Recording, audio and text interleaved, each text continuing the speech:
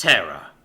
Imperial Palace, Astrotelepathic Station, M34.280.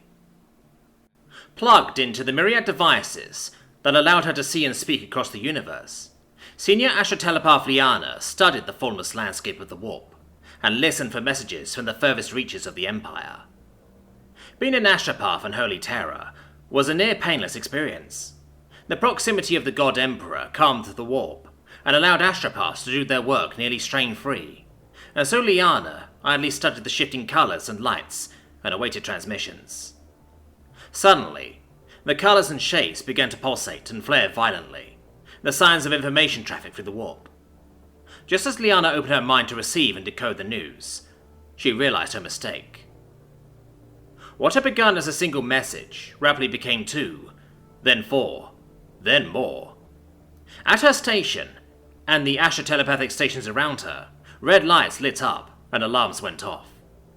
Technicians and supervisors watched in horror as the Astropath spasmed violently with the Force, ripping wires from their harnesses and life support monitors.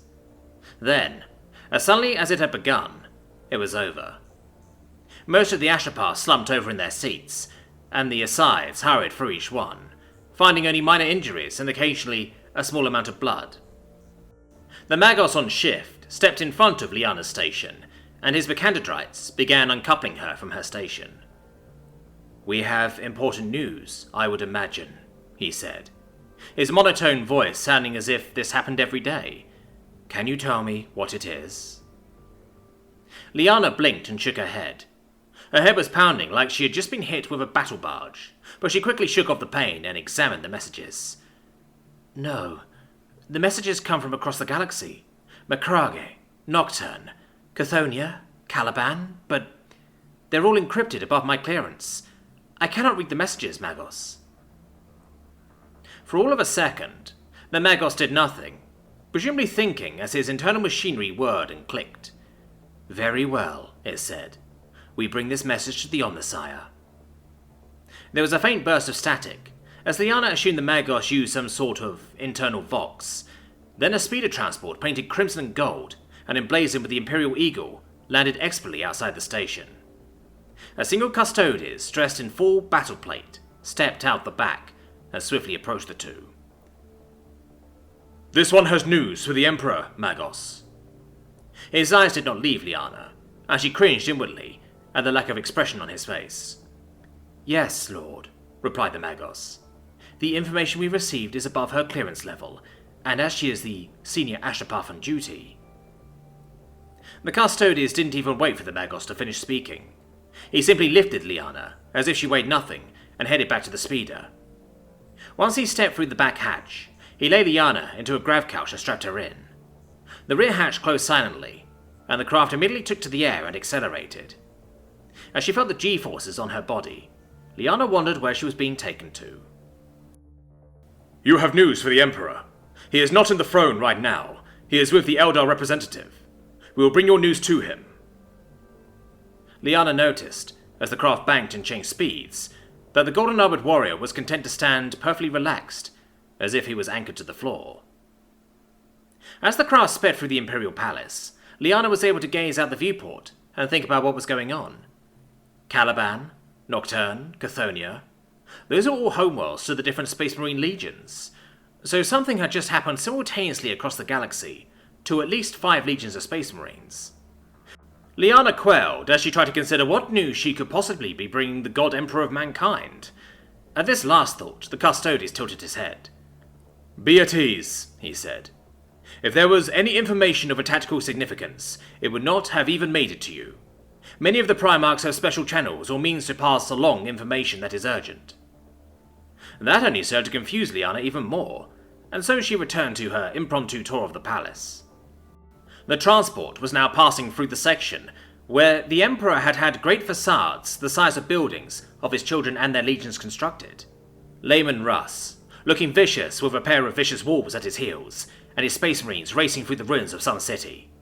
Lorgar at the pulpit, addressing a large congregation of his warriors and new citizens to the Imperium.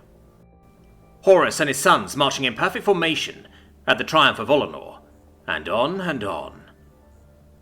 Near the end of this ceremonial hall, the craft passed through two newer chambers. The first showed a warrior in silver armour, with a two-handed hammer of some sort, fighting viciously with a monstrosity from the warp, while his space marines nearby were gunning down other creatures with wrist-mounted bolters, or impaling them on weapons that crackled with deadly energy. Behind them loomed what Liana had always thought was a faintly ridiculous machine, a mech more than double the size of the surrounding marines, with the pilot secured to the chest by nothing more than a harness. The Custodes, one Matthias, spiritual liege ward, informed her that the pilot was protected by a near-impenetrable force field, but Liana was still not convinced. Under the rendition, a golden script read, Grandmaster Janus, Primarch of the 21st Legion, and beneath that, the Emperor's Daemon Hunters, Legion 21, the Grey Knights. Liana remembered hearing about Janus. Once the Emperor's most loyal bodyguard, next to even the great Constantine Valdor, who to many was no more than a myth, he was granted the highest honour the Emperor could bestow. His gene seed was mass-produced and implanted into soldiers to produce a new legion of Space Marines, trained solely to hunt the demons from the warp, and Valdor was made his Primarch. Most of the other Primarchs assisted to make them what they were. Magnus developed a system of wards that were written into their skin to protect them from demons and warp energy. Lorgar developed a book of prayers and litanies to hone the knights' minds and keep them focused. Guilliman and Corax sent specialists to train the new legion in small unit tactics, because the knights needed to be nearly everywhere in the universe and were permanently spread thin. Vulkan and Ferrus Manus seconded their finest weapon and armor smiths to keep the knights well equipped. The next chamber was part of the reason for this new specialty legion. In the centre of a massive chamber, near the heart of the Imperial Palace, stood an enormous statue of the Emperor of Mankind in golden armour, flanked by Custodes and the Sisters of Silence, facing a delegation of Eldar, led by Eldrad Ulfran. Eldrad had found the Emperor at the outset of the Great Crusade, and warned the Emperor of the dangers of warp beings. As a show of loyalty, Eldrad was able to get the Eldar to cease aggression against the Imperium. Slowly, the tenuous ceasefire solidified into a treaty, then a pact of mutual assistance between the two races. During the Crusade, Fulgrim and his legion had run across maiden worlds that the Eldar had planned to return to, and with coordination between the Imperium and the Eldar had managed to start anew on the eastern fringe of the galaxy. Now the Emperor worked together frequently with Eldrad. Liana mused that maybe powerful psychers attracted their own. It was the Eldar who first insisted that the Emperor take the threat from the warp more seriously, and resulted in the creation of the Grey Knights. As the speeder passed out of the chamber and into another tunnel, the monument faded from view to be replaced by more of the palace. Liana leaned back on her couch and rested her eyes. Liana opened her eyes as she felt deceleration and blinked away some sleep, her vanguard still immobile in the centre of the craft. After a fast but smooth descent, the speeder came to a stop and opened its rear hatch. The Custodes leaned forward and quickly unbuckled Liana, then stepped out of the speeder. "Move quickly. We do not keep the Master of Mankind waiting." Liana's heart rate picked up as she stepped out. They were just outside of the palace, in a beautiful garden on top of one of the mountains the palace was built into. The air was warm, and a pleasant breeze carried the scent of exotic flowers through the air. About 20 feet away, the Emperor stood in a clear crimson robe and conversed quietly with the Eldar Farseer, who, without his bizarre helmet on, looked almost human. Liana realized that she, for all her years in the palace, she had never seen the Emperor in person before. This was the opportunity of a lifetime. She was about to step forward and speak, when a man in dark blue robes blocked her view. "You have news for the Emperor," he said flatly. "Yes," Liana replied. "I received some news that was above—" "It was not a question," the man snapped tersely. "I am Malkador. You will give your news to me." Liana's eyes bulged. "Malkador? The Emperor's advisor?" "I told you, Lord, I cannot access the info—" "Of course you can't, fool. Open your mind to me and I will retrieve the information." With that, he placed his hands on either side of Liana's head. Liana saw flashes of space in her head, then some of the Primarchs, Russ, Vulkan, the Lion. They were with women, and... Liana's eyes grew large, and Malkador's jaw dropped. He quickly released her head and spun to the meeting. "My Lord Emperor," he called out, "news from your sons." The two psychic superpowers didn't even appear perturbed. They merely turned to look at Malcador. Roboute, Vulkan, Horus, the Lion and Russ are going to be fathers. All of them to little girls. Eldrad looked confused. "I suppose a congratulations is in order?" asked the Eldar Farseer. His voice was simultaneously smooth and unnatural to Lyanna's ears. Malcador put his face in his hands. How in the warp? Why do they all have to be girls? Lyanna saw a faint smile played across the Emperor's lips. Warhammer High is a name given to a bunch of right faggotry stories, centered around the daughters of the Primarchs and other students at Imperator High. The stories take place in an alternate timeline of Warhammer 40k, where the Horus heresy never happened, and the Emperor's grand plan succeeded. Thus, none of the Primarchs fell to chaos, yet certain daughters do show some signs of chaos influence, mostly amongst the daughters of the Primarchs that really did fall.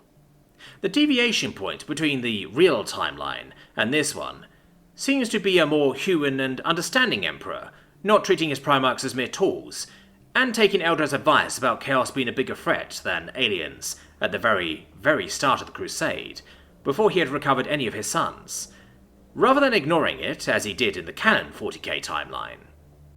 Thus warned, he very sharply beat down Lorgar's chaos-aligned officers before they had time to corrupt the Primarchs, averting the entire heresy. Furthermore, he is more sympathetic to Malcador's cause for female Primarchs, which ultimately ends up in the creation of the Primarch's daughters. The Daughters. Lionel Johnson. Lyra. Were any of the daughters to consider entering the political sphere after graduation, it would be Lyra. Possessed of a class and taste that put a truth to her upbringing, she comes off as old money to nearly all that meet her. Lacking her father's interest in both poetry and vintnery, she found herself a natural singer and took to it well. For the better, she shares none of her father's often good-natured, ever-noisy rivalry with the Russ family, and indeed counts Freya amongst her closest relatives. She commands the loyalty of the juvenile watcher in the dark named, imaginatively enough, WD, whom she treats somewhat like a servant. Finding sports and general bookishness somewhat repellent, she spends little time getting to know her surroundings and their help, preferring instead to hone her admittedly substantial musical talent. Fulgrim. Victoria. If anyone was affected by mortal culture during their upbringing, it would be Victoria. Raised by her father with a gentle hand, the young girl grew quickly to a beautiful woman. Victoria can easily be seen as the darker aspects of perfectionism, as opposed to her father. Fulgrim, since he was never tainted, retains the approachable, trustworthy, polite demeanour that he had had throughout his whole life in the canon, obviously before he became a four-armed snake monster. He preferred to reach towards the unobtainable because it was something he felt he had to do, to strive towards a pinnacle. Victoria, by contrast, assumes that perfection is something she already has, and others need to work to catch up. Her behaviour could be best described as self-centered, since, as she well knows, she's perfect, right? When she does make mistakes, she doesn't get angry. She just dismisses them as someone else's fault, perhaps. Her father knows that to break her of the habit by any means other than gradually open her eyes would be traumatic, so he has taken a background role in her life in the disciplinary regard. Victoria has a reputation of being a bit of a slut around the school, which is a fair assessment, but she's discreet enough that the tabloids have to make do with the occasional drama bomb in her public appearances, since she has never been caught jumping from one bed to another. Perturabo. Petra. Petra is what every parent wishes their daughter was, dedicated to studies, socially accepted by many, and physically fit and healthy. Sadly for her father, Petra differs from this in the aspect he desires most, mechanical aptitude. Petra herself is quite a capable engineer, however she finds dark delight in shattering Ramilla's constructs, if in non-reflected hatred of her father's desires. However, she desires nothing more than to create art, with painting and sketching being forms she finds most pleasing, blending in colours and lines in ways that are anathema to her father's strict form-to-function attitude to all things. In social circles, as in her studies, Petra is calm, centred, and only comfortable in a routine. She greets friends with a smile, goes about her business, and then dismisses herself if things are not progressing at a pace blissful to her. This means she often comes off as standoffish. However, this is more due to the fact that she is just not used to dealing with people, and their variety of emotion as much as she is the array of colours in paintings. Shuin for Salutatorian. Jaghatai Khan. Hannah. Very confident, very brash, and the only girl besides Freya to ever put Furia on her ass. Genuinely talented with machines, she loves nothing more than tuning and riding her bike, a gift from her father. She's one of the few royal daughters to generally consider a military career, something of which her father is both utterly proud and faintly horrified. She is the assertive face of the daughters, and the one farthest from the elite, near-perfect angels the public often expects, if only because Furia at least attempts to hide her drug habits. She has been something of a bully as a child, though she grew out of it and took up metalworking with her cousins Venus and Farah, which was something her parents weren't expecting. Leman Russ. Freya. The only daughter of the Great Wolf is as passionate about life, quick to joke and foul of temper, as her father, so much so that many say she was cut from the same cloth. Freya retorts against such rude comments, saying she has her mother's eyes and ears, and that makes her 10 times prettier than her father at least. Her constant attempts to mate with her boyfriends have always been halted by the oversensitive nose of her father, who, if a single pheromone is detected, runs the boy clear out of his home, much to his daughter's fury. She is further thwarted at school by the eternal vigilance of Dean Yarrick, who has cameras installed in most places young people would go for private time. The school's top athlete, Freya was brought up in a household where binge drinking and fast food was the norm. She has taken a bit of a turn when her father went through a mild health crisis. She dove head first into a healthier lifestyle, forcing her father to make some changes to his lifestyle too. Rogal Dorn. Remilia. Noble in mind, strong of heart, pure of soul. The dictum of the Imperial Fist is a model that Remilia lives for and strives every day to uphold. A plucky young lady with a genuine smile and laughter wherever she might be, Remilia is known as one of the more stable of the Primarch family. Welcomed in most academic and social circles at Imperator High, she's generally recognised as a chipper and affectionate individual, though perhaps overly so to her cousins, whom she often greets with a cry of "Sister!" and a tackle hug. An ace at architectural studies, Remilia's work has already seen construction in several parts of the city, including her grandfather's summer home fence, something he is always boasting about to his neighbours. However, the daughter of Dorn is not friends with all of her family, having an active hate for Petra's antics, and an abject fear of Furia when the girl is angry.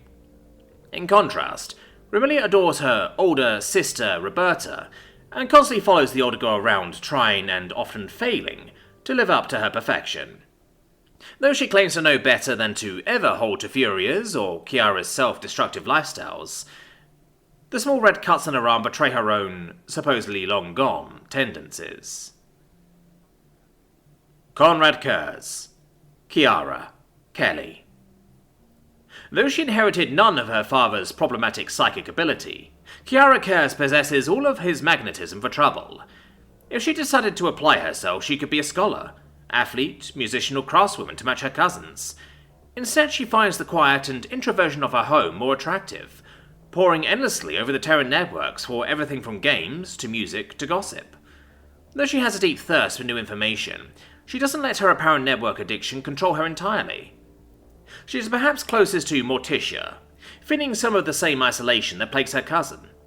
She doesn't possess either Furia's or Victoria's cruel side, nor her father's for that matter, but makes up for it by projecting a wall of isolation that nearly registers at a voltmeter. At some level, she knows this isn't a sustainable pattern for her life, but given the frequently empty company of her father, and her own self-cultivated reputation for the darker sides of entertainment, she can't really think of an alternative. Sanguinius. Angela. Angela was born different from her cousins, bearing a noble form of her father's angelic wings. Amongst her kin, Angela is well respected, for she is a demure creature amongst superhuman beings. Some of her cousins opine that this is because she's a wimp, often not even making mention to her abilities, and never openly boasting about her heritage. She enjoys taking flight from high points in the city, of which the high school offers several, and just feeling the breeze run through hair and feathers alike. It gives her a sense of freedom, and allows her to forget her troubles, though her rather inadequate physical development of her wings means that she requires a bit of technological assistance. Having manifested psycho abilities early as a child, Angela takes additional classes to learn how to control her constantly growing mental strength. However, even her teachers and father have no idea that she has inherited a far darker secret. Occasionally she suffers from terrible nightmares, images of things she knows are not true. Blood-soaked fields, family alone far away, deep hatred, and a deep hunger.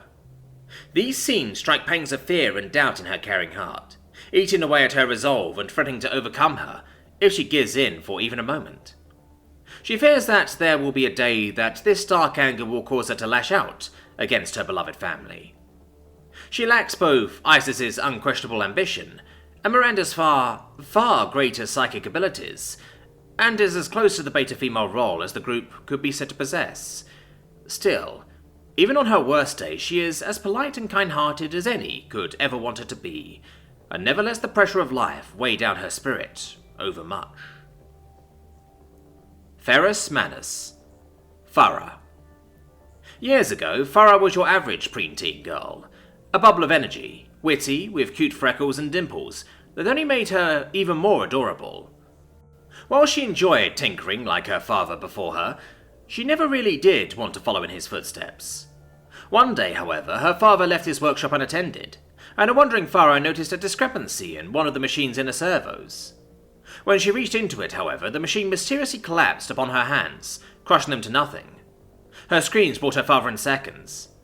Even though she came out of it with the finest prosthetic hands he could make, and a thirst for all things mechanical, her father has never forgiven himself.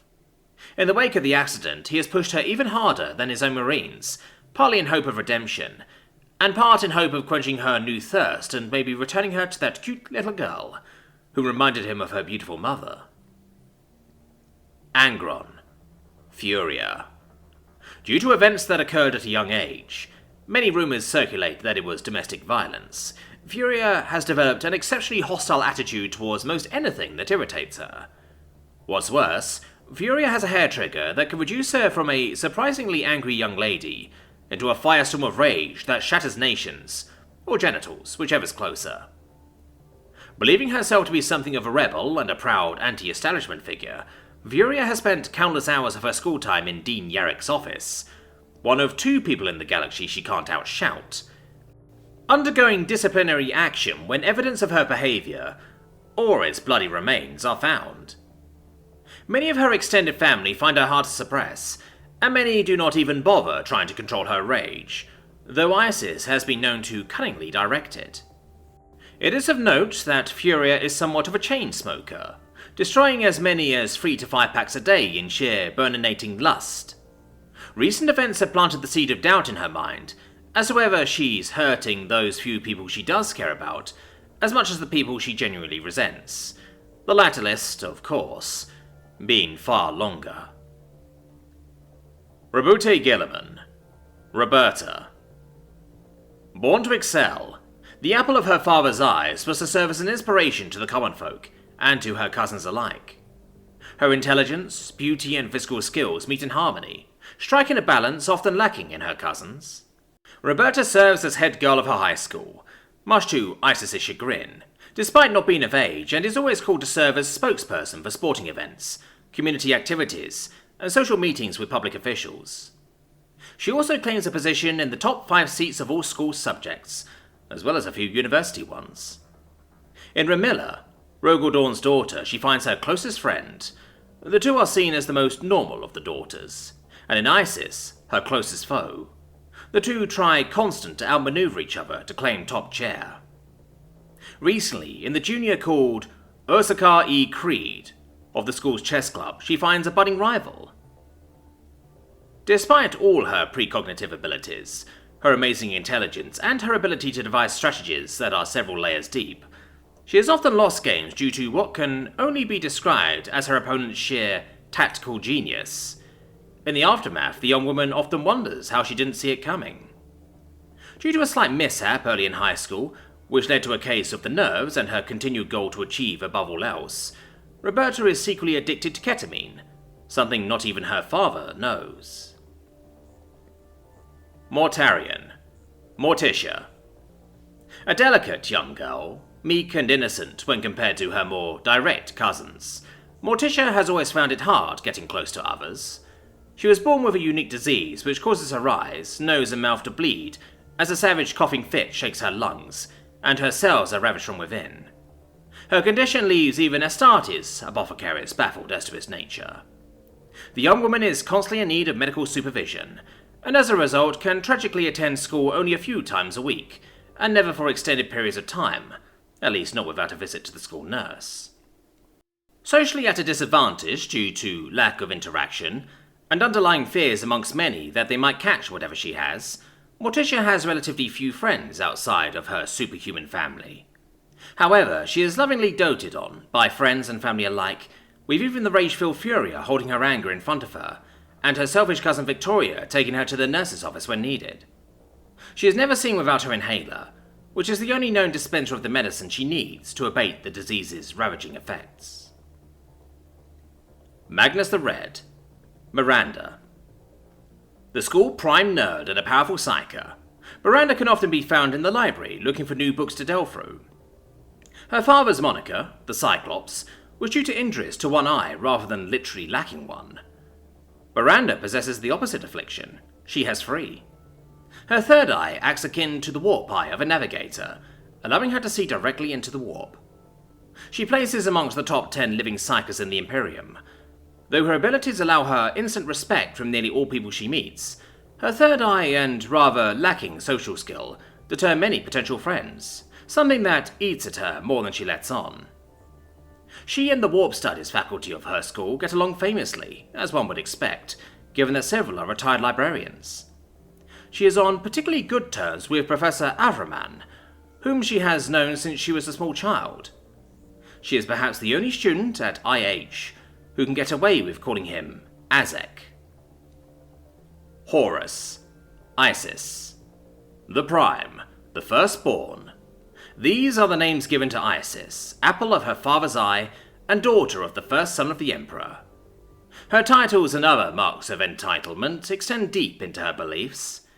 Driven to be the best from a young age by her father, Isis's life and attitude were driven to overcoming adversity and crushing those that would not aid her in this task.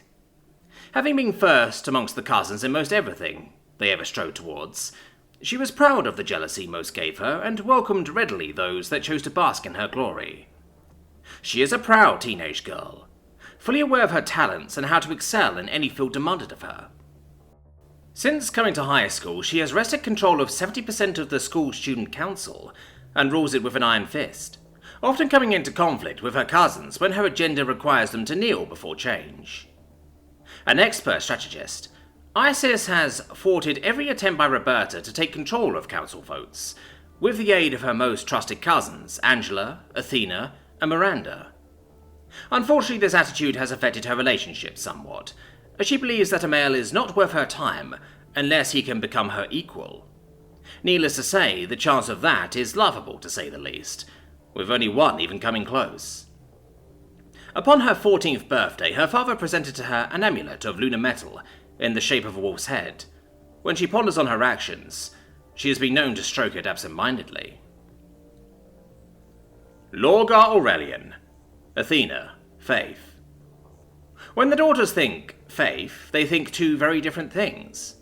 Faith in their grandfather, the Emperor, whom they love, and Faith, better known as Athena, the daughter of Lorgar, whose tenacity, radical beliefs, and overwhelming superiority complex grated them like rust in an open wound. For her own part, the red-haired beauty does not care for the prattling of her siblings. She has a cause and a purpose to draw all of the high school, and eventually the world, into the worship of her grandfather, and his virtues are wisdom, honour, tradition, hope, and perfection. She holds school mass every morning, despite nobody turning up, helps the needy in exchange for only a moment of their time, and hands out flyers every day that speak of the glories of conversion to the true faith. She does her father proud, but unfortunately this single-mindedness has resulted in a stunted emotional spectrum and next to no social life. Her loyalty, however, once earned, is eternal, and there is no more faithful friend than Athena.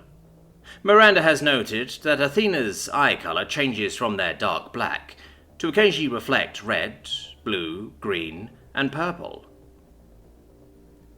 Vulkan, Venus. A gearhead of the highest order, Venus is completely inseparable from her cousin Farah, who could be her sister for all their shared interests. Of all the daughters, Venus has the hardest time accepting that she's really not human, though she's determined not to let that get in the way of her social life. She has all of her father's stubbornness, and all of his respect for the bonds of family, and a goodly portion of his love for technology and artifice. Her forge is right next to her father's in the basement, and is nearly as impressive. Her night black skin and glowing, solid red eyes make her an easy target for social malcontents among her classmates, though few are stupid enough to openly bully a Primarch's daughter. Second on the swim team behind Isis, she has resolved to go and visit Nocturne as soon as she can, to see the horrible splendour of her father's home firsthand. Corvus Corax, Cora. A mirthful girl and quick to smile, Cora is the shining light in the dark of her father's eye. An athletic-minded sort of genius, Cora is always embroiled in school sports.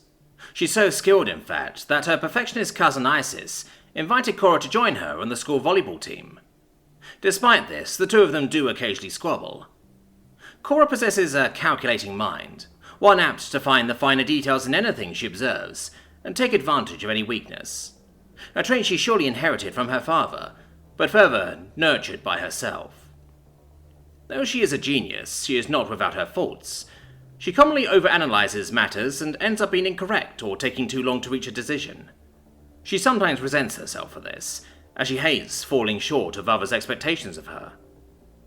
Cora can often be found on the school roof, either sitting in conversation with Chiara, or flying with Angela. Alpharius and Omegon. Alpharia and Omegan. The twins are renowned mischief-makers at best, and devious schemers at worst. They spin tales and spread falsities to make what they believe to be their tragic, dull school lives a little more in line with their desire for dramatic flair. Neat and exemplary students to a fault, they enjoy some of the best test scores in the school, along with naturally amazing attendance rate and honourable participation in many events, as well as a healthy dose of sucking up to teachers, hence never seeming to get into trouble despite the tricks they pull off. However, they never seem to truly excel like their other cousins, a fact which annoys them greatly. To get what they feel is their just revenge, they spin truly exceptional tales with particular bite to them. They take particularly sinister pleasure in stalking and hassling Roberta, whose honest student ways and seemingly natural talent to excel seems as the ultimate slap to their faces. One trait that stands out between the twins is their ability to uncannily finish each other's sentences, or even speak for each other piece for piece. Many have suggested they must have a telepathic link to each other. However, Mr. Eldrad, one of the most powerful psychics known, has flatly said the twins are not psychics in any way. But then, no one's entirely sure that he isn't in on their tricks. The Sons. While the stories in the Warhammer High universe revolve around the daughters, the sons are much more sporadic in their appearances. Indeed, many authors that contribute to this project ignore their existence entirely, so much so that, more often than not, the sons do not appear. Lionel Johnson. Thoreau. The son of Lionel Johnson, and a very strange kid to say the least, is very introspective and tends to philosophize out loud over things whenever allowed. He is regarded as something of an airhead, often spacing out and daydreaming in the middle of class. Outside of school, he is often found in one of the many nature parks, usually staring at the clouds or taking a nap. However, Despite his perpetually laid-back nature, his powers of observation are unrivaled, able to discern even the most minute details with a single glance. He is also on the boxing team like many of his cousins. He is best friends with Gil, the son of Guilliman, who is also abnormally laid back. He has a fairly good relationship with his sister, and spends a lot of time with her discussing philosophy. Also a horrible poet. Likes the outdoors and nature. Fulgrim. Giacomo. Flamboyant. Vain, egotistic. These are but some of the words used to describe Giacomo's attitude in school, and around the women's. He has a natural-born flair for art and dueling, but is quite good at math, which he downplays for fear of ridicule. Giacomo does not get along with his sister Victoria, as he disapproves of her methods of relationship handling, believing that one should only ever go out with a near-perfect match, so one can fine-tune their relationship to find their real lover. Him and Furia look at each other discreetly, for fear of her father's reaction, but Giacomo has been known to look at someone with wooing eyes constantly, so no one can be sure. Perturabo. Archimedos. A polymath, like his father and sister, Archimedos is very awkward socially, but he has an intuitive grasp at math, science, and engineering. Much like his sister's love of painting, Archimedos has a passion for sculpting. Tied with Miranda, Caliban, and Petra, for most intelligent of all the Primarch children. Jaghatai Khan. Temujin. Temujin Khan, or Jin, pronounced Jin for short, the son of the Jaghatai Khan and Hannah's older brother. He is essentially the dude of the family. He is best friends with Vulkan's son Perrin, and spends nearly all of his time at Perrin's house, either working on his custom Lightning Runner assault speeder, or just kind of hanging out around the city, or racing. Due to the amount of time he spends at the Vulkan's house, he feels they are his second family. He hardly ever goes home because of the way his father treats him. As the oldest son, it was his duty to join the White Scars and gain fame and recognition, to make his old man proud and eventually succeed him as the leader of the White Scars. So Jaghatai Khan tries to mold Temujin into what he wanted him to be, not what Temujin wanted to be. Despite this, he still respects his father, especially on the racetrack, and deeply cares for his younger sister. He is also captain of the fencing and kendo teams, respectively. He is almost always seen with his sword, his most prized possession, worn across his back, Chokuto style. Leman Russ. Fenrir. Fenrir is regarded by many to be the spitting image of his father, however he is also markedly more handsome. When it comes to athletics, he is his older sister's equal, and the two are very close. His overly aggressive, loud-mouthed and violent personality has earned him a reputation as the most hot-headed, impatient, overly boisterous, and over-the-top freshman ever. Has a drinking habit, and the beer-chugging contests he has between him and his sister are the stuff of legend, emptying entire kegs of beer, mead, or ale at a time. They make Russ shed manly tears of pride. Is every bit as over-the-top and bombastic as his father and sister. Hangs out quite a bit with Miranda, and is a frequent player in Caliban's D&D games. His older sister affectionately calls him Fen-Fen, much to Fenrir's rage and embarrassment. There are rumours going around that he and Freya's relationship goes way beyond what any brother and sister should have. He is an all-around pretty fun guy to be around. Rogal Dorn. Roger. Roger is a stubborn and proud individual, and often argues with others, but sheepishly loses, as he is very sensitive to his emotions. He has a strong bond with his sister, who he lovingly protects, but can often squabble with her over simple matters. He is very level-headed, and could go along with the group sometimes, but Roger likes to place his own needs in life ahead of his cousins sometimes as well, casting him as a fickle person. Roger is the best fighter of the boxing team, easily capable of knocking out his own father with a well-placed uppercut. Roger is seen as a friendly and warm person, and can hang around with anyone. He has a natural apt for architecture and warfare, earning respect from others in tactics class. Roger is sexually naive and tense, and is easily led by Victoria to do her biddings. Konrad Kurze. Bruce.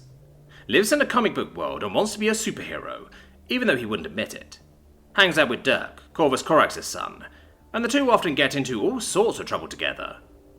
At night he prowls the streets and spires of the city, under the guise of the Night Seeker, visiting terrible justice upon the scum of terror. He is essentially the Space Marine Nightwing to his father's Space Marine Batman. He is equipped with a custom suit of power scout armor and a pair of lightning claws. The bodies of those thieves, murderers and rapists that have the terrible luck of running into him, or get caught, are always found horrifically mutilated beyond recognition, prone to over-planning. Sanguinius, Gabriel. The unmotivated, lazy son of Sanguinius, and Angela's elder brother. Despite his massive potential and great natural talent, he refuses to apply himself for reasons incomprehensible to all those around him. He seems to be perfectly content spending his days enjoying peace and quiet, and lazily drifting through the air with his head in the clouds. Despite his lazy attitude and lack of aspirations, he is actually a genius that could go toe-to-toe with Petra, or even Archimedes. Is good friends with Isis due to the bonds their fathers share. Has a bad habit of flapping his wings when bored, much to the rest of the class's rage and frustration. His wings are noticeably larger than Angela's, although his fangs are smaller. Is the only other person Angela will bite, other than her boyfriend. Ferrus Manus, Stark. The son of Ferrus Manus and Farah's older brother by 1 year, regarded as a technological genius by all. Even among the royal children, when it comes to genius, Stark is in a class all of his own. When Stark was little, he got his arm stuck in a smelter that contained purified necrodermis. The metal bonded to his flesh, giving him arms like his father's. Stark's arms were able to survive this process, because Stark was born with a skeleton made of the same metal as his father's arms. He cares deeply about Farah, and would do anything to protect her, even when that meant putting himself between her and a rabid Fenrisian direwolf that had escaped from the zoo. Unfortunately, his caring side doesn't stop him from showing off like nobody's business, and projecting an aura of arrogance and cockiness. Despite their father's close friendship, Stark despises Giacomo. Because of his metal arms, he was banned from boxing, wrestling, or any other sport where he could accidentally kill someone with his metal arms and extreme strength. He is the only other being in existence, other than his grandfather, able to wield his father's hammer. Angron, Regio. The extraordinarily angry and immensely strong son of Angron. If there is one person you do not want to piss off, it's definitely Regio. Unlike his sister or father, he has actually taken steps to control his anger. He practices yoga every morning, meditates 5 times a day. He even has his own Zen garden, and uses boxing as a way to direct his anger. Has an obsession with weapons of all kinds, having a massive collection that he spends 4 hours every day maintaining, polishing and cleaning. Spends a lot of time with Dirk and Bruce of all people. After a particularly brutal fight, he and Dirk found common respect for one another, and became good friends. He is a dangerous protector of his sister, breaking noses for guys so much as looking at her. Was born with a strange mutation in the adrenal glands that allows him to shut off pain, and taps into some latent inner power that enhances his physical strength and durability to levels that should be impossible even for a Primarch. He also possesses minor psychic powers that are somewhat limited. Can set his fists on fire, and shoot said fire to some degree. Roboute Guilliman, Gil. The golden boy of the staff, Gil is what every student wants to be. Naturally gifted at everything, punctual and friendly, he is not the smartest person ever. However, he has a logical thought, unparalleled by most 4 times his age. Gil is pressured by almost everyone to live up to something as great as our spiritual liege, but with the ever-increased stress at home from Roboute's constructive criticism, Gil is being pushed ever more over the edge of sanity. These traits show, as Gil was never OCD before, and Gil finds it difficult to relate to anyone, especially girls. Him and Isis are common rivals, but some could say there is more going than meets the eye. Mortarion, Mortimer. If any of the children were to go into the medical field, it would definitely be Mortimer. When it comes to pathogens, toxins, pollutants, diseases and injuries, Mortimer is in a class all his own. Keeps an enormous archive of every single disease, toxin and pollutant in the galaxy, and has spent countless hours meticulously analysing each and every one, and has actually developed cures to previously incurable diseases. He is also fascinated by biology, specifically xenobiology, and would be willing to fight an entire hive fleet just to get a sample from a Norm Queen. When not shut up in his lab, he spends a great deal of time with Caliban. Magnus the Red, Caliban. The son of Magnus and one of the most powerful psychers in the universe. His powers surpass even his father's, and even Jeeper Emps would think twice before messing with Caliban. He can read minds, change form, create clones, shoot fire from his hands, and is capable of mind rape that would impress Nietzsche himself. He is even capable of slowing time down indefinitely. This doesn't stop him from being the biggest bookworm ever. He cares deeply for his younger sister, and plays several tabletop, live-action and video games with her when they aren't having warp picnics. Has a unique psychic mind link with his sister, allowing them to feel what the other is feeling. Almost never pays attention in class, often telepathically talking with Miranda instead of listening to the lesson, although this is because he already knows all of the subject matter and gets 100% on tests 100% of the time. Runs the chess club, book club, and is possibly the best DM ever of all time. Completely lost his shit and nearly burned the entire sector when he became aware of Miranda's pregnancy by Dirk. Horus, Ezekiel Ezi Felbadon. The first attempt at making children for the Primarchs, rather than work from scratch, the Emperor started with a neophyte space marine, cloned from Horus's gene seed. The results were less than perfect, and the Emperor made the rest from the ground up. The oldest of the children, Felbadon is in his father's legion as the first captain, but drops by his half-sister every now and then. He also has no arms. Bram! Heresy! Of course he has arms. Besides, this is different Abaddon. Not that worthless shitstick hangs out in the Eye of Terror. Lorgar Aurelian, Merus. What happens when you take a traditional ascetic warrior monk of the Far East, cross him with a classical Christian monk, and proceed to instill within him the devotion of a Space Marine chaplain, and make him the son of a Primarch? You get Merus, the son of Lorgar. Parish priest sort of character, very friendly and calm, idealized religious person. Vulkan, Perrin. The combination of Perrin's pitch black skin, glowing red eyes, unnaturally high body temperature, and towering physique cause most people to be intimidated by him. His skill and knack for creating and using weapons does not help this. However, despite his admittedly terrifying appearance, he towers over the school's Astartes teachers. He is actually a really nice guy. Basically, a total fucking bro. Need money? He'll loan you some if you promise to pay it back. Need a ride? Pitch him for gas, and he'll take you anywhere you need to go. Getting bad grades? He'll help you study. Need a wingman? He'll help you get laid. In short, a total fucking bro. Is very protective of his little sister, Venus, and cares about her deeply. He cares about all of his various cousins, but Venus is his number one priority, and he constantly worries about her. Can almost always be found hanging out with Temujin, Jaghatai's son, aka the Dude. Fun fact, good guy Greg was based off him. Corvus Corax, Dirk. Laid-back smooth talker, who becomes overly bold and dramatic in front of girls. Is almost always seen with his trademark twin-tail scarf and raven necklace. Always violates the dress code in some way, but due to his inhuman stealth abilities, the teachers and staff never notice. Is secretly infatuated with his older sister Cora. He would even choose her over Victoria, the daughter of Fulgrim. Is also secretly Shanesh's most devoted follower. God damn it, who let the heretic in? Anyways, you get the picture. He saw by Miranda first, just as planned. Also the fastest punch in the boxing team, able to hit you with 2 jabs and a hook before the second ring of the bell. Alpharius and Omegon, Primus and Ultimo. Take Fred and George Weasley. Give them an even better ability to make mayhem, the ability to find whatever you need, and an information network that makes the friend computer look like more security. Just don't piss them off. Your car will be filled with jello, your locker with gay porn, and you may just end up thinking everyone you know is these two. Staff at Imperator High. Commissar, that's Dean to you, Yarrick. A hard-nosed Imperial Army veteran, maybe the only non-Astartes Primarch human being who could break up a fight between Hannah and Furia. Professor Azek Araman.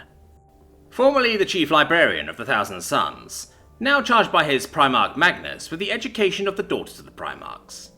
Teaches warp studies, however few students enjoy it despite his enthusiasm, primarily because of his tendency to drone on and on and on about the most esoteric subjects, and his unfortunate penchant to draw out warp so it sounds like warp. Uses his librarian powers to aid in teaching, and is highly popular as a substitute for that very reason, especially for history classes. Is highly popular with his fellow teaching staff, in part thanks to the incredibly fine wines he grows back home on Prospero, generously shared out with his fellow teachers. His students greatly fear the harsh rubric by which he grades their work, and only the best and brightest can meet its rigorous expectations. Godfather to Miranda, and very close to her. Some wagging tongues report there's more to their after-school meetings than meets the eye. Professor Fabius Bile. Biology teacher, former chief apothecary of the Emperor's children. Rumours he was drummed out of the Legion for illegal experiments are unsubstantiated. Professor Iacton Kurze. One of the oldest space marines still alive, now honourably retired from the Sons of Horus. Still known as the Half-Herd because most students don't pay attention to half the things he says. Prone to rambling on about the good old days of the Great Crusade, and also prone to giving long-winded and somewhat irrelevant declamations of his personal opinions on matters. Head Coach Creed, another ex-Imperial Army officer, a tactical genius well known for never losing a match, and his ability to spring up from out of nowhere. Assistant Coach Kell, Creed's right-hand man, with a voice like a foghorn. Councillor Celestine, the spiritual advisor at Imperator. Half the boys at Imperator have a crush on her. Drill instructor Ironhand Straken, a veteran Katachan officer and warrior from the Imperial Army. He now devotes his time at the Academy to help train the new batch of officers, able and worthy to fight in the Emperor's wars, and prepare for the war ahead. He is known and feared for his brutal training program, and his lack of giving a fuck to titles. Frequently helps Yarrick keep control of the school, and does the detention program. Students at Imperator High. Julius Pius. The only child of nigh mythical Imperial Army war hero Alanius Pius, Julius grew up in the household of Roberta Guilliman, and is regarded as her closest friend outside her circle of cousins. Driven and determined, he strives to live up to both his father's example and that of Guilliman himself. Unusually for a Terra resident, he is a highly devout Catholic, Christian, and has only escaped religious persecution from the devotees of the Imperial Truth, thanks to his father's name. Moldorn Prior. The sign of an ancient rogue trader dynasty that can trace its origins back to the Unification Wars, at the very dawn of the Imperium, Prior is a proud and noble young man, dark-skinned, well-built and handsome. Both well-educated and with a talent for sport, his only flaw is his bitter and vehement rivalry with Alex Carlin, who he despises as an upstart from a nobody rogue trader dynasty, operating way beyond his station. Secretly, Moldorn hides a great shame that his distant ancestor was a bitter opponent of the Emperor and resisted him during the Unification Wars, forced to become a rogue trader and serve the Emperor when he finally surrendered to the Thunder Warriors amidst the burning ruins of his city. Such a secret could end up destroying Moldorn's reputation at Imperator, were it ever to get out. Catherine Crom. The aggressive and bloody-minded daughter of High Princeps Catmon Crom of the Legio Crucius, Warmonger's Titan Legion, she is one of the few of the Mechanicum who have come to Imperator High. As a young girl, half her face was torn off in an accident involving a Titan maintenance drone, and so she has a porcelain and metal faceplate that covers the ruined half of her skull, giving her the common nicknames of Steeljaw and Ironhead. A formidable fighter with an iron will and intractable stubbornness, she is the only non-daughter girl to regularly fight with Furia, and the only mortal who can hold her own against the daughter of Angron. Many times Furia's rampages have been stopped dead by the bulwark that is Crom, and she is highly regarded by her fellow students as a result. Officio Tutamentum Protection Force. Vincent de Care, senior at Imperator High. the oldest member of the undercover group designated the Officio Tutamentum Protection Force. Finn relishes the chance to compete with Isis and Venus at swim meets, and with Roberta in track and field. He has never beaten them yet, but few begrudge the handsome young man his efforts. Finn is known for spending his downtime at a local cafe house, making eyes at one of the elder proprietors. Douglas Hanlon, senior at Imperator High, the newest member upper classes. Doug excels in almost every subject, yet never reaches the excellence of the star students of the school year. He is one of the few students actively attending the school who lives under the hive skin and possesses an inquisitive nature. No one really took note of him at the campus, however, until the second week of the school year, where an event happened that has been noted classified priority secundus. Caroline Leadus, junior at Imperator High, the mouthpiece of gossip and rumour-monger of the human students, this confident, snarky girl, known to her friends as Callie, Caroline Linders has quite the reputation around the school for sharing a bed, and other places, with more than a few boys and girls, sometimes more than one at a time. She's a major contributor to the school's stock of gossip and rumours, and can often be seen chatting with the twins. Yanis Sigitine, junior at Imperator High. One of the school's few psychers, Yanis is a quiet, naive, thoughtful boy, and bears a humble wisdom beyond his years. He makes no effort to hide what he reads, and many old, hard-to-acquire religious texts are among those books. He nurses a crush on Callie, as well as on several of the school's blondes, but can never find the courage to make a move, believing his psychic nature would be a negative factor. Everett Sire, sophomore at Imperator High, the high achiever's muscle. He was raised in the same scholar as Callie before they were adopted, and they're as true siblings as can be found anywhere. An avid scramble player, Ev has a reputation for being brash, argumentative, and incredibly loyal.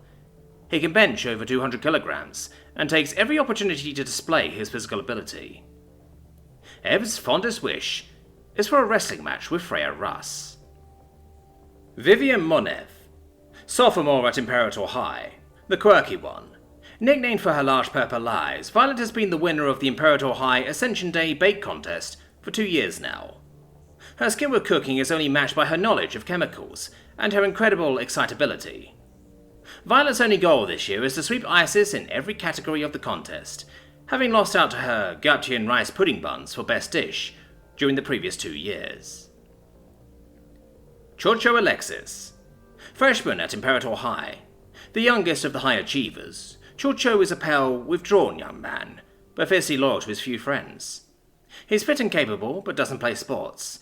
Most people are extremely uncomfortable around the boy, so he sticks to hanging out with a small group of friends. Students at the Mechanterion. Nihilus Scoria. Believed to have been cloned from the DNA of the feared Anacharis Scoria of Xana, Nihilus is one of the foremost of the students to the Mechantium's rival school to Imperator, located on Olympus Mons. Silent, cold, and calculating, Nihilus is feared and loathed in equal measure for his intelligence, drive, and ruthlessness. Takes a great deal of satisfaction at competing with and defeating the Primarchs' daughters in the annual competitive games between Imperator High and the Mechanterion. Somehow is able to compete on an equal footing with them, to the surprise of all, not least the daughters themselves. Never seen without his prized possession, the Vodian ruler. Flavius Cool. Created as the clone son of the radical yet extremely talented Magos Belisarius Cool, Flavius shares his father's radical ideas for the future of the Mechanicum, and his determination that the Mechanicum not lose out to the Imperium in the peacetime. A keen experimenter willing to work with Xenotech, much to the disgust of many of his peers, and on unusually friendly terms with members of Imperator High, Flavius is extremely curious about the daughters, and what they might mean for the future of both the Mechanicum and the Imperium. Other assorted characters. The Emperor of Mankind. Really? You actually need an introduction for this guy? Very well, here goes. The Emperor of Mankind is... This information is extremely sensitive, and you have been prevented from viewing it. Please come again later, once you have obtained the required security status. Malcador the Sigillite. Imp's BFF and the Regent of the Imperium, the reason the daughters were created in the first place. He keeps many eyes on them, from the Officio Tutamentum to his own spies and observers. Does the day-to-day running of the Imperium, so doesn't turn up in these stories very often, but does, however, occasionally pop in, for a cameo, to see his goddaughters. Eldrad Ultran. The Eldar representative to the Imperium of Man, and the closest thing the school has to a guidance counselor at times. His amazing arrogance downplays his cunning and hatred for the powers of chaos. He is, as Fury would sometimes say, he might as well wear a condom on his head. If he's that determined to act like a dick, he might as well dress like one.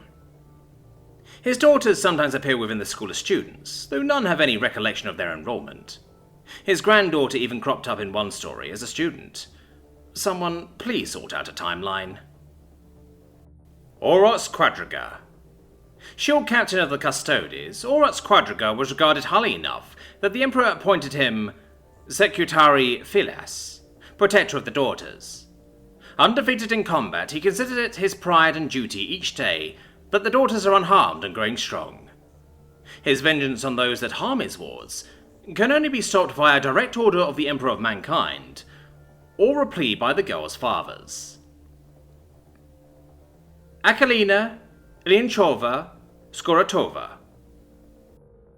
Director General of the Treasury Security Forces, better known as the Beehivers, and the one in overall charge of the daughter security, save those appointed to specific positions by the Emperor of Mankind, or Malcador the Sigillite. She is both feared and respected, and even Furia thinks twice before testing Skuratova's limits. Meet the Primarchs. Meeting Angron. Kevin checked the address that Furia had given him earlier that day, between classes. Yup, this was the place. It would have read Angron on the mailbox, but the G and R had fallen off. He still couldn't believe that Furia had asked him on the date.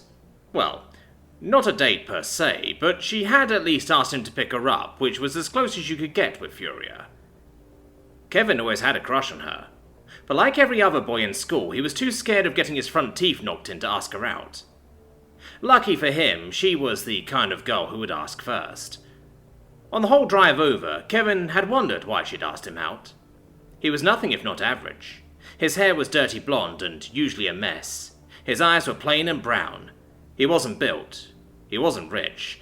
And they hardly had any of the same interests. Maybe it was all his metal tees. Maybe it was his truck.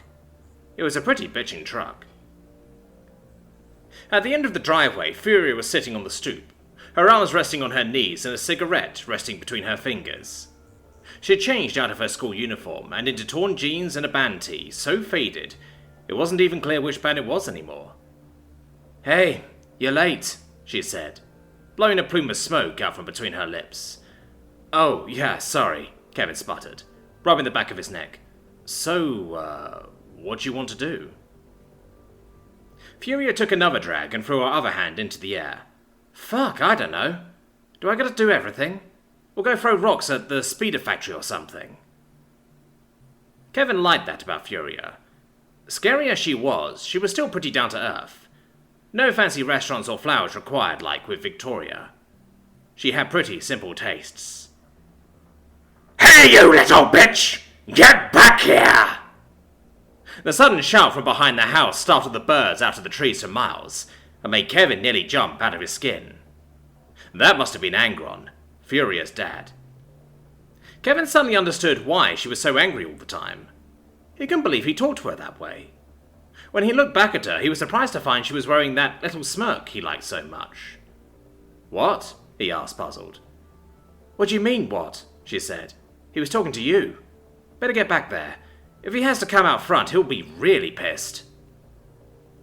Kevin found it hard to believe that Angron could get any more angry than that shout had sounded. Furia leaned forward and punched Kevin in the thigh, which hurt like a son of a bitch.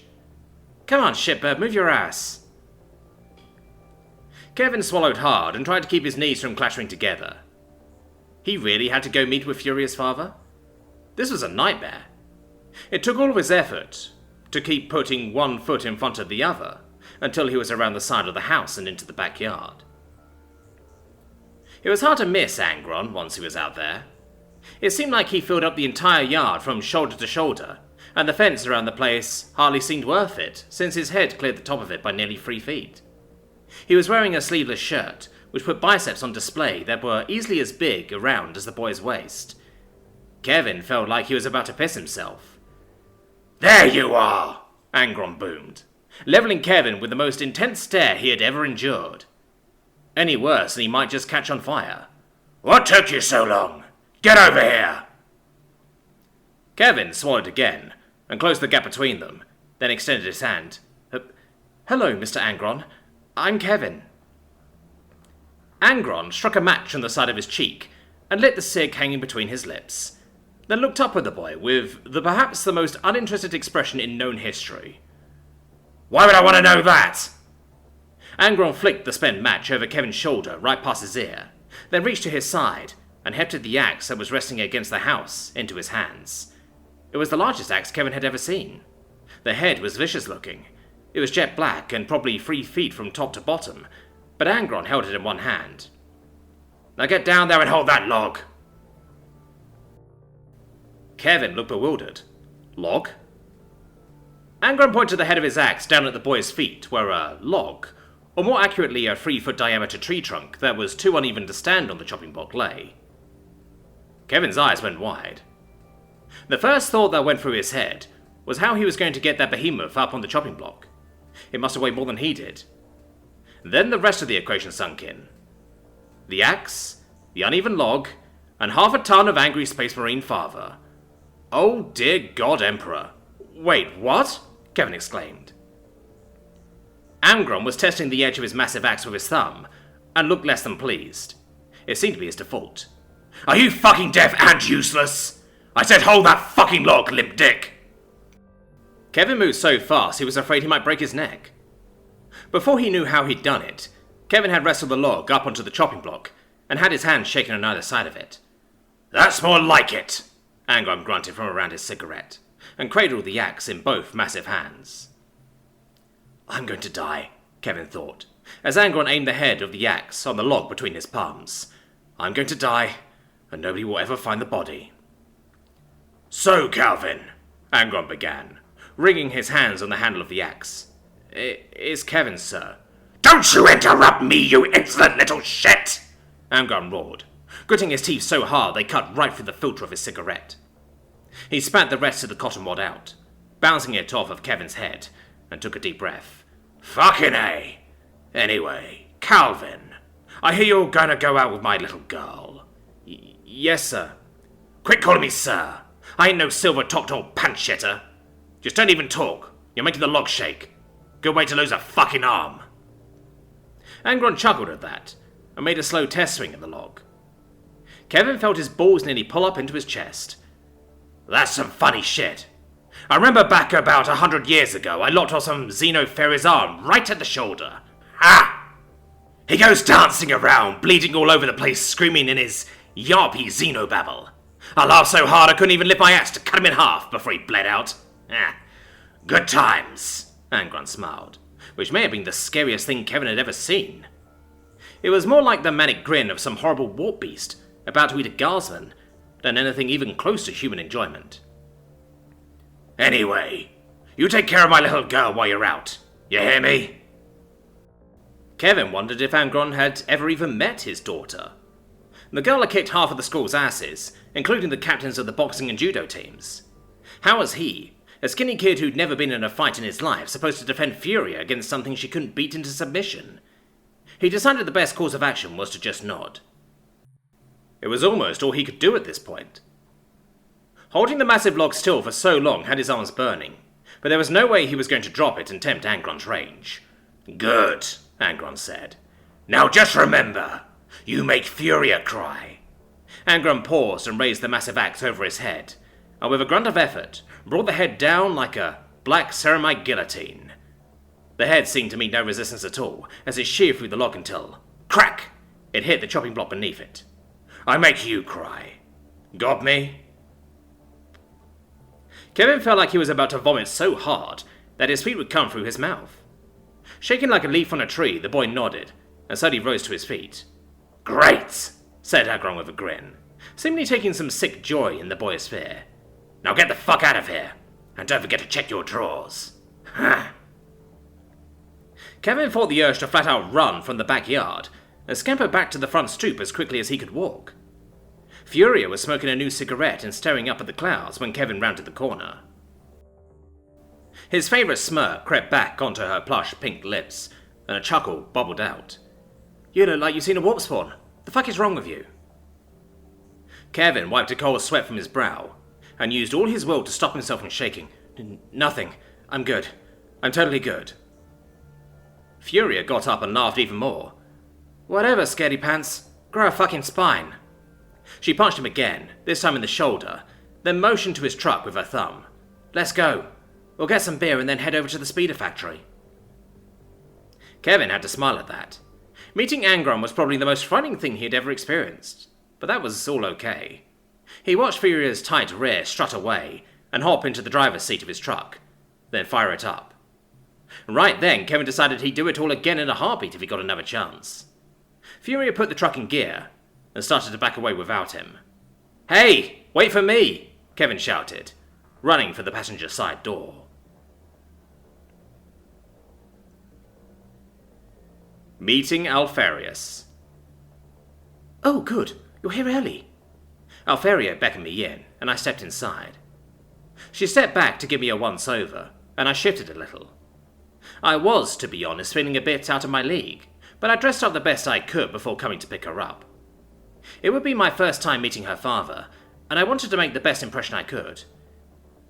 "If you'll give me just a bit to tidy up, I'll get home again and we can get going." "Okay," I smiled weakly, as she ran off into the hallway. I rocked on my heels, taking in the expensive room that served as our home's foyer. Then I started whistling. I checked my watch. It hadn't been more than 2 minutes since she ran off, and I was already feeling my stomach sinking. Part of me hoped that I would be able to get out without meeting the legendary Alpharius. Let me take a moment to preface. I am not the first guy that Alpharia and Omegan showed interest in, though I do kind of hope I'll be the last. The few guys that they had brought to their father, however, came back as gibbering messes who, shortly afterward, transferred schools. Nobody quite knew what happened, but it had something to do with Alpharius, and nobody was brave enough to ask. Another few minutes passed and my nervousness grew. Then I heard a drifting voice from somewhere call out, "Please, sit down. We'll be ready shortly." Hesitantly, I walked over to one of the chairs and sat down. I could feel the sweat starting to come. I tried deep breathing to calm myself down, and it actually worked a little bit. Then suddenly, a pair of hands covered my eyes. "Boo!" I couldn't help but smile. I reached up and peeled them off, then stood up and turned to smile at Alpharia. "Ready to go? But where's Omegan?" "Oh, she'll be coming in a minute. As it turns out, Daddy's working late, so he won't be here in time for you to meet him."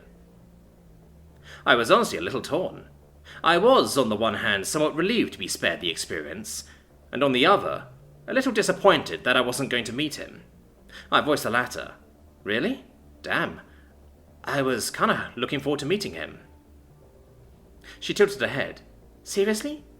Every other guy we brought home kept wanting to get out before they could meet him." "Well, sure, I'm a bit nervous, but if he's your father, he has to be a hell of a guy." "Oh, you're too sweet." Then I heard footsteps from the hallway, and turned to greet Omegan. Then frowned. Because Alpharia and Omegan were standing in the hallway, staring at me and Alpharia holding hands in the foyer. Then the Alpharia in the hallway pointed at the Alpharia next to me and yelled, "Dad!" I turned and looked at Alpharia, who turned and looked back at me with a knowing smirk. "Dad?" I whispered hoarsely. "Dad," she nodded. Some 15 minutes later, I regained cognitive function. At some point during my mild panic attack, Alpharius had decided he had had enough of pretending to be his daughter, and had instead returned to his original form. I was a little curious where the extra 3 feet of height had disappeared, but I was too worried that he would tell me the truth to ask. Alpharia and Omegan were flushed, sitting on either side of me and tossing angry looks at their dad, and worried looks at me, both holding onto one hand as though they were afraid that I, like the others, was going to haul ass and get out of there. Honestly, even if I had wanted to leave, I don't think my legs were obeying orders to move yet. So I sat there, feeling ashamed and incredibly nervous as Alpharius sat down in the chair across the table from me and gave me a very serious look. He laced his fingers together and rested his chin on his hands. I want to apologize for pulling that trick. Normally I make it a habit of introducing myself normally, but I believe you are familiar with how my daughter's other suitors have reacted to that. So I opted to try a less traditional approach. I'll have to amend my approach for the next one, I suppose. At this point, despite my earlier episode, I had to say something. What makes you think there's going to be a next one? I heard Omegan gasp, but didn't look away from Alpharius. His facial expression didn't change, but I could feel him giving me another look. Indeed, I could be mistaken. In fact, I hope I am. Nobody they brought home before has had the nerve to suggest that they'll be the lucky one. I wasn't sure, but I swore I could see the slightest hint of a smile on his face. Well, if you're not running screaming just yet, I suppose that's a mark in your favor. Indeed, a rumbling voice came from behind. To my credit, I did not pass out again, nor did I pee myself. I did, however, scream. Not long, but I did. My chair tipped back, and I was looking into the eyes of a man who looked exactly like Alpharius. I didn't know who he was, but dealing with one of them was hard enough. If I had to deal with two... Uncle Omegon! Alpharius cheered, and promptly let go of my hand to hug him. Now then, Alpharius began, abruptly turning everyone's attention back toward him, I would like to discuss logistics. Logistics? I stammered. In a manner of speaking. Given you have yet to leave, I assume you're dedicated to taking my daughters out on a date. I appreciate that dedication. I should note that I tapped your phone about 3 months ago when you started to express interest in my daughters. So I know your itinerary for the evening, and have taken care of making certain that you have the best staff available to make this experience as smooth and pleasant as possible. I was a little off-put by the mention that my phone had been tapped even before I started going out with them, but I didn't even have a chance to protest before Omegan cut in. Oh no, you didn't get Ingo to drive us, did you? Please tell me you didn't. I will not say that I did not order my first captain to show for you, nor will I say that I did not have Herzog and his team replace most of the staff at the restaurant you'll be visiting, or that Omegon hasn't placed Ifrit's squad at the movie theatre you'll be going to in order to ensure that nobody speaks during the film. I had been aware beforehand, of course, that Alpha Legion was known for being incredibly thorough in preparation and execution, but I was not quite aware of how much that extended beyond just military operations. I would have felt honoured, of course, but like any male following the stories, I knew full well the reputation that Ingo Petch and Matthias Herzog had developed for both cunning and ruthlessness on the battlefield.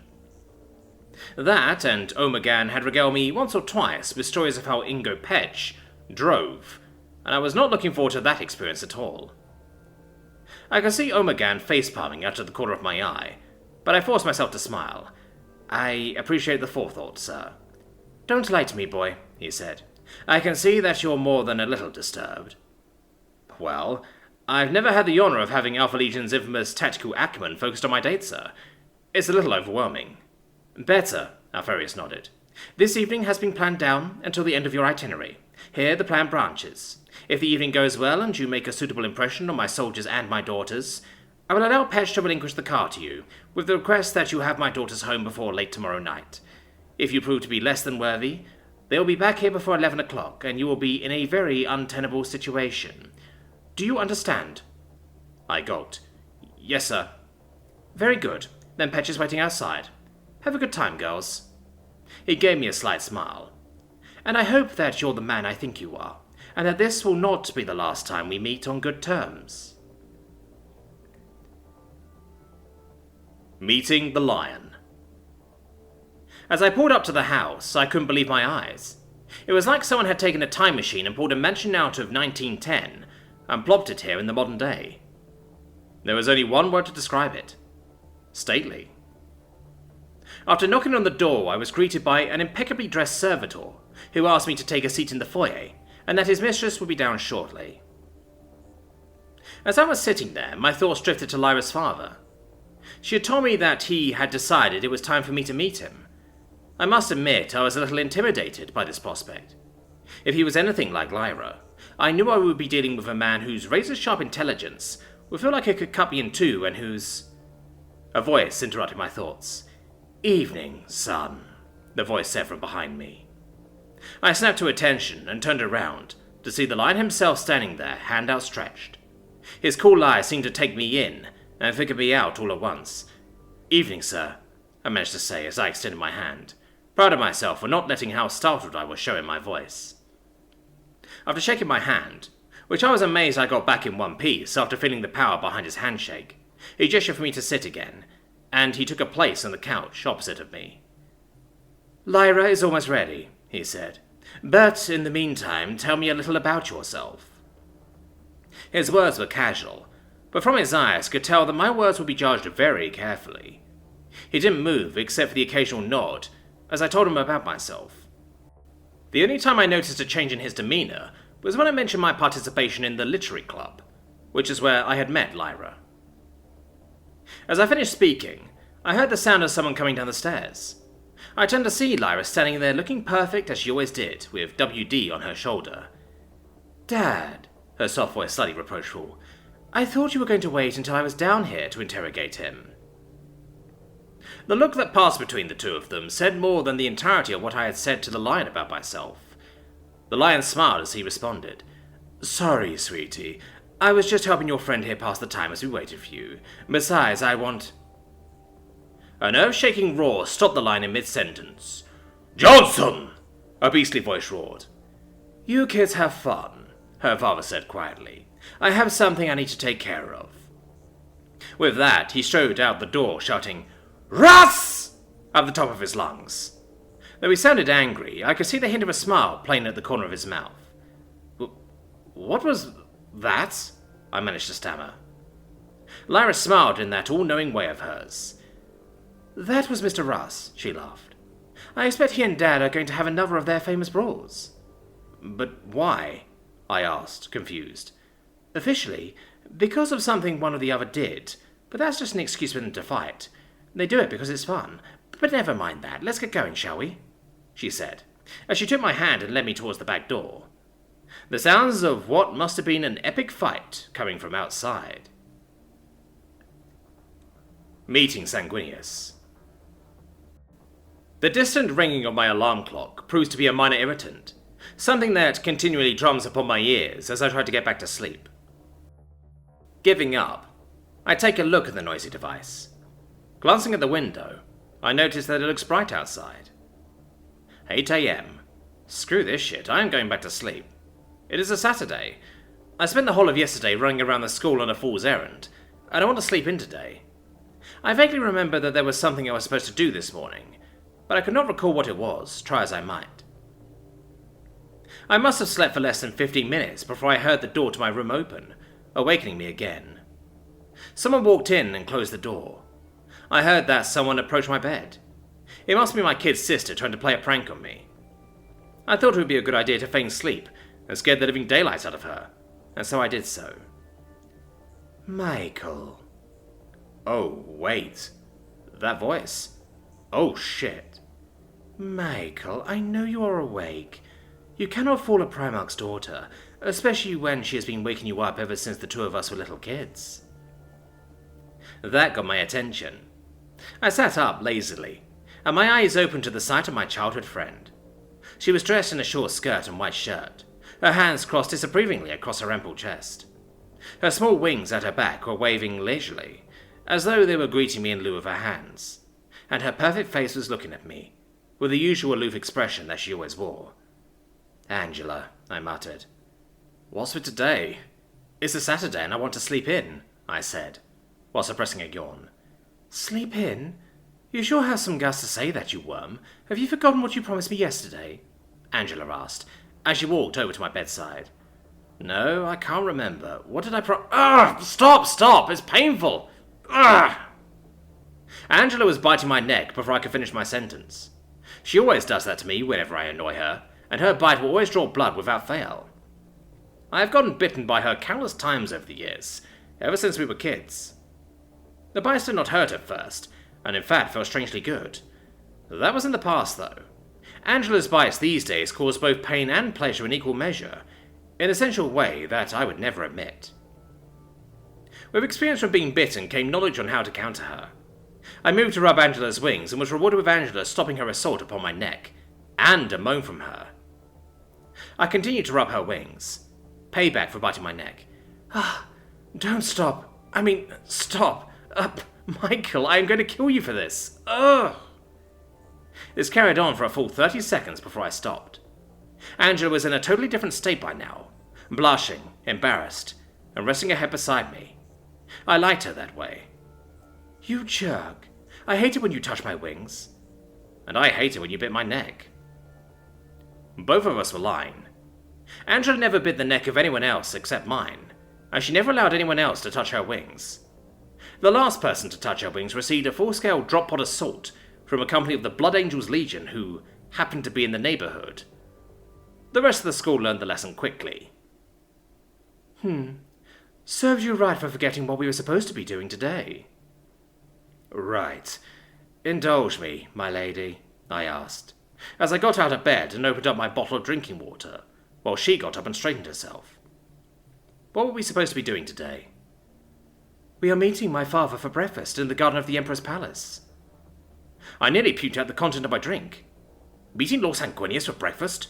What the hell? I had never met Lord Sanguinius before, even though Angela lived right beside my place.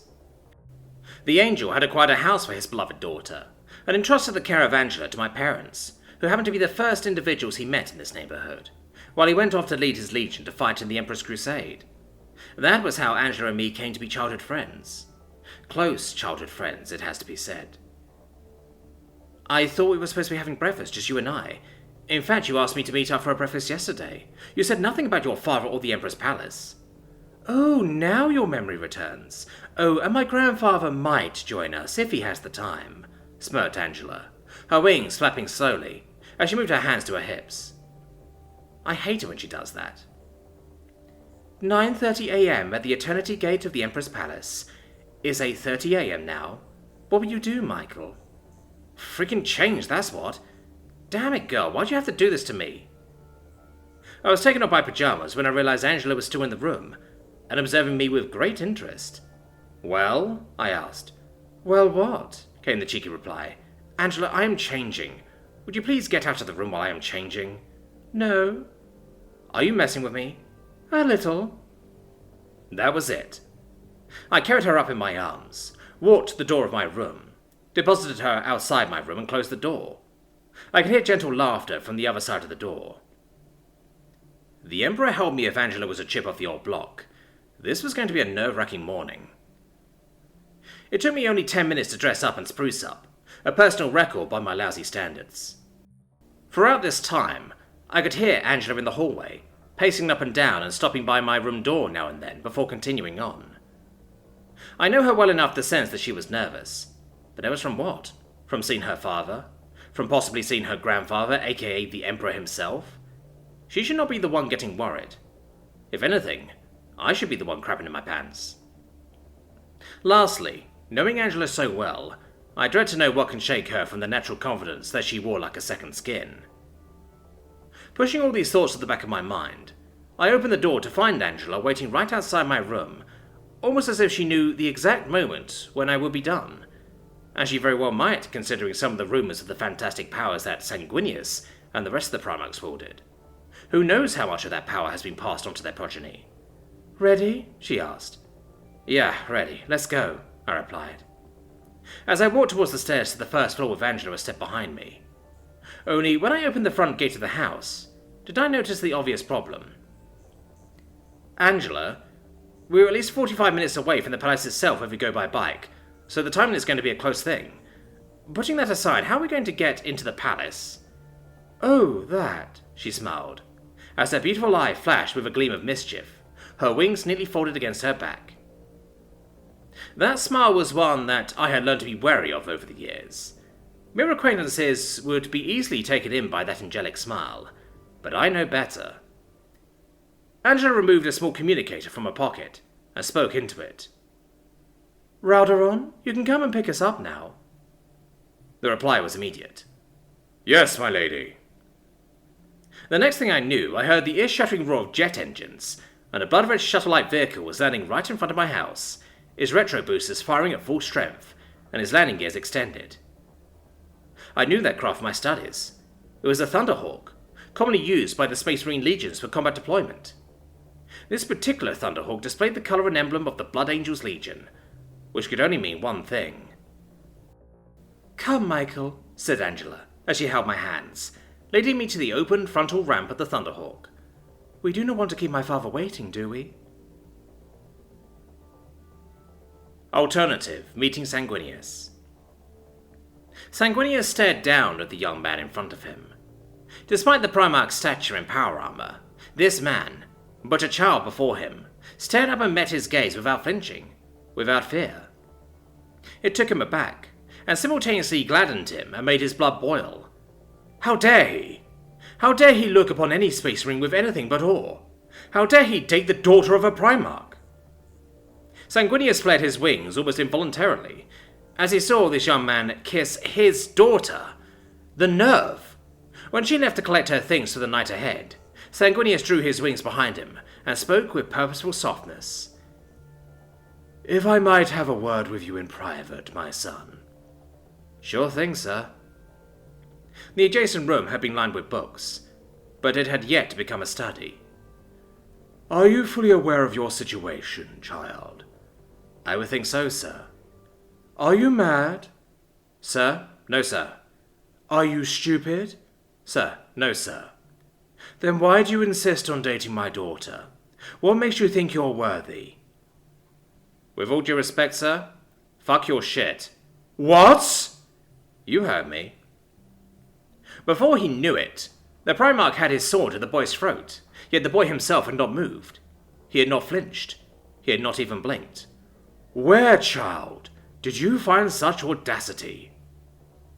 The boy walked forward, scaled Sanguinius' armor, and looked him in the eye. Your daughter is the best thing to happen to me, ever.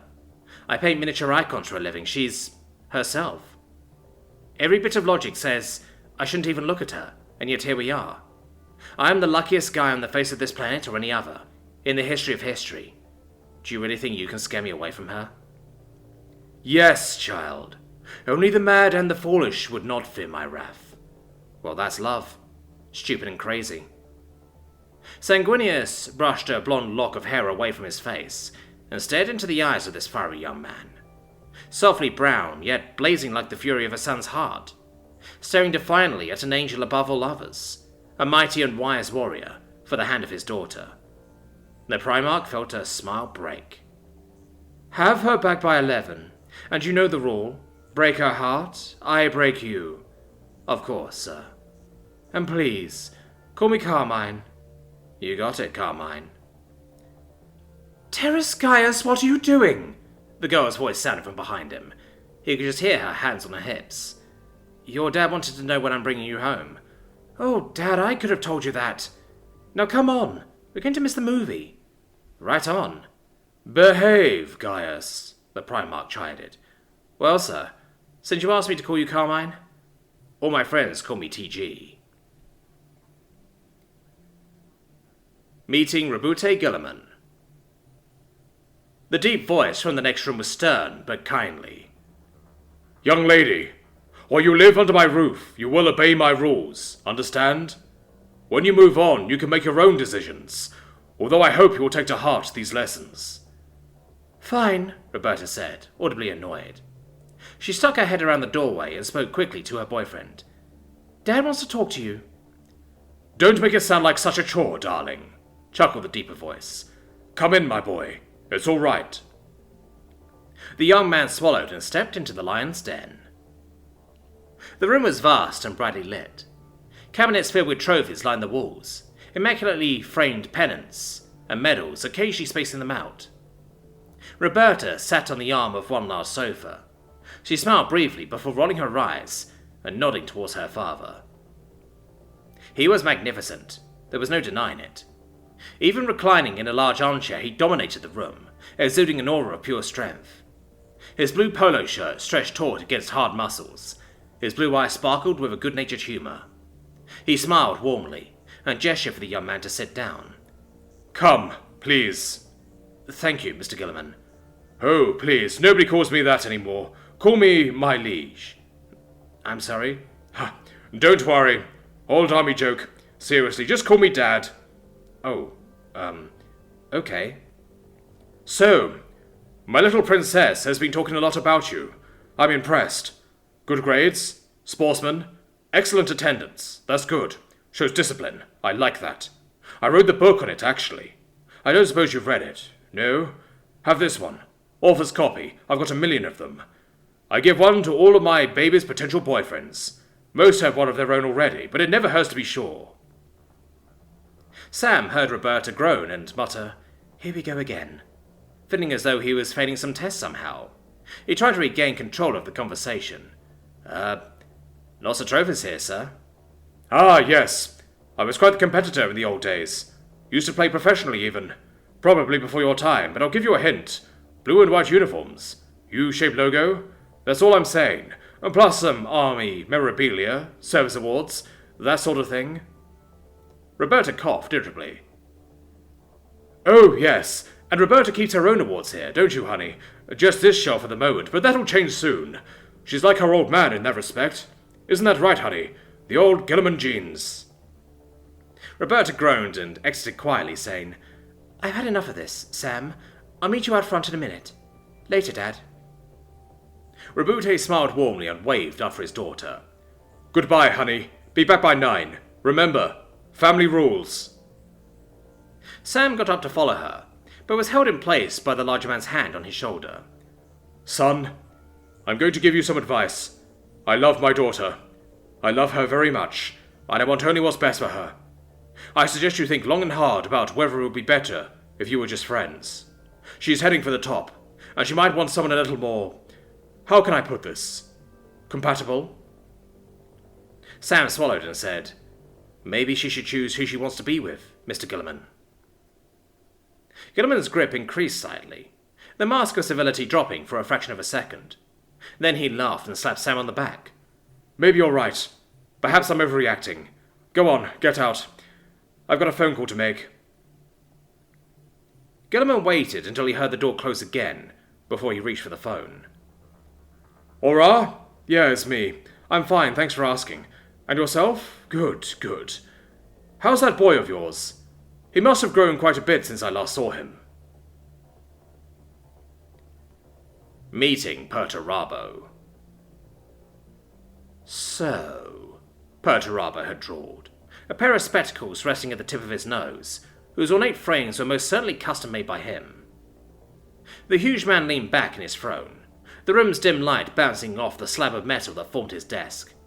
His office was organized chaos, everything laid about in a way that would only make sense to him, the place of an artist, an architect, and a scholar.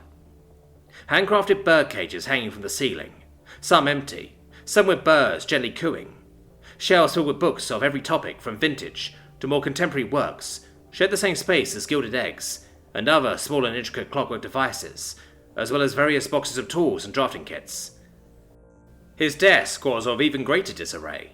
Loose piles of philosophical treatises, schematics for various machines, small-scale blueprints of architectural marvels yet to be built, small tools meant for a jeweller, not to mention a host of cogs, springs, screws, that were most assuredly handcrafted by him with utmost care.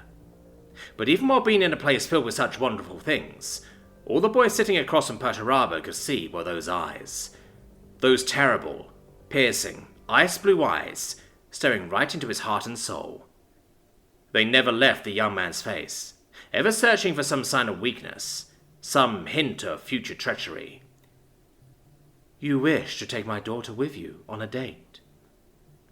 The word date was said with such icy politeness that it was a wonder that the frozen phrase did not drop out of the air and shatter into 1,000,000 pieces upon the hard surface of the table. The boy swallowed and nodded uneasily. "I see." Perturabo leaned forward with a predatory look in his eyes. "Why? What? Why do you wish to date my daughter? It is a simple question, and the one chance you have to convince me why I should let you. Answer, or I'll have you escorted from my home. Perturabo removed his glasses, closed his eyes, and massaged his temple before speaking in a low, menacing monotone. You try my patience, boy. I shall ask you one last time. Why do you wish to spend time with my daughter, outside of the normal educational environment? Her time is limited. She has much to learn. She is the one thing that I care about above all others.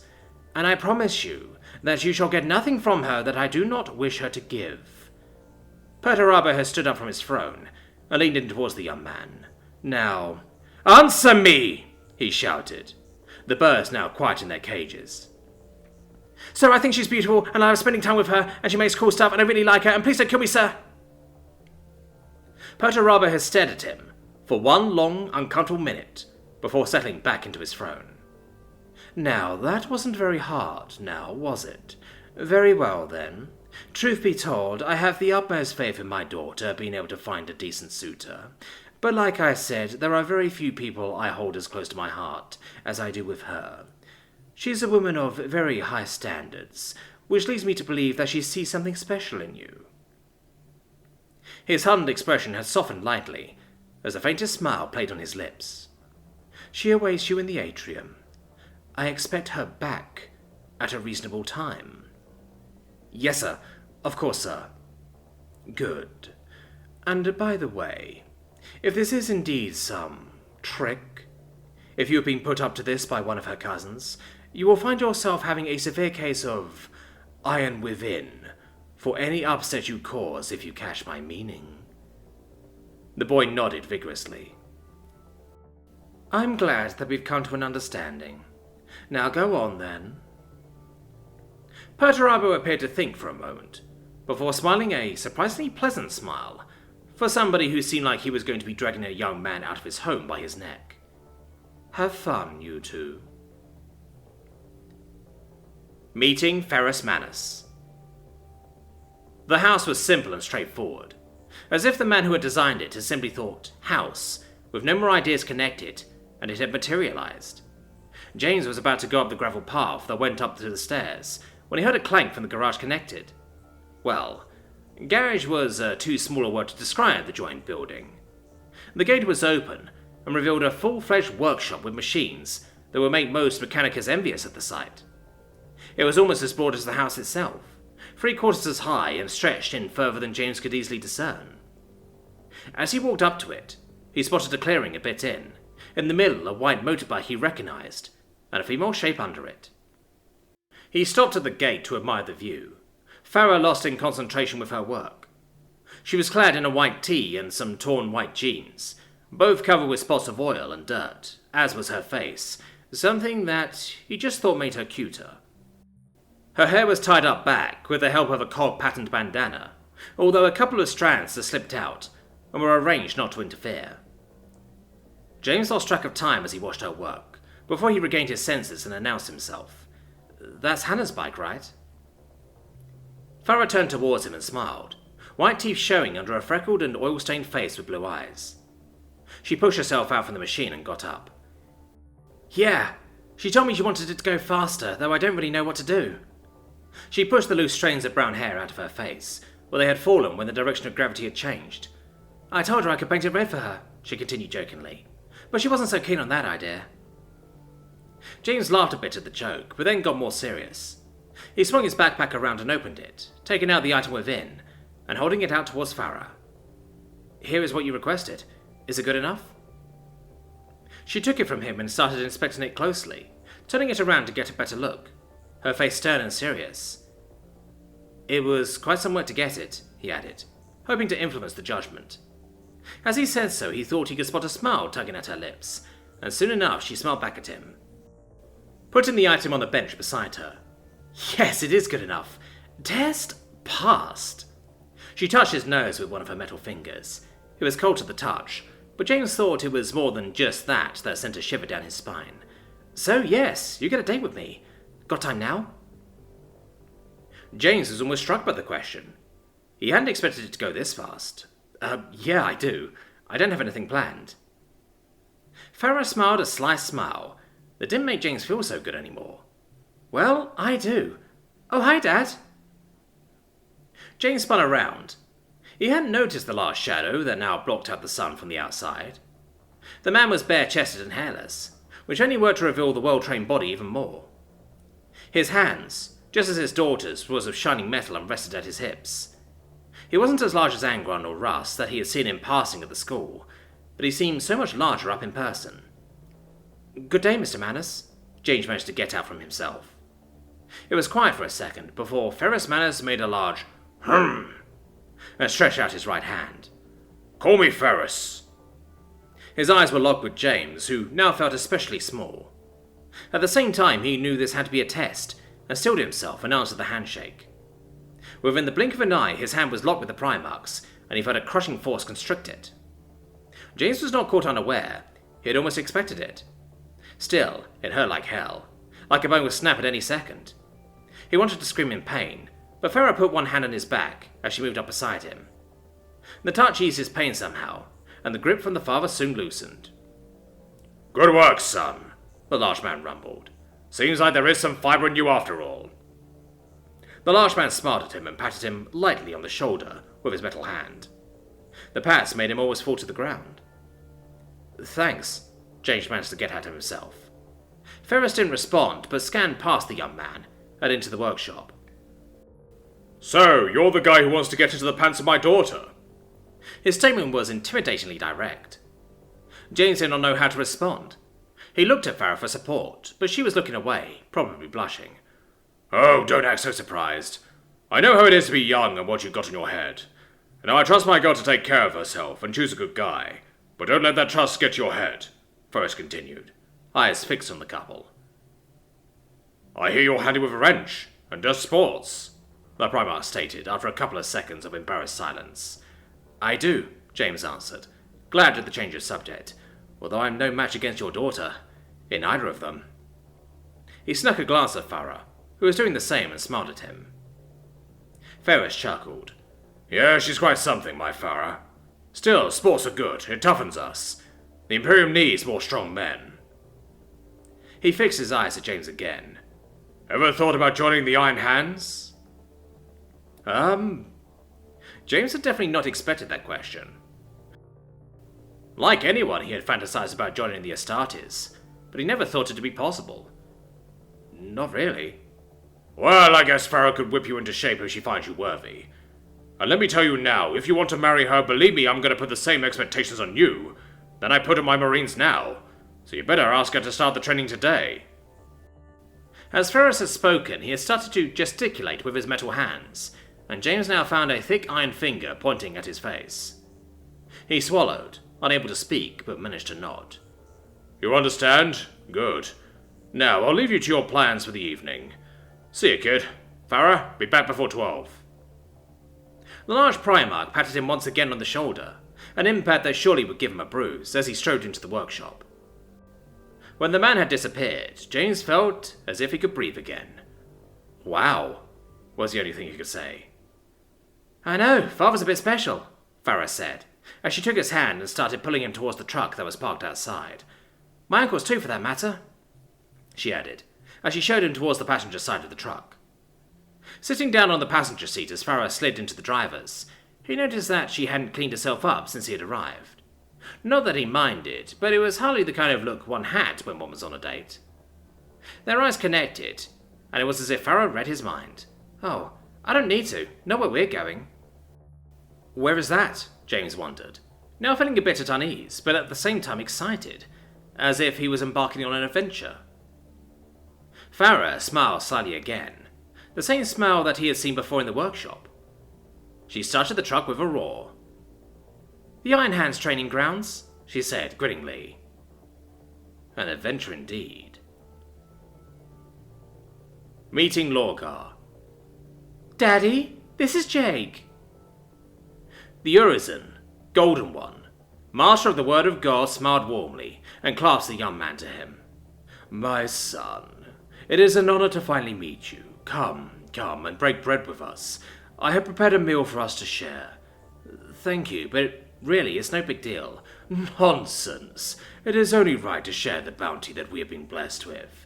Faith, if you could please show our guest where he can put his shoes. I just need to get something out of the oven. The dining room was filled with the warm smell of candle wax and incense.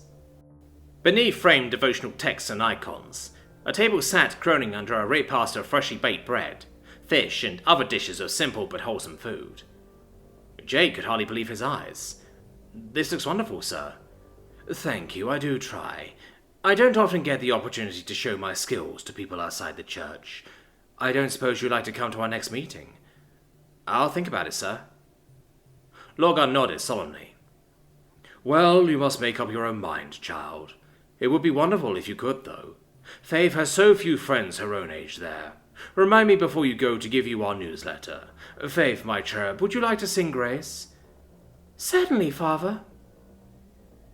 Faith closed her eyes and began to sing a prayer in an ancient language, to a haunting melody.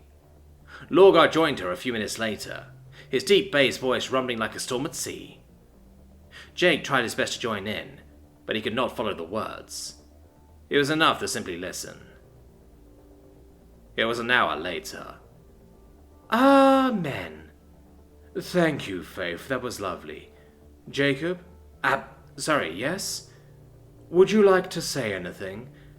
"I'm afraid I'm not very religious, Mr. Aurelian." "Don't worry. Simply say what's in your heart." Good bread, good meat, good God, let's eat." Lorgar raised one delicately plucked eyebrow. Faith tried not to giggle. "Well, it was certainly from the heart. And simplicity is a virtue, of course.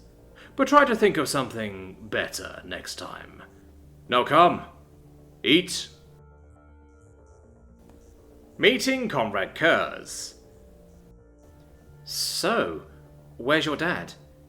"Oh, he'll be about somewhere. He knows you're coming. He'll probably say hi at some point. Dad, I'm home. I'll get us drinks. You sit down here." The young man sat tentatively on the comfortable chair. The room was dark and spacious, elegant, and at the same time somewhat threatening. The decorator had clearly gone for a Gothic feel to the house. The only thing that ruined the effect was the framed pictures on the mantelpiece. The young man got up to examine them. Inside the frames were brightly coloured crayon drawings, depicting a small girl with dark hair hand in hand with a large figure. They were clearly having fun jumping out at people and saying, "Boo." A scrawling hand had written on the bottom, "For Daddy." As the boy put the picture back on the shelf, he felt the cool edge of a sharp blade at his throat, close enough to draw blood, but not enough to permanently injure. "Well, well, well," whispered a voice in his ear. "Is this an intruder? Yes. I was sure that my little ray of sunshine's boyfriend was about here somewhere, but alas, he cannot be, because I'm sure he would have heard a direct order to sit down and not touch anything." "I'm sorry, sir." "Good.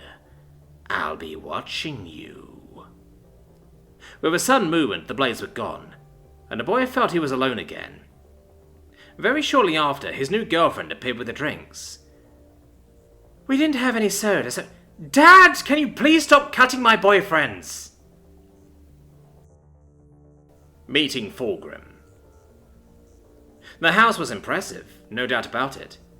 Every inch of the tower facade was either painted in the most vibrant colours imaginable, or blocked by a statue, each and every one a masterpiece handcrafted by the owner's own two hands. I stood in awe and admired it in silence, and it struck me that even the grass, every single blade of it perfectly cut and measured, exactly 2 inches tall, was a work of art. Victoria had said that her father was a perfectionist, and that I should be on my best behaviour and look my best when I met him, so before I rang the doorbell I once again corrected my tie, and smoothed out the imaginary wrinkles in my shirt, checked my breath and made sure my shirt was tucked in all the way around. When I finally felt safe and at my best, I knocked the door. It took exactly 15 seconds before the door opened. In the doorway stood the most gorgeous girl I had ever laid eyes upon in my entire life, and I couldn't believe I was here to pick her up. Victoria was dressed in a bubblegum pink summer dress that was just so short that any movement might reveal just a tad too much, and the fabric was just thin enough that you could start to see through it, but not quite. One look and I already felt my head swim, and I felt my knees grow weak. "Hey there, good looking," she smiled. Oh god, those soft, full lips curved just in that perfect way, and it made my heart flutter. "You're a bit early, and I'm not quite done yet." She wasn't done yet. Did she actually think she could look any better? I couldn't even fathom such a thing. "Hey, my dad's in the kitchen. I think he was mixing drinks. Maybe he could whip one up for you while you wait." I stammered out what I think was a yes before stepping inside. She just smiled and winked at me. "Promise I won't be long. I just want to get everything just right for you." And then she was up, padding up the stairs towards her room, the dress fluttering about her as she went. I couldn't tear my eyes off of her, and somewhere in a shameful place I almost hoped that I would catch a glimpse of what she had underneath that dress, but it was just the perfect length, and I was left with dashed dreams. "Young man, please come in. Come in, let me have a look at you." I heard a melodic, yet strong and demanding voice call from inside the kitchen. Without hesitation, I followed the voice, as if beckoned by a siren's call. I was nervous. I could feel it. After all, I was about to meet the Primarch Fulgrim himself. Yet his voice had lulled my trembling legs, and I felt safe somehow. It all changed the moment I crossed into the kitchen. Awestruck, I gazed upon the human malform in perfection, the demigod Fulgrim himself, and at that very moment I couldn't really tell who I wanted more, him or his daughter. The moment he saw me, I could feel his eyes dwell into my very soul, and never before have I been under such tense scrutiny. Instantly, his handsome face twisted into a mask of utter disgust, and he shook his head, the grey mane cascading from his scalp, whipping about him as he did. "What is wrong with you, boy?" he barked, and I could hear the righteous indignation in his voice. I felt my heart plummet into the pit of my stomach, and how every drop of blood in my body turned into ice. "How dare you march in here looking like that? Don't you have any decency at all?" I threw a quick look down over myself, thinking I forgot my pants or something, but I couldn't find anything wrong with my clothes at all. I couldn't really grasp the situation, couldn't quite put two and two together, but I wasn't about to protest. I singled down on one of the stools by the bar, and then began to search for the aforementioned drink. Imagine my surprise when I found no less than 54 shot glasses, all lined up one after another, filled to the brim. Without hesitation I downed the first glass that I could reach, and to this day I regret swallowing so fast. The flavours that danced in my mouth was nothing short of perfect, a balance between the rough bite of the alcohol, and smooth and sweet flavour of uncountable fruits danced on my palate, and for a moment I felt myself being swept away to a tropical paradise. But in the blink of an eye, it was all gone. I reached for another shot. I had to taste it again. But just as my fingers nudged the glass, I heard a voice behind me. "Hey, I'm all done, hun. Let's go." I turned around and there was Victoria. I have no idea what she had done, but she looked even better than before. "Not yet," I heard Fulgrim's mighty voice boom through the house, followed by the sound of his approaching steps. He came charging back into the kitchen, clutching in his hand a brand new tie. "Here you go, son. Can't have you go out looking like a slob when you're dining with my baby girl."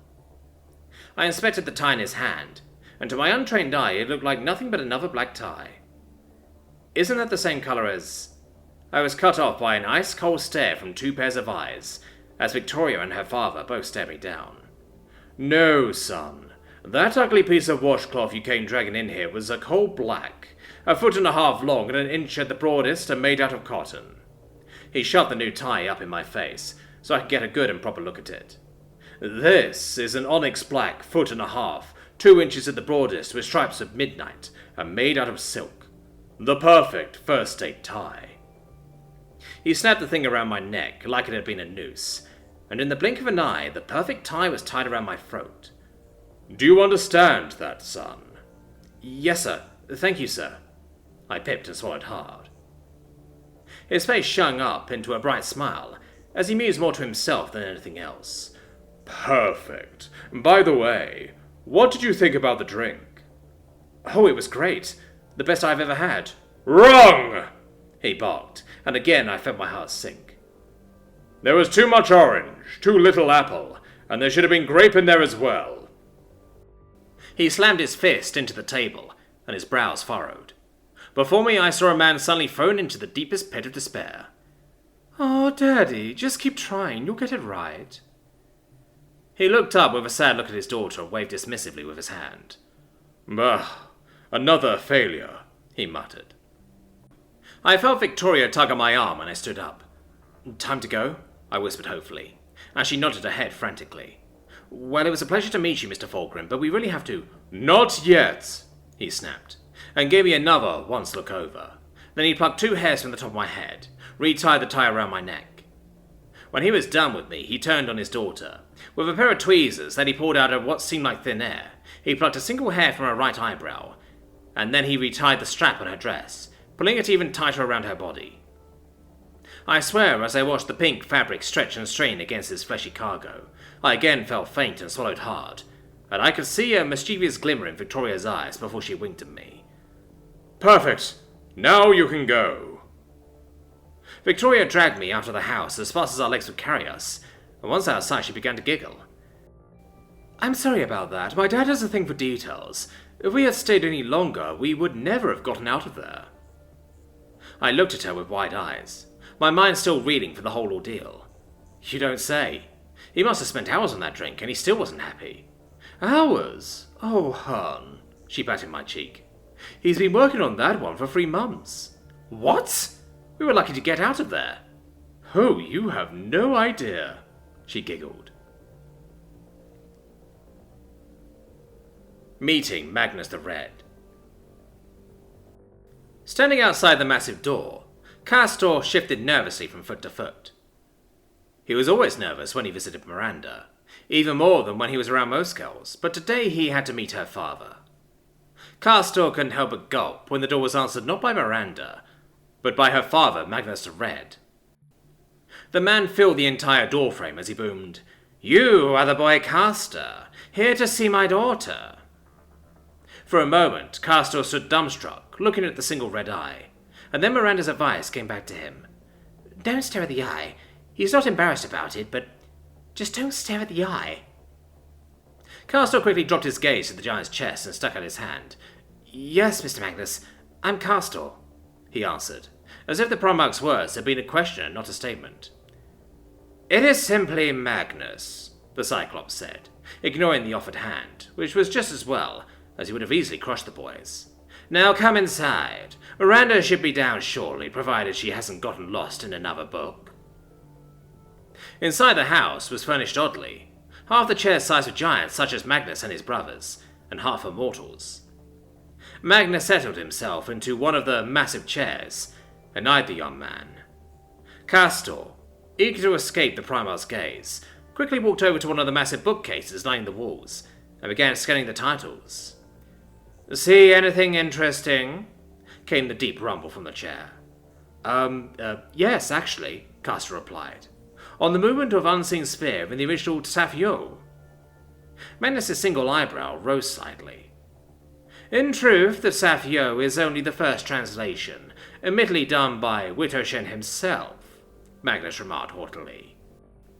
"Still, your choice shows some intelligence, and an admirable interest in arcane lore." "Thank you, sir." "I would expect no less from someone seeking to date my daughter." "Yes, sir."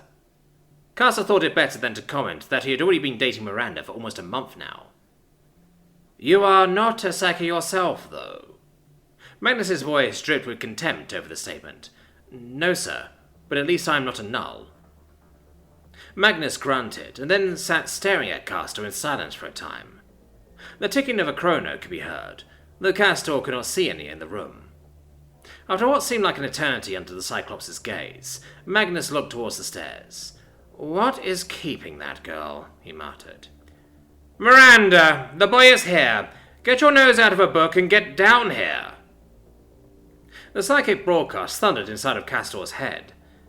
Magnus then turned his head as if listening to a far-off voice. Standing up from a chair, the Primarch walked out without saying a word and ascended the stairs. Opening the door to his daughter's bedroom, Magnus inquired, his deep voice oddly soft. "You wanted to ask me something?" "Does this dress look good on me?" Miranda asked, doing a little twirl in front of her father. Magnus's expression softened, as it always did when with his daughter. You always look beautiful. Miranda frowned. Of course you say that. I mean, will Castor like this on me?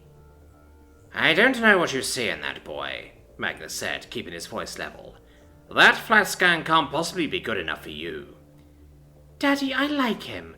And he's nice and smart, and he says I'm pretty, and he doesn't call me a freak like the others. Who calls you a freak? Magnus interrupted the stream of words rushing from his daughter, rage visible on his face. Tell me their names and I'll make them regret they were ever born. The small bookish girl stood defiant before the giant's anger. Dad, you're missing the point. I like him, so don't go scaring him away. I'm sure you will like him too if you just give him a chance. I doubt that, Magnus grumbled, but eventually gave before his daughter's resolve. But I will try, for your sake. Good. Now does this dress look good on me? Of course, Magnus said, then seeing her face sighed and added, I'm sure Castor will like it. Miranda smiled, then shooed her father out of the room, saying, I'll be done in a moment. Just need to clean up. Walking down the stairs, Magnus saw Castor was sitting in one of the smaller human-sized chairs, reading through On the Movement. So, you can read Sapphio. His voice filled the room. Castor nearly jumped out of his seat. Yes, sir. I taught myself a few years ago. So young. I'm impressed, Magnus said as he walked into the room, and dropped the sirs. Castor was confused at the change in Magnus's attitude and suspected a trap. The Primarch was known to be a tricky one. Still, he was glad that someone other than Miranda was finally impressed by his knowledge of Sapphio. Few people even knew the language existed. I thought it important to read works in their original language, though I guess I was wrong in this case. An understandable mistake. Only a handful of people know of the language of the original, Magnus reassured him. And what language is that? Castor asked. No one knows, Magnus replied, his voice contemplative. On the Movement of Unseen Spheres is the only surviving work in that language. Indeed, it may have been invented for that work. Magnus paused for a moment and thought. Yes, if the boy's mind could survive that intact, he just might be strong enough for his daughter. Follow, he said, as he turned towards the back of the house. Castor carefully replaced the book before following the Primarch down the hall.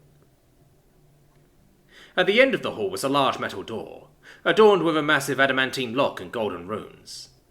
Magnus pulled out a golden key engraved with arcane scripts and chanted while opening the lock. He gestured for Castor to remain behind as he entered the room.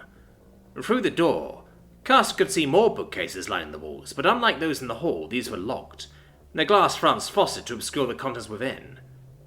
Magnus returned, holding a large tome bound in some strange dark hide. He held the book out to Castor. It felt strangely warm in Castor's hands, and the runes on the cover seemed to squirm before his eyes. Holding his breath, he opened the tome. The bizarre script on the left page meant nothing to him, but he recognized the hand-drawn figure on the right, though it was far more detailed than in any previous version he had seen. As he examined it in more detail, he felt his mind rebelling against the symbols and their meaning, but Castor steeled his will and was able to make some sense of the script surrounding the figure. Tearing his eyes from the page, Castor turned to Magnus and asked, Is this? Yes. The original in Wittershen's own language, Magnus replied, before taking the book from Castor. As Magnus returned the book to its locked case, he smiled to himself. Not only had Castor survived opening the book, he had even managed to recognize what it was from a single figure. Maybe Miranda was right. He was starting to like the young scholar. In the hall, Castor was still recovering when he heard footsteps coming down the stairs. He turned to see Miranda descending, look into his eyes, more radiant and beautiful than ever. She was wearing a blue and yellow dress and had put on makeup, somewhat clumsily, but Castor never noticed. Seeing Castor standing in front of the open door to the back library, Miranda scowled. Daddy didn't try to scare you with one of his books, did he? What? No, Castor said, still a little dazed from seeing the book and the beautiful girl. He was just showing me a volume I'd expressed interest in. Incredulous, Miranda asked, Then why is your nose bleeding? Is it? Castor held a handkerchief up to his nose to stop the thin trickle. Well, I guess you're just that beautiful. Miranda laughed, and then pulled Castor's hand away to kiss him. Castor returned the kiss, wrapping the hand not holding the handkerchief around her. Miranda broke the kiss to shout for the open door. Daddy, me and Castor are going out. What? Oh, right. Sorry, I got distracted reading, Magnus called from within the library. Miranda giggled. He does that all the time. Remembering Magnus's comments from earlier, Castor couldn't help but smirk as he followed Miranda out. Guess the apple didn't fall too far from the tree. I heard that, boy. Be home by 11. Magnus's voice boomed out after them. Meeting Corvus Corax. It was already dark when the young man approached the huge black tower, which was surrounded by screeching ravens, and he shivered at the thought of living in this tombstone-like building. As he couldn't find a doorbell, he used the raven-shaped door knocker and waited, a bit timid about what might lie behind the giant wooden doors. Suddenly, one of the doors was opened with a sound not unlike the cry of a raven, and a familiar girl looked at him, her black hairs falling uncontrollably into her pallid but beautiful face. She smiled, opened the door wide, and greeted him with her calm and kind voice. Hey, I'm glad you came, despite this mansion I'm living in. He grinned and answered, Well, I'd go for a tomb for you, Cora. Oh, you charmer. She laughed and hugged him. Then she took his hand and pulled him inside the building, which was as gloomy as he'd expect, but with Cora at his side, he didn't care much, although he was impressed by the sheer size of the room. He looked around, noticing various flags and banners with black ravens on them, as well as many marble statues of crows. Somehow they seemed to look down at him, observing every step he was taking, making him feel slightly uncomfortable. Wow, he uttered. It's really impressive. She smiled and answered, Yeah, if you like black. It has its moments. He wouldn't admit it to her, but his keynote at the moment was to leave this scary room as soon as possible. To his disappointment, she placed him in a leather armchair and said apologetically, I'm sorry, but I have to get something from my room. Please make yourself comfortable. I'll be right back. She quickly followed a winding staircase upwards, leaving his sight in a blink. In the following silence, he could hear the ravens' cries outside, mingled with the wind howling around the tower. He looked around once again, as he suddenly noticed that the armchair in front of him wasn't empty. It turned around, revealing a huge pallid man with short black hair and an extremely muscular body who eyed him suspiciously. I could have killed you in 34 different ways, and you hadn't even noticed it. He spoke with a low voice. But I guess that Cora wouldn't be pleased with that, so it's probably better to ask you a few things, young man. I am Corax, and maybe we will get to be friends. The young man gulped and digested everything the black cat giant had said, especially the part about his death. With a trembling voice he said, Good evening, Mr. Corax. I am... What's in a name? Your presence and your deeds are the only things that matter. Your enemies shouldn't fear you for your name, but for the fact that they don't know what got them. Well, okay, the boy stuttered. Corax slowly leaned himself towards the young man, a sly smile on his face. Look, boy, I can clearly see that you're not a fighter.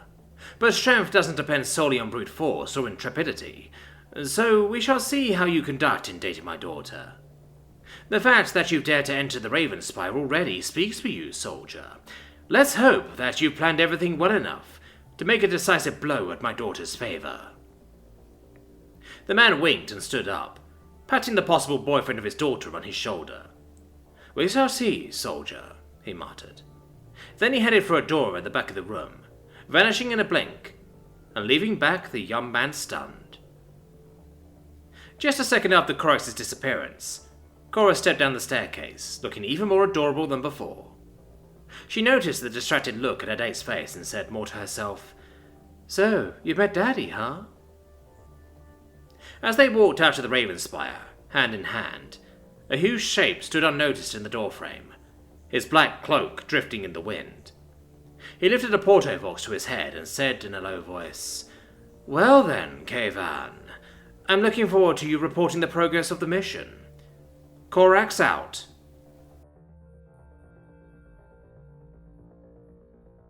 Meeting Leman Russ. As Alex turned the bend in the gravel road, he came upon what had been colloquially referred to as the cabin. Looking like a mix between a longhouse and a mansion, The massive wooden structure dominated the fence compound. An auxiliary structure lurking in one corner of the mammoth space looked something like a giant smokehouse, the notion reinforced by the bitter stench of smoke and billowing clouds of black. The other was less easily identified. Its discrete glass and ceramic construction seemed more modern than the two others, but betrayed nothing of its function. He parked his car next to the only other vehicle in sight, an old red pickup truck, and made his way hesitantly towards the fence's wrought iron gate. Despite a passing acquaintance with a few of her cousins, Alex had only spoken to Freya a couple of times, and never felt that they had established a real connection. He put his musings aside as he placed a hand on the iron bars, and felt a pounding tremor through the metal. The two biggest dogs he had ever seen charged towards the gate, eyes level with his and barking like the hounds of hell. As they closed the distance in enormous bounds, he stepped back from the fence, terror preparing him for fight or flight. Luckily for him, the decision was taken from his hands, as a voice from the house rang out, "Freaky, Gary, stop!" The dogs halted in an instant, impossibly arresting nearly a half-ton of muscle in the blink of an eye. "Get back here! Leave him alone!" His saviour strode towards him across the trampled grass. Freya, daughter of Leman Russ, the school's star athlete, and his own personal angel, grinned apologetically as she reached the gate. "Hey, Alex, are you okay? I hope my dad's wolves didn't scare you too much," she said, toying with a strand of her fiery red hair. As his panic subsided, he re-examined the monstrous wolves he'd mistaken for dogs. He was overjoyed to see their expression shifting from bloodlust to a happy, benign curiosity, and even happier to have only fallen on his rear at their approach. Yeah, I'm fine," he replied, as he sheepishly stood. "Bad Freaky, bad Gary, go hunt something," she said, as she released the simple steel catch from the gate. The lupine duo ran happily past them, pausing only to mark their territory on his car, before dashing into the deep forest surrounding the compound. Freya grabbed his arm. "You want to come in? I'm pretty much all set up," she said, leading towards the house. "Sure," he said, still shocked from his encounter, and not knowing what to expect inside. When they stepped inside the enormous wooden fastness, Adam felt they passed through a portal in time, into some ancient warrior chieftain's lodge. Trophies of battle hung from thick oak rafters in the open structure, above axes and armour adorning the walls. The ground floor, on the other hand, was Spartan and rustic, seemingly designed for stability and simple comfort. Alex's mind jumped to a quick conclusion. Keeping such sturdy items far from the ground might normally be used to protect the inhabitants from bumping into them or injuring themselves, but in this household the decorations were probably more easily damaged than the normal occupants. "So, why did you call me?" he asked, still gazing at the rough ornamentation around the hall. "Well, I had this bad sparring session with my cousin Furia. We ended up tossing and turning on the floor, her being on top, then me on top, and some other weird positions," she said with a smile, but he tried to hide what he was visualizing in his mind. "Anyway, my back and neck got stuck something fierce, so Furia suggested that I call you up to massage those knots away. She said you worked magic on her back once or twice." Her smile widened, as though she knew exactly what he was thinking. "A massage? That's what you call me for? Don't get me wrong, I appreciate that my talent is starting to be recognized.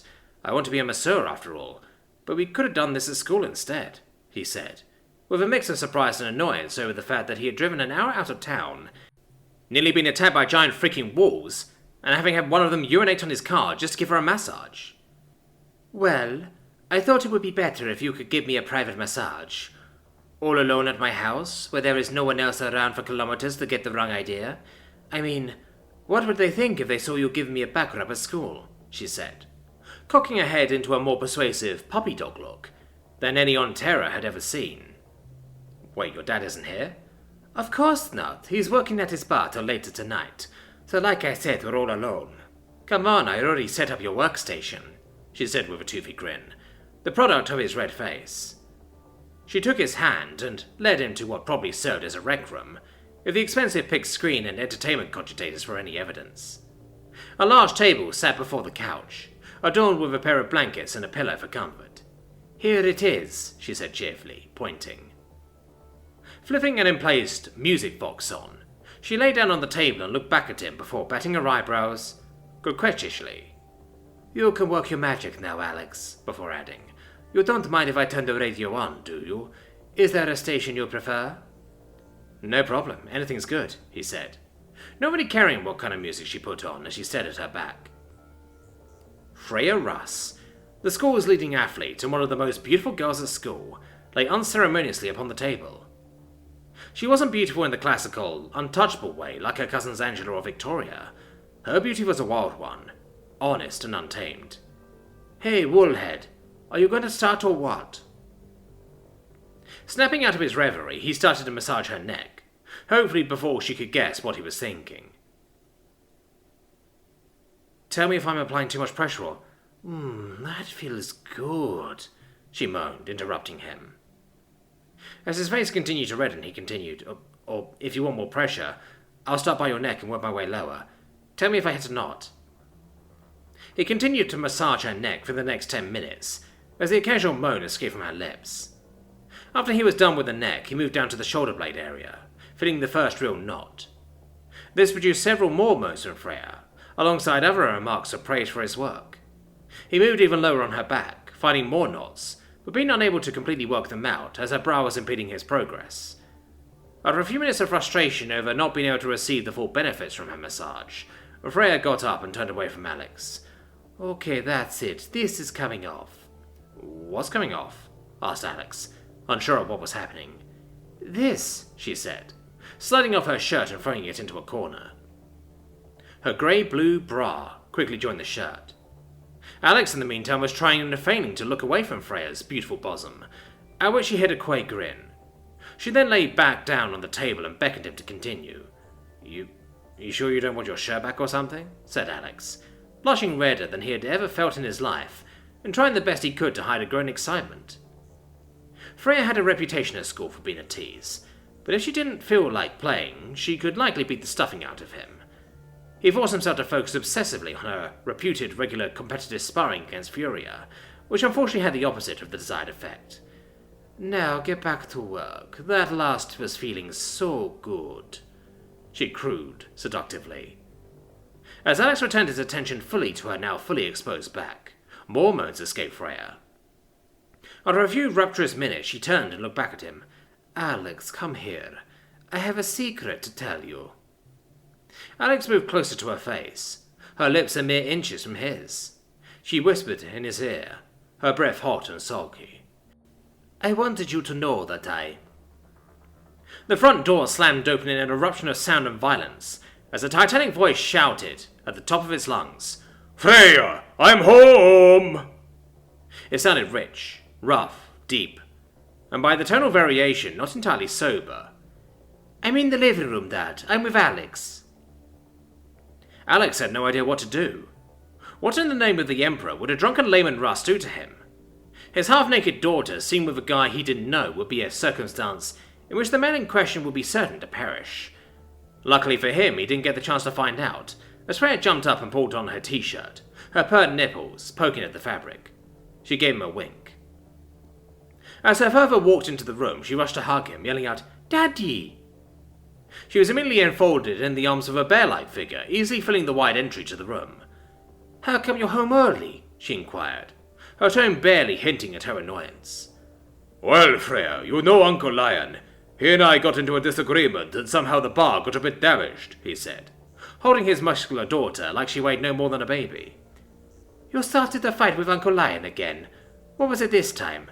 Did you call him a tranny again?" she asked her father teasingly. "Alas, not this time. More importantly, who is this?" he said, as though noticing Alex for the first time. His gaze passed over the young man like a boot over a flea, eyes wide and expressive. "Alex, this is my dad. Dad, this is Alex. You know him. His dad, Mark, works for you at the bar." She disentangled herself and moved to embrace Alex.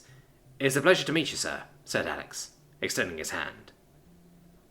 As Leman Russ crushed his hand in a huge iron grip, the Primarch sniffed the air curiously, as if an unfamiliar odour was displeasing him. His eyes hardened and refocused on Alex. "Son, I think you'll better go home. I don't want to do something my daughter might resent me for." As he said those words, the blood drained from Alex's face. Before he could say anything, Freya pulled him away, sweeping him quickly to the door.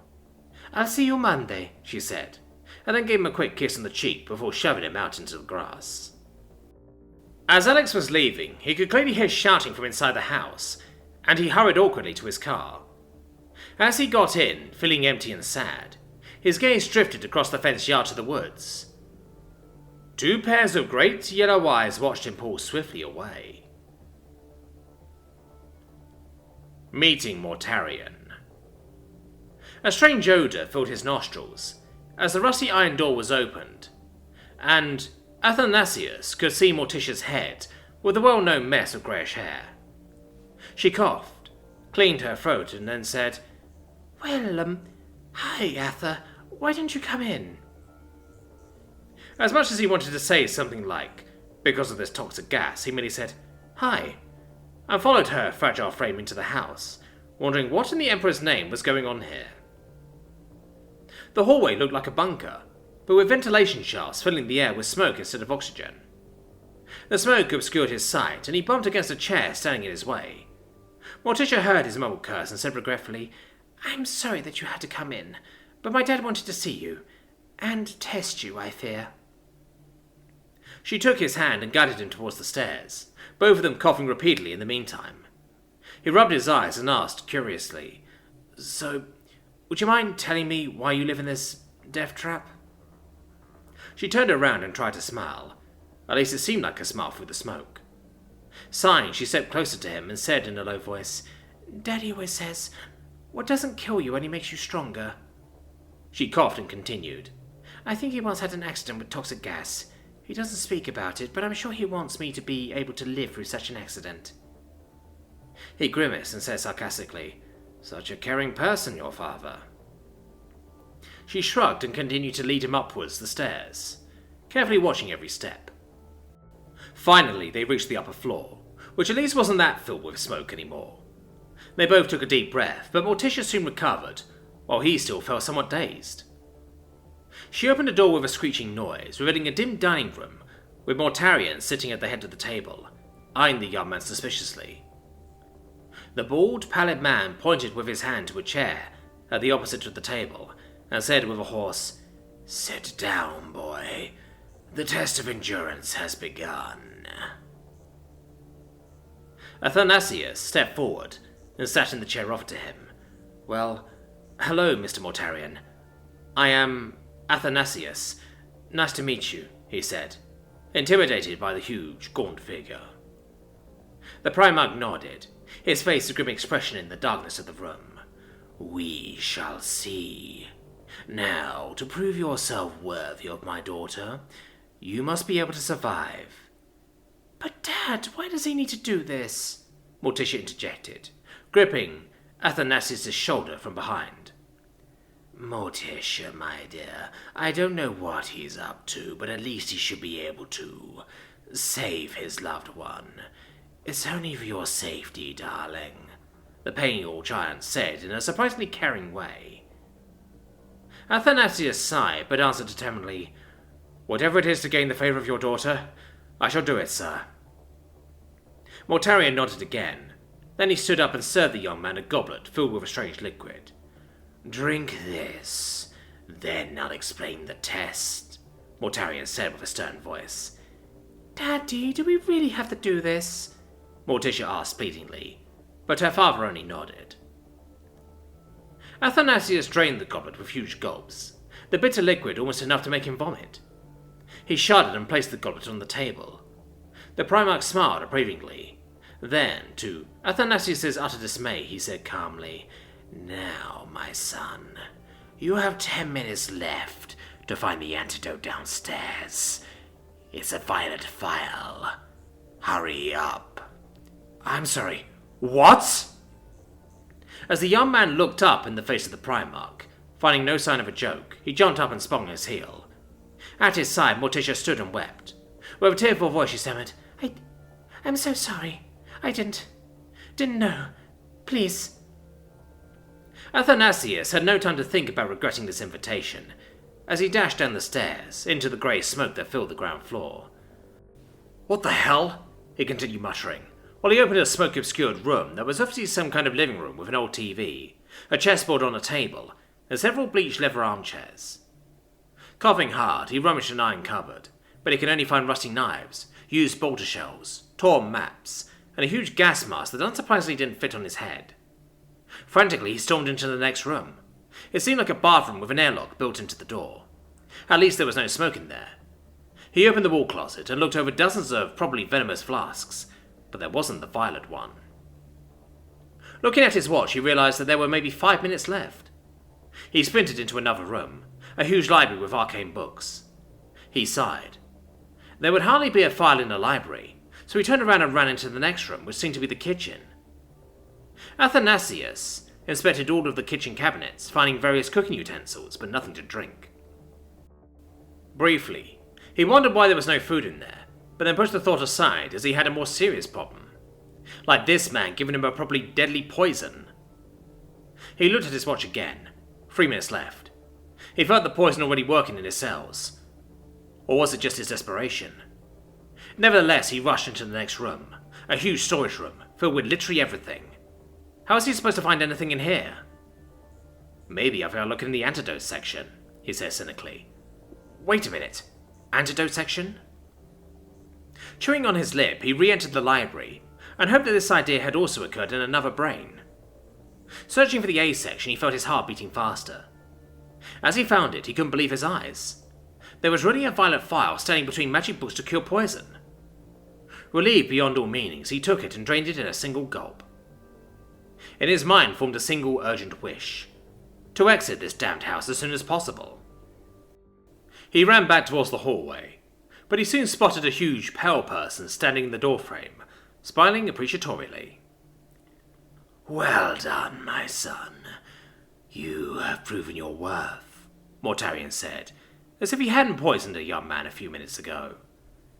Thank you, but would you mind if I left and never return again? Athanasius asked bitterly and coughed again. I really don't think that this is necessary, Athanasius. Maybe I should tell you something. There is a reason for my behavior that not even my brothers, let alone my damned father, know. Look, boy, didn't you ask yourself why Morticia has no mother? Well, there was this time that I didn't live in a poisonous trap. But one day while we were asleep, lightning struck the house, causing a short circuit of the fan in our bedroom. I didn't notice the smoke until it was too late. I was nearly unaffected, but she was probably already dead when I awoke. I ran out and called for help, but there was nothing to do. I plug out all electric things at night, but what if it happens elsewhere, or in a traffic accident, or if I forget something? I couldn't stand losing Morticia after this loss, so she has to be strong enough to survive, and you have to be strong enough to survive too. Athanasius didn't know what to say, so he just nodded, noticing Morticia rushing towards him, and could only feel her tight embrace for a second, before he felt unconscious due to smoke and exhaustion. As the young man woke up, he was in a clean, white room, lying on a comfortable bed. It was already dark outside, and he wondered if he was in a hospital. Thank goodness you're awake, a worried voice said, a voice to his left. He turned his head to see Morticia smiling at him. She slowly took his hand and sighed. I'm really sorry. I didn't know how my father wanted to test you, but I have to admit something. Normally we live in a house like everyone else. My father trains my fitness, but without the constant smoke, well... She wiped a tear off her face and continued. Like my mother, I have a weak health, and my father wants you to be able to rescue me at any time. Well, I am really sorry, and I don't deserve it, but I hope that you can forgive me. He smiled back at her, a weak smile, but somehow he couldn't really be angry at her. Athanasius believed her, and on the other hand he felt a strange urge to protect her, besides some butterflies in his belly. I forgive you. Well, if you promise me that I'll never have to go into that house of yours anymore, he said and grinned. She smiled wider, gripping his hand tightly and giving him a kiss on the cheek. Thank you. Outside the room, which was in the 3rd floor of Mortarion's house, stood the Primarch, and wondered whether he should tell the two lovebirds that the goblet had only contained vinegar. Smiling to himself, he decided to let Athanasius be a hero. And every hero needs a villain, he thought, bemused. Meeting Rogal Dorn. I pulled up to the driveway, and was immediately awestruck. I mean, I've been dating Ramilla for a week now, and she told me that her dad did the fencing for her house, but this was plain ridiculous. The fence was at least 30 feet high, and made from ceramite, the only possible opening being a gate left open to reveal a gravel path. I swore this was going to be freaking hard. No sooner had the words left my mouth than a cute head peeked over the closest part of the fence, her auburn hair and cute smile sending my niece jelly, as they had so many times before. "Oh, hey, Greg," Ramilia smiled, resting her head on her hands and her elbows on the fence. "Sorry, all about this. I'll get the gate open." I regained my composure and smiled nervously, as slowly, ever so slowly, the gate opened slightly and I squeezed through, only for the first thing to greet me being the sound of alarms. "Intruder alert! Intruder alert!" the alarms blared, and I froze. Stock still, as a squad of tactical marines took up firing positions, their bolters focused on me. "Stand down! Stand down!" Ramilia shouted, as she sprinted for me, shielding herself in front of me as the marines lowered their weapons. "Sorry," she apologized to me, as the alarm stopped and the marines lowered their weapons. "Dad's a little paranoid about security. It's like he expects some kind of siege." It got worse from there. It was only when I turned from Ramilia did I see the massively oversized bolter pointed at my face by a man wearing ornate golden armor. This, I assumed, was the great Rogal Dorn, Ramilia's father. "Ramilia, aren't you going to introduce me to this fine young specimen?" Dorn said, lowering his gun that it was aimed at me. "This is Greg," Ramilia said, grabbing my hand and leading me closer to her father, which I saw as having been taller than I imagined. He also seemed to have a calm kind of gaze about him. Well, calm, but a real don't fuck with me attitude behind it. I swallowed, my throat suddenly dry. "And how do you know my daughter, Greg?" Rogal Dorn asked me, and my throat turned absolutely dry yet again. I swallowed before I could speak up. "We're, A swift kick to the shin from Amelia told me that I needed to answer this correctly. We're in the same class. Architectural studies, sir." "An architect?" Dorn's eyebrow shot up with surprise and mirth. "Well, why didn't you say so? You can never have too many good architects in one legion, can you?" No, sir," I stammered. "Good man," he said, and clasped me on the back. I nearly fell head over heels. Only Ramilia catching me made me keep my balance. "I trusted my Ramilia does well at your class?" Dorn asked, eyeing me slightly suspiciously, as if this answer was also a test. "Yes, sir. She's a straight-A student," I replied quickly. Dorn sighed. "Ramilia, I thought you were improving this semester," he said to the girl by my side indignantly. "I am, Dad. He's just being modest to me, that's all," Ramilia retorted, before she shot me a dark look. "Too much of your mother in you," Rogal muttered under his breath, before turning back to me. "Greg, I need your advice. A few of Perturabo's kids have been flinging rocks at my wall, and I need a way to keep them out to protect my little girl. What would you recommend?" I knew I was being tested, so I scanned the fence. It had to be something else. Something obvious. "Shutting the gate, sir?" I asked the answer, unsure on whether it was right. To my surprise, it seemed as though it was. "Correct, my boy! Shut the gate!" Dorn bellowed. A marine pushed the button on the gate, the bolter attached to his arm, training the narrow gap the entire time. Dorn refocused his attention on me. "So, Greg, do you have any siblings?" Dorn asked. A younger brother, I guess," I spilled. For some reason this seemed to please Dorn, but he turned to Amelia. "Honey, can you go get your cousin Sigrid from your uncle's house? I'd much like her and your friend's brother to get to know each other." "But Dad—" "Do it," Dorn commanded, and Amelia stalked off a quick. "He's not even my real uncle, just a captain you promoted to be my emperor father," muttered under her breath. I watched her go, and admired the cute figure before a huge hand clapped me on the shoulder. "She's really a sight for sore eyes, isn't she?" Dorn's voice said, and I couldn't help but nod, lost in my own mind of that perfect mind matched with those smooth curves. "Let me tell you something, son," Dorn said, grabbing me by the jaw and twisting my head around until I was looking directly into his eyes. I know you have feelings for my daughter, and she for you. I know that if you ever break my little girl's heart, I will put you in the pain glove and laugh. In other words, if you break her heart, I will break you like I do Perturabo's fortresses. You got me?" I nodded quickly, scared out of my mind. "Good. Now run along and find Remilia. You two kids have fun," Dorn said, releasing me as I scampered off. Alternative, meeting Rogal Dorn. "So, let me get this straight, my boy. You're wishing to take my dear Remilia out for... what was it, exactly?" I swallowed hard, as Dorn turned to look at me, his eyes seeming to bore through the back of my head and into the wall behind me. To a pic... "Stop stammering, boy!" He slammed his meaty fist against his desk, rattling the green glass lamp there. The walls behind him were bedecked with trophies, and above the mantel of his fireplace was a massive family portrait. I didn't have time to ponder on it, though, as he seemed to be growing frustrated by my presence. "I would like to take your daughter to a picnic, sir." Despite the bravado I attempted to put on, I was still shaking faintly under the man's stare. His face might as well have been cut from slate, as much as it changed. It seemed like a nice day, and so I thought, "Now, my boy, why are you so interested in my daughter?" I was taken back slightly. If nothing else, the man was blunt in what he wanted to know. I must have paused for just a moment too long, though. "Is it her mind you're interested in? My Remilia is as sharp as a razor, you know. Or are you after her for her body? I'm no stooge. I have seen the way you boys look at her." I could barely get a word in edgewise, and most of them were being cut off after the first syllable. Finally, I snapped. "For all of those things, which I would have told you had you given me a damn moment to speak.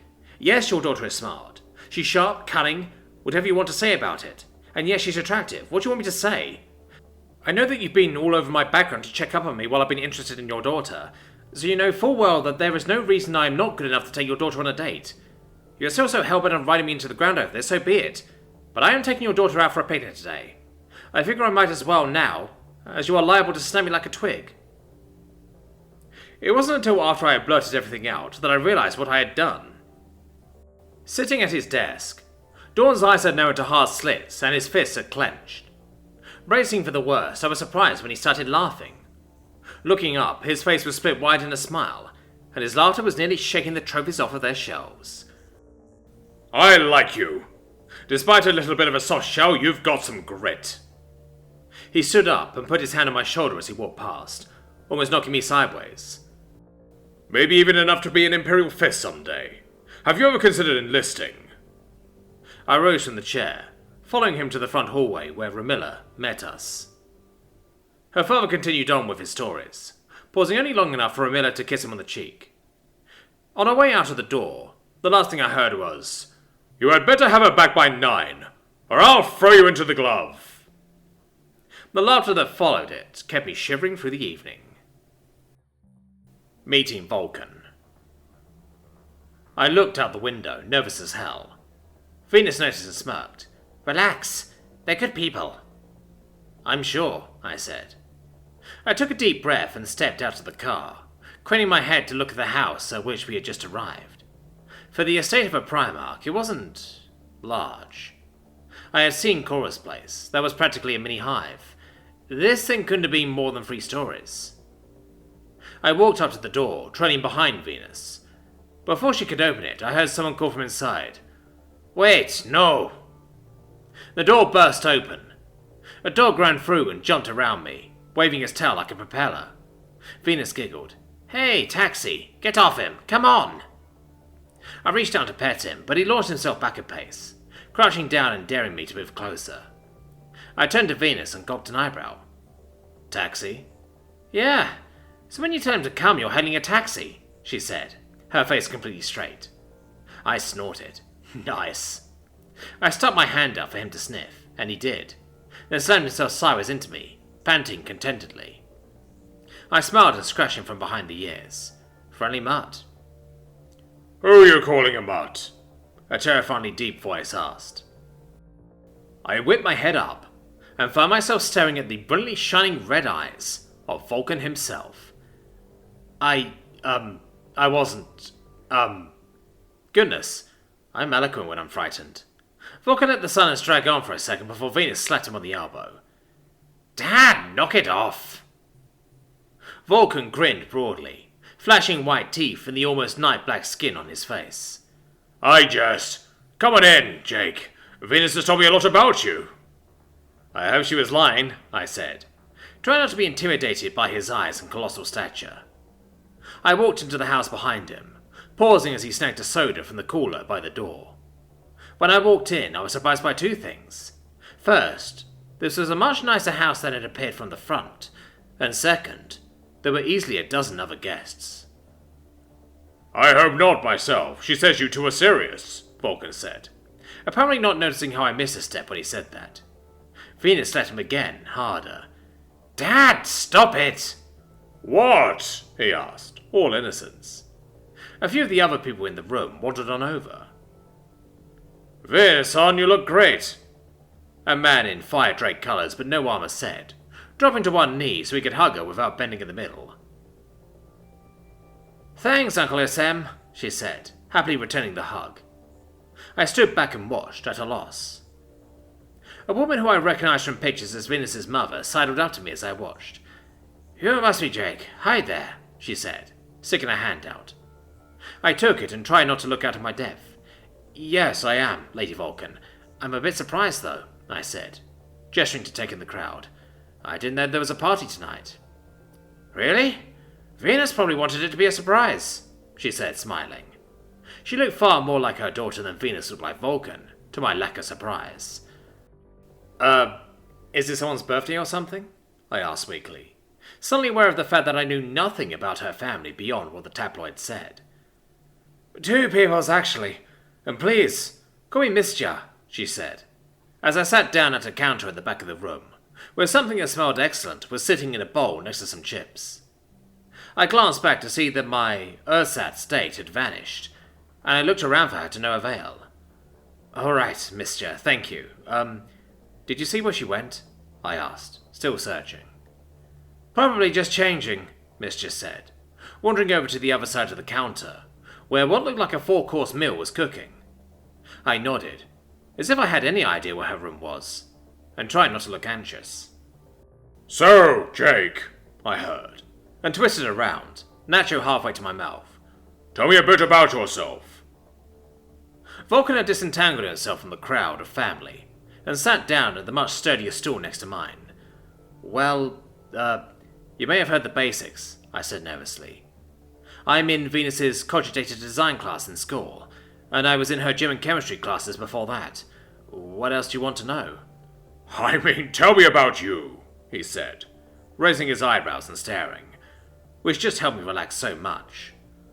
Well, I'm from Hive Tetra, and I'm an amateur designer. That's where I met Farah, and she introduced me to Venus. And the rest, as they say, etc., I said, trying to keep it succinct. Vulkan laughed. Amateur design, Is that what you want to do? He asked, scooping up a few nuts from a bowl. Not sure, I said honestly. It's interesting stuff, but I'm not sure I have the eye or talent for it. There's other things that interest me too. Before I could expound on the point, I heard someone tromping down the hall across the room. I half turned to see who it was and did a double take. Freya Russ emerged from the hallway, looking around. When she set her eyes on me, her face lit up. Hey, she said, her husky voice cutting through the general noise. She bounded on over and stood next to me, smirking. I was wondering if I'd see you here. Venus has been talking about this party all damn day. Apparently cousins who don't even live dirt side are here. Hi, Freya, I said, trying not to let the girl's hyperactive aura drive me back a step. I didn't even know there was a here to be at until I got here. That's no shocker, Ross said dryly, so he wasn't sure how you would take it. She said she wanted me to drop her off before we went out tonight, I said, feeling sandbagged. Did everyone else but me know what was going on? Apparently. Vulkan spoke up, sounding amused. Hello, Freya. Glad you could make it. Jake, he said, turning back to me. Tell me what you do on the weekends. Finally, safe ground. I turned away from Russ, who was digging into the nachos with healthy enthusiasm. Well, I help out on the block. The whole hive is overpopulated, you know, so the district caste lines are constantly falling apart. Damn sloppy engineering, Vulkan muttered, looking disgusted. Yes, sir, quite, I said, sighing as I remembered my father's endless tirades on the subject. So, how'd you help? He asked, dragging his soda. Not beer, I noted. Not a drop of alcohol in the whole party? Well, I helped the scrap teams. My hab's lucky, I guess. We're on the air, so we get first access when the Mechanicum send in repair teams, but they can't use servitors in the access tunnels because those are the first places the shorelines break. My grandfather designed those lines, so I helped the extractors, I said, hoping it wasn't shooting off at the mouth. Vulkan looked mildly interested. Really? Good for you. Thanks, I said, trying not to blush. It's tough work, but it's rewarding, you know. My father probably still has the shockline prototypes in the shop. You have a shop in your hab? He asked. I help run the shop in my hab, I said. My father and I help run it when we get some downtime. My grandfather designed it and built it. He was a Magos of the Canistrise Chapel. Vulkan's head pivoted down to stare at me. Truly? Was his name Carmine? I blinked in shock. Yeah. How did you know him? I didn't, not in person, but I remember his name on the rolls of the chapel. Most of the Salamander's legionary temperings trained at their seminary. Great metallurgical studies program. I was quiet for a long moment, as I contemplated the reminder that I was talking to one of the most powerful people in the galaxy. He looked at me askance. So, did you really not know there was a family party here tonight? No, sir, I didn't, I said, trying to find something to help re-anchor me to reality. The crunching noises coming from where Russ was standing suddenly cut off. There you are, you little debauchunt, Russ said, through a mouth of nacho. I started to turn to see who she was talking to, when Venus's familiar arm slid around my chest. Hey yourself, Freya, she said in her ear, and pat me on the cheek. Hi, Jake. Settling in? Such as I am, I said, standing and hugging back, glad to be near someone I knew, and so comfortably too. Vulkan cleared his throat. Venus, dearest, why ever did you not tell Jake that your cousin's birthdays were today? Venus pulled back from me and shot her dad a look. Dramatic tension. Oh, sure, I muttered, dropping back down. Leave me in the dark. Oh, bitch, she said airily, dropping down on Russ's far side and blowing a kiss at her mother. It wouldn't have been right if you had a chance to rehearse your lines. I'll make it up to you. I'll hold you to that, I said, in a tone that let her know I was kidding. The rest of the night went like that, for the most part. My testicles nearly crawled into my stomach when the Emperor himself walked in the door, but to my quiet relief, he was only dropping by on his way to Luna, and I didn't have time for a shaky, "Hello, my liege," before he took off.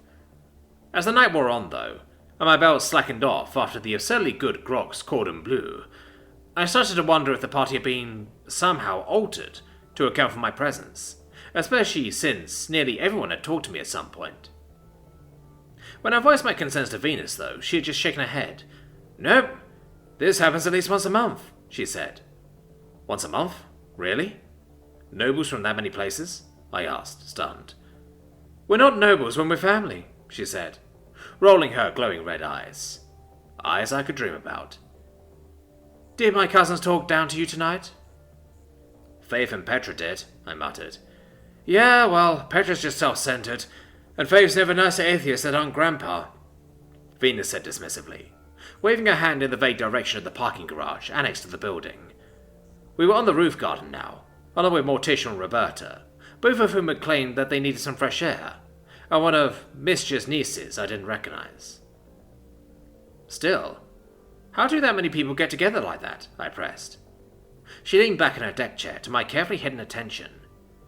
We find ways. Family's very important to Dad, she said. We're products of that upbringing. I guess. It's no bad thing. I wish I could see my cousins as often as you get to see yours. Outside of school, obviously. When it was time to go, I stood at the edge of the patio watching the aircars fly off. The party had broken up early. It was barely 2,000 hours. I glanced over my shoulder to see if there was anyone left in the house, and I saw Vulkan pointing at me, though his eyes were on his daughter. Venus shrugged in response to something he said, and he stared at her for a second before sighing and nodding nonchalantly. She clapped her hands together and hugged him, though her head barely came up to his waist. After a moment, she ran out and grabbed my hand, dragging me back to the house. "Come on, we're staying." "We are?" I asked, befuddled. "Sure, it's movie night," she said, opening the door long enough to let the dog out and push me inside. "Movie night?" I echoed. Okay. What were you talking about with your father just now?" "The Arbiter Signoris back there was just rendering judgment," she said, rolling those beautiful eyes in exasperation. "He says you passed muster." "Oh, what, to go out with you?" I asked, flushing bright red. "No, to join the fire drakes. Of course to go out with me. But there are certain rituals that must be observed first, and foremost among them is to watch Attack of the Unliving Grogs, with the laugh tracks filter over it," she said. I stood there, dumbfounded, watching her backside disappear up the stairs to where she had told me before the private theatre was.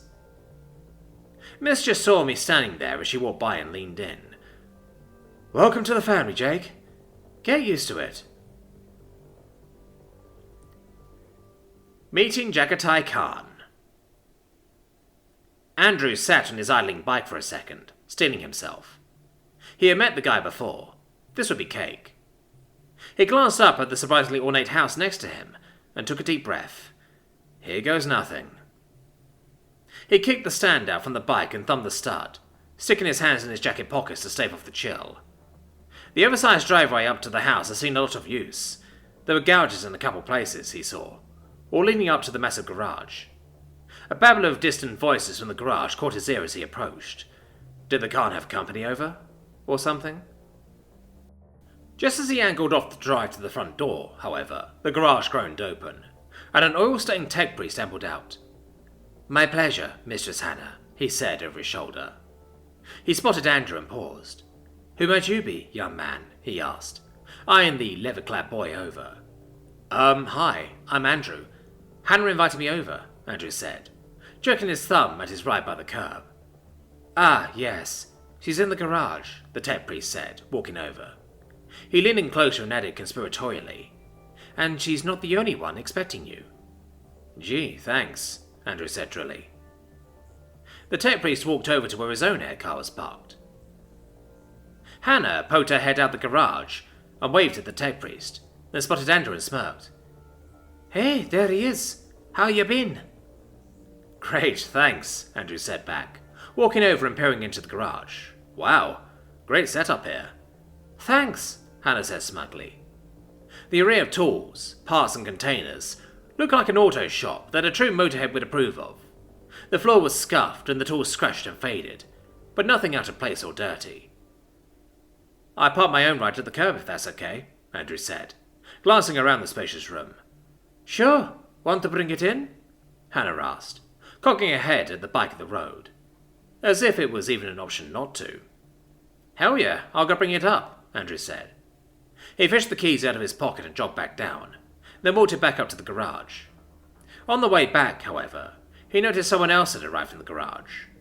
The massive form of Jaghatai Khan himself was lurking in the back of the room, rooting for the toolkits and workbench boxes.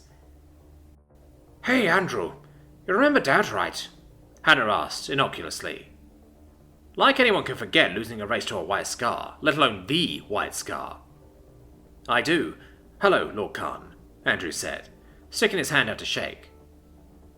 Jaghatai actually stared for a moment before taking the pre-offered hand. "Hello, Andrew." Khan glanced over the machine Andrew was wheeling up, almost as critically as he had the kid himself. "Made a few changes, I see." "I did indeed," Andrew said, running a hand over the seat. "A few repairs, but mostly improvements." "Almost sounds like someone's up for a rematch," the Khan said, grinning menacingly. Andrew narrowed his eyes and stared right back, smiling. "It does, doesn't it?" Hannah looked from one man to the other, then cleared her throat. "Well, glad to see you two are hitting it off." Jaghatai chuckled.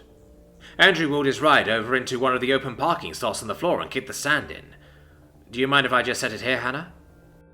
"Go right ahead. Dad?" She glanced over at the door to the house. Jaghatai took the hint and followed her over. "What is it?" he asked, when Andrew was out of earshot. "Remember, he's my boyfriend," Hannah said mockingly. "Funny," Jaghatai shot back, grinning. He's fine. Gutsy, just shaking my hand like that. Nobody does that. I'll let him know he has your rubber stamp, Hannah said. See you tonight? Yeah, I'll just be back by 1800-ish, Jaghatai said, opening the door and walking through. Bye. Hannah nodded her farewell and turned on her heel, heading straight back to where Andrew was admiring the colossal attack bike that Kana stashed in the back. Hey, you all ready to head out? She asked, squeezing his shoulder and running her hand over the leather seat. You bet. Where you want to go? Andrew asked, a bit surprised. Why had he even bother pulling his bike indoors? Who even gives a fuck? Hannah asked, grabbing her jacket off the back of her own machine and tugging it on. Just take me somewhere. Works for me, Andrew said with a grin. He straddled the seat and gunned the engine, smiling broadly as Hannah's arms wrapped around his waist. He started up the engine, sealing his helmet on, as Hannah did the same. Jaghatai watched them peel off through the door of the house, shaking his head. They grow off so fast. Damn shame, too. That kid could have made a good attack rider. Meeting Horus. Sam glanced up at the large mansion before him, and despite himself felt a chill of trepidation. He stood at the top of the rise, his presence imposing, dominating. No one could move within miles without noticing it. It was large, almost unnaturally so. A large lawn with an entire small forest, and surprisingly flowers as well, surrounded it, which brightened the garden magnificently. The lawn was surrounded by a fortified wall, but the wall was not over the top as some of the other Primarchs' homes had, like Perturabo's or Dorn's. The wall had a row of decorative spikes along the top, in the shape of crescent moons and slitted eyes. The house itself was pearl white with Chthonian glyphs carved into the walls, a black roof, and above the main entrance, the massive form of the Eye of Terror, the Eye of Horus, ever watching. Its gaze was unnerving, and reminded Sam that he had to get a move on, so he took a deep breath, walked through the front gates and approached the front door. Calming himself, he pushed the doorbell. After a few minutes he heard footsteps, and then the door finally opened. You made it. Glad you're on time. My dad likes punctuality, Isis said, smiling, and giving him a quick peck on the cheek. Inwardly, Sam winced. He had heard tales from his friends about what had happened when boys had met the royal daughter's fathers. While some had been lucky, many had been scarred badly and refused to talk about what happened. That would not happen to him, Sam decided. He would stand up for himself, and he would impress the War Master. As he decided these, he followed Isis, not paying attention to where she was leading him. Still lost in thought, he entered a doorway that Isis had just disappeared into, not paying attention, even as she started talking to someone else. He snapped to attention, however, when a deep and melodious voice addressed him by name. You must be Sam, Horus said. His voice was like honey, like steel, like a whisper, like all of those things mixed as one. Samiel Escalon, my Lord War Master, he stammered. He wanted to bow, to abase himself before the demigod standing before him, but he found he could not. He doubted he could move a single muscle at that moment. Not so formal, please, Sam. Horus will suffice, Horus chuckled. Your last name is Calabanian. Are you from my brother Johnson's world? Yes, my Horus. Sam was calmer, gravely put at ease by the War Master's informality. My great-grandparents were one of the noble houses who supported his campaign against the great beasts there before the time of the Emperor. My brother has often spoken of those times, of how he could never have completed his campaign without the support of the noble houses. He could never thank anyone, so I will. Thank you, Sam, for the service your ancestors provided. Sam nodded sheepishly. Horus smiled and changed the subject. So, you're the one Isis has been telling me about. She has high praise for you, Sam. High praise indeed. He looked over at his daughter, who smiled at Sam. I trust you know that by being with my beloved daughter, there are standards you will have to maintain. I would expect nothing less, Horus, Sam replied bravely. I knew what I would be getting into by taking this step, but Isis is worth any trial or tribulation. I like a man who's proud enough to speak his mind to me, Horus replied. Isis beside him was beaming, her inhuman orange eyes sparkling. Now, where are you two going? Sam reached into his pocket and pulled out a pair of tickets. The Hollows. There's a film about Olanius Pius we're going to see. No braver man, Horus remarked. His boy goes to school with you, does he not? Yes, father, Isis replied. But he doesn't like me, not in the slightest. He's the one who cheated me out as school president, getting Roboute the spot. She frowned. He's with Faith. They make the perfect couple, never going anywhere. I've never even seen them kiss. Not like Sam and me. Horus smiled, but said, Well, I trust it won't go that far. Now enjoy yourselves. And remember to bring her back on time. I will, Horus. You can count on me. I can feel I'm warming to you already, Sam, Horus boomed, grinning broadly as he watched the two of them departing. Once the sound of footsteps faded, he sat back down, and after a pause, reached for the Vox. Brother Johnson, Horus said. The Ascalon family. They're yours, I hear. How trustworthy are they? Alternative meeting Horus. Julius looked up at awe at the massive facade of the wing of the Imperial Palace where Isis lived. Even now he wondered how he found himself here, and started reminiscing before he could stop himself. He was always a competitive and hard-working person, a straight-A student who invested almost everything in his work, a natural leader whose greatest hope was to become an officer in the Imperial Army. As his close friend T.G. said, he got shit done. Isis was much the same, a leader and learner, and the two had become at first friendly rivals, and then study buddies, pushing each other to their limits. Soon he went to all of her sports games cheering her on, and now he was taking her on a date. A proper date. He tried not to think about who her father was. That fact fell across everything like a deep dark shadow. But she had reassured him that he was almost always out dealing with matters of the Imperium. The way she said that left Julius with a distinct impression that she was somewhat bitter that her father was almost never there for her. He hoped that nothing would ever come of that kernel of bitterness, but deep down he worried. He reached the front door, a massive steel bulkhead with gilded images of the War Master's many triumphs etched onto its surface. A doorbell was wired in nearby, and he gently thumbed it. For what seemed an age, there was silence, until the door slid open, and a shadow emerged from it. Standing before him was a demigod, a giant clad in green-gold armor that looked like it barely contained him, and would burst apart with a single move. A great cloak of fur sat over his shoulders, and one hand was encased in a massive claw as big as Julius's entire body. Julius had a sudden, sickening image of that claw throttling him. The giant stared down at Julius and said with a voice of thunder, "Who are you, and what do you want?" It was impossible not to prostrate yourself before the War Master, and not just because he was the second most powerful man in the entire Imperium after the Emperor himself. Julius had read in an account by the Remembrancer, Kurze, that the War Master was like a force of nature trapped in a humanoid form, and seeing that, proven close up, made it seem like an affront not to bow down before him. Julius tried to find his voice, but it had deserted him. A voice came up from behind Horus. "Father, is that Julius?" Hearing Isis's voice gave Julius back his tongue, and he managed to force out, "My Lord War Master, I want..."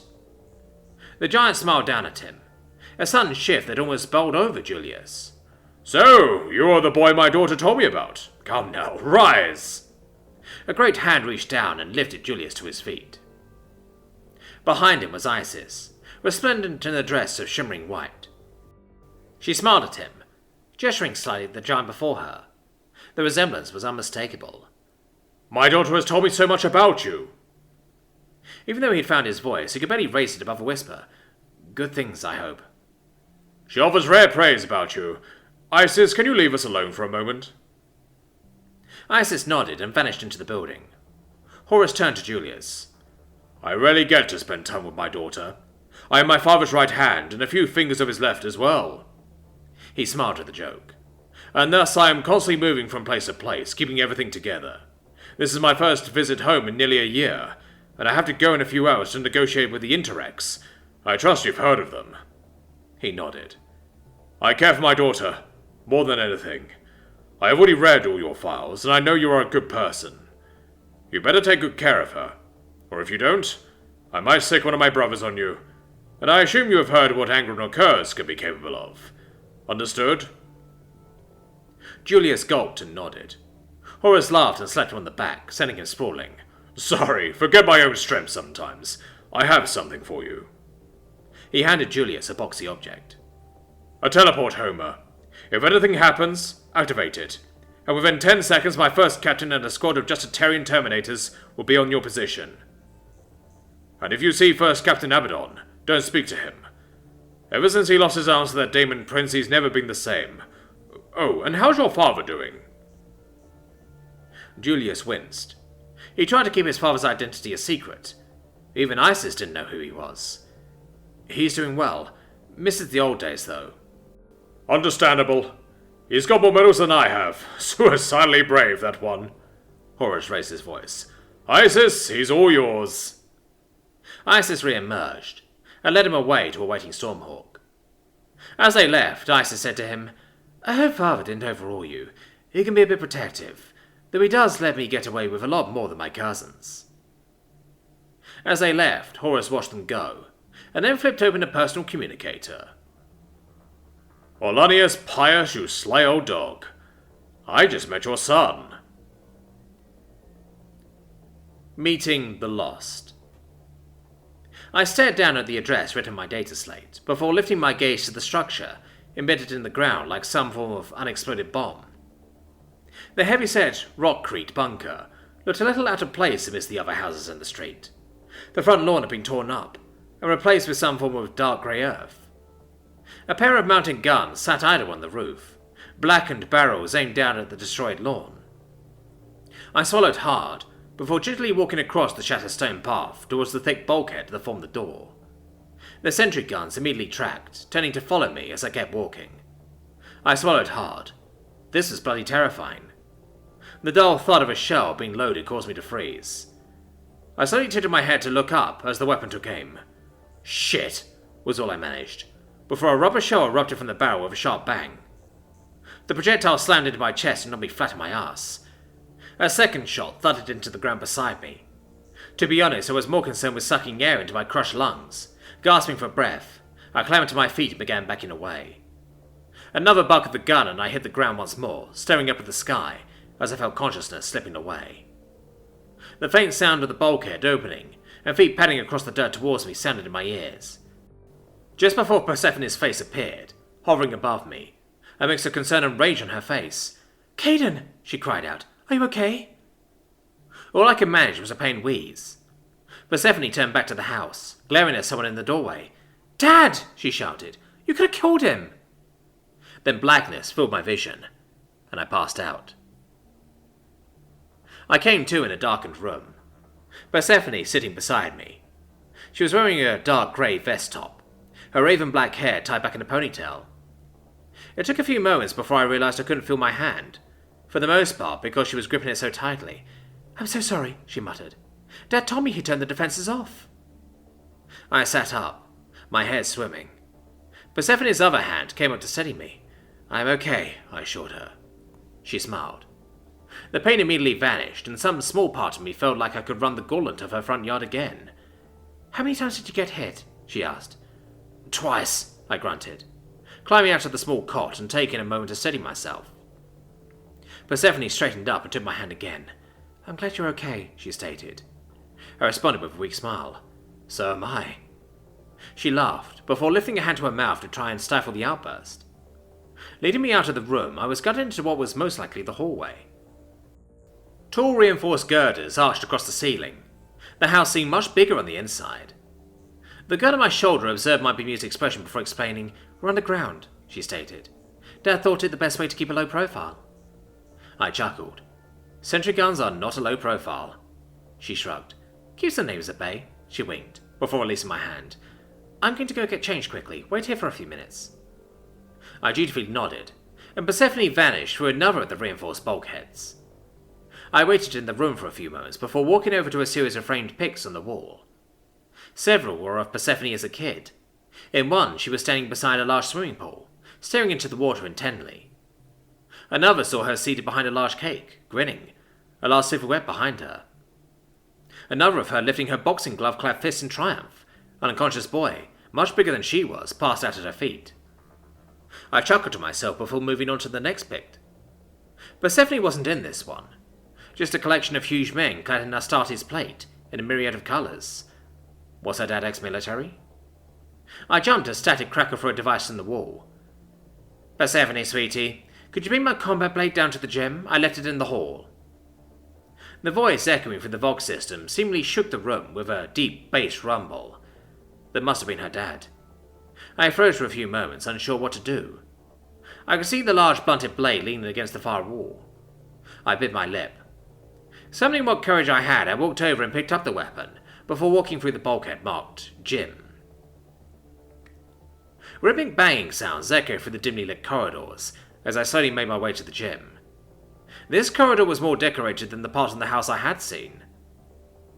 Large trophies hung from the unpainted walls, huge Xenos heads and old weapons. Suits of Astartes armor, painted in colors I didn't recognize from the history books, stood to attention either side of me, their knight-like faces angled as if staring at someone much taller than I was. I reached the entrance to the gym and cautiously entered. The banging increased in volume. "Mr. Rivel?" I called out. The noise stopped. An uncomfortable silence filled the air as I awaited a response. I squinted into the gloom at the far end of the room. I could make out a punching bag, gently swinging to and fro, and a colossal figure standing beside it, its eyes fixed on me. This had been a bad decision. The colossal beast strode forward, closing in with frightening speed. The darkness parted to allow the huge man into the light. His top half was bare, a white towel hanging around his shoulders. Like Persephone, his hair was a deep black. His eyes were the same as hers too, a piercing green. In her, they made me feel that little bit safer. Under these circumstances, they made me feel as though my eyeballs were about to melt. Over the man's right eye was a tattoo.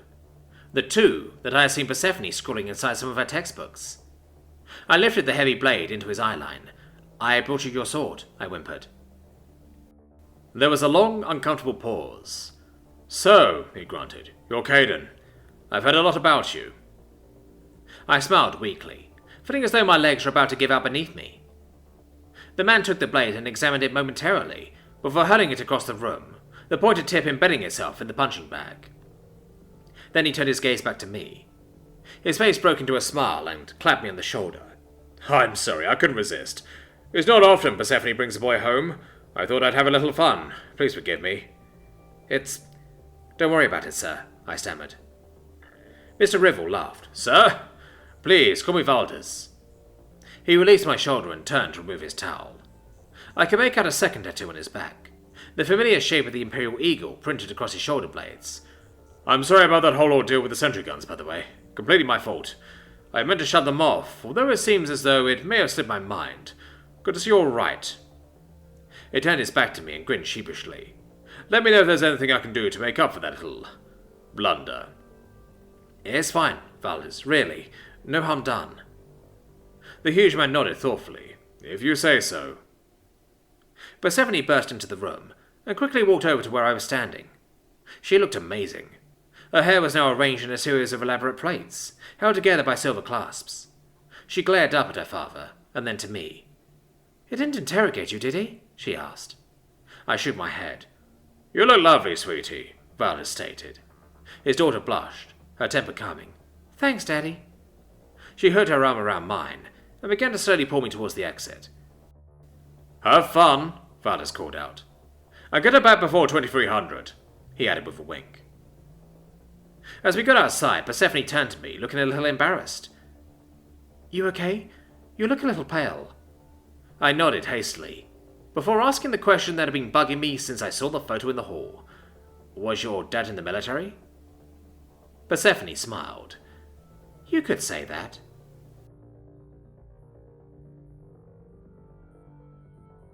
Other loose stories. Tales of Constantine Jaeger.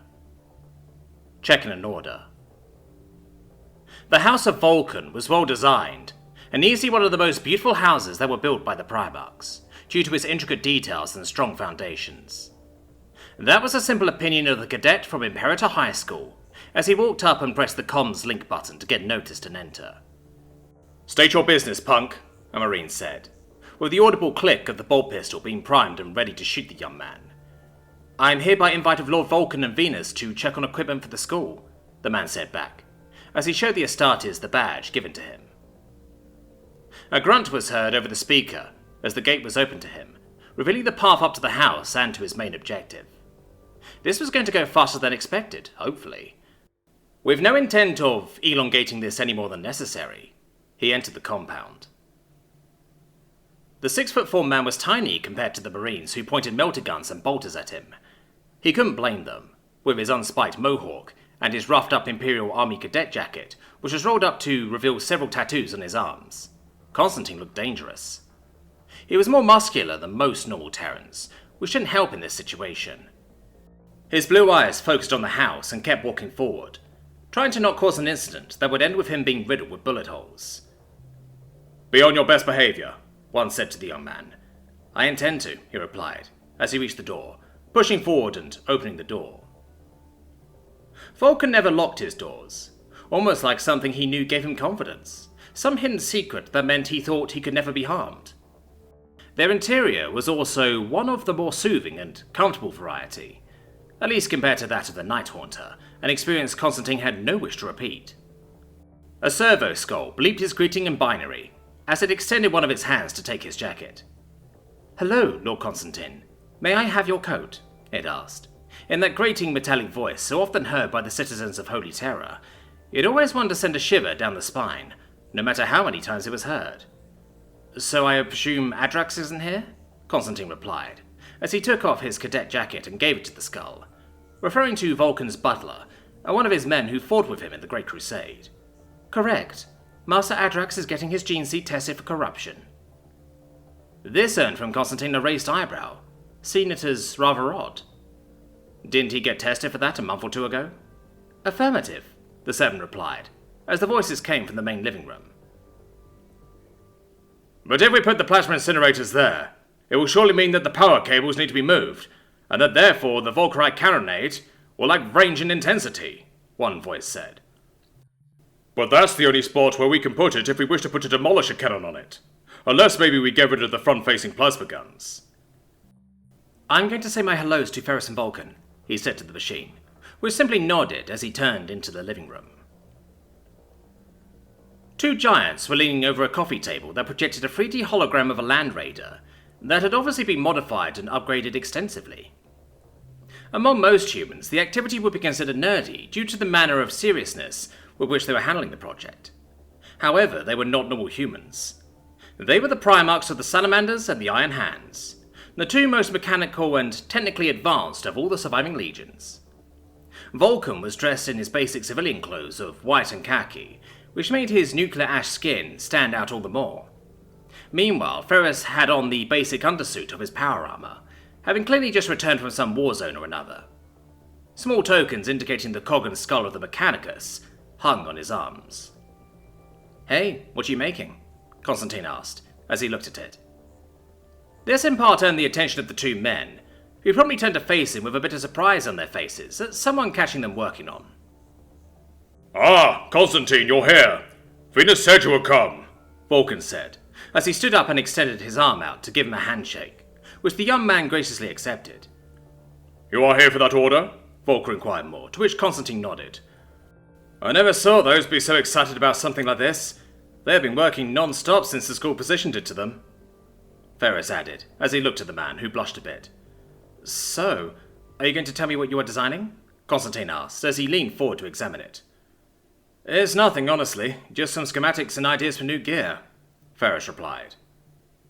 It was far too deep in detail to be at the concept phase, that was for sure. It was a Land Raider with a pair of plasma cannons on each side, and a twin-linked las cannon behind the plasma cannons. On its top, a Volkite carronade from a glaive tank dominated the scene, with extra power capacitors added to the back so it could fire continuously. Around the top were a multitude of hatches, all with the relatively small stubby bodies of stormbolters mounted on pivots next to them. Finally, a small demolisher cannon was installed in the front. With all of this, it seemed even more armed than the usual Land Raider, already a tank of legendary strength, was. It had no transport capacity at all, and an even smaller crew. Wouldn't maybe a Leman Russ battle cannon be better suited? I know it lacks the penetration power of the Demolisher, but it can still hurt whatever is in its way, he said as he stood up. Maybe. But it would also be more likely to have the ammunition detonate inside of it, Vulkan replied, showing the worst-case scenario. The kid has a point. Maybe we don't need the Demolisher, Ferrus replied. Multi-melters could do it. Or maybe we move. But the Demolisher was one of the first weapons we agreed that this tank must have. Seeing how he might have started an argument, Constantine took a deep breath. Well, he said, feigning boredom, I'm going to go. They're in the forge downstairs, right? He asked the two much larger men, who nodded, giving him the excuse to leave. As he left the room, a feeling of dread came over Constantine. Those weapons that they were adding were serious business, given how a few hundred years ago they fought against modifying certain land raiders with the equipment they were now installing, stating the danger to the crew and the machine spirit itself. So the question now is simple. What in the name of all that is holy is that tank needed for that a normal land raider simply cannot do? He had heard of the rise of metal men, or Necrons as they were called, starting to reawaken. The increase of Astartes who had abandoned their devotion and loyalty to both the Imperium and the Emperor was also a rising concern. Add to this that a new wave of creature called Tyranids were carving huge chunks of space out of the Imperium's eastern fringe, forcing Horus himself to leave and take charge personally made him shudder, bringing to stark relief the fact that one day, even the Primarchs' allegiance might not be enough to defend the Imperium of Man. With that in mind, he entered the furnace. The sounds of the furnace roared as three individuals worked tirelessly. Sparks and the sounds of gears twisting and turning were constant like a heavy bolter. The heat was for some men unsufferable, as he felt his body start to perspire in an attempt to get physically balanced. He noticed holy water was being applied as steel was turned for a greater good and purpose. It was here that the order was being met and worked on. The school was restarting its tank training department, and those few it had were in no shape to fight, or had been so badly damaged in their first practice run that they needed heavy repairs. However, it was Constantine's quick thinking that led to over half of the tanks being handed over to the daughters of the two technological Primarchs. Hey Venus, Farah, how are the tanks doing? He asked, raising his arm a bit in a futile attempt to try to negotiate the heat from the flames. Hey Constantine, a proper voice said, as a woman of beauty appeared from underneath one of the projects and waved at him, with that human and glad smile on her face. Venus, like her namesake, was a beautiful woman in the highest regards. With big breasts, her dark and professional raven hair, and body that had the right balance and weight. She'd be considered easily in the top 5 most attractive women in the school, if it wasn't for her bright red eyes that burned like the forges she spent so much time at. It was for the best, though, as it meant her simple boyfriend from the highest cities didn't have to fight tooth and nail against every man for her. It also allowed her to pursue her interests in mechanical fields and building shit that no one would allow a pretty girl to do. You just had to look at her cousins, principally Victoria, to understand. How is the work going for you? Constantine asked, as he looked at the row of tanks that were inactive and seemed lifeless. We got the Maiden's Fury and 9 ahead working. The others will be done by the end of next week, Venus replied, a smirk of satisfaction. Thanks, Venus. Is Farah here? Here I am, a cheerful and optimistic voice said, as her bandana-covered head appeared from one of the Russ's crew entrance points. Farah was an adorable girl, and easily ranked as one of the cutest of the Primarch's daughters. Her greasy autumn brown hair looked lovely as she wiped the brow and grinned, revealing her many dimples that served only to increase any attraction towards her. She raised her mechanical arm out and waved to him as she had her cute, optimistic smile slapped on her face. Hey, Farah, is it going well? Yeah, though these beasts are in such a poor state of disrepair, it's a miracle that they can be repaired at all. We've had to get help from Dad at least twice. I kind of consider it an insult to the machines themselves, she said, as she got back to work on them. Were you put in charge of any of them? Yeah, I was in charge of Maiden, Constantine replied, as he patted its front armor, only a grunt of dissatisfaction for the machine. Hey, you were the one who wanted to charge into a creek that we all knew was too deep to ford, he replied. He had learned a bit of how to work with the machine spirit, and Maiden's was very sassy. The Russ turned and made more creaks of anger, owning the laughter of the two girls. You fight like an old married couple, Venus said, causing Constantine to blush. How many more tanks do you have for us? Farah asked, as she started working on the sponson cannons. 3 more Leman Russes, 2, maybe 3 Hellhounds, a Spartan if you're up for it. Be careful with that. It was donated by the Emperor himself when your cousins and your entry into Imperator. Is also on standby for the Terran PDF here, the cadet replied. This statement turned 2 looks of glee and excitement at the challenged. They have talked about doing something like this for fun. Now they were living it. We might need to take the weekend to finish this order. You think Hannah can help us out along with Perrin? Of course. She said she wanted to join the Imperial Army. This is one of those things that she'll no doubtfully need to know. Plus Perrin said he was already up for working on it. Constantine smiled as he found a spot and sat down quietly, watching the 2 girls work frivolously on these beasts.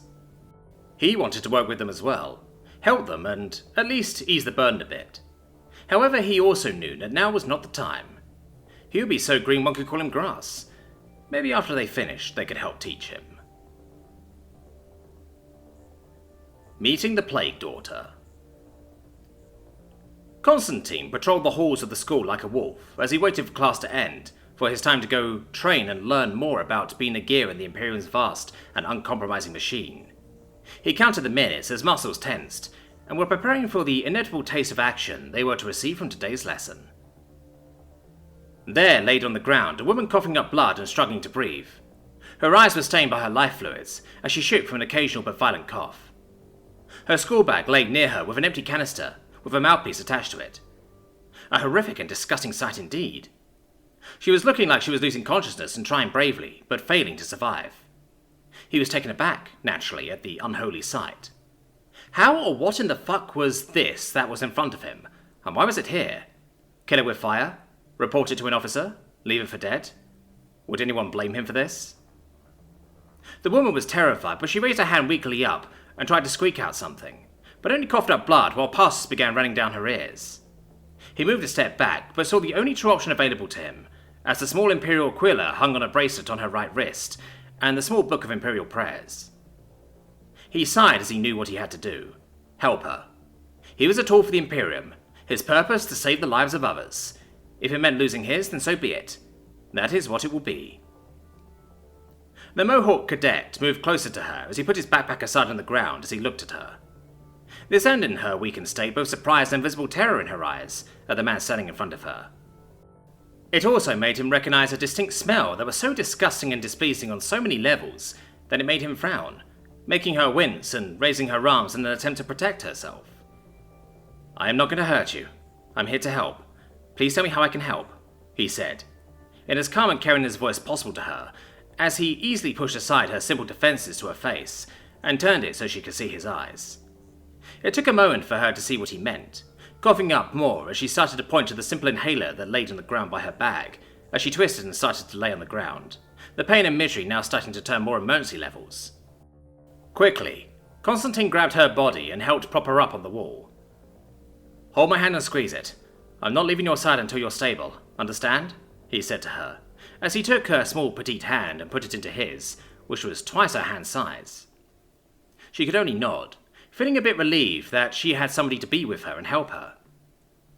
Meanwhile, he used his muscular body to move her bag and her inhaler.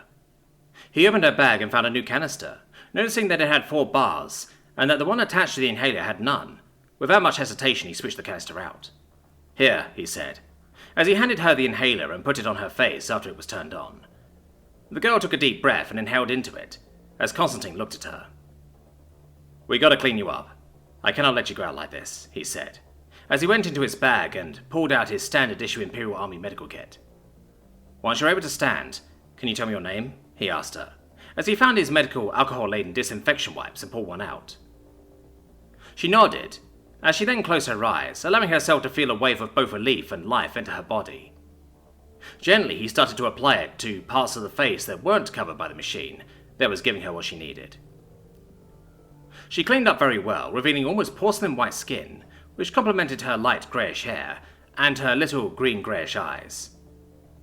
She also was so tiny compared to him. She reminded him of one of those toy dolls he saw back on his home planet. Her light blue veins easily visible as he watched her and blushed. She was a cute, innocent girl that he could stare at forever.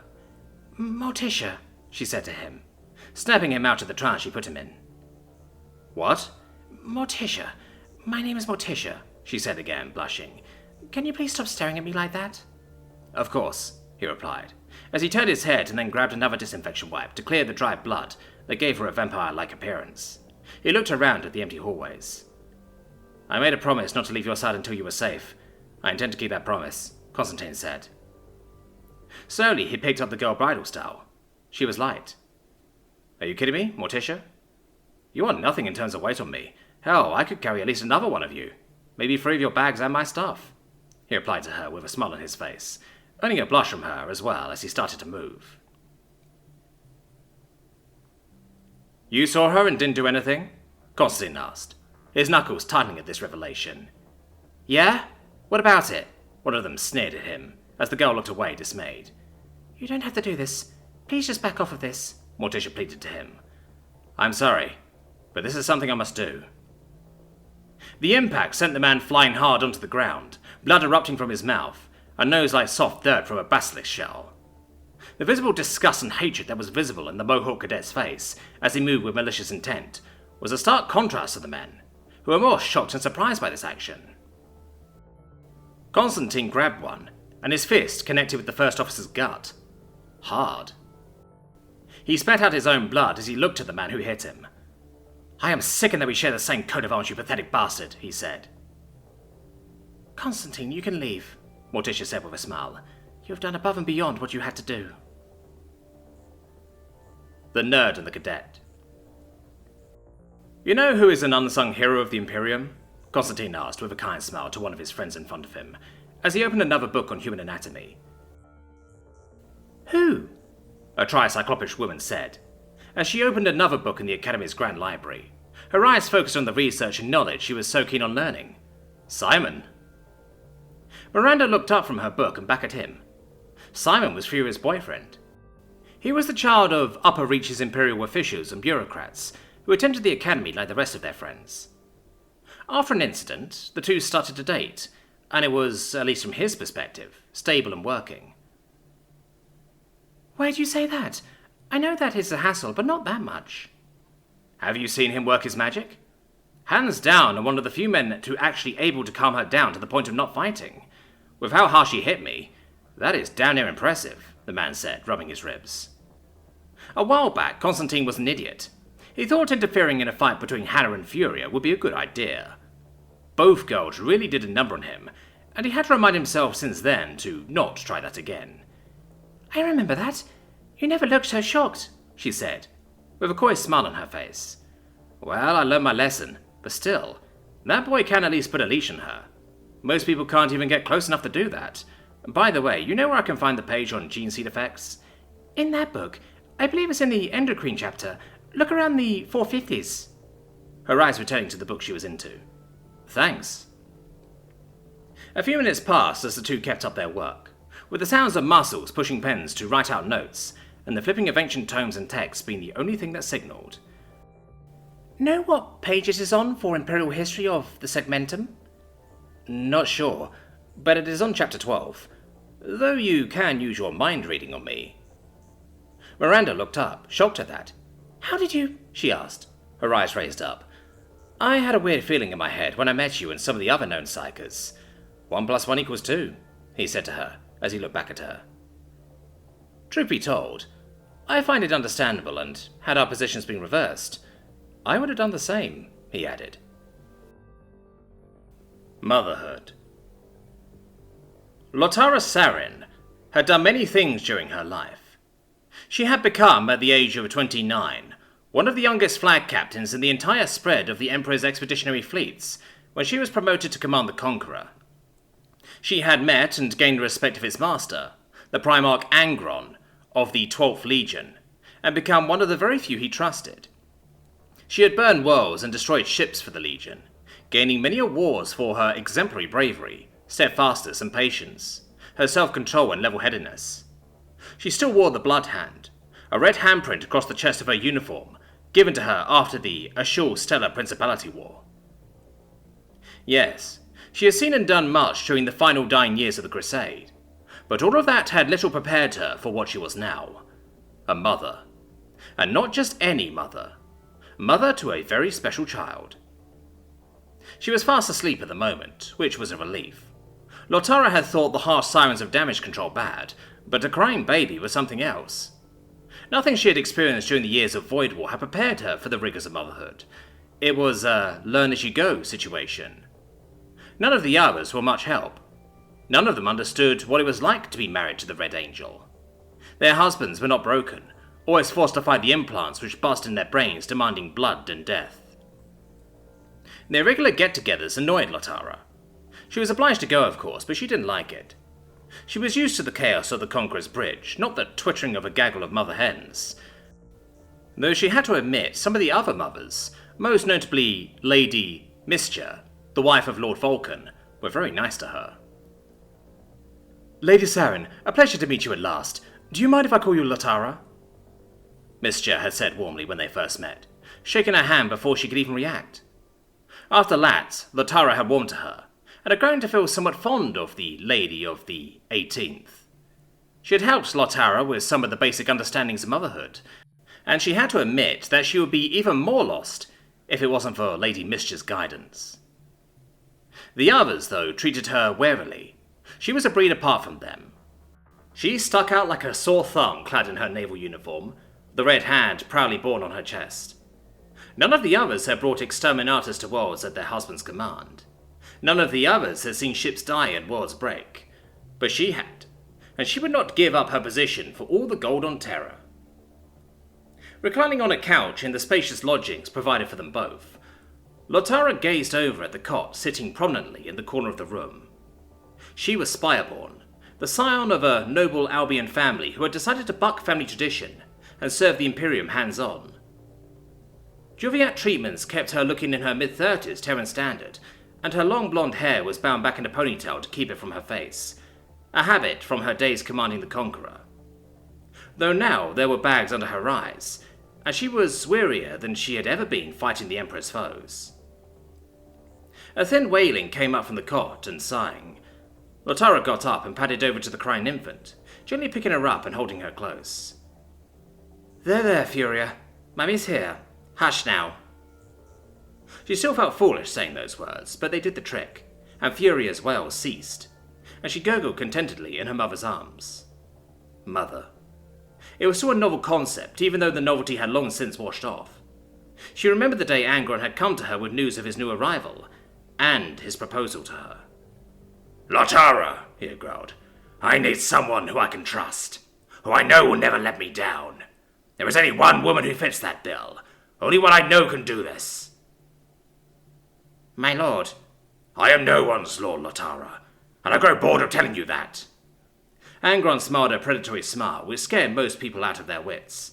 But Lotara wasn't most people, and she knew it for what it was. Bluff. "Now will you do as I've asked?" Asking was a novel thing for Angron, but he had done so, and she couldn't refuse him. They were joined on matrimony the next day, and shortly afterwards, baby made free. She was brought back to the present when little Furia stopped gurgling, and Lotara saw that she was asleep. She continued to cradle her, feeling her small, warm body and the faint coo of her soft breaths. Gently, she laid little Furia to rest in the cradle, then turned as she heard a familiar stomping sound coming from outside. Angron strode into the room, instantly filling it with his blunt, savage grandeur.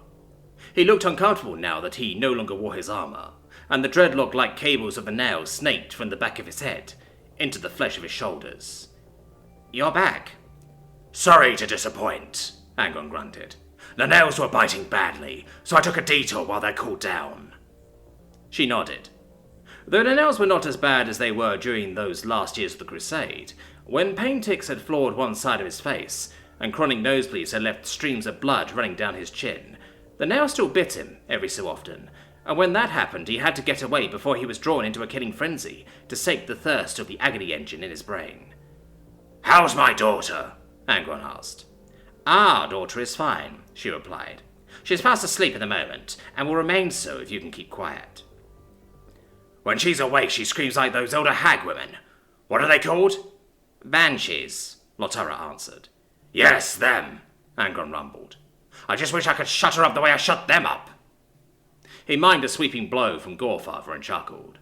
To anyone else, that would be horrifying, but Latara has spent enough time around Angron to understand his unusual sense of humour. As if in anticipation, a faint cooing sound rose up from the cot. "Speak of the demon," Angron rumbled. "You've woken her," Latara scolded, as she went over and gently picked up Furia. "Look, Furia, Daddy's back. Say hi to Daddy." "You know how ridiculous that sounds," Angron commented. Mothers have been talking like that to their children for millennia, and nothing's gone wrong yet. Hell, my mother spoke to me like that, and have I turned out poorly? Angron didn't answer, and Latara rolled her eyes. "Do you want to hold her?" she asked, holding Furia out. Angron rarely held or played with Furia, and this concerned Latara. She was his child. He couldn't be a bystander on her life, even with the omnipresent problem of the nails. "Every time I take her, she just starts crying. She doesn't like me." "She's your daughter, of course she likes you. You just need to show her that she shouldn't cry. She's born of your blood, you know." Angron grunted, but he carefully took Furia in one massive hand, with a gentleness none of his brothers would have believed he possessed. For a few seconds he held her, and she stared right back at him with wide eyes. For a split second, Latara swore she saw something fleeting in his eyes, a faint fragment of a lost emotion the nails had burned out of him. But whatever that emotion was, it departed as soon as it appeared, leaving Angron the same way he always was, a mountain of barely controlled rage. Furia started to cry, and he handed her back to Latara. "Like I said, she doesn't like me." Latara clicked her tongue, a habit of hers when she was on the verge of losing her temper, which seemed to happen more and more often these days. "I wish you'd show a bit more affection for her. She can't grow up with you emotionally distant all the time, except when you're angry." "It's hard to show affection when that part of your brain has been lobotomized," Angron snarled. "Sorry if I'm not as emotionally engaged as you like, Latara." "You should be. She is your daughter, your future. With her you have a chance to start again, to make amends for the sins of the past." She wished she had never spoken those words, but they slipped from her mouth regardless. Angron hated being reminded of Nuceria, of his greatest failing. He didn't say anything. He just strode to the window and gazed out across Star City, the home custom made for the Primarchs and their families. "I never wanted her, you know," he said. "I never wanted to be saddled with parenthood, but Father insisted. He forced it on me, on all of us. That is why you are here, to help me with this burden. He stole me away from my first family, and now he thinks giving me a new one will fix that?" "He didn't do this just for that. He did this so you would have something to live for now that the crusade is done." So he switched to Nagrokali, the language unique to the 12th Legion. She only did that when she had to make a point to him. "We cannot change the past, Angron, but we can change the future. You can give Furia a better childhood than you had. A loving family, freedom, peace. You just have to be willing to play a part in this. I can't raise her alone. She needs you as well." He didn't say anything, and after a while, Furia finally fell asleep. "I'm taking her to bed. Will you be joining us?" Angron shrugged. "The nails still itch. I'll spend a few hours in the training cages." As Angron stalked off, Latara realized something. As long as the nails were in there, as long as they buzzed in his brain, he would never truly appreciate his daughter, their daughter. The nails were shackles, preventing him from immersing himself in his daughter's life. She would have to do the unthinkable, convince him to have them removed. She knew the Emperor could do it, but Angron had refused time and time again. Would she be able to do it? Succeed where even the Emperor had failed? She would have to try. For Furia's sake, she would try. Angela grows up. A faint wind crossed the grass behind the mansion that afternoon. Some quiet sounds of grass mowers and passing vehicles echoed past its facade and Hollofield, but they sounded muted behind the field's protection. Angela, 13-year-old daughter of Sanguinius, lay face down on the thick, green grass. She was cradling her head in her hands, trying to talk without her voice breaking. It wasn't easy. She was in a lot of pain. "That rough, was it?" her cousin Miranda asked in sympathy. "It hurts, Miranda," Angela said miserably.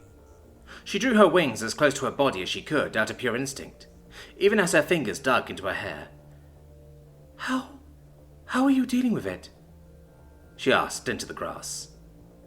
Miranda shrugged, helpless. It doesn't hurt. At all? Angela asked incredulously. I mean, I know you're stronger, but this is agony, she wailed, fighting back the pain in her head. Miranda stared at her beautiful cousin, her own heart aching. Angela, where does it hurt? Miranda asked, trying a new tack. It's... Angela searched for words, then whimpered, as the psychic pain returned. It's like when you hit your arm on something sharp, a lancing pain in a specific place, not... Oh, hell, that hurts, she groaned, cradling her head. Her wings trembled for a moment as the pain flared back up. It's like a needle stuck in my head, she whispered into the green rolls of plants. Miranda, whose third eye was taking on a particular shine, looked sadly at her cousin. How did you make it through school today? She asked quietly. I didn't, Angela whimpered. I came home with tears in my eyes. Miranda blinked back a tear of her own.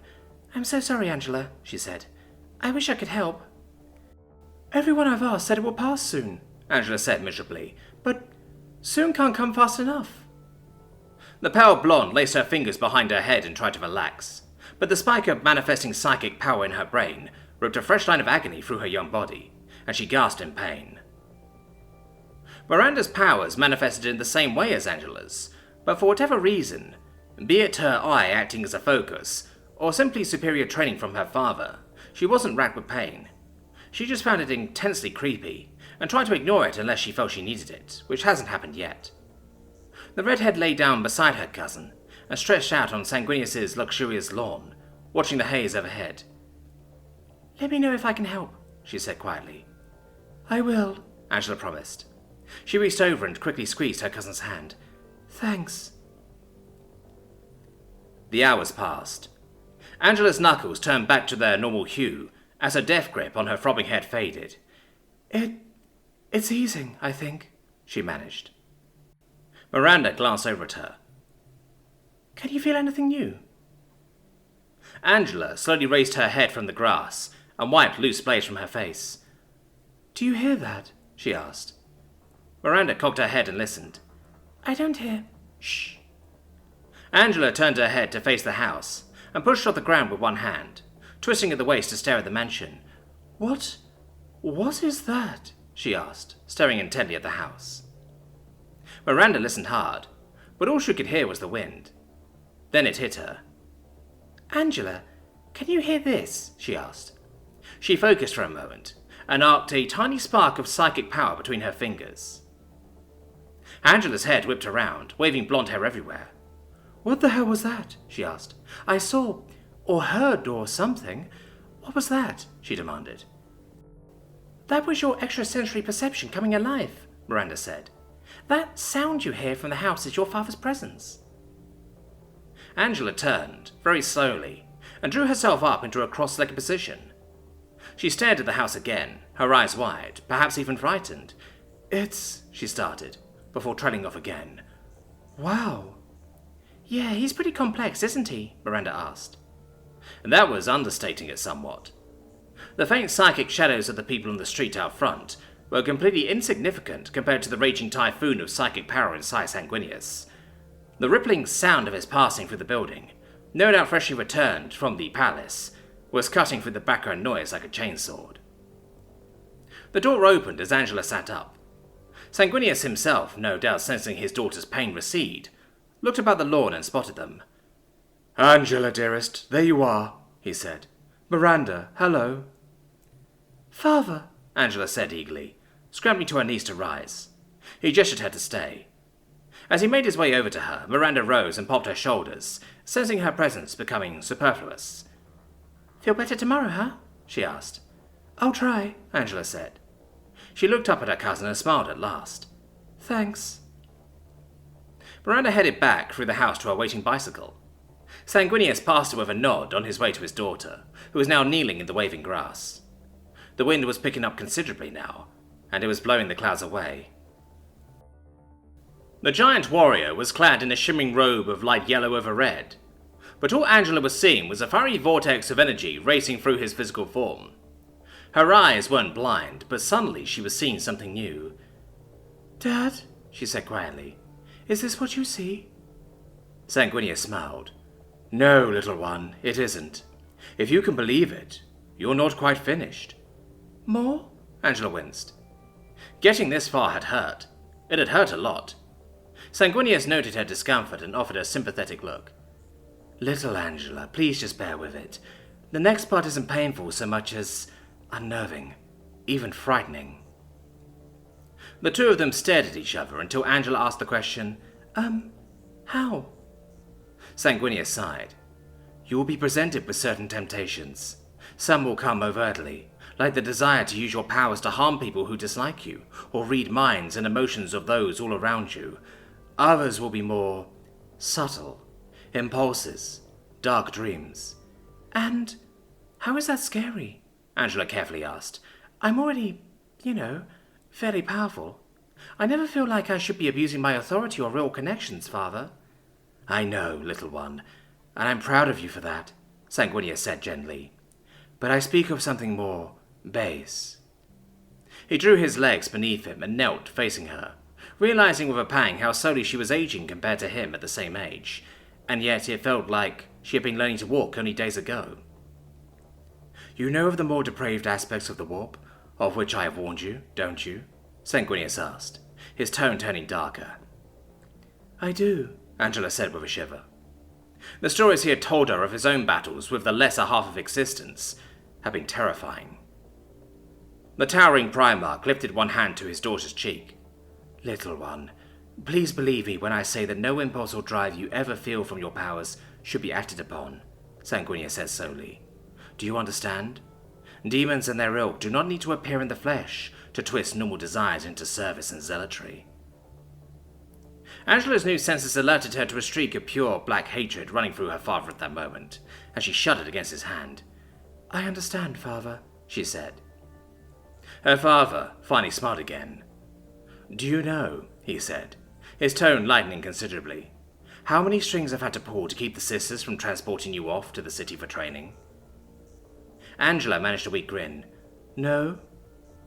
I have had to fend off calls for the Adeptus Telepathica perhaps 7 or 8 times now, Sanguinius sighed, sitting back on the grass and gazing up at the sky, and looking nothing like the Angel of Death. It was only after Magnus personally told them to stay their hands that you and Miranda were saved from the city. Angela cocked her head. Saved? Saved, Sanguinius said heavily.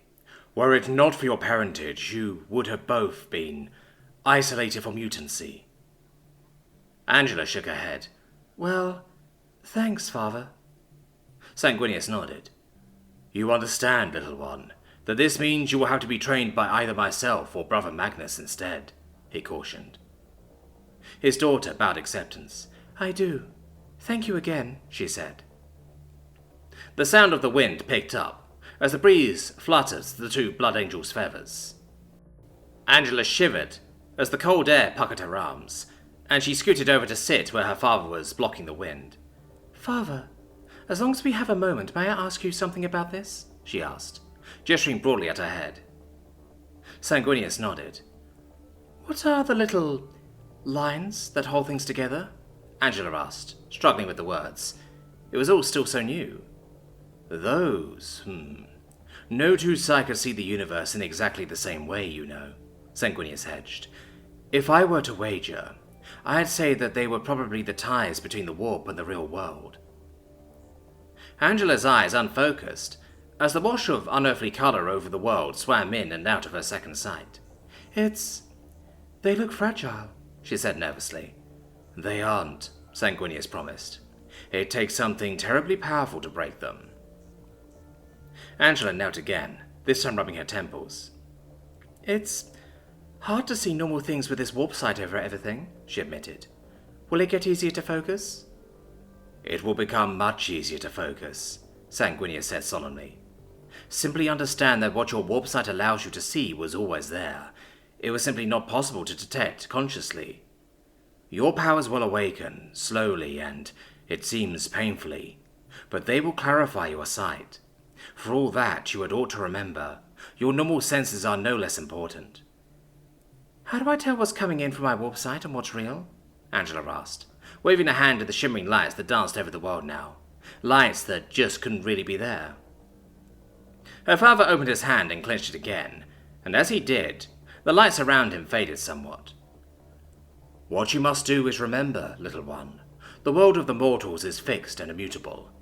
What is put in place stays there. The warp is not. Discerning the real from the non-real will be easy with practice, he reassured her. What is difficult is telling the simple warp illusions from foresight. That is a skill even I have not yet mastered. Really? Angela asked in surprise. The sky was growing darker yet, and she shivered in her exercise shorts and tank top. The complex fabric ties and folds that accommodated her wings weren't exactly keeping out the cold. I would caution you to avoid relying on anything your warp sight shows you until you are trained properly, little one, her father said. He placed his hands on her shoulders as she scooted closer to him on the grass. Are you feeling better? A bit, yes. Thank you, Angela admitted. But it's getting very cold out here. I hate how fast the pseudo-weather changes this time of year. Sanguinius smiled, regretfully. I will never agree with Father's decision to make the whole world a macro-hive. I miss what little remained then of the old world. It felt like there was so much to uncover. He rose to his feet, and Angela did too. Still, we can discuss this more inside if you're uncomfortable. Thanks, Father, Angela said. At the threshold, however, she paused. Her warp sight was flaring. Wait. Her father glanced back from the door of the luxurious manor. What is it? He asked.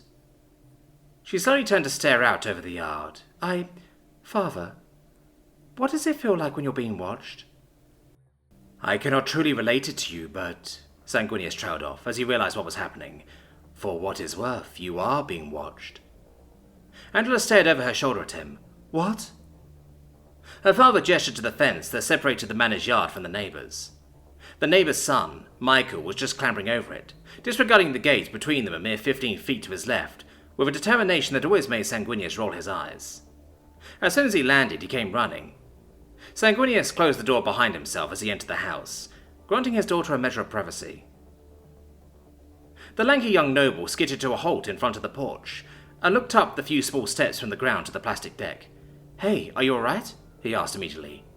I'm fine, yes, thanks, Angela said, trying to conceal her shock. Mike's thoughts and emotions were a roiling cauldron in his physical shell. It was distracting. You missed school today, Mike said worriedly. Are you sure you're fine?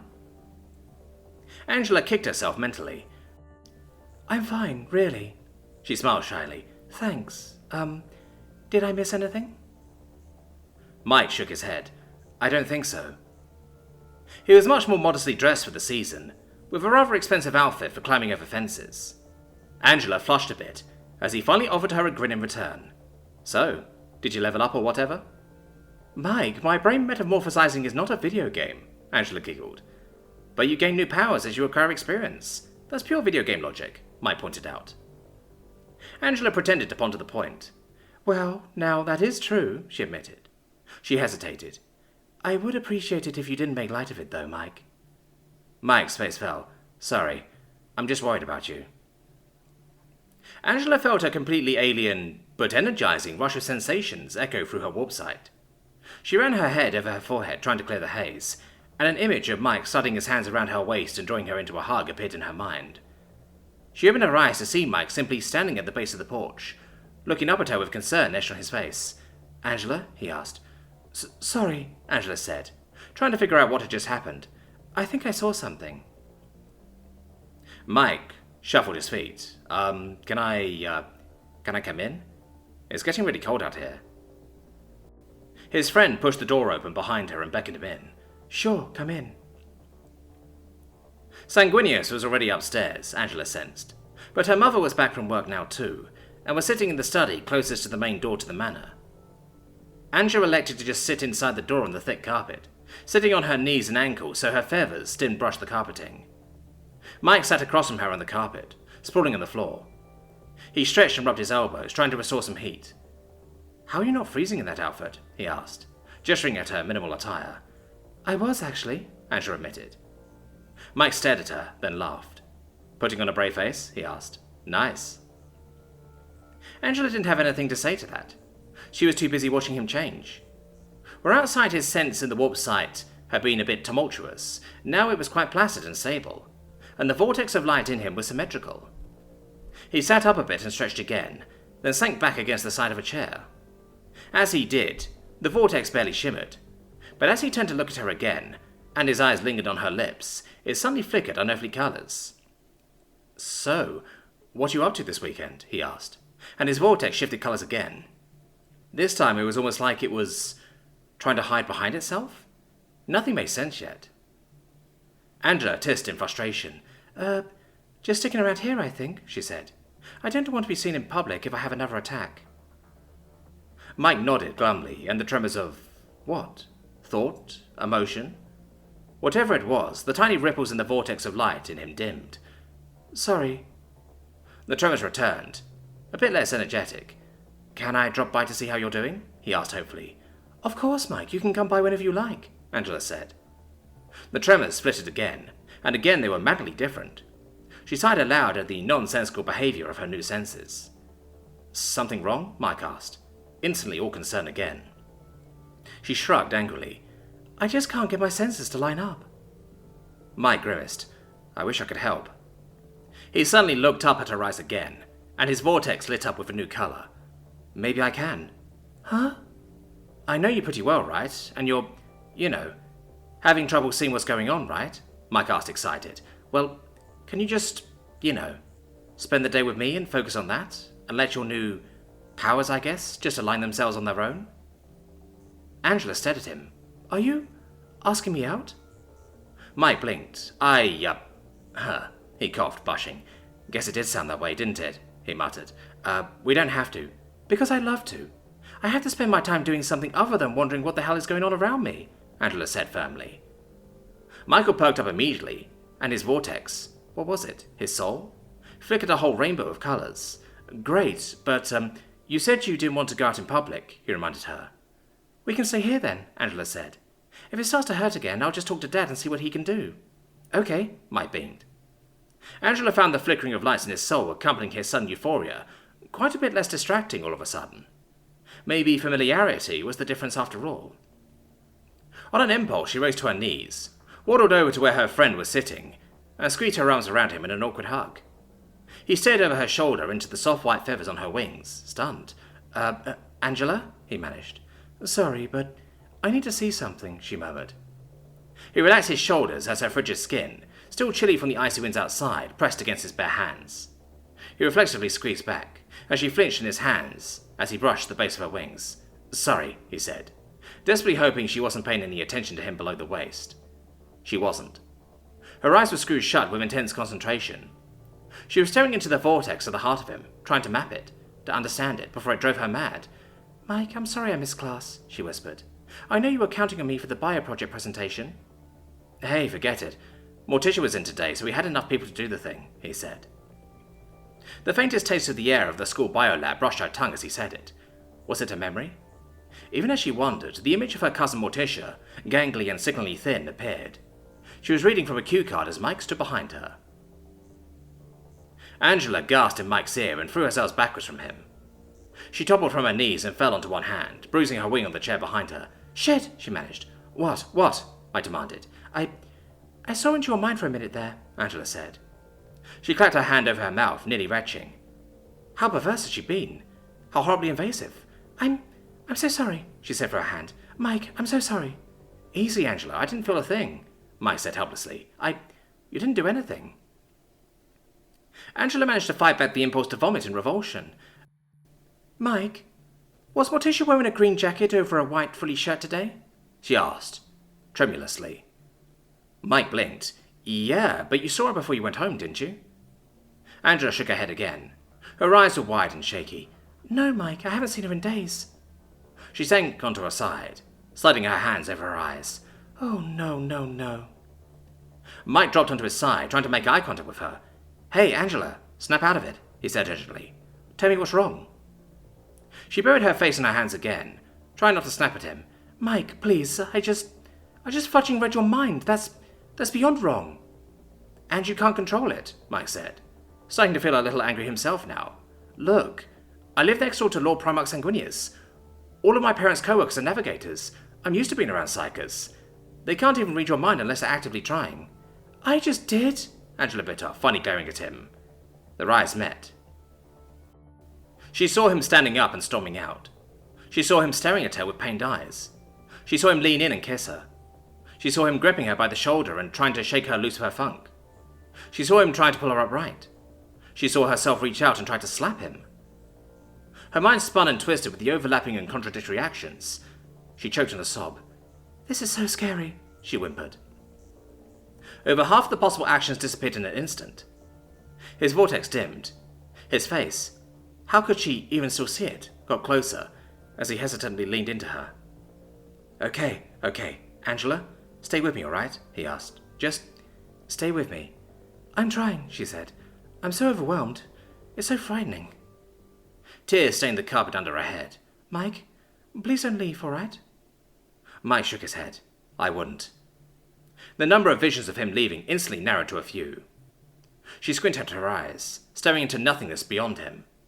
She tried so hard to see what was coming, but the futures tangled and mixed and tore. Some were grotesque, even violent. His slapping her senses and leaving forever, and a few of her unleashing her psychic power, and unthinkable things of those natures. Most, however... Her wings were aching. She had clenched them so tight that the bones were rubbing against each other through the feather and skin. She forced them to relax and tried to see into the visions that soothed her, specifically the ones where he stayed, and his manner was gentle and non-judgmental. She stared into them, trying to see which ones had her taking the initiative, and saw one she liked. She very gradually rose up from the floor, wincing as her bruised hand brushed the ground beneath her. He was beside her in a moment, trying to help, but she distractedly brushed him aside, and to her alarm, some of the more promising visions disappeared. Angela looked up at him, trying to make eye contact with him again, but as suddenly as switching a light bulb off, all the visions, all the vortices, all the colours were gone. She blinked, but they had faded away. The little lines that held the world together had faded into nothingness. Her father could have been anywhere, and all she could see was a handsome boy with a worried look and outstretched hands. Mike, I don't know anything, she said heavily. Her powers had faded until the next, no doubt even more agonizing psychic shockwave. She leaned against him as she sat beside her, and buried her face in his shoulder. I'm so bad at this, she mumbled. Mike awkwardly tried to shift her to a position that didn't have her wings digging into his arms, but she didn't notice his discomfort. Once he was settled, she silently slid one arm and one wing around his back, pulling him close. I need to take this one step at a time, she said. She sounded exhausted, and felt disappointment weighing her down. She looked up at him, tucked into her wings crook. Still on for this weekend? She asked. If she had had her warp sight available, she would see his vortex flicker a bit, in a way she would have liked. Sure, he said gamely. I'll be here. Angela's bare shoulders slumped. Thank you, Mike, she said quietly. She leaned against his shoulder and let the minutes pass. The Trader's Son. Sport is a war. Death might be a freak occurrence, injuries might be accidental rather than deliberate, and the prize might be a mere trophy, but the act of two teams competing against one another was nothing more than a controlled and stylized form of ritual warfare. That was a truth the ancients had long grasped, and one that was foremost in the mind of Moldorn Prior, as he surveyed the playing field and the opposition. This was nothing serious, or so the instructors had said. Friendly tryouts, but everyone knew that was a lie. This was a cutthroat contest to sort the wheat from the chaff, and Prior knew what he was. Scrumball. In a long-forgotten tongue it was called rugby, but that was a coarse name bereft of any poetry, artistry or class to Prior. And it was a sport that deserved those words. A sport where brawn and brains were needed in equal measure, where speed was as much a weapon as muscle, where attack and defense needed to be balanced and psychologically counted. In short, the perfect sport for testing the skills of the young nobles of the Imperium. Pyro gave a small grin as he eyed his team, each wearing a blue sash. Only the finest were allowed to study at Imperator High, the cream of the crop of united humanity. Every man on the pitch was a child of perfect genetics and eugenics, brought here to compete. From such competition would be the future of the Imperium be forged. Then his eye spotted someone across the pitch with a red sash across his chest, and in an instant his grin was replaced with a scowl. The broad-chested, sandy-haired heir to the Kimball-Carlin dynasty. Not everyone here was up to the standards that should have been the foundation of Imperator High. A few were decidedly subpar, and Carlin was one of those. The grin returned, now with a wolfish edge. He would show him. Pyro would show the upstart what it meant to face the Imperium's finest. Pyro was the heir to the Pyral Rogue Trader dynasty, one of the oldest and most venerable of all the many rogue trader lineages. His dark skin had a smoky sheen, and his handsome features seemed sculpted by a master craftsman.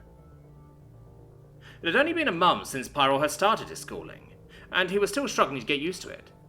He was the first of his family in over 3,000 years to walk on the surface of Terra. It was much changed from the days of his illustrious ancestor, Russ Pyro. Great hives had arisen from the destruction of the Unification Wars, and Imperator High was seated upon one of those, the rather blandly named Hive Tetra, in the old Germanic territories. The hive was a grand statement of the Emperor's intent, and the scholar even more so. Imperator was as grand as one of the great palaces on Terra, an architectural marvel that never failed to fill Pyro with awe. The Imperator High sports grounds were just as impressive, over 5 miles across. Everything from firing ranges and carefully cultivated bush areas for wilderness training to more conventional playing fields that were havens for students during the midday lunch breaks were present across the expanse. The towering vastness of the main building loomed over them, spires reaching for the skies. Imperator High was a city in miniature, an entire world unto itself. A blast of the whistle jolted Pyro back to his senses. The head coach, a broad man chewing on a cigar, called them all over. "This is a friendly match. I don't want any grogs play. You can show your skills, but don't overdo it. Got that?" "Sir, yes, sir," the students chorused. The two teams separated, and Pyro's team gathered around him. He was humbled when they had chosen him as captain, and he was determined not to let them down. "Men, you all know what to do. Remember, a knife through the flanks is a better move than trying to batter through the center. Keep on the attack, keep them off balance. Keep them on the back foot, and we will secure victory. Got that?" The chorus of roars was all the answer Pyro needed. These were the sons of planetary governors, noble houses, segmentum megacorp CEOs, and other powerful and influential dynasties. They were the best, paragons of the next generation. They would not fail. The teams formed up, 2 mirror images facing each other across the field. Pyro was a halfback, in the perfect position to defend or attack, a good place to survey the field and help his fellows if they needed it. Red team had the ball. He watched as they started moving it up the field, and the fullbacks moved to intercept. A crowd of students had already gathered on the stands and were watching proceedings. Though Pyro could not make any of them out, a thought stung him. Were they watching from the bleachers? Were the eyes of the most noble, the mightiest, the ones around whom the whole student body revolved like satellites, watching this contest? He was not worthy of them.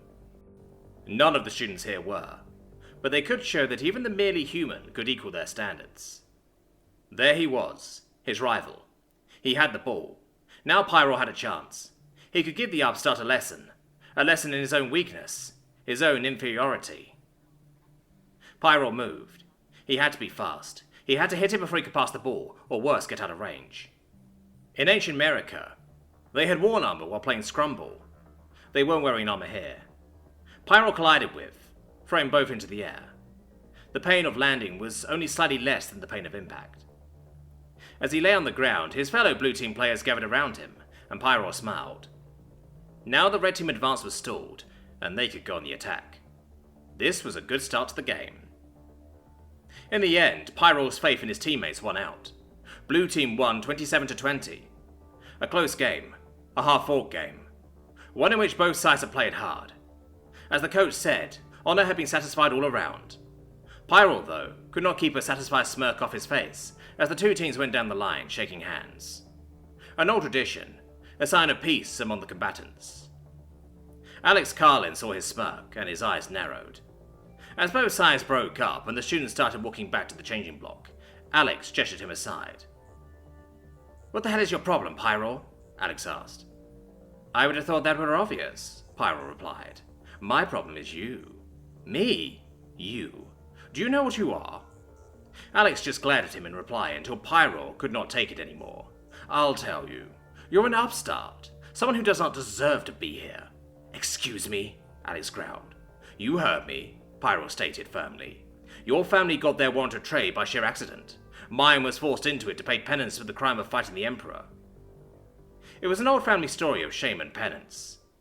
"My ancestors were nobles of the mid-Afric hives, ground under by the Thunder Warriors, and given the chance to serve as rogue traders to atone for opposing the Emperor. I'm the first in 4 millennia to stand once more on the soil of terror." He did not try to hide the pride in his voice. "You claim that as a virtue?" Alice scoffed. "My family have never been anything but loyal to the Emperor." "And what has your family achieved?" "Over the millennia, my family brought dozens of human worlds into the Imperium peacefully, and marked dozens for compliance actions. They scouted Xenos empires for the Astartes legions to purge. My family's wealth came from serving the Imperium, from fighting in the Grand Struggle, not from grave-robbing dead worlds far from the action." "So, your wealth came from bleeding compliant worlds dry, right?" Alex said spitefully. "So who's the more righteous party now?" Pyro returned his gaze stonily. "My family helped build the Imperium. Yours merely profited from it. Don't try to equate yourself with me. Your warrant of trade is a mere sham next to mine, and don't you forget it." Pyro could feel a withering gaze from Alex, as he turned and headed for the changing block. Let him glower. Alex Carlin would learn his true place. Moldorm Pyro would make sure of that. A matter of security. Quadriga marshalled his patience. "No, Commissioner. I suspect I have grasped all there is to grasp in your argument," he said flatly. "There is inadequate personal security at the starport." "Inadequate? That was the opposite of my argument," the Commissioner said irritably. He looked at Skaratova for support, but she just rolled her eyes. "What mechanism of bypass do you anticipate an off-world assassin employing, good custodian, that a smuggler, a recidivist, or a local troublemaker could not?" "Whether or not we know every possible avenue of infiltration is impossible to know, Commissioner Rout," Quadriga replied. "Therefore, there are avenues of which we are unaware, and must preemptively secure." Rout, one of the very few assistants to the director whom Malcador had not personally hired, rubbed his eyes. Arguing with Quadriga was an exercise in frustration on the best of days. "Kindly do not lecture me like a neophyte, Honored Custodian. I've been capturing enemies of the Imperium since before the end of the Crusade." He glanced at the table, as that was safer than glaring at a custodian. "Of course, the starboard at Albiona Hives is heavily secured, and of course you want to layer more security on anyway to ensure the safe commutes of the daughters Primarch and their families. As I am attempting to explain, the issue of disruption of local commerce and travel shall clearly be an infrequent one, and therefore not the basis of the starport administrator's objection." He tapped his data slate and brought up a roadmap that stretched from the starport outside the Hive to the larger Albia residential and educational district. "The problem is twofold. The starport can handle infrequent disruption for security reasons. I mean, look at the damn thing, it's the size of a city." "The problem is unscheduled disruption, sir. You served in the Crusade. You know how much logistics can back up when there are unexpected delays. And yet endure the backing up they shall, because the security of the daughters is of both higher urgency and greater delicacy than ensuring the hover trains run on time," Quadriga said. Gold light glinted from the shoulder designs of his pauldrons as he pointed at the image on the slate's projector. "Those rows could house an army in rank." Skaratova appreciated the brief disruption in Quadriga's unyieldingly intense scrutiny of her job performance from her subordinate, but now it was her turn to attract his annoyance.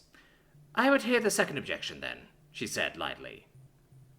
Quadriga turned his gaze on her long enough for Rout to catch his breath. He was a lifer, 45 years in the Protective Detail Office, with under a month of vacation time in the whole span, and ultimately his commission to secure the Imperial household commanded the treasury plainclothes that shadowed the mortal mothers and transhuman daughters of the royal family. "The second objection is my own, actually," Rout said. He leaned back in his chair and crossed his arms. "I suggest we simply put a few plainclothes treasury agents in with the baggage taxi drivers on the public ramps. We can give them fake name placards so the passers-by don't bother them. They can be staring at the daughters and their parties with no problem, since everyone else will, and nobody will bat an eye. We could even put in a few Mechanicus bomb sniffers in the boots of their cars. Skuratova nodded her head. Workable, cheap, unobstructive. Not a poor suggestion, Ralt. She turned to Quadriga. So how does it not measure up? I have voiced no opinion, Quadriga said curtly. I preempted it, I suppose. My fault. Quadriga glared behind his mask. Mortals. Yes, in fact, he ground out. It is not enough. A few plainclothesmen? What if the enemy employs marksmen, or a mechanical trap on the exit ramp, with no chemical components a bomb sniffer would find?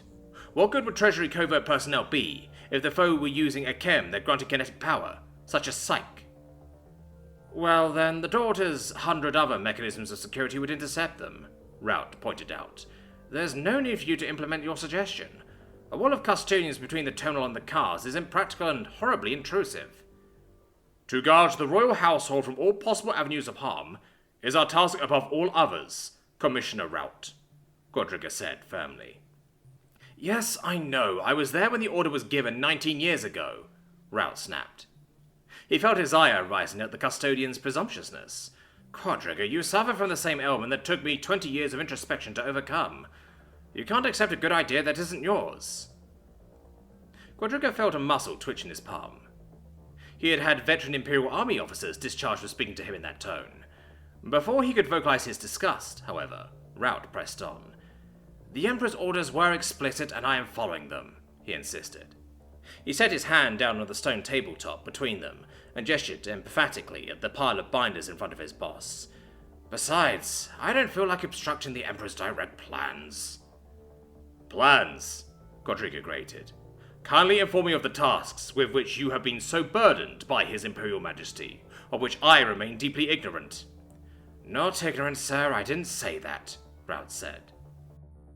A moment of hesitation crept up on him, as he suddenly realized what he was doing, aided by Skuratova's wide-eyed stare, but he pressed on.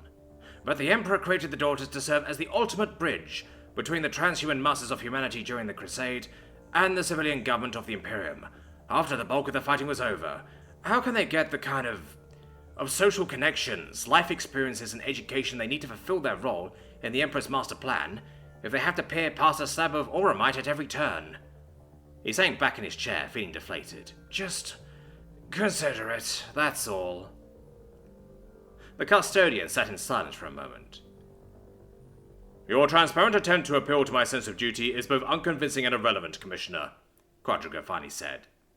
It was perhaps not entirely an accurate declaration, but he felt the need to exercise his authority.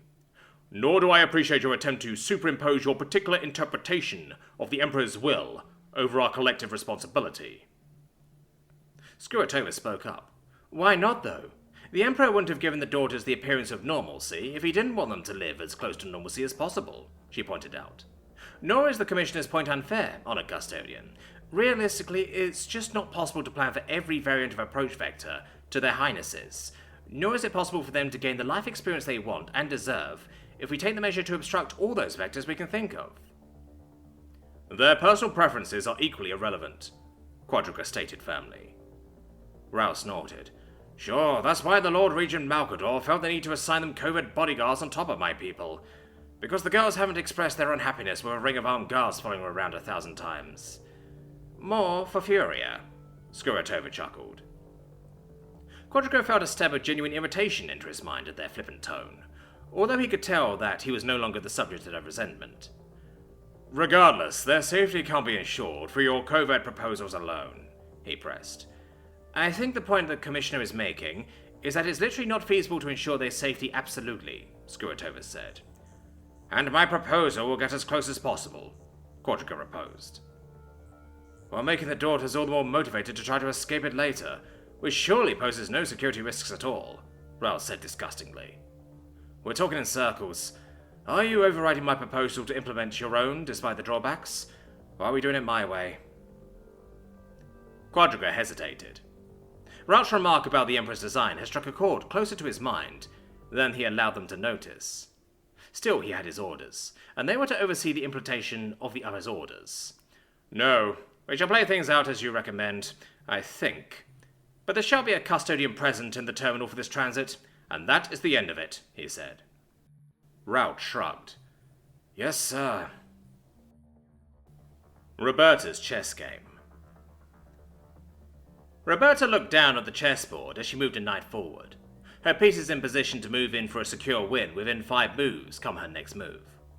She could not help but smile, imagining the simple board playing out as a battlefield with her units supporting each other in unison, just as her father had envisioned. Her smile faded somewhat as she remembered what her father had said about feeling too good about one's victories, something hard to take too seriously considering his own bragging about his perfect record. Hypocrisy of the highest order. She looked up at her opponent, who answered her with a grin. Her eyes followed his hand as it descended upon the board and picking up... Wait, what the fuck was his queen doing there? How had it slipped past her defenses? How was such a thing even possible? She examined the board and saw how her death trap had been outmaneuvered. The man put down his queen in a position that now shone in its obviousness. Checkmate. How could it have happened? It must have been some tactical cheat... As the man pulled out a large cigar and lit it, Roberta fixed her glasses irritatedly. She cleared her throat. Creed? Creed? Creed! A day with Cora. A morning with Cora. Cora lazily reached for her alarm, thumbing the switch and opening her eyes. She grinned. She had preempted the alarm by 5 minutes. It was a small victory. She rolled over and considered if 15 more minutes would be so bad. With a slight frown, she dismissed the thought. There was a test today. She stirred herself and sat up on the side of her bed, sliding her feet into her waiting slippers. The first few buttons on her pajama shirt had come undone during the night, and her dark hair was only slightly dishevelled. She had avoided the worst of bedhead. She stood up and shuffled sleepily to her dresser, nudging the backpack on her desk as she passed. The raven charm on its zipper chimed its bell as it swung, and she opened the dresser. A quick observation, and she weighed her options for today. Deciding quickly, she grabbed her selection and walked out of the room, leaving the door half open. She glanced at a few of the pictures as she walked down the hall, mostly of herself, her dad, and her grandfather, and a few with some of the extended family. She tossed her clothes into the bathroom as she passed, letting them land and wait on the sink counter. She walked out into the living room and then into the kitchen. She noted the time and knew her dad would be getting back for his run in 10 minutes. She would be ready. Cora hit the brew button on the coffee maker and sped a glance outside the kitchen window. The morning sunlight left a light red hue in the cloudless sky as the trees in her yard rocked slowly with the wind. She spun her black fluffy slippers on the kitchen floor and walked for the front door. 3 feet from it, she heard a thump on the other side, and she frowned. It was early. She opened the door and stepped out into the cool morning air. She watched the car of the newspaper boy turn the corner as she pouted. She had been hoping to catch the paper and talk to him a bit. She noticed it seemed a little chilly this morning, and she looked down at her fluffy slippers and white and blue striped panties. A small bug was crawling near the paper at her feet, and she wasn't wearing her pajama pants. Her face contorted in an embarrassed grimace, and she blushed as she ducked back inside, slamming the door. She was such a dunce. If the newspaper boy would have been on time, she considered, she might have died of embarrassment. Small scheduled deviations were sometimes blessings in disguise, she thought. She cracked the door open and quickly snatched the paper from the deck floor, scanning to see if anyone had seen.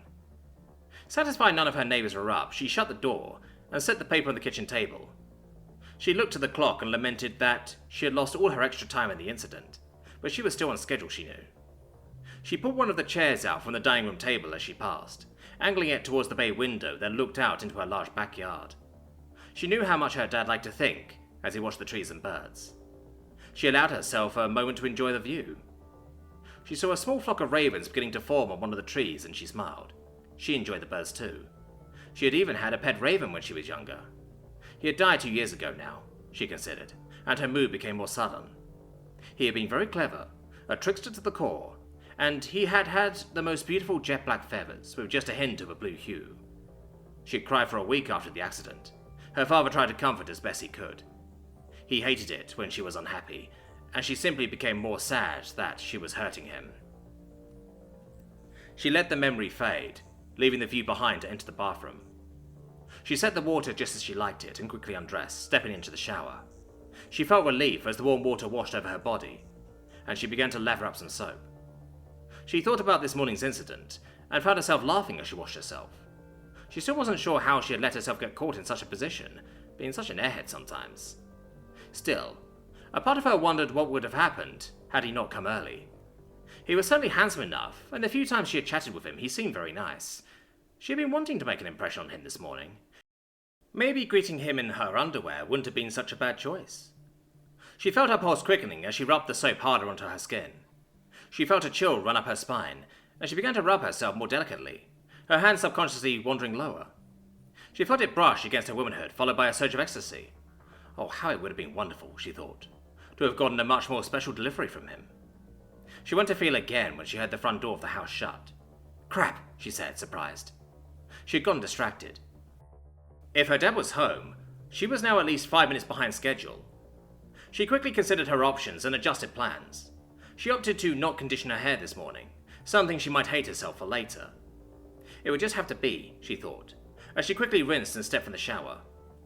She slipped a fresh pair of panties, black with white frills on, and took a moment to look herself over. Her porcelain skin still gleamed from the shower, and she took in her form. She was fit, nicely toned, the product of working out with her dad.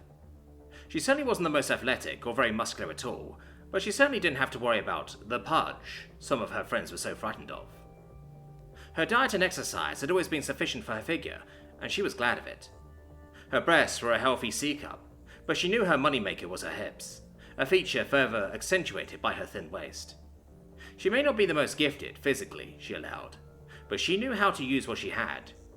She giggled to herself as she brushed her teeth and continued to dress. She had decided on a mid-length black skirt and loose jacket, with a white button-up shirt underneath. She put on a little makeup, a light dabbing with a subtle rosy blush. Too much would be glaringly obvious with her light skin, and just a touch of blue mascara for her eyes. Her lashes had always been sufficiently curly for her taste, and she had no vendetta against her eyebrows, making the rest easy. She fixed her raven hair, keeping it short and straight, with a very gentle curve, and placed her bangs in their proper place. She lightly applied her favourite perfume, a gentle cherry blossom scent, and gathered her mess. She fell back to her bedroom, noting with a slight annoyance her pyjama pants lying oblivious to scents on the floor beneath the foot of her bed. She tossed her dirty clothes in the hamper and opened her closet. She looked over her various accessories and faced the toughest decision of the morning. She reached for her red scarf, passing over the blue and yellow in favour of a more direct colour. She set the scarf on her bed for the moment, and went to her jewellery box. If she were to only have one fault, it would be her love for jewellery. Her collection, though not overly large, was quite impressive, she thought. She often fought with herself over putting her allowance towards more jewellery or other, less important expenses. Jewellery often won.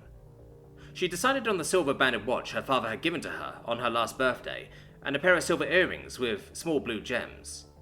She felt a little giddy as she put them on and wrapped her scarf around her neck, admiring her completed self in the mirror. She slipped on her shoes and spun theatrically, slipping her lead arm, followed by the other, into her waiting backpack, and grabbed a pair of change from her desktop, dropping it into her coat pocket. She left her room and entered the dining room, smiling as she saw her freshly showered father relaxing at the table, sipping his coffee and reading the newspaper. The flock outside was larger, and she considered gifting them a treat, but she decided against it. Fat ravens, though adorable, weren't often the fittest of the flock, she thought. She walked up to her father and leaned over, kissing his cheek. He looked up from his paper at her and smiled, something she was very happy to see him do. "Morning. You didn't want to exercise today?" he inquired. "No, I have biology test today, so I needed the rest and focus," she focused. Good luck with that one," he said seriously. Neither bothered to hide the fact they were less than brilliant on the subject. Her father had always made sure she was smart when it came to things like math or history, but certain sciences were a weak point for him, and he had unintentionally passed it down to his daughter. If she couldn't break a biological principle into chemistry, then into physics, and then into math, it was difficult for her to really appreciate what was going on.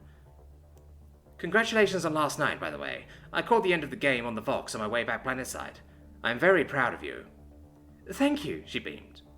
The volleyball tournament was mostly a local affair, and not involved in determining the state championship, but it had a lot of bragging rights between local rivals riding on it.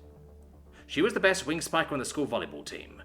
While not given the respect of Isis for her captaincy, the lauding of Roberta for her genius ability, or even the aura mysticism of Freya's thighs, she was proud to know she was considered the best technical player and their ace in the hole. Will you be able to come to the district matches next week? I think so, he smiled. Maybe you'll be able to celebrate properly after your next win, instead of having a test to worry about. Hopefully, she laughed. I should get going. I don't want to be late. I understand. Good luck again. I love you. Love you too, Daddy, she said, as she walked out the front door. He was certainly in a better mood, she thought. She was almost certain he had gotten into another fight with Horus last night. He had seemed very troubled when he had gotten home. So much so, she let him quietly slip into his room, exchanging only a simple "good night" before he retired for the evening. She understood, though. He was very hurt by the arguing. He always wanted to understand everyone and have them understand him, but it was a tough goal to achieve. She took a last glance at her home and started her walk properly. All things considered, the distance, pace, and traffic, she could expect to take 20 minutes to reach her school, and additional 5 to become situated at her desk, ready for the test to begin. That is, if she stuck to just walking. As it would happen, she had prepared for a necessary delay. With a determined grin, she walked confidently into a bagel shop along her route. An older lady greeted her from the counter, and Cora hesitated and began to glance around expectantly. A few silent seconds passed before he appeared. If she were to have only 2 faults, it would be jewelry and boys. He was a couple years older than her, working his way through one of the local colleges as a manager at a bagel shop. They had never spoken much, so she didn't know much more than that, but she knew he was a complete cutie and always the gentleman. He walked from out of the bakery and back, with a tired look on his face, but upon seeing her, lit up noticeably. He asked the old lady to take her meal break and she disappeared. Cora was about to say hello in order, like she usually would, when he raised his hand to stop her. Pardon me, he said quietly, but I can guess you want a whole grain bagel with strawberry cream cheese and an apple juice box, am I right? She smiled and nodded, unsure if she would be able to speak rather than just squeal for joy. She reached into her pocket and pulled out the change from her desk, handing it to him without counting, the weight familiar enough for her to know it was correct. He took her change with a flourish which made her giggle, putting the change into the register, and handing her the bag with her purchase and emotion made of equal parts ballet and tango. She managed to thank you before turning to leave. She spared a glance back and their eyes met before she giggled again and walked out to the store. She let out a sigh and started to beat herself up for never saying more. She was a frequent customer, not only for how good the bagels were, but for him. Maybe she would come up with an excuse to speak to him tomorrow. Perhaps she would accidentally leave something of hers there and come to him to help find it. Perhaps she could simply forget to wear pants again and she braced for the shock. Bounding from behind with a loud shout of "Surprise!" the attacker leapt upon Cora's back. Cora nearly stumbled forward but caught her footing and used her momentum to grasp the attacker's arm and throw them from her back. Landing in a crouch with a gentle touch, the attacker turned to Cora, revealing a gleam of anger in their eyes. "How did you know I was coming?" Kiara said, pouting, her dark hair and skull pendant swinging with the motion of her head. "Well?" Cora smiled. She straightened her jack and adjusted her scarf. She shielded her eyes and looked towards the sun, licked a finger and tested the air, and stomped on the concrete of the sidewalk 3 times. Considering certain atmospheric and geological conditions, the consistency of the sidewalk, and the fact you have within the last 15 minutes woken up late after spending another night out in town, I have the most information necessary. Additionally, the fact I counted the steps between here and your house the last time we walked together, and factoring in that you never run before 09:30 in the morning, I was able to predict your approximate arrival time with the error of plus or minus 6 seconds. As for your leap and attack, that just comes from playing hide and seek with you for the better part of 2 decades. Kiara looked at Cora with a startled expression, then one of confusion, followed by one of doubt, and lastly one of suspicion. Within 5 seconds. "You heard me," she asked bluntly, "didn't you?" "Yes," Cora smiled, "but only because you let me, right?" It was Kiara's turn to smile. They were good friends, similar yet different in many ways. While Cora was calm and calculating, Kiara was cool and cunning. Their styles were functional opposites, but seemed to complement each other. Where Cora was good at school and sports, Kiara was often a loner, preferring to keep middle-of-the-pack approach in academics, but she and Cora shared a connection that was special to both of them. They had grown up like sisters, and, though their fathers would have little to do with the other, the two were nearly inseparable. Kiara stood up and joined Cora on her walk, which was now 30 seconds behind her calculated schedule. So, when are you going to ask him? Kiara asked. Who? Cora started. What do you mean? I mean that guy you're practically stalking, the bagel dude. I am not, Cora huffed, stalking him. I just like the bagels. The sausage too, apparently. Shut up. Cora playfully pushed Kiara. I'm serious, just ask him. Ask him what? You know, do you want to go out with me? Blondes or brunettes? Do you prefer little boys? That kind of stuff. How about, hi, I'm obsessing over you and I know exactly what you do in the privacy of your bedroom every night at 01:45. What does he do? Kiara, Cora groaned. I'm being sarcastic. I'm not that obsessive. Well, he closes his curtains way before that, at least. The two shared a laugh, then Kiara changed the subject. Take a look at this, she said gleefully, holding up her hand. She was holding an obsidian pendant, inlaid with white and red gems in the form of a red-eye skull, on an obviously fine black leather collar. Cora had to stop herself from simply grabbing it. She settled instead for gawking dumbly. It's beautiful, she exclaimed, as she leaned in to look closer at his workmanship and quality. It was simply stunning to her senses, so much so she didn't see the curb, her foot landing awkwardly on the corner. Reacting a split second too late, her other foot shot forward to brace her, crossing her other leg. She fell sideways and directly onto Kiara, who yelped in surprise. The two fell backwards, thankfully landing in the grass. Cora took a moment to gain her bearings. From the feeling and sight, it seemed she was on top of Kiara, face first in her breasts. It was soft and warm and smelled of... She sat up quickly, getting off of Kiara. Oh, I'm so sorry, Cora apologized. It's all right, Kiara laughed. She put on a devious smile. Cherry blossoms? Cinnamon? Cora asked, relieved. The two laughed as they helped each other up. Cora noticed the skull pendant collar on the ground, with thankfully no visible damage. I'm so sorry about the pendant. I didn't mean to. I can pay to fix it if it's broken. I didn't... Don't worry, Kiara stopped her. It's yours. Cora was dumbstruck. Don't stare with your mouth open, Kiara laughed. People will think to put something in there. Cora snapped out of it. Do you mean it? What for? It's a gift, in celebration of your amazingly elite volley-lobbing skills and our friendship. I can't word right now, but thankful I am. It's all right. I know how you can be. Just accept it already, or we'll be late to class. It dawned on Cora they were standing outside the school, 3 minutes from class time. Oh, crap, Cora cursed, and bolted for the school door. She stopped before she started, running back to Kiara. She hugged her and accepted the collar, giving her a peck on the cheek. Thank you, she managed, before running to her class. Kiara laughing at her panic. Cora hurried into her classroom and got to her seat without a moment to lose.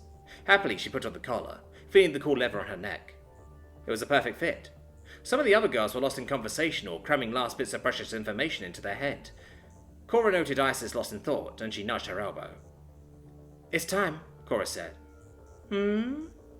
Isis seemed 1,000 miles away before waking up. Oh, she stood up and turned to the class. Class, attention. The all-girls school was big on formality, something its worldly teachers wanted to impart on the students. Isis, being the class leader, was responsible for such things, but everyone had their own way to do things. Cora was just happy to help. There was a general moan, but everyone stood up, as 3 seconds later the teacher entered. Good morning, the class said in unison, as Morticia stifled a cough. Hello, everyone, the teacher said happily. First off, congratulations to the volleyball team on their defeat of the Green Tide last night. Freya, Cora, you had some amazing combos. Isis and Roberta, splendid performance as always. Everyone else as well. There was a small cheer from the students that cared and were actually paying attention. Sir, Freya chanced, putting on her most powerful puppy dog eyes. In honor of our astounding victory, is there any way we could cancel the test or at least guarantee a D- for the volleyball team? He was unmoved in his cheeriness. Unfortunately, Miss Russ, tests like death are inevitable, and some of you seem to have the same amount of control over both. He said it with a smile, though it did nothing to soften the blow. Freya exaggeratedly let her head fall to the desk with a clunk. So screwed. Cora checked her desk and retrieved 2 pencils and a block eraser. She sighed as he began to pass out the tests. She was banking on a decent ratio of problem questions and concept checks over rote memorization or principles. The teacher paused at her desk and she gave him a happy, hopeful look. His face became solemn and he shook his head. He gave her the test and continued on. Cora calmly wrote her name and began to read the first question. With 3 words, she calculated her chance of passing to be less than 5%. Not as planned. lunch with Cora. The lunch bell rang and she gave in to defeat. The test had drained her completely, and Cora knew she would come up short as disappointing as it was. Her mood was further darkened when she realized she was the last student in the room, the rest having long finished and enjoying some free time. With a sigh, she turned the test to the front page and verified her name was on it. She inspected her pencils and judged them to be too worn or chewed to be of any future use. Quietly gathering her things, she tried to let her mind drift to happier thoughts, but was brought crushing back to the fact she was now in peril of failing the class overall. Why couldn't she just study and pass this like any other class? Why was she allowing herself such a dark spot on her otherwise clean record? Her melancholy was rising, and she felt a small headache coming on. A tear gently rolled down her cheek, which she quickly dried. Fighting back any further tears, she realized it was wasting her time to just stand and stare at her desk. She brushed some eraser shavings into her hand and carried her test to the front of the classroom. Mr. Bile was dozing at his desk, and for a fraction of a moment she considered something underhanded. Cheating wasn't unheard of here, but still Cora pushed the thought aside. Deciding there was no reason to make it worse than it had to be, she attempted to place her test and make a quiet escape before he awoke. Her effort was in vain. No sooner had the test hit the desk than the biology teacher stirred. "Ah," he yawned. "Finished at last. How did it go?" His tone was, as ever, cheery and friendly, which seemed to make it all the more demeaning as Cora thought of it. Fearing how she might respond, she simply shook her head and continued to avoid meeting his eyes. Wasn't it bad enough they replayed the scene nearly every test, she wondered. Why does he expect her to change? Dropping the pencils and eraser bits into the trash, she started to walk away from his desk as he started paging through her test. "I'm sorry," she managed to say softly, as she placed her hand on the door handle. "I just don't get it." "If you keep this up, we'll have to take serious action," he began. "I'm well within rights to make recommendations. You might have to be suspended from your extracurricular activities." His face was no longer friendly, replaced by a serious expression with little empathy in it. Even though she had considered the possibility, the fact it was now being waved at her hit something deep within. She wanted to say how she would show them, that she would improve on her own no matter the sacrifice, and that they didn't need to punish her. She felt more tears forming, and she turned and left the classroom wordlessly, leaving the heavy atmosphere of the nearly empty room with tears on her cheeks. Fabius Bile was left with the test and set about to grade it. If she didn't appreciate his warnings, he decided, she would understand the consequences. Cora opened her locker and leaned inside, allowing herself to sob for a moment longer. Crying was no solution, she knew, but it certainly seemed to be the most natural option at the moment. She dabbed her eyes with her sleeve and took a deep breath. Looking into her locker mirror, she attempted to regroup herself. Her eyes focused on her pendant collar, as she felt her mood turning. Finding a suitable thanks for Kiara would be a challenge, as she was notoriously hard to shop for. The problem swirled in her head, as she finally pushed the test to the back of her mind. Improving her mood took a little effort, but Cora was proud that she could. As if on cue, she felt a hand fall on her shoulders. She opened the locker door further, and caught the reflection in the mirror. "Hey, Isis," Cora smiled. "What's up?" "Nothing too much," Isis said, as she leaned in close behind her. Their eyes caught as each of them looked into the mirror, their faces next to each other. "It seems as though one of my squaddies is having a hard time." Isis brought her hand up, straining one of Cora's bangs, and said, "A good captain always should keep up squad morale." Cora frowned. She's just gotten over this too. "I appreciate the offer," she said, trying to hide her annoyance as she turned from the mirror to look at Isis's face over her shoulder. "But you should consider squad morale restored." "Until when?" Isis retorted. "Until they kick you off the team a handful of games from our championship?" Cora felt a bit flush, but realized Isis wasn't meaning malice. She sighed. "I suppose you're right. Come on, let's discuss things over lunch." Cora relented and let herself be led to cafeteria. Being the peak of lunch, it was quite crowded. There was a great deal of activity. Farah and Hannah were having a discussion about gear drive balances or something. Victoria sat in the middle of her clique, apparently oblivious to Athena trying to get her attention, and then she spotted Freya and Ramilla lunching with a few extra seats near them. Isis stepped into the food line, and Cora motioned to where she was going to sit. Nodding, Isis turned and cursed something, apparently just realizing how long the line really was. Cora walked over and took a seat next to Freya, enjoying her homemade lunch of a sizable magnitude. Despite some of her habits, including her well-known drinking, Freya was a bit of a health nut. Having grown up in a culture of binge drinking and near constant fast food when she was younger, but had taken a bit of a turn when her father went through a mid-health crisis. She dove headfirst into healthier lifestyle, forcing her father to make some changes. How well he followed them was debatable, but he was too much of a softie for her to ever outrightly refuse. Freya took a large bite from a delicious red apple and greeted Cora, with just little apple juice dripping from the side of her mouth. "Sup, Cora? Bombed the test too?" she asked happily, already taking another bite. "How did you guess?" Cora asked, as she sat down and opened her backpack. You seemed a bit more gloomier than your normal gloominess when you got your test." "I am not gloomy," Cora tried to counter. She was more occupied with trying to find her lunch than defending herself. Romilla chimed in. "That's a pretty collar. Where did you get it?" Freya looked up and tilted her head before noticing Cora's neck, apparently just seeing it. "Oh," Cora giggled. "It was a gift from Kiara. She practically tackled me this morning too." With a flash, her mind cut her off mid-sentence and transferred her to mere hours ago, as she was walking to school. Cora had just anticipated Kiara's surprise attack and braced herself, one of the reactions being setting the small bag with bagel lunch inside carefully out of the way to avoid the foot movement, as she flung Kiara with her own momentum. She had never bothered to pick it up. Now she was without a lunch. "Oh no," she said dejectedly. "Not gloomy at all," Freya quipped. Cora shot Freya a look, but realized her eyes were closed. "Here," she outstretched her hand. "Have an apple." Cora felt a bit guilty for having come so close to snapping at her. She was just being personable in her own way. With a short bow, she thanked Freya and accepted the apple, realizing she was quite hungry. She guessed the test must have really drained her. "How are you so happy? You probably failed too, right?" "It's just the test. Besides, I earned extra enough credit with my ecology project that I can coach the rest of the quarter." "What happens then?" "Then all the sports I cared about are over, and they really can't do anything about it," she said with a proud smile. "Just enough to not get held back," Romilla joked, pushing her finished tray to the side and leaning her head on her hand. "And not an effort more," Freya concluded, still holding her proud expression.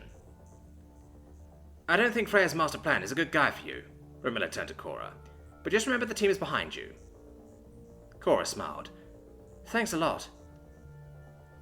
With her long-awaited lunch in hand, Isis joined the conversation, sitting across from Cora. "And because of that," Isis said straightly, "we want you to take a break from the team." Cora blinked. "What?" Isis's face was serious and unmoving. She looked at Romilla, who tried diverting her eyes before giving her an emphatic nod. Freya seemed to be as surprised as Cora, albeit the sandwich in her mouth contorting her expression. "You can't be serious. No way. Unacceptable." "It's not a suggestion." "Yes, it is," Romilla interrupted, with a more competent face. She ignored Isis's stare as she continued. "The team wants to help you, but you have to be willing to show us you really care." "But," Cora tried, "we're just now starting the tournaments. I can't just quit." "You don't have to quit. You can still practice with us on the weekend, so you can keep up and you can support the team other ways. During the week has got to be your study time." Cora knew they were just trying to help, but she did not want to just give up. "Who would replace me?" "We were thinking of moving Petra up. And take away your backup as libero? We'll be weak in the backcourt." "We could always try Furia," Isis offered. "She doesn't play low-contact sports. She'll have a hard time too, because all of our opponents have been really focusing on my side. We need someone with experience." "I can make Furia an offer she can't refuse," Freya entered. "I can move to your spot. We put Furia in front of me, and the Golden Girl can easily pick up the slack on our side. Besides, it will give each of us a little breathing room for each other, and we won't fight over every volley as much." "See," Isis said, "we can cover for a few games, but we need you down the stretch. I can't risk losing you later, but I can compensate for now." "And you too." Freya looked at Romilla and Isis. "When did the team decide this? I don't remember being asked." "We said there was a meeting. You said you had a party to get to, and it could wait until tomorrow." "Oh," Freya slumped. "Sorry, Cora. I would have said something to make it easier." Cora was deep in thought. This was turning into some kind of day. A part of her wanted to believe it was all joke, another part angry that it had to be planned like some kind of conspiracy behind her back. "Can I at least practice today?" she asked sadly. "I could kind of use the stress relief." "Fine," Isis said. "But as your captain, I want to remind you I'm looking out for the good of you and the team. Beat this problem with us, not against us." The school bell rang and lunch was starting to finish. Cora stood up. "Thanks for the apple, Freya," she paused, before looking at the others. "And thanks for caring. I know it's for the best, but I still think it sucks. Noted. See you at practice. Cora walked away from the table and threw away her apple core. Some kind of day. Intermission. The bonds of metal. The loading dock door slowly opened out into the bay. With the stealth of a natural hunter, Freya slowly stalked from the shadows inside the school and out into the dimly lit alley. Eyes wide, already adjusting to the light, she scanned slowly as she slinked, searching for her target. There would be no one else out here, she knew. The janitors were all on lunch, and any potential interlopers had already been dealt with. No, there would be no one else to watch, she thought, as a wolfish grin formed on her face. Even though there was no sign for the moment, it wouldn't be long. Freya sniffed the air. Her target was here, no doubt. The familiar smell of the preferred brand, no more than a few yards away. She silently stepped against a large dumpster in front of her, and edged carefully towards the other side. A small orange glow bobbed a bit through the darkness, delicately placed between two fingers of a not-so-delicate woman leaning against the dingy school wall, gazing in the opposite direction. A predatory glint shined in Freya's eyes. The hunt was at an end, and the battle was about to begin. In her head, she checked the plan one last time, reviewing each perfectly thought-out step. Who said she couldn't be brilliant? She thought proudly. The hairs on the back of her neck starting to straighten upward, and her hands clenched slightly. It was the adrenaline kicking in, she knew. Confrontation was unavoidable now. She inhaled deeply, quiet as a ghost, and she crouched down to prepare. "What is it, Russ?" Furia asked, still looking emotionless down the alley. Freya almost fell over as she ducked backward. With her cover blown, she would have to alter her perfect plan. No matter, though, it would still work. With a change in attitude, she turned from predator to puppy. She stood and walked happily around the corner separating them. "Hey, Furia, what's going on?" she asked giddily. Furia didn't even look in Freya's direction. A moment of awkward silence passed between them. Realizing the delicacy of the situation, Freya decided to be direct. With a flash, Freya surged forward off her right leg, her well-trained muscles preparing her with a great takeoff speed directly at Furia. She knew she would have one chance. Snarling, her hand shot for Furia's face. Furia, realizing the situation, reacted. She turned her head, relatively slowly at least, to dodge the assault, and to her satisfaction, Freya's hand missed her face by 2 inches. Furia was about to comment when she noticed the absence. Her eyes looked down her nose. Her cigarette was missing. Freya grinned. The pressure stick in her hand, a shining translucent strand of spittle still attaching it to Furia's cracked lips. Furia realized that Freya hadn't missed at all. She had planned that. Before she could realize anything else, Freya stood upright and flicked the cigarette into a dark, moist corner of the loading dock. The burning end bouncing pitifully before being extinguished by the puddle it landed in. "You know," Freya said, her face smiling, eyes shut and index finger raised, "smoking is very bad for young girls." Perhaps once in the existence of mankind there had lived a certain man, a man who straddled the fine line of genius and insanity. Perhaps this certain man had, in a fit of brilliance or demented delusion, envisioned a level of hell more horrible than any man before him had considered. Every terrible and burning detail was made plain to him in one fleeting moment, to the horror of his consciousness. In that evil place he had created, he found he had also created the master of it, a terrible demon of sickening feature and unequalled rage and hatred. In that single moment, the man stared into the abyss, and the abyss reached out to him. For a reason no one should ever wish to know, the doomed man had created so much terror in his mind's eye that the place ceased being imagined and passed the dream divide into the material.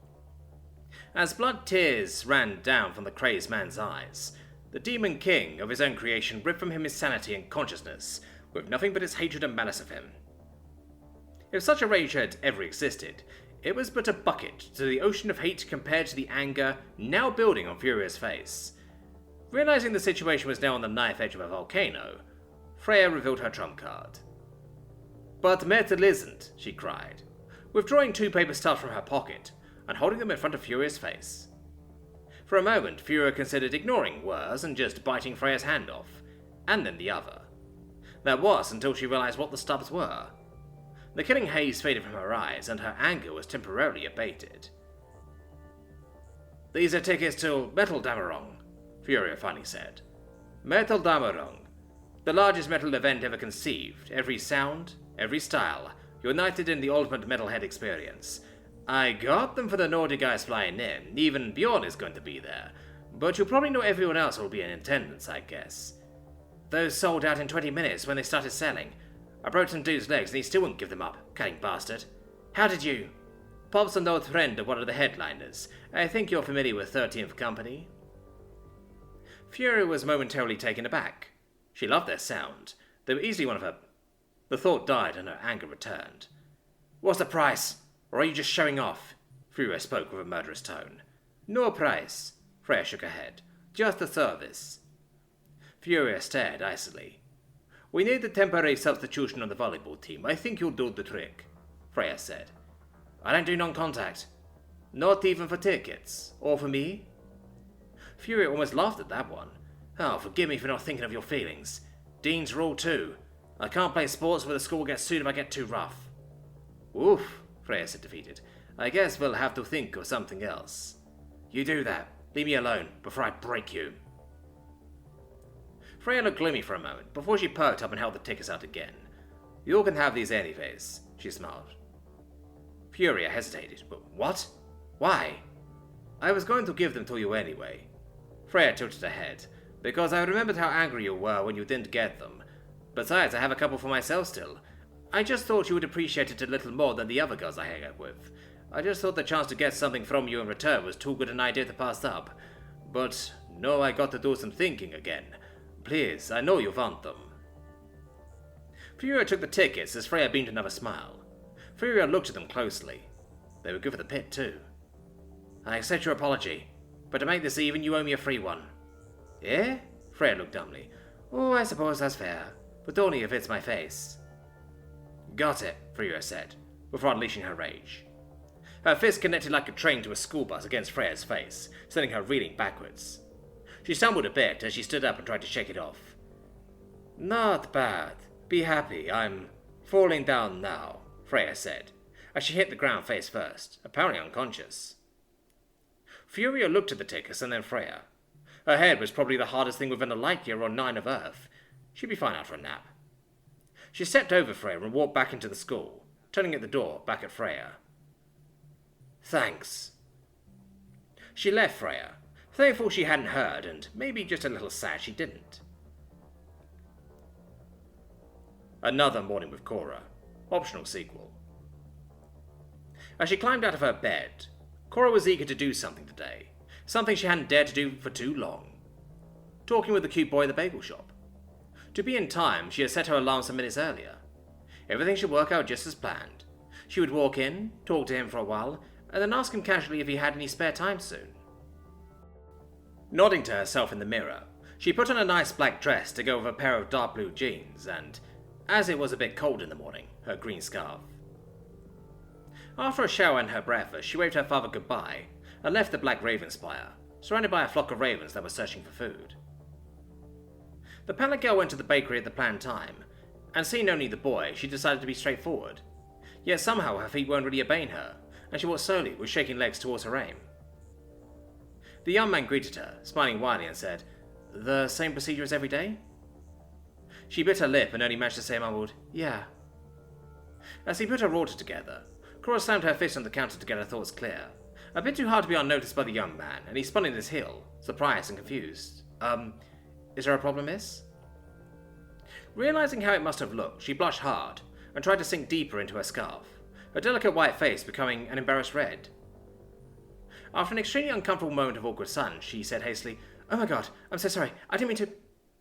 Seeing Cora shrinking in front of him, the young man walked around the counter and held his hands up before her. It's okay, no problem, miss. How couldn't I forgive you? Now it was his turn to blush, as Cora could see when she removed her scarf from her face. Letting the meaning of his sentence sink in, she suddenly pulled together all her courage and said, Well, hi, I'm Cora.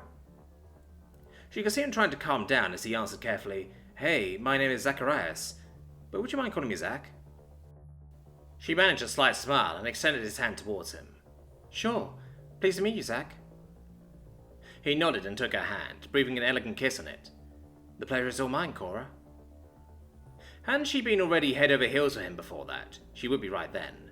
To her own surprise, she suddenly stepped towards him and gave him a short kiss on the cheek. While he looked completely stunned, Cora noticed a knock on the door. As she turned around, she saw Kiara grinning wildly through the glass door, causing Cora to turn red again. Behind her, Zack said, "Well, I guess you have to go." She turned around and sighed. "Yeah, my schedule is vicious," she grinned, and tried to shoo Kiara away with a gesticulation, which, of course, didn't work out. "But maybe we could meet somewhere outside the shop, maybe go to the cinema," Zack suggested hesitantly. With another elegant move, he handed her the bagel and the box of apple juice. He grinned and said, "So I guess that's on me today. But what about today at 8 o'clock? "Well, I live down the street. The huge black tower. You can't really miss it." Cora smiled, and couldn't stop giggling in anticipation. "Well, until then, milady." He waved at her as she left the bakery. "Goodbye." Outside, on their way to school, Kiara said casually, "So, you've got a date, huh? Hopefully it's not only because he wants you to stop stalking him." "Hey, I am so not stalking him, you meanie," Cora pouted. "Besides, don't talk to me about stalking with your dad, honey." "What's that supposed to mean?" Kiara said, her eyes narrowing. "Well, there's a story about some people seeing someone with a bat mask at night in the city." "And what about these nightly raids your father does with his friends?"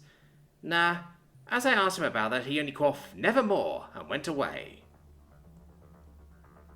Yet another morning with Cora. Cora opened her locker, whistling a cheerful melody, and took out her biology book. No matter how much she hated having that subject, she was too glad to be annoyed about it at the moment. Well, it still itched her that the team had decided that she should learn rather than playing volleyball during the week, but now she had another activity to make up for it. Finally, she had a date with Zack, although she had felt the presence of her observers at the time. Oh, this over-ambitious caveman. As she looked in the mirror in her locker, she noticed a familiar shape standing behind her, grinning maliciously. Her joyful facial expression changed into a stern look, clearly showing the cunning behind her ice-blue eyes. "So, the little emo girl finally had a date, huh? And you went to this rundown cafe named Eldrad's exquisite establishment with him? How pathetic," sneered the girl with a beautiful cruel face behind her. Cora turned around, waving her red hair out of her face. "Well, miss, I'm so proud of how slutty I am. Not everyone lures innocent guys and girls into an expensive-as-hell nightclub, hits on 6 other people there, and finally leaves the date without paying anything." Victoria shot Corax's daughter a disdainful look, turned away and strutted down the floor, mumbling something like, "You're just jealous." Sighing, Cora closed the locker after looking one last time in the mirror. She ducked down, turned around and dodged the attack from behind, lifting her attacker over her against the closed locker door. A rather painful experience, but she knew that Kiara would recover soon. At first, however, she collided face first with the metal door, and Cora could hear a muffled, "Ow!" The night-haunted girl stood slowly up, and wiped the blood from her nose. Still dazed, Kiara grabbed Cora's shoulder to stand still. "Damn it! So that's how you thank me for the collar." Cora grinned. "Well, blood diamonds they are." Kiara shrugged and said with a much more friendly voice that was filled with curiosity, "So, how was it? You should have told me this morning already."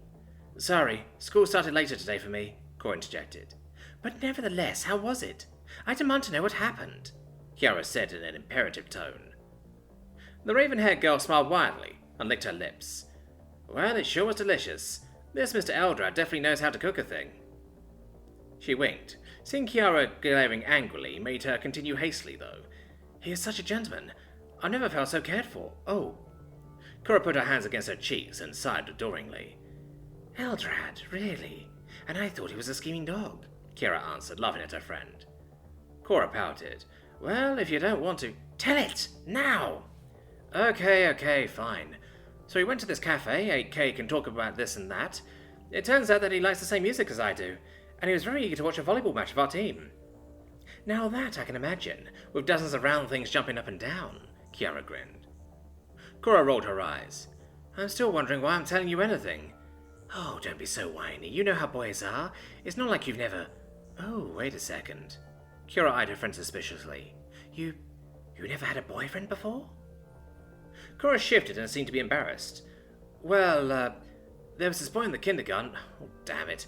I never had the courage to do anything. And those guys who asked me out were insensitive pricks." Kiara's face was a mixture of amazement and amusement. "Then you'll find out soon enough, little princess. But speaking of insensitive pricks..." She pointed down the hallway, where a bunch of girls walked towards them. Victoria smiling arrogantly, followed by Petra, Alpharia, Omegan and Athena. Fulgrim's daughter spoke first. looking disgustedly at the blood on Kiara's palm. "Oh, I'm sorry to interrupt your cutting session. Please go on. I won't disturb you killing yourself." She proceeded and left the two girls, while her fellowship shot dismissive glances at Cora and Kiara. Kiara moaned, "Imbeciles. However, you'll learn that every white knight is also a macho deep within. The difference is just how good he's able to hide that.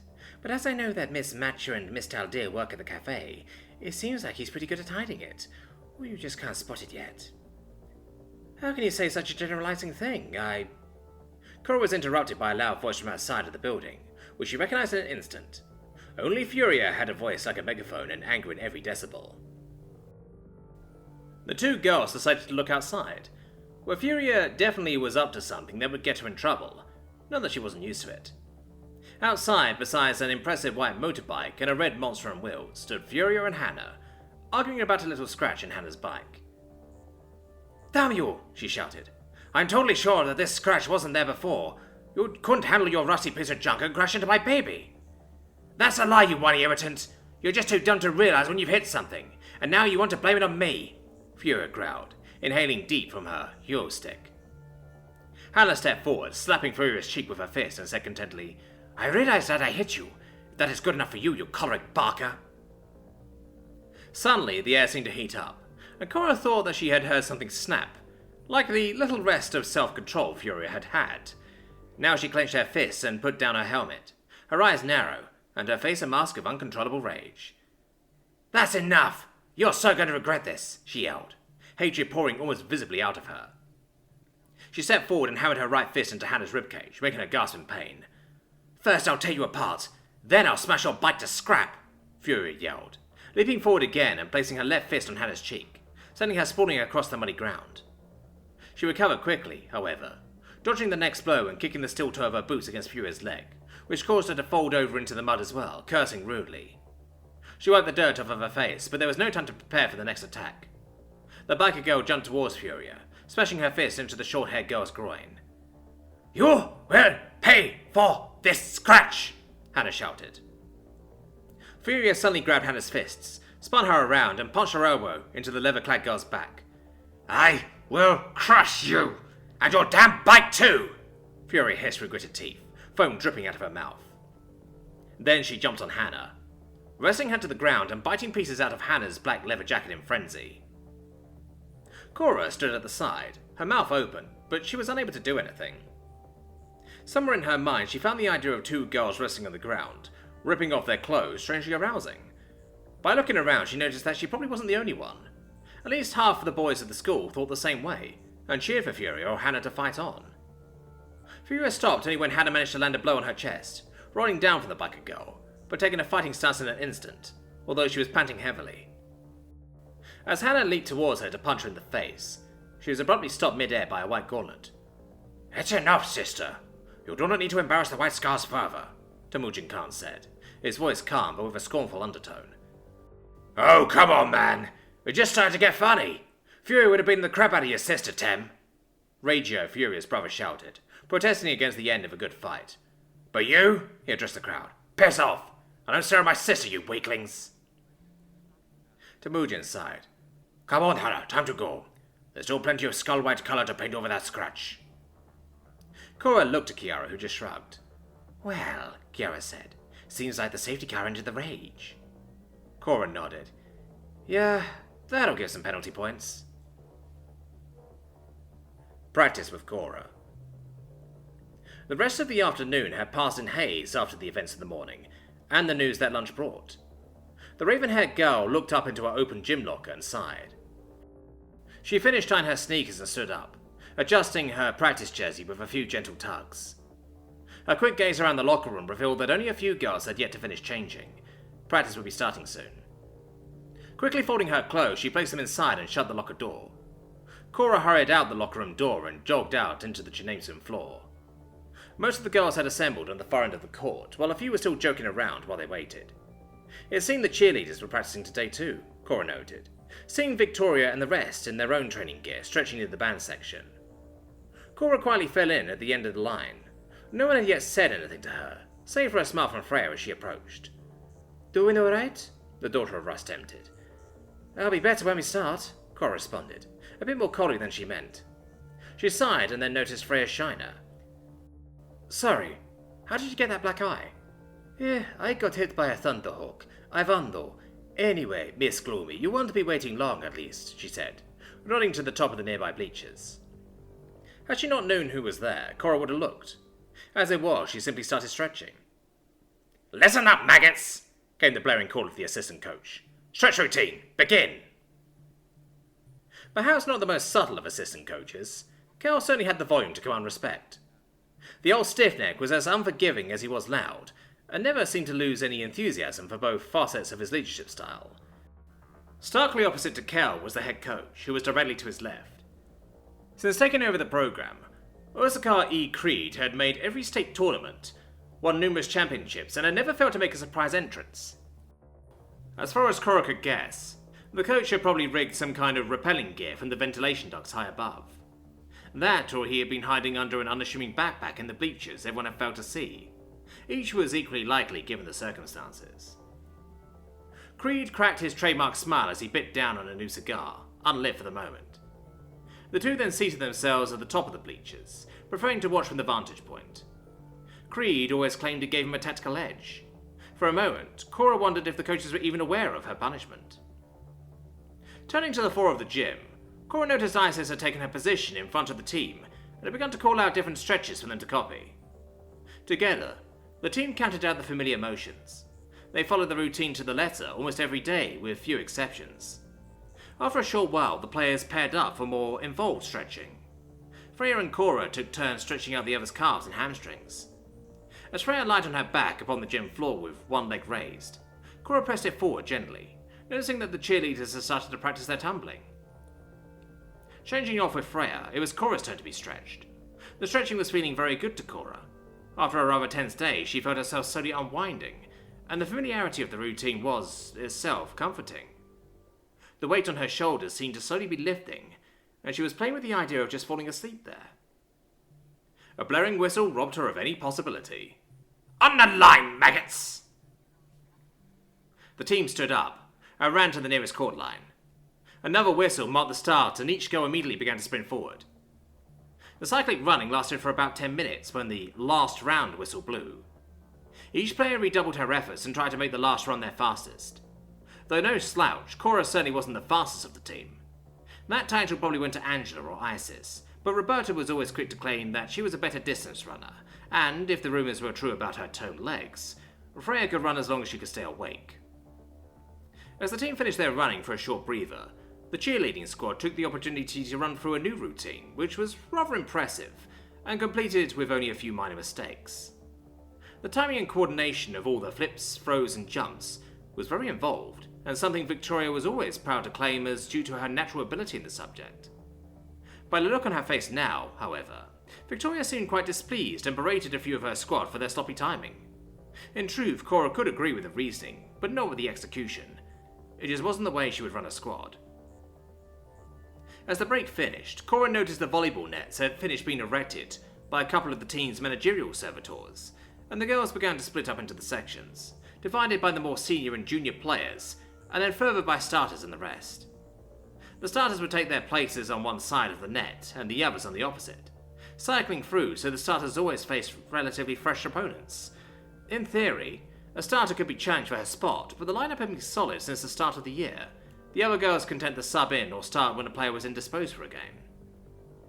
Cora had to keep reminding herself not to go to her usual spot, which Freya now took.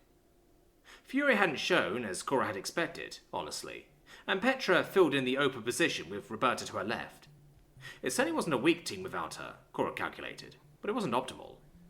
Russ was a natural athlete, but she was better up front, and Petra was the stronger pairing for Ramilla, and wasn't as experienced up close.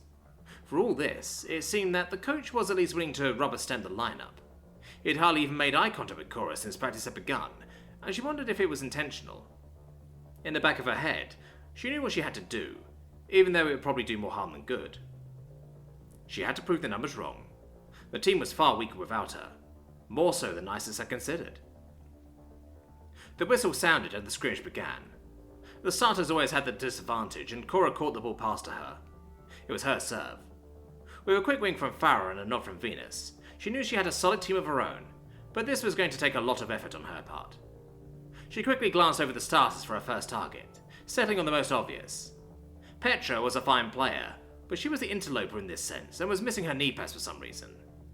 The plan formed in Cora's head, and she immediately put it into action. She tossed the volleyball high and stepped forward, jumping to meet it, before it had begun to come down. With a hammer blow, she sent it rocketing downwards over the net, and outward toward the line. Petra anticipated, but hesitated, certain it would go wide. The ball slammed the ground a hair's width from the line. Ace. A few of the starters traded looks, and Petra seemed to realise her mistake. Freya was visibly stirred, her instincts unsure how Petra had let that one go. The ball was returned to Cora, and she readied herself. Another leaping hit, and the ball, again, soared in Petra's direction. To her credit, she didn't hesitate twice, but instead dropped to her knees, a move she would regret, and hit the ball into the net. Petra rubbed her knees as she stood up, and Freya fumed. She was showing very little patience for her replacement. As if on cue, Cora watched Freya take a few steps forward, attempting to shore up the deficiency in her eyes. Such was according to plan. The stare on Cora's face was as cold as Valhallan ice when she lined up, and it was directed straight at Petra, who, despite the setback, seemed only more determined than ever. Their eyes locked for a moment, and Cora repeated the motions again. The ball shot forward, Petra dropped, and Russ moved to back her up, realizing the trap too late. Freya knew the ball would overshoot her, and Robilla hadn't yet noticed her being so far out of position. With trained precision, Freya spun on a dime and dove to keep the ball in play. She reached out, but was mere inches short, and the ball bounced off of the court. Petra regained herself and shot a look at Cora. Freya was now visibly miffed. Cora considered another shot, but decided against it. It was better to let Freya stew and keep Petra on her toes. Reverting to a more docile attack stance, the next volley was less hostile, lasting several bouts, until Isis finished with a fantastic spike on a perfect set from Angela. A few points traded back and forth later, Cora had perfected her next plan. Freya was set to serve, and Cora knew what was coming. A thunderous blow that could shatter bones sent the spear hurling towards the spot between her eyes. Reacting fluidly, she deflected the shot high and motioned to Venus, who knew her part. With a set, the match of any other person on the team, Venus left the ball hovering lazily near the net. Angela moved to block, and Cora charged the net. Angela was, perhaps, the most gifted of any of the girls in terms of sports prowess. Cora would need a bit of luck to pull this off. As it was, she knew Angela was prone to go with her gut instincts more often than she ought, and preferred upfront confrontation. Cora was not going to allow this. As Cora jumped to spike, Angela leapt to block, perfectly in the way of the ball's path. At the last moment, Cora did the unexpected. She tapped the ball with her hand upwards, just above Angela's natural reach. The angelic visage turned to one of agony as he stretched her fingers, only managing to graze the ball on the way past. Isis was sent reeling, and only barely managed to keep the ball from the ground, but sending it back over the net. A strong hit from Farah, followed by another set from Venus and Cora, again charged. The starters were off balance, but braced for the impact. Cora spiked the ball and Cora Miller on her off foot, a rare mistake for the defensive star, but one Cora couldn't pass up. The ball hit the ground. Another point. Substitutions were called, and Cora jogged off the court. A couple of the starters seemed relieved to see her go, a few more than just a bit angry, and one simply stared. Compared to her victory conditions, things were going well enough, she supposed. She toned down her assault, but kept the pressure on every time she was called in, scoring a few more points and earning several sour looks.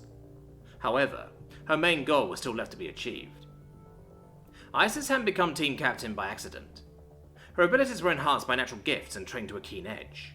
Where Cora could count on her finesse, Angela her raw talent, or Freya her athleticism, Isis was a blend of each, and though she wasn't entirely certain, Cora would not have been surprised if she exceeded each of them. Simply watching Isis play was a learning experience, like watching a swordmaster dismantle an opponent's defences, or an artisan crafting a masterpiece. Her shape, her very movement was beautiful, but not in a classical sense. Certainly, Cora thought, it was the same beauty one might see in a fine blade or bolter, elegant yet rigid, beautiful but deadly. She had yet to be truly bested on the court. Her instincts were rarely wrong, and she had enough natural ability to cover any mistakes with ease. Thinking very long and hard, Cora locked into studying her, nearly missing her call to re-enter the game. The clock on the wall revealed that this would probably be the last volley, and Cora's last chance to complete her mission. The last obstacle would be the greatest she knew. Despite playing solidly for the entire scrimmage, Isis showed no sign of wear. Only a slight perspiration from her extortions could be seen on her face. She swayed as a predatory animal might before assaulting its prey, and her movements were as crisp as ever. Ideas swelling in her head, Cora tried to find an approach that could possibly work. Knowing she didn't have enough hours in a day to wear Isis out, or even enough room to order a lance strike safely, her options were rapidly deteriorating. This was turning out to be more of a mental exercise than a physical one, she chuckled to herself. It was enthralling. After a long day of uncontrolled experiences, this duel of wits was a blessing in disguise. She took her spot, still focused on Isis, as Freya stepped forward to serve. The Berserker champion of the team was no more tired than she was when the game began, and the serve rocketed towards Cora with all the force of the first. Her mind raced and her body reacted, batting the ball into high arch. Venus adjusted her footing and squared off for a set. Venus nodded to Farah, who immediately prepared to charge. To Cora's surprise, Isis reacted. The team captain came forward to the net, abandoning her position to block the inevitable spike and finish the scrimmage on her own note. The iron-fisted spike of Farah was among the most brutally powerful of the team, and the captain was allowing no chance for its success. It was then Cora found her answer, and, as much as she hated it, she knew it would work. Bounding off her back foot, she charged forward towards the net. As Farah drummed, she was followed shortly by Isis, and, by less than a blink, Cora. The great plan depended on two factors. One, she was faster than Farah, and two, Isis held Cora's devotion to the team in high regard. On the first, Cora was almost positive. The second wasn't as clear. Other factors were at play, and it was too late to properly guess their effect. The last moments of the scrimmage was a do-or-die scenario, not optimal, but acceptable. Even as the iron hand of Farah was beginning to descend, Isis knew where the ball was going to go. She knew because she had seen it play out in her mind over and over. Farah was strong but crude in her form. Perhaps she wouldn't go as far as to call it simple, but it was predictable. Her hands together and as flat as she could make them, Isis was in the perfect position to block. There were no surprises left, nothing that could change the outcome.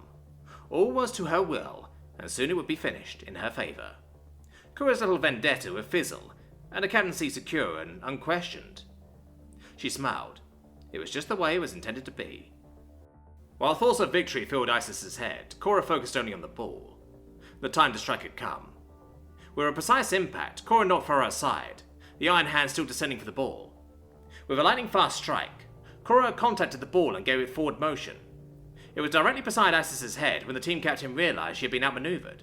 Never, not in 1,000 years, would she have guessed Cora to go to such lengths just to prove her wrong. She watched as Farah's hand came down hard on Cora's back, and the two fell awkwardly, crashing to the ground. Managing to turn her head from the scene, she saw the impossible. The volleyball impacted the ground exactly where Isis had been standing not 5 seconds before, and bounced away, the other starters as astounded as her. Her own landing was awkward as she stumbled, trying to catch herself, taking another incredulous look to the other side of the net. Cora hadn't seen the result. She even missed the look on Isis's face.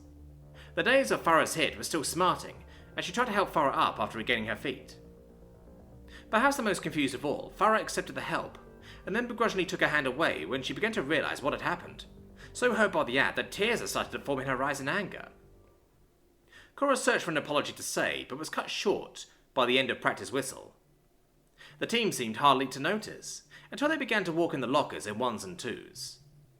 Farah turned and left in anger as Venus chased after her, sparing a look at Cora that seemed to ask, why? Isis seemed in a daze and slowly walked to the other side of the gym, sparing not a word to anyone. Roberta was the first to speak to Cora. "What are you trying to pull? Do you think you're special or something?"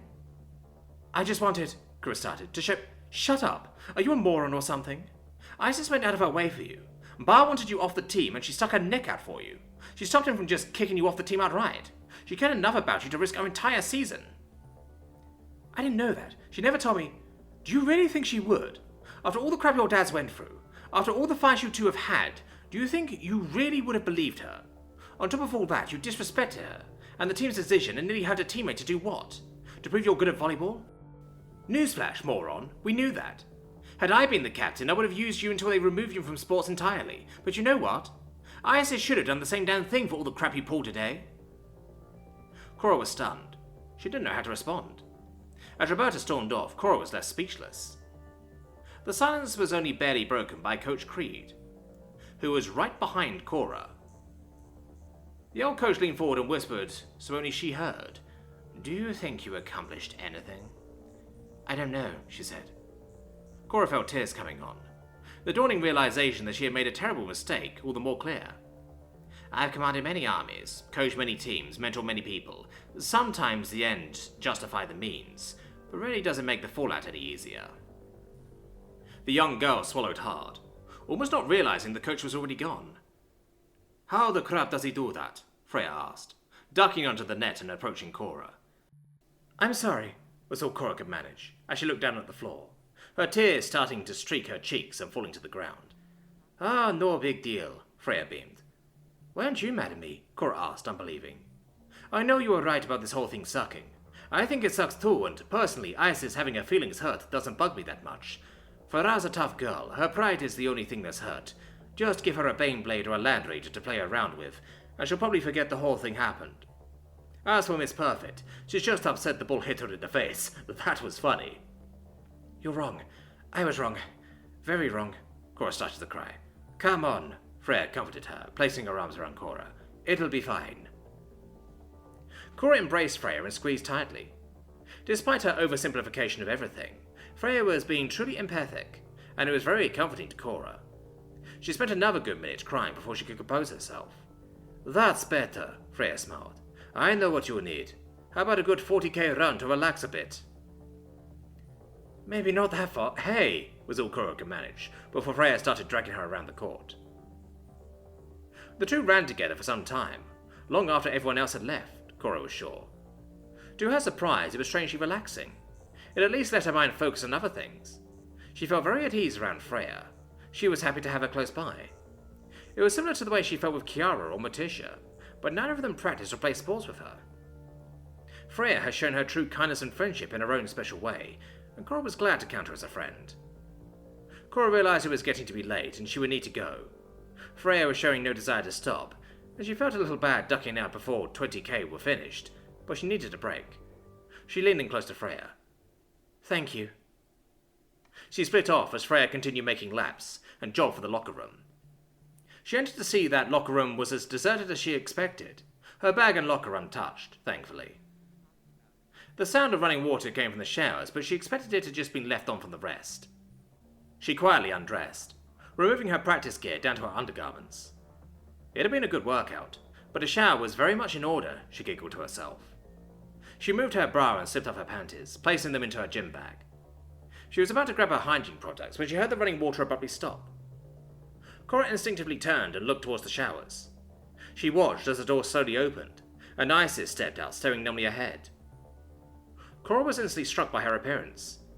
It wasn't the first time she had seen one of her teammates naked, but it was usually short and fused with an air of humour or embarrassment. As it was, Isis had little to be embarrassed about. Her still wet body was amazingly perfect. Her smooth skin, tan skin unblemished, the well-toned legs and arms connected by her thin, flat stomach, and shapely breasts and full hips. She seemed to lose herself for a moment, before realizing Isis was looking at her, and her own pale, exposed body.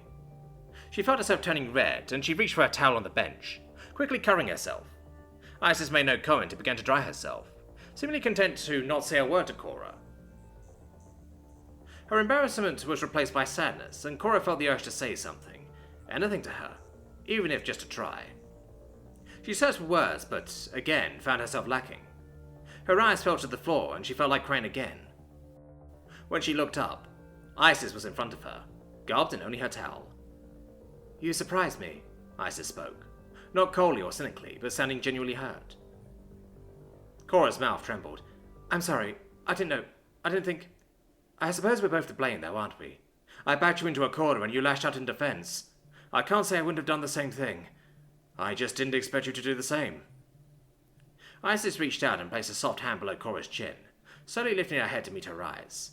There's a tough girl behind the tears, after all. Cora felt ashamed, and a lone tear slowly drew down her cheek.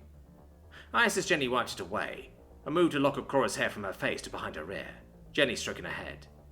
If you're really sorry, Isis began, study hard, get help if you have to. Stop Bar from meddling in things that aren't his business. If you can do that, I can have you on my team again. We can be a team again. Cora felt excited as Isis drew her in and the two embraced. They released each other and Isis began to change as Cora walked to the shower, neither saying another word. By the time she had finished, Cora saw that Isis was long gone. She quickly changed and voxed a short message to Kiara and Morticia. She needed to unwind from the day's events, and she needed her most trusted friends to do so.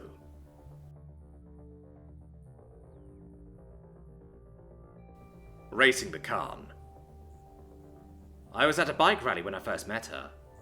Not one of the big ones, but the kind of local shindig where you can find some really crazy shit. She was riding the biggest, baddest bike I'd ever seen. It had to be a custom job. Probably built it herself or had someone she knew really well do it. She was wearing a leather jacket and an expression of absolute confidence in herself, in her skills, in her machine. It was beautiful. I worked up the courage to talk to her and found myself vindicated. She was as cool as she looked, and quite a bit friendlier. She didn't dismiss me, and I wasn't too intimidated by her. I knew bikes, and actually paid attention to personal hygiene, and that gave me a leg up on almost anyone else there. I commented her bike, and she offered me a ride. I won't say she didn't wink when she said it, but I won't say she did. 2 weeks later, I must try my own bike.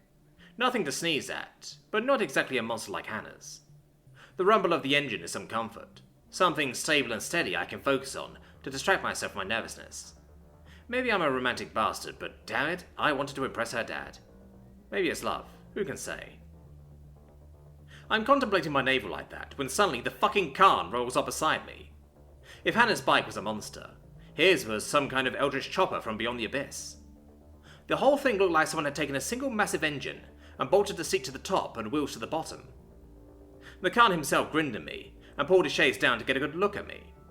It was only then that I noticed the tiny figure seated behind him was Hannah. She grinned too, almost sheepishly. I'd only just put 2 and 2 together when the Khan revved his bike engines, jets of flame spurting forth from his exhaust pipes as he turned back to the road. I'd have thought I'd panic, but I set my teeth instead. For Hannah. And the race was on. Needless to say, I lost, but I did keep up, and I even managed to stay on my bike despite the insanity of some of those turns. I stood up, shakily, ready to hang my head in shame, when I felt a pair of leather-clad arms wrap around my neck, the smell of road grit and engine oil filling my nose. I looked up into Hannah's smiling face. Great emperor she's tall, and felt a hell of a lot better. "Not bad," I heard a heavy voice say. "With practice, I'd say you'll make a fine enough white scar." I heard myself thank him, just before he peeled off down the highway, and Hannah sat in the seat of my bike, patting the seat behind her with a smouldering look in her eye I can still recall perfectly. And that's when I knew that from then on, everything would be awesome. Hints and suppositions. Lyra lay sprawled across her desk, staring towards the wall. Her watcher grunted and fumbled with her books beneath the desk, organizing them for her next class. It wasn't unusual to see her sprawled across the desk. Despite her fair hair and lack of skulls and chains, it was common knowledge she was a great deal more emo than Kiara was purported to be. She was actually staring at Freya, who was doodling idly in one of her textbooks. A surge of some emotion, Lyra did not care to dissect exactly what the contents of that emotion were, made her heart beat faster.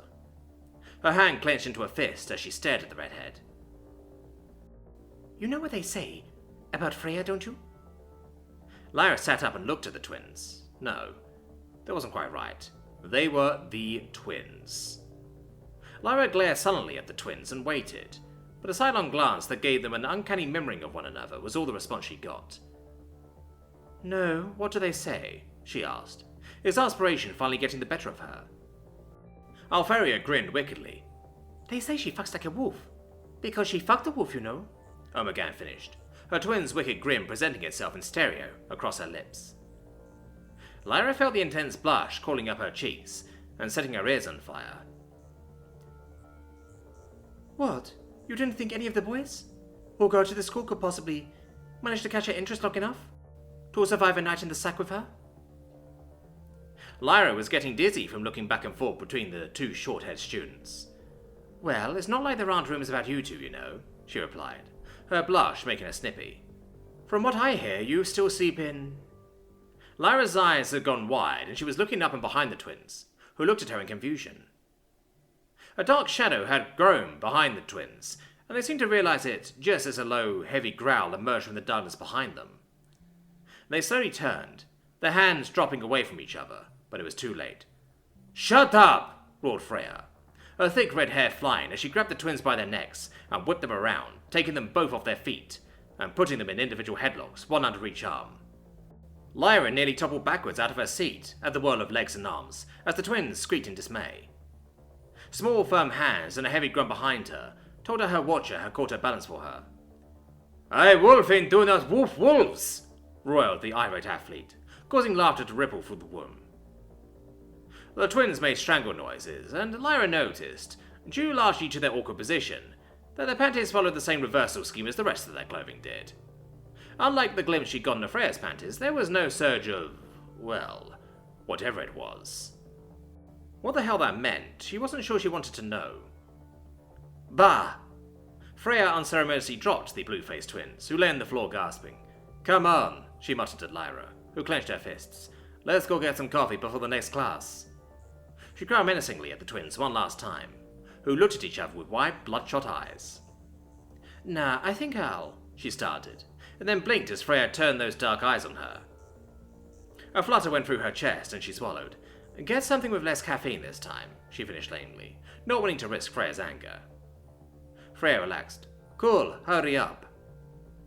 Freya grabbed her book bag in one hand and slung it over her shoulder, despite the fact it was at least twice the weight of anyone else's in the room. The twins propped themselves up on their elbows and grinned up at Lyra as she stood, her watcher clambering up onto her shoulder. Alpharius smirked and lifted her other hand, spreading her pointer and index finger and miming a licking motion between them, while Omegan held an invisible object in her free hand and bobbed her head while pressing her tongue into her cheek rhythmically. Lyra harumphed and straightened her skirt, her cheeks reddening as she followed the redhead out of the room, hating the fact that she could be teased about everything by anybody and ignore it all, unless it involved her would-be best friend Freya. She wasn't sure if she hated Freya or liked her, but one thing was for sure. The idea of Freya doing anything like that wouldn't be coming out of her mouth ever. She wasn't suicidal. A day with Dirk. The blowing alarm roused Cora from her sleep. She yawned and rubbed her eyes before sleepily slipping out of bed to turn it off. No sooner did she switch the alarm off than a shout sounded from across the room, followed by a loud slamming noise. "Frrrr!" Dirk shouted from his bunk. Cora jumped in shock and swung around. Dirk was sitting on the top bunk and rubbing his head. "Dirk, what's wrong? Are you okay?" she asked, catching her breath and trying to calm herself. He panted and turned to her slowly, his forehead and torso glistening with sweat. Unlike his sister, Dirk was an athletic type. His body was muscular, and was even part of the boxing team. "Well, yeah, I'm fine, just a nightmare," he said, rubbing his fingers up his face and through his hair. "What was it about? Was it the same one?" Cora asked as she approached the bed. "Yeah, same shit, different day," he said, regaining his composure. "Maybe you should talk to Dad about it. I think it might help." "I'm not trying to pressure you, but I'm worried about you," Cora said, genuinely concerned for her brother. "Oh, Emperor, not this again. Just leave it alone," Dirk said defensively. "I'm just not sure that it's normal to have a reoccurring dream about mutating into some hulking tentacle monster, Dirk," she retorted. Dirk smiled, reached over the side of the bunk and patted Cora on her head. "I'm fine. I have you to talk to about it, but if we don't move, we're going to be late for school." He leapt from the top bunk gracefully. Cora nodded in agreement and gave Dirk a hug before leaving the room. He looked into the mirror and rubbed his eyes. It took a moment to make faces at himself before heading off to the shower. He spent longer than usual just letting the water hit his face after washing his hair. Physically, Dirk felt pretty invigorated. Mentally, not so much. As he turned off the water, he heard a pounding at the door. "Come on, Dirk, they'll be here any minute," Cora shouted for the door. Finally, he sprang to life and hurried out of the shower. Corax was sitting in the living room in his favourite chair, reading as usual. Dirk rushed into his room and threw on his usual attire of black jeans and a matching t-shirt. He made sure not to leave behind the wristbands and scarf Cora made for him. More often than not, people harassed him for his sense of style, but he was never one to really bother with others' opinions of him, at least not anyone who didn't matter to him. He grabbed an open textbook off of his desk and snapped it shut before rushing out into the living room. Cora was already waiting for him. Dirk smiled as Corax looked up from his book. "Have a good day at school, kids. Dirk, you watch out for Cora," he said calmly. "Dad, I'm not a helpless little girl, you know," Cora protested. "Yeah, but you have to worry about all kinds of douchey guys teasing you," Dirk added with a slight smile. Cora turned to him and narrowed her gaze. "What about you? You have to worry about all those trashy girls, Cora exclaimed. Nah, I'm not a brain-dead fuckhead. You don't have to worry about me catching anything, Dirk said, before bursting into laughter. Dirk, watch your language, young man. There is no need for those kinds of words in my house or anywhere else, Corax interjected, lightly pounding his fist on the arm of his chair. Dirk nodded and wiped the grin off of his face. All right, Dad, I'm sorry. Corax stared at Dirk with an angry look in his face. Dirk cleared his throat and gave a goofy smile to try and make his father smile. Corax was not amused. A horn sounded outside, causing Dirk and Cora to turn their heads towards the door. Dirk, hurry up and put your shoes on. That's them, she commanded urgently. Dirk looked down at his feet and twiddled his bare toes. Oh, yeah, look at that. I thought I was missing something, he said casually.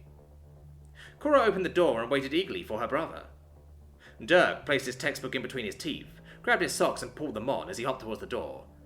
Later, Dirk mumbled, as he pulled his sneakers on. He swung himself around in a half circle to face his sister. The bright light stunned Dirk, causing him to throw up his hand and wait for his eyes to adjust. He stumbled down the cobblestone walkway towards Cora and Kiara's voice. Yeah, I know. Bruce isn't all too happy about it, but Dad says that we're going to alternate, Kiara explained. Dirk's eyes finally adjusted, and revealed Cora leaning on the Kurze's car. It was a pretty nice ride. Lots of custom parts and a spiffy dark blue paint job to boot. It was complete with a gnarly-looking skull with bat wings on the hood, and even a vanity plate that said IMTGDBM, whatever the hell that meant. Bruce had a strange style, but Dirk had grown fond of it after spending so much time around him. The two were as close as Cora and Kiara were, but shared far less similarities. While Dirk was loud, light-hearted and bold, Bruce was quiet, awkward, and more than slightly morbid. With a jogging start, Dirk slid effortlessly across the freshly waxed hood and landed softly on the other side of the car. Shotgun, he exclaimed.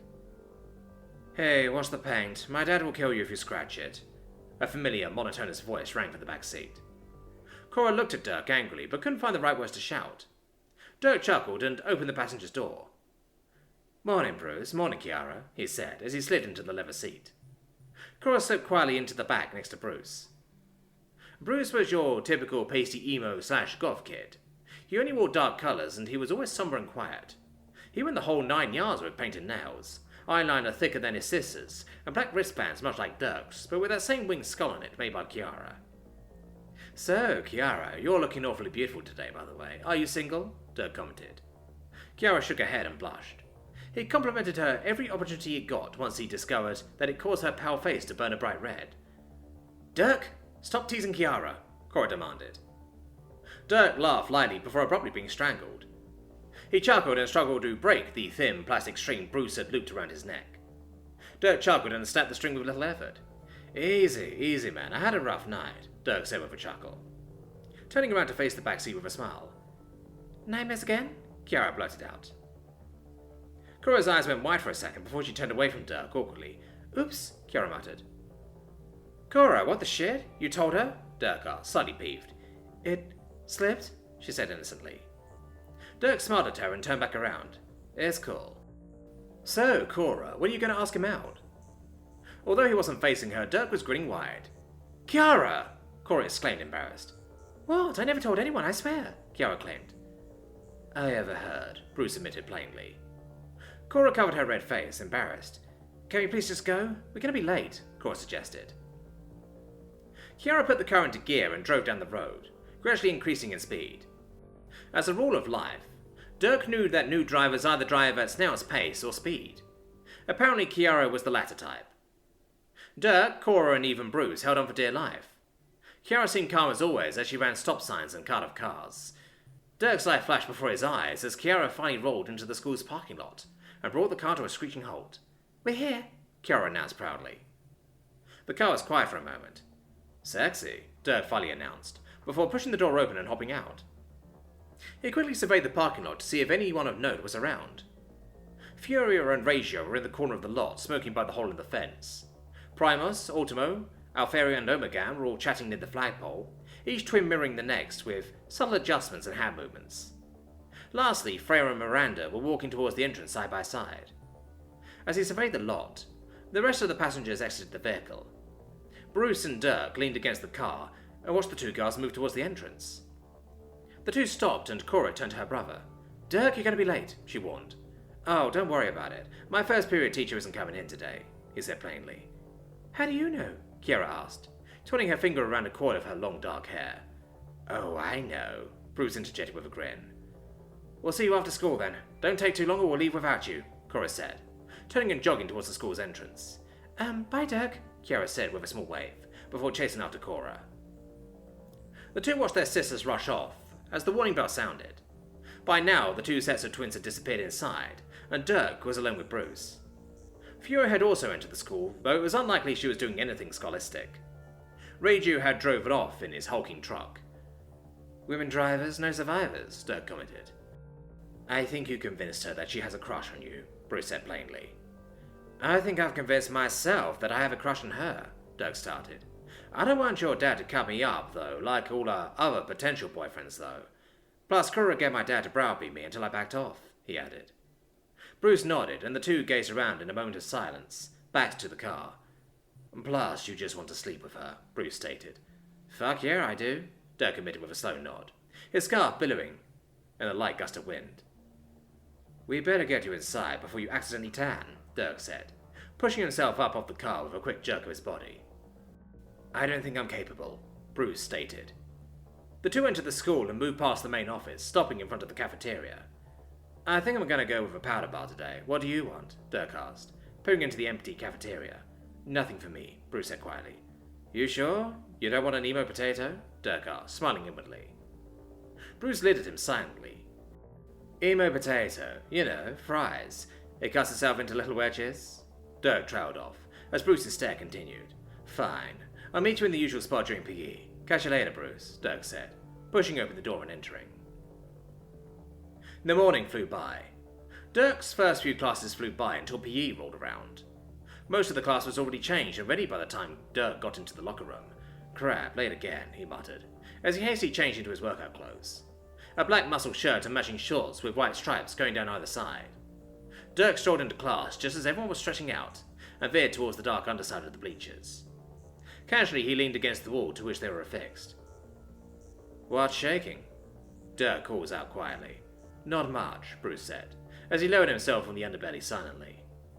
Miranda and Freya have been talking about you, Bruce said quietly, staying in the shadows. Why do you smell like flowers? He asked in his usual tone. What? Oh, I had to use Cora's shampoo this morning. Why the fuck are you smelling me, dude? Dirk responded, puzzled. The two shared a long, awkward. How did you do on your test for AP Bio? Bruce asked. Aced it. Can't do better than 100%, Dirk stated, looking out onto the floor and watching his classmates stretch out. Good. That means I got 100% too. I know I only got the answers to you a few minutes before the test, but you weren't to memorize on the spot again, Bruce added. Dirk just nodded in agreement. Just as goddamn planned, Bruce said with a grin. The two then shared a most excellent brofist. Alright, I'm gonna run out there once we start labs. I'll chat to you later, Bruce, Dirk said, watching everyone line up. Bruce? Dirk called out. He turned back around only to find that he had vanished again. Dirk was used to his strange behavior, but he was always impressed at how quickly and quietly Bruce could vanish. Alright! Get your asses outside and run some laps, maggots! A loud and booming voice snapped Dirk back to reality. Coach Calm was always in a bad mood, it seemed. There were rumours of the hulking man involving himself in sports, just so he had an excuse to throw kids around during wrestling practice, or knock the shit out of them as boxing coach. It was probably true. As the students bantered and began walking out onto the field, Dirk wedged himself into the crowd to not be noticeably late. The ticking of the sprinklers could be heard watering the football field in the distance, and it was a bit cooler out since a light breeze had whipped up since this morning. Dirk's scarf flapped in the wind as the class trudged out towards the track. He took a deep breath as he stepped from the grass onto the track. He let the majority of his classmates pass by him, until he spotted Miranda and Freya walking side by side talking. Dirk smiled slightly to himself, adjusted his scarf and trotted up alongside them. Pardon me, ladies. I can't help but notice that you were enjoying a nice conversation before I rudely interrupted. What's up? Dirk interrupted with his usual grin. Oh, good morning, Dirk, Miranda said shyly with a smile, sticking close to Freya. Freya was far less reserved and gave Dirk a hearty pat on the back that caused him to stumble slightly. Hey, Dirk. We were just talking about you. What a coincidence, she said with a chuckle. Oh, yeah? I hope it was something good, he said, subtly winking as he spoke. No, actually. We were discussing how when you found out that Regio has been harassing her, that you were going to kick his ass, Freya said, with a more serious look on her face. Dirk's light-hearted smile faded, and an angry scowl replaced it. Freya pointed down the track where Kiara and Cora were walking together. Sure enough, Regio was walking beside them, shouting insults and mocking Cora. Dirk wouldn't have cared if it was him, but he was never one to sit by and let people bring down his sister. His fist balled up in rage, and he began stomping towards Regio. Dirk, wait! You're going to get yourself hurt, Miranda warned. Dirk was no lightweight, and had been in fights before, but he knew damn well he was nowhere near as strong as Regio. Regio was a powerhouse. Dirk heard footsteps coming up beside him. He glanced over to see Bruce jogging with him. Aim for his neck. Use your skull to feint and try to kick sand at him if you're getting pummeled. Khan won't be able to resist interrupting for too long, Bruce suggested. That's always the way it was. Bruce was always the strategist, and Dirk was always the muscle. Sometimes it seemed like Bruce was just pulling the strings, but that's the way their whole relationship was. They walked a fine line between friends and tools for each other. Dirk nodded at the suggestion and broke out into a full sprint. Why don't you shut the fuck up, Evo Bush, and butt out? Radio shouted, turning his attention to Kiara. Fight! A voice echoed from across the field, right before Dirk made his opening move. A swift kick to the side of the head sent Regio stumbling off of the track and onto the wet field.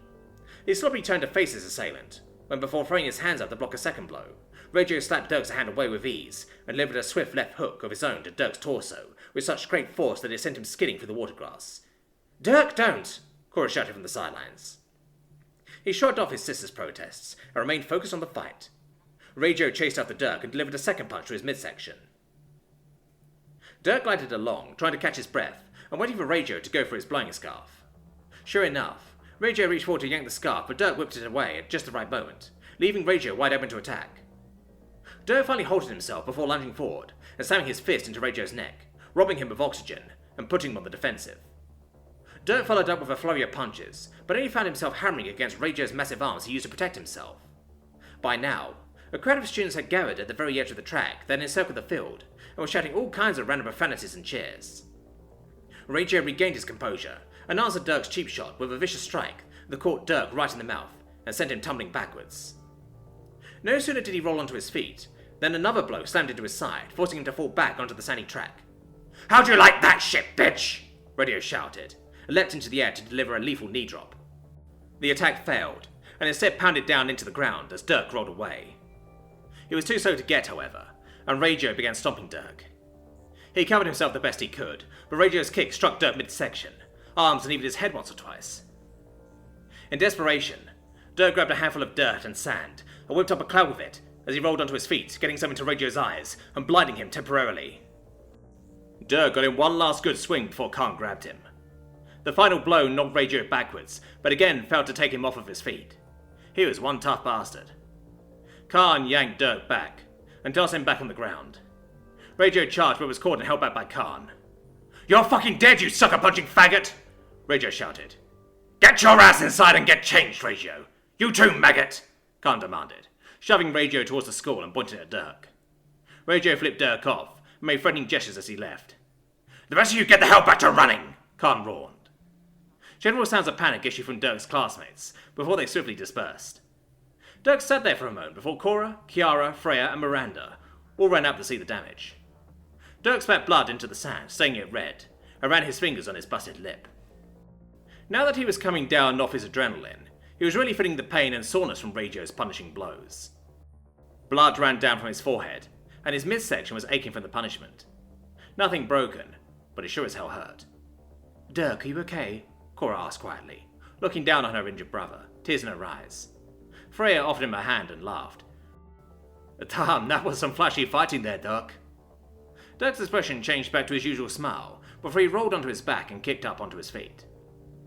Thanks, I tried to put on a good show, Dirk proclaimed, as he pat Cora on the head, fighting back the urge to show signs of injury. I'm fine. He's not as strong as he looks, he added. Freya withdrew her hand and punched him with the arm playfully, Miranda hiding behind her. You're pretty strong looking yourself. You should work out with me sometime, Dirk. I'll spot you, Freya offered. Dirk laughed and put up his hand in protest.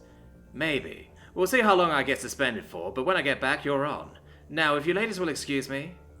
He adjusted his scarf as he spoke, and then made extra effort to look dramatic as he walked silently past the girls, back straight and scarf blowing in the light breeze. "Looks like you're hurting," Bruce announced quietly. He was standing in the shadow of the goalpost, but Dirk managed not to jump in surprise.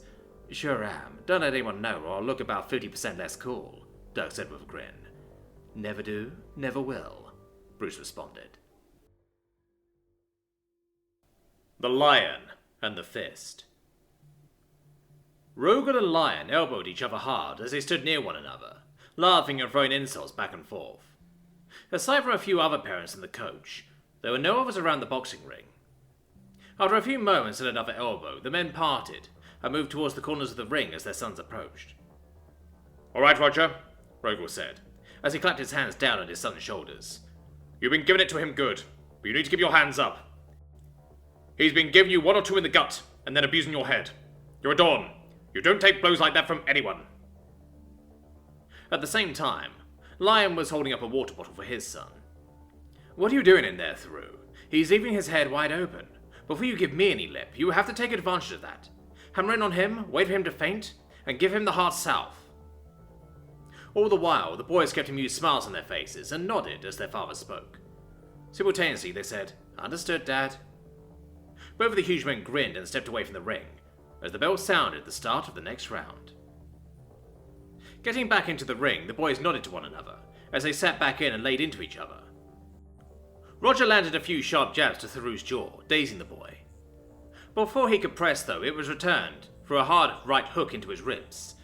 The blow brought his hands down, and Theroux caught it, bringing his left hand into Roger's temple. He staggered for a moment before losing his balance, hitting the mat hard. Theroux stood overhead, watching his friend, as the coach began to count. "Roger, get up, boy. You're not done fighting yet." "You obviously don't know your boy, then, Rogal. My Theroux cleaned his clock." "Oh, really now? You're going to say that I don't know my own son?" "That's exactly what I'm saying." The two men continued to shout and fight, as Roger slowly made his way back up to his feet as the count of 9 was called. "Nah, I'm done. Good fight, Theroux." Furious failed date. "Where is my daughter? Where are you hiding her?" The snarling voice of Angron reverberated through the hospital as he crashed through ward after ward, flinging aside those doctors and nurses who dared to stand in his way. "Furia! Furia! Where are you?" "I'm here, Dad." Furia leaned heavily against the tiled wall, the bandages around her head hiding her shock of hair. "My God, Furia! What happened to you?" Angron's voice trembled slightly, the furious anger draining away in shock as he saw his injured daughter. Furia shuffled towards him, eyes watery, and clasped herself around his leg, just as she had when she was a girl. "Oh, Dad, I was out with sight."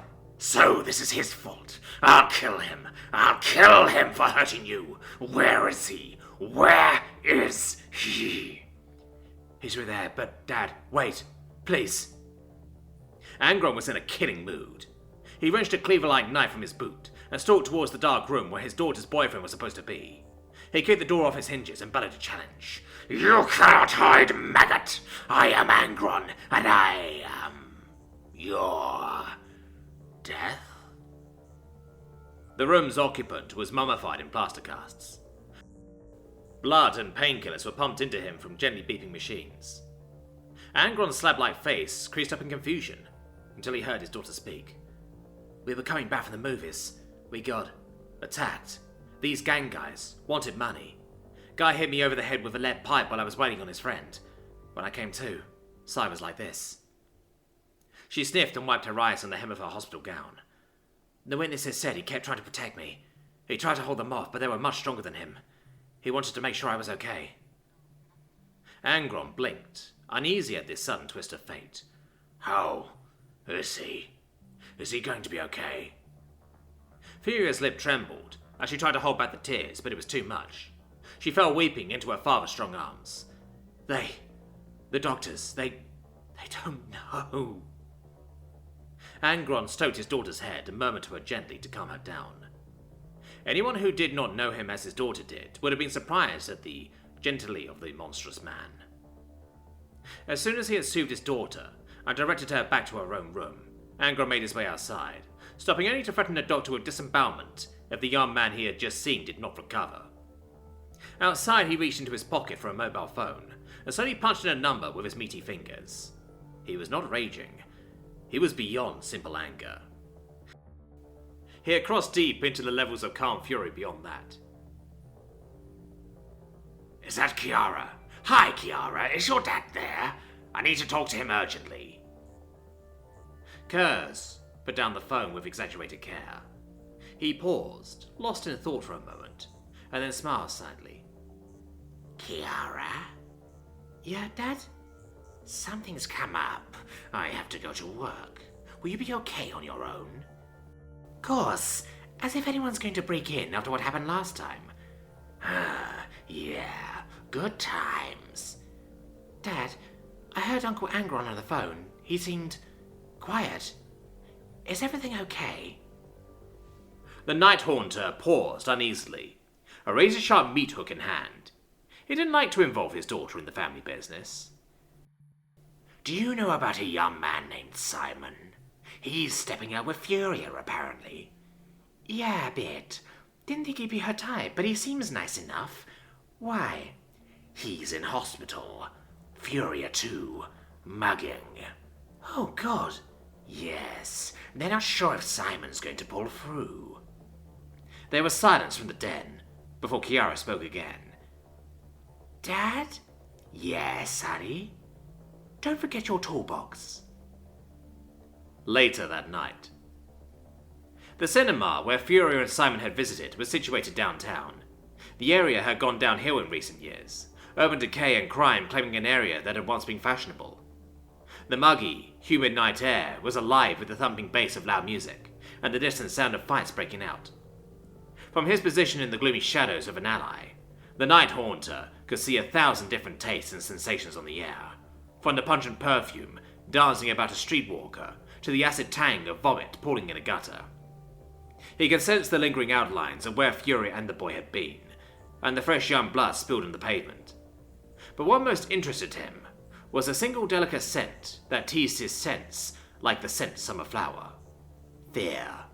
Strong and close. It was but the work of moments to track down its source, an apartment overlooking the street when the mugging had taken place. The fat man inside had clearly been the witness who had seen what had happened. Kurze adjusted his hat, put down his toolbox and knocked at the door. A nervous voice called out from inside. Who is it? You can think of me as a concerned parent, said the Night Haunter, slipping off his gloves and examining his claw-like nails. I just wanted to go over the details of an incident you observed earlier tonight. Behind the door, Kurze heard the sound of a shotgun being loaded. He smiled slightly. Go away, man. I ain't talking to no pig. Back off. I've got rights. Oh, but sir, I'm just a concerned parent. I certainly wouldn't want any police here. I just want a friendly conversation, that's all. Is that really too much to ask? Perhaps if I came in. The door burst open as the fat man came blasting out with the shotgun. The corridor was empty.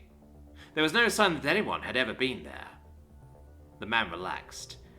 Then he heard a mocking whisper in his ear. Too slow. Still later. Angron? Yes. Turns out it was the local pill peddler. They were his clients, apparently. Didn't want the police to get involved, so he was decidedly unhelpful. Oh no, he talked to me. Positively babbled. They hole up in an abandoned hotel on 1st and 10th. You can't miss it. Oh, of course. Wouldn't miss this for the world. You go on ahead, I'll catch up. A few loose ends to tie up. The Night Haunter snapped the phone shut and returned to his task. Where were we? Ah, yes, we were discussing your future. Tell me, do you remember those old anti-drug messages? They weren't very effective, were they? Kurze positioned the nail and raised the huge mallet in his hand. You, on the other hand, are going to be a much, much better spokesman. You see, the thing I've learned as a parent is that if you can't set a good example... Kurze snarled and brought the hammer down with a sickening crunch. You can serve as a terrible warning. Meanwhile, in the hospital day room, Vulkan and Guilliman sat in front of a flickering television in chairs designed for much smaller men. Guilliman sipped water, the plastic cup seeming comically tiny in his hand. They had been discussing their niece and her boyfriend. How is he? Hard to say, shrugged Vulkan. The doctors aren't telling us anything. It's serious, though. The parents have agreed to let Magnus try and reach him. They wouldn't do that unless there was something very wrong. Oh no, poor boy. How's Furia taking the news? Not well. Most of the girls who are with her now are on their way. Lorgar and Athena are in the chapel, praying for the boy with his mother and father. They feel they can be of more use there. We're such a close family. Vulkan shrugged again. It's the right thing to do, Roboute. It shouldn't matter if they're family. We should care for all who fall protecting the innocent. I suppose so. On that subject of family, where's Angron? It's not right to leave his daughter's side at a time like this. Why? If it was Roberta, well, suffice it to say that I would not leave her side for an instant. Vulkan shifted uncomfortably. I'm not sure. Furia says he was here, but he left again. I believe Horus is trying to track him down. You know Angron, he can't stand sitting still. Ha! Yes, I can believe that. Probably got bored and wandered off, the brute. Vulkan said nothing. He suspected he knew exactly what Angron was doing, but the less Guilliman knew of his whereabouts, the better. He didn't approve of his brother's methods, but he knew for damn sure he wasn't going to let Guilliman interfere. I'm going to find Dorn. Help him repair the damage our dear brother caused. Perturabo said he was going to do it, but he had to leave suddenly. You coming? Sure, least I can do under the circumstances. Magnus the Red loomed next to the bed as still as a statue, his hand resting on the bandaged forehead of the boy lying there. To a casual observer, nothing appeared to be happening, but a thin patina of frost forming on the metal bedstead spoke otherwise. The Cyclops' hidden might was focused entirely upon the frail figure before him, a last desperate attempt to rekindle the soul of the child that had almost given his life for his nieces. He was failing. Simon was dying. Magnus drew himself together and probed deeper. He would not be denied this. He would combat this threat at close quarters. Closing his eyes, the sorcerer reached out with his astral form and touched the flickering soul of the boy. Magnus reopened his eyes. The hospital room had disappeared, to be replaced by a twisted and distorted parody of a city street. The sky above boiled as lightning-shot clouds scuttled high above, red-tinted stormlight casting two long shadows. Across the street, a neon-lit cinema sign flickered intermittently, advertising a series of violent films. Magnus realized that this must have been the place where Simon and Furia had been attacked, seen through the warped memories of someone who had suffered terribly there. The psycho was jolted from his reverie by a whispering voice. "Who are you? You don't belong here." Magnus turned, but saw nothing. He spoke gently. "Spirit, my name is Magnus. I'm here to help." The ghostly voice laughed softly. "Too late for that? See the shadows?" The furthest ends of the street were now completely dark, crawling shadows climbing slowly up buildings and shrouding them in cold darkness. "They will be here soon. They couldn't kill them before, so they came back." "Kill who, Spirit?"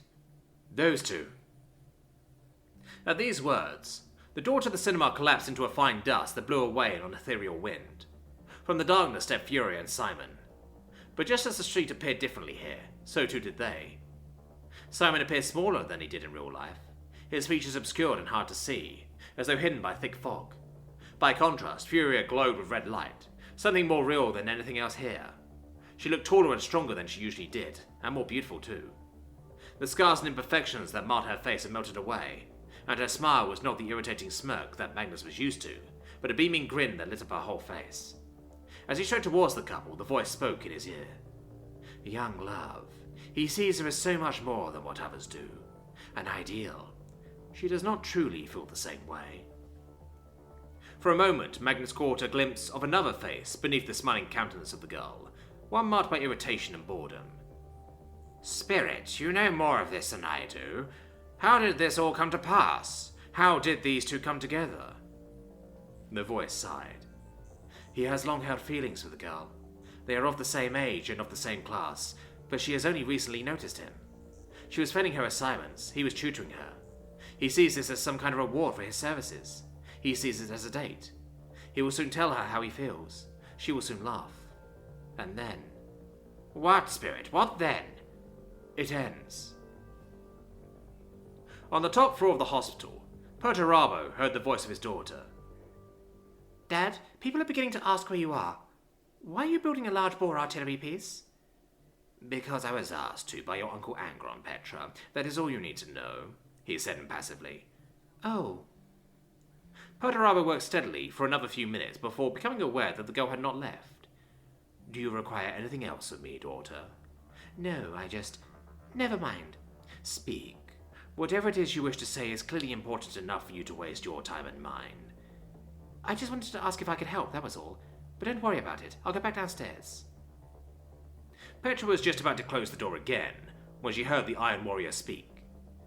There is a welding torch in the case over there. Lock that door and come make use of it, please. Yes, Father. The Astoria Plaza Hotel had seen better days. Once a jewel of a building, its facade of white marble gleaming white, and its legions of staff oiling through polished halls with industrious pride, it now squatted in the decaying wasteland of the downtown area. Its magnificent windows were boarded shut and covered with metal grates, its doors barred and its walls covered in gang signs and years of graffiti. Where the rich and powerful had once rested in well-appointed rooms, the gang members of the 6-Point Squad lurked. The location gave them a perfect stronghold from which to rule this neighborhood. Its only working entrance was heavily secured, and a glimpse through the barred windows into what had been the lobby revealed a killing ground designed to halt a frontal assault in its tracks. Angron contemplated the building in front of him from a position in the shadows. He had seen the gang assemble for the night, heard the pounding beat of music and raucous voices singing and shouting, and smelt the mixed aromas of fried food and strong liqueur. Bright light shined from an upper room through the boarded windows. The thugs were enjoying themselves, secure in the knowledge that they were safe.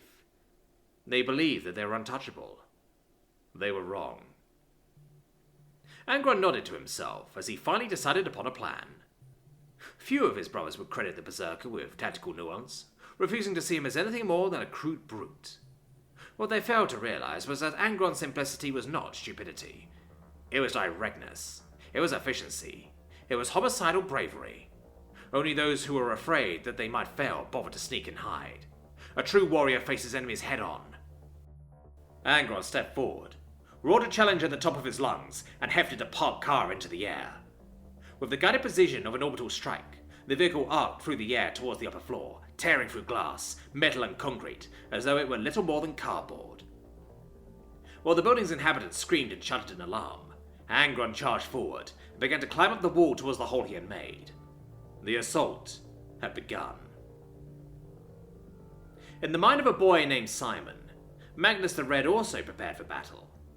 The encroaching darkness oozed against fine filigreed walls of frosty white psychic energy, a magical cage of light to hold it at bay long enough for the Cyclops to ready himself. The astral spectres of Furia and Simon, memories drawn from events that occurred only hours ago, ignored him completely, engrossed as they were in a pantomime of a conversation. As Magnus sat on the grey steps behind them, meditating and focusing his energy, the whispery voice came to him. Why are you doing this? The end is already written. There is nothing that can be done. These events are mere shadows of what has been already seen and done. Choices were made that can never be unmade. There is no hope. Wrong, growled the Psyker. There is always hope. The future is not written. I know it. I know I can save him. Words. They mean nothing, and your walls are already breaking. Magnus felt rather than saw the hammering blows that assailed his defences. Their delicate, frost-like patterns pulsed and glowed as something beat against them. Although the murky shadows denied him the sight of his enemies, he caught glimpses of the foes with his witch sight, cold eyes glinting with baleful intent. The flash of an absurdly sharp knife as it struck the walls, holding it back. Red man, this is the boy's nemesis. You cannot fight his fate. This is not your battle. Sooner or later, you will have to realize this.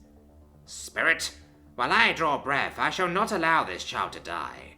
The doom that comes for him is conjured by his own mind, by his feelings of despair and failure. He can overcome them. He must overcome them. Magnus stood and raised his hands, summoning baleful blue fire that burned cold around his fingers. And I will show him how. Magnus lowered his defenses and charged at the surging shadows. Oh shit, oh shit, oh shit, oh shit, oh shit, oh shit! Kaz squealed as he fled down the halls away from the devastation. Only 20 minutes ago, it had been a perfect night. They had all the drugs, loose women, and, thanks to the mugging of some teenagers earlier that evening, the money to make the night go with bang. Then the explosion happened. The screams began. Kaz had been in his room entertaining some woman he had picked up in a bar somewhere when he heard the first blast, and the shouts of the first men on the scene. He could remember struggling into his clothes and tumbling after them half-dressed. He heard again Zack shouting something about a car and fires and the horrible gurgling shriek that marked the end of his life.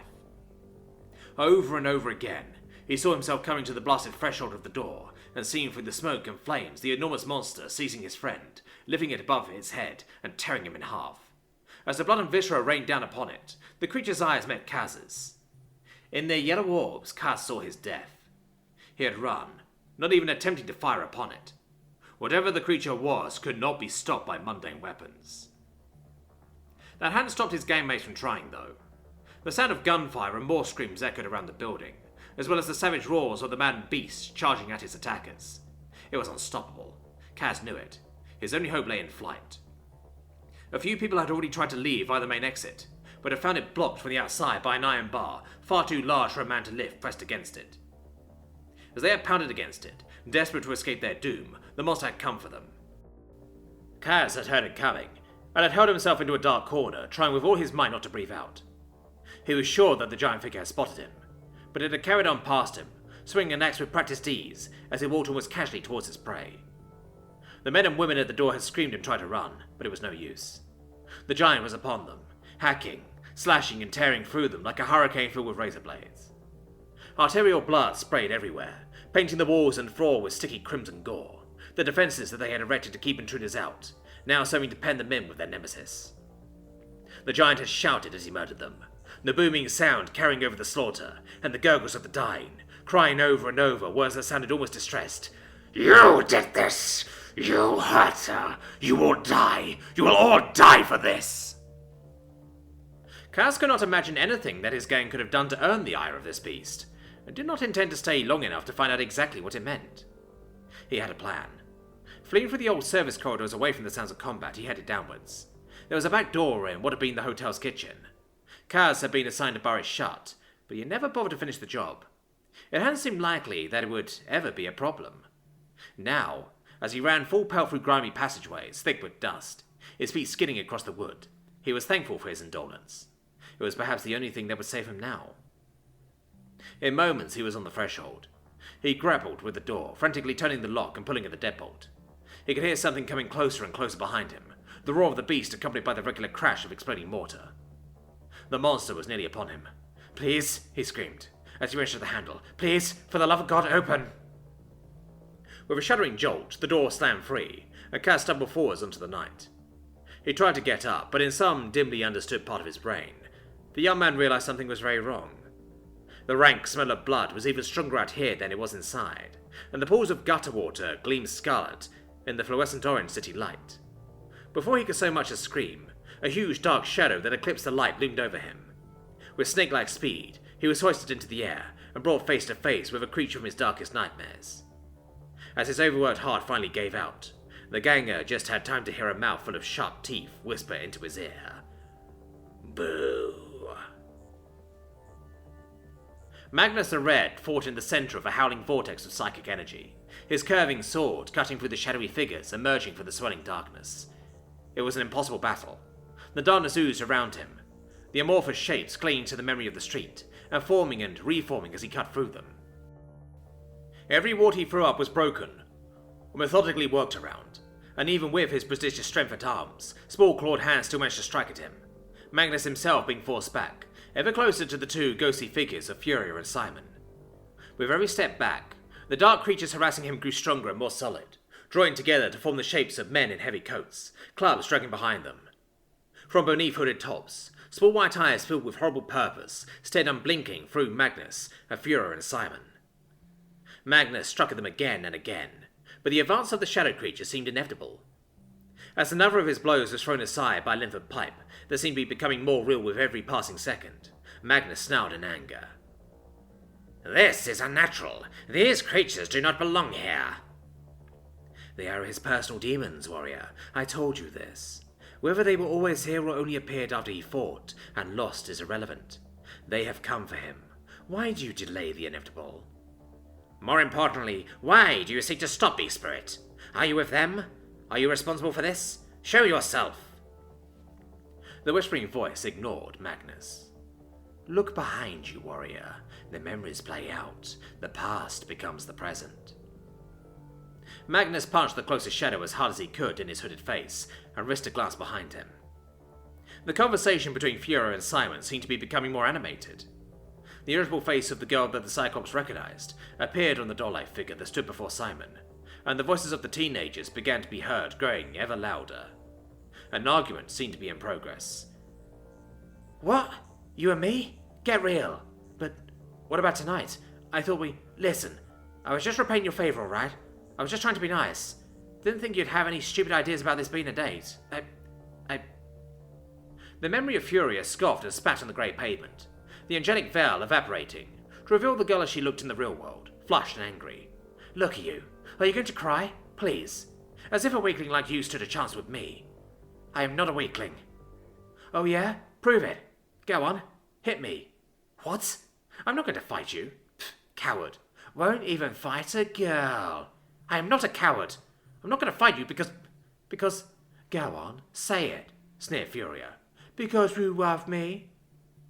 The gathering shadows wrapped themselves around the couple, draining all colour from the scene, while the figures continued to argue obliviously.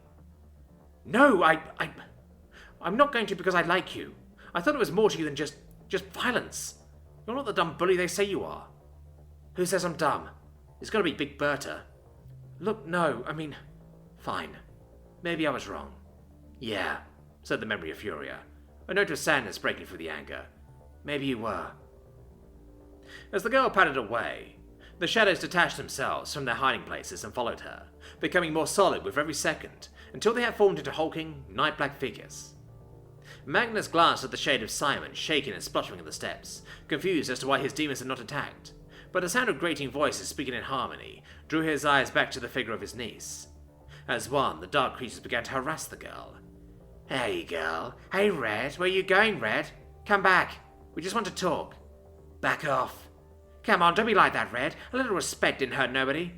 "Get out of my face. Or what? Or this happens." Furia's fist arced around and slammed into the face of one of the creatures, the inky matter splashing apart before it was reabsorbed by its fellows. "Ooh, fight, fight, fight, fight."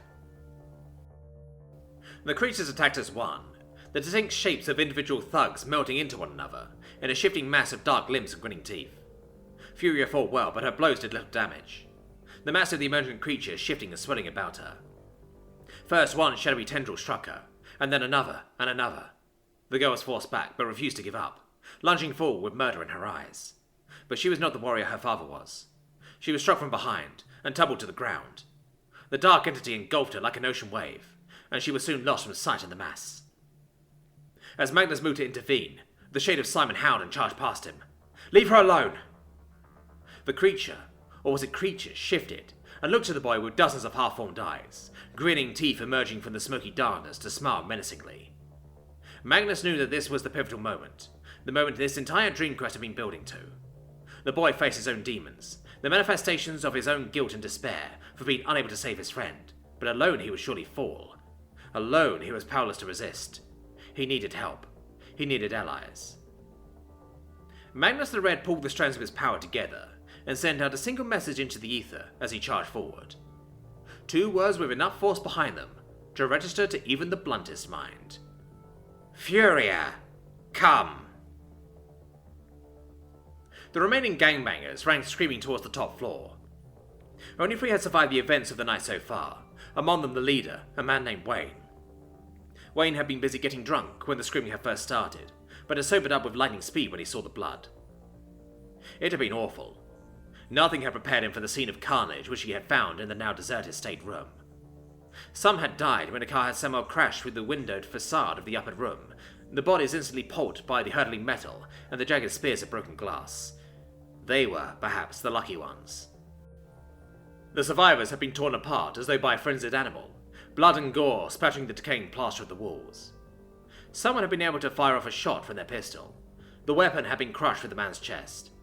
The beast that had done this had then slunk off deeper into the building, leaving a wide trail of blood and viscera. As Wayne stumbled away from the horror, his terrified mind filled only with the thought of escape. The laughter began. Soft at first, but growing louder by the moment, the sinister chuckling seemed to come from all directions at once, a rough, ugly sound that no human throat could possibly have produced. The laughter was soon joined by a delicate scraping noise dancing just at the edge of perception. The sound of a long knife brushing delicately across concrete. Wayne had fled upstairs, away from the screaming, away from the mad laughter. He had rallied a few of his men on the way, the small group dazed and confused by the sudden attack. 2 had been sent back the way he had come, and told to shoot anything that moved. They barely had time to scream before they were attacked, but Wayne didn't care. Escape was the only thing on his mind. Perhaps if he could get onto the roof, he could somehow get away. Only one more flight of stairs to climb and he was free. As if sensing the flicker of hope blazing in his heart, the building echoed to the bestial roar of the monster. Wayne shrieked and shoved the gang members with him out of the way, knocking them to the hard floor in his panic. No, they won't get me. They won't. Wayne didn't listen to their howls of pain and betrayal as he burst through the skylight door, bracing it shut with a beam of rotting wood. It wouldn't hold for long, but if he was lucky, it wouldn't have to. The edge of the roof was so tantalizingly close, and beyond it was a wrought iron fire escape. He could do it. He could escape this nightmare. It was at this point Angron came through the floor, exploding through the aging concrete and timber, as though it were nothing more than a papier-mâché shell. The World Eater roared to the night sky, a bellowing shout of furious exultation. He had found his prey. The Primarch's massive fist clenched around Wayne's throat and hoisted him bodily into the air. The gang leader found himself looking directly into the mad eyes of the hell beast that was slowly choking the life out of him. The bloodshot pools of insane, unquenchable hatred boring directly into his soul. He heard the door behind him shatter, and an awful, frightening voice speak. "Brava, wait." As he slipped into unconsciousness, the voice continued. "We're not done with him yet." Magnus fought with all of his might to reach Simon, but it was no use. The unnatural shadows resisted his every effort, and for every one that he cut down, another 2 replaced it. The spectral form of Simon fought bravely, but his soul light was guttering and failing as blows rained down upon. Magnus knew that the boy's physical body was failing as his soul died. Nothing could stop it. The despair and guilt over his failure to protect the woman he loved was overwhelming him, the psychic wounds murdering him as surely as if they came from real bats and blades. The circle of life and light around the boy diminished faster and faster, until he was just a vibrant splash of colour in an endless void, using the last of his strength to shield his memories of Furia from the onslaught. Then the heavens opened. A shaft of light, pure and brilliant, broke through the darkness like a pillar of fire to burn the shadows away. The dark creature shrank back, disorientated and confused at this turn of events, white eyes blinking at one another, and clacking jaws gibbering softly. Simon too seemed confused as the assault had suddenly stopped, looking up warily and taking the momentary reprieve to better cover Furia. Magnus concentrated all of his psychic power on the light, focusing and strengthening it. It was hard to bridge the 2 worlds like this, even with help from the other side, but the Cyclops would not be defeated. His efforts did not go unrewarded, and Magnus rejoiced as he heard the words he had hoped to hear. "Get off me, you fat bastard, and take your damn hands off there unless you want them broken." "Furia? You're alive? No shit. But I thought I saw you." "Yeah, well, you know. Takes more than that to take me out." Furia sat up, the ghostly memory from becoming more solid and more real with every passing moment. She smiled. "And I had help, of course." She stood, helping Simon to his feet, and grinned in anticipation. "So what do you say? Ready for round 2? Pain. So much pain. "Wakey, wakey." That voice. That terrible voice. Almost instinctively, Wayne tried to flinch away from it, but found himself unable to move. "Don't struggle. It won't do you any good." Wayne finally opened his eyes and gazed up in horror at the 2 giants looming above him. He was on his back, tied down tightly by sturdy chains. The larger of the 2 giants crouched down at his haunches, and leaned down so that I could whisper directly into the young man's ear, its hot breath stinking of raw meat and coppery blood. Any last words? Why are you doing this? Because you hurt my family. Because you hurt an innocent. Because I was born to destroy filth like you. The creature paused before continuing gleefully. But most of all, because I really enjoy it. The blood-soaked giant stood and nodded to his companion, who pulled what looked like a gigantic pistol from the folds of his clothes. Wayne shut his eyes and begged for mercy, knowing that it wouldn't make any difference. A shot rang out, followed by a hissing shriek. Wayne blinked. He was still alive, and the giant killers had vanished. It was only when he breathed a shuddering sigh of relief that he saw the smoky trail of the flare lighting up the night sky above him. Across town, Perturabo smiled. As one, Simon and Furia attacked the darkness, soul light building around them and chasing away the shadows. Magnus heard a voice behind him hiss in his ear. It won't work. He will fall soon enough, warrior. Maybe not today, but soon, and he will drag the rest of you with him. Magnus snarled in response, and blasted ever more power into the ether. "Begone, spirit!" he roared. "Enough of your lies! Go back to the void and trouble us no more!" With a shriek, the shadows disintegrated, flying apart and burning up like scraps of paper caught in a fire. Magnus approached Furia and Simon, and put his arms around them. "Miranda, it is done. Bring us home." Magnus awakened from his trance, shards of ethereal ice cracking and steaming off him as his body came back to life. Furia sat opposite him, holding Miranda's hand, gazing intently into Simon's face for any signs of life. Long minutes passed. Then, just as Magnus was beginning to lose hope, the boy's eyes flickered open. "You're okay!" shouted Furia. "I am?" "Yes, my son," said Magnus, stroking his hair with parental affection. "It was touch and go for a moment there, but we brought you back." "Thank you." "Don't thank me, thank Furia. She fought for you, just as you fought for her." "Really? But I..." "Oh, shut up and kiss me," said Furia. As the two kissed, long and deeply, the whole hospital rumbled to the sound of an explosion. "What the hell was that?" said Roboute. "Sounded like it came from the roof. Come on!" Primarchs, doctors, nurses, and even some patients were soon on the roof of the building. There they found Perturabo sitting in an oversized folding chair, smiling contentedly as Petra scurried about, lighting huge fireworks, covered with black and yellow chevrons. "Perturabo, what are you doing?" "I knew Magnus would do it. I thought a celebration was in order." The Iron Warrior paused, a flicker of doubt passing almost imperceptibly across his face. "The boy is alive, correct?" Vulkan raised an eyebrow, and made to respond, but was interrupted by Guilliman. "Look! Down there! The city is burning! Vulkan, come, leave him!" Vulkan and Guilliman left swiftly, but the Salamander's Primarch paused at the doorway. "Perturabo, what did you do?" "Me? I did nothing. And you should go. I imagine that fire is spreading quite fast now." When the two had left, Perturabo called Petra over and helped her onto his huge lap. "Thank you, daughter. You did very well." "Thank you, Papa." Together, they watched the night explode with coloured flame and listened to the wail of sirens.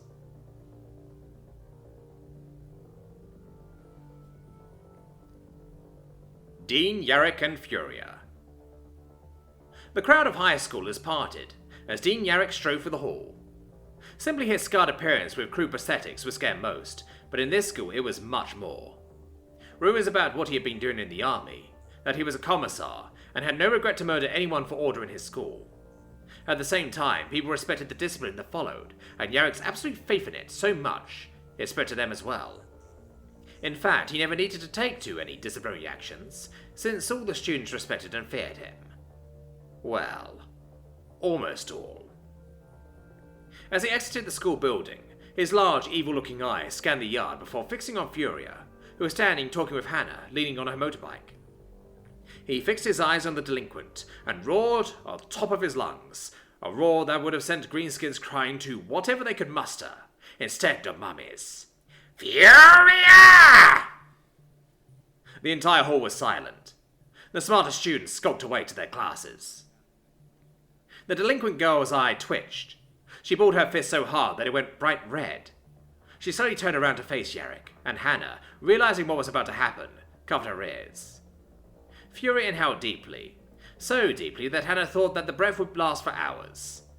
With a bellow that would kill a grox, that would shake mountains and destroy souls, Fury released, "How may I help you today, sir?"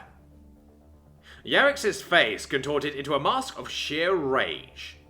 Fury looked around and looked Yarrick straight in the eye. "I'm fucked, aren't I?" Yarrick nodded. He was so red she thought that his head would explode. He was quiet when he next spoke. It was a slow, drawn-out, "In my office. Now." Furia spun round to face the assembled students, who hadn't run away already, and she addressed the crowd as a doomed revolutionary might. "Know that I died a martyr, and keep my memory in your head." Yarrick yanked her collar before she could finish. Hannah smirked as she watched Yarrick drag Furia away. She imagined it as a funeral procession. As Fury was dragged round a corner, Hannah gave her a quick salute. A morning with Furia. Another day, another... Fuck, who knows? Some sort of fucking waste of my time, that's what it is, thought Furia groggily, as her morning alarm blared from her bedside.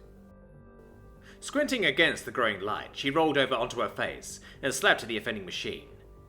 The tenacity of the alarm added to her growing frustration, boiling it over into a pure hatred of Thursday mornings. She spun herself over again and slammed her right hand into the clock.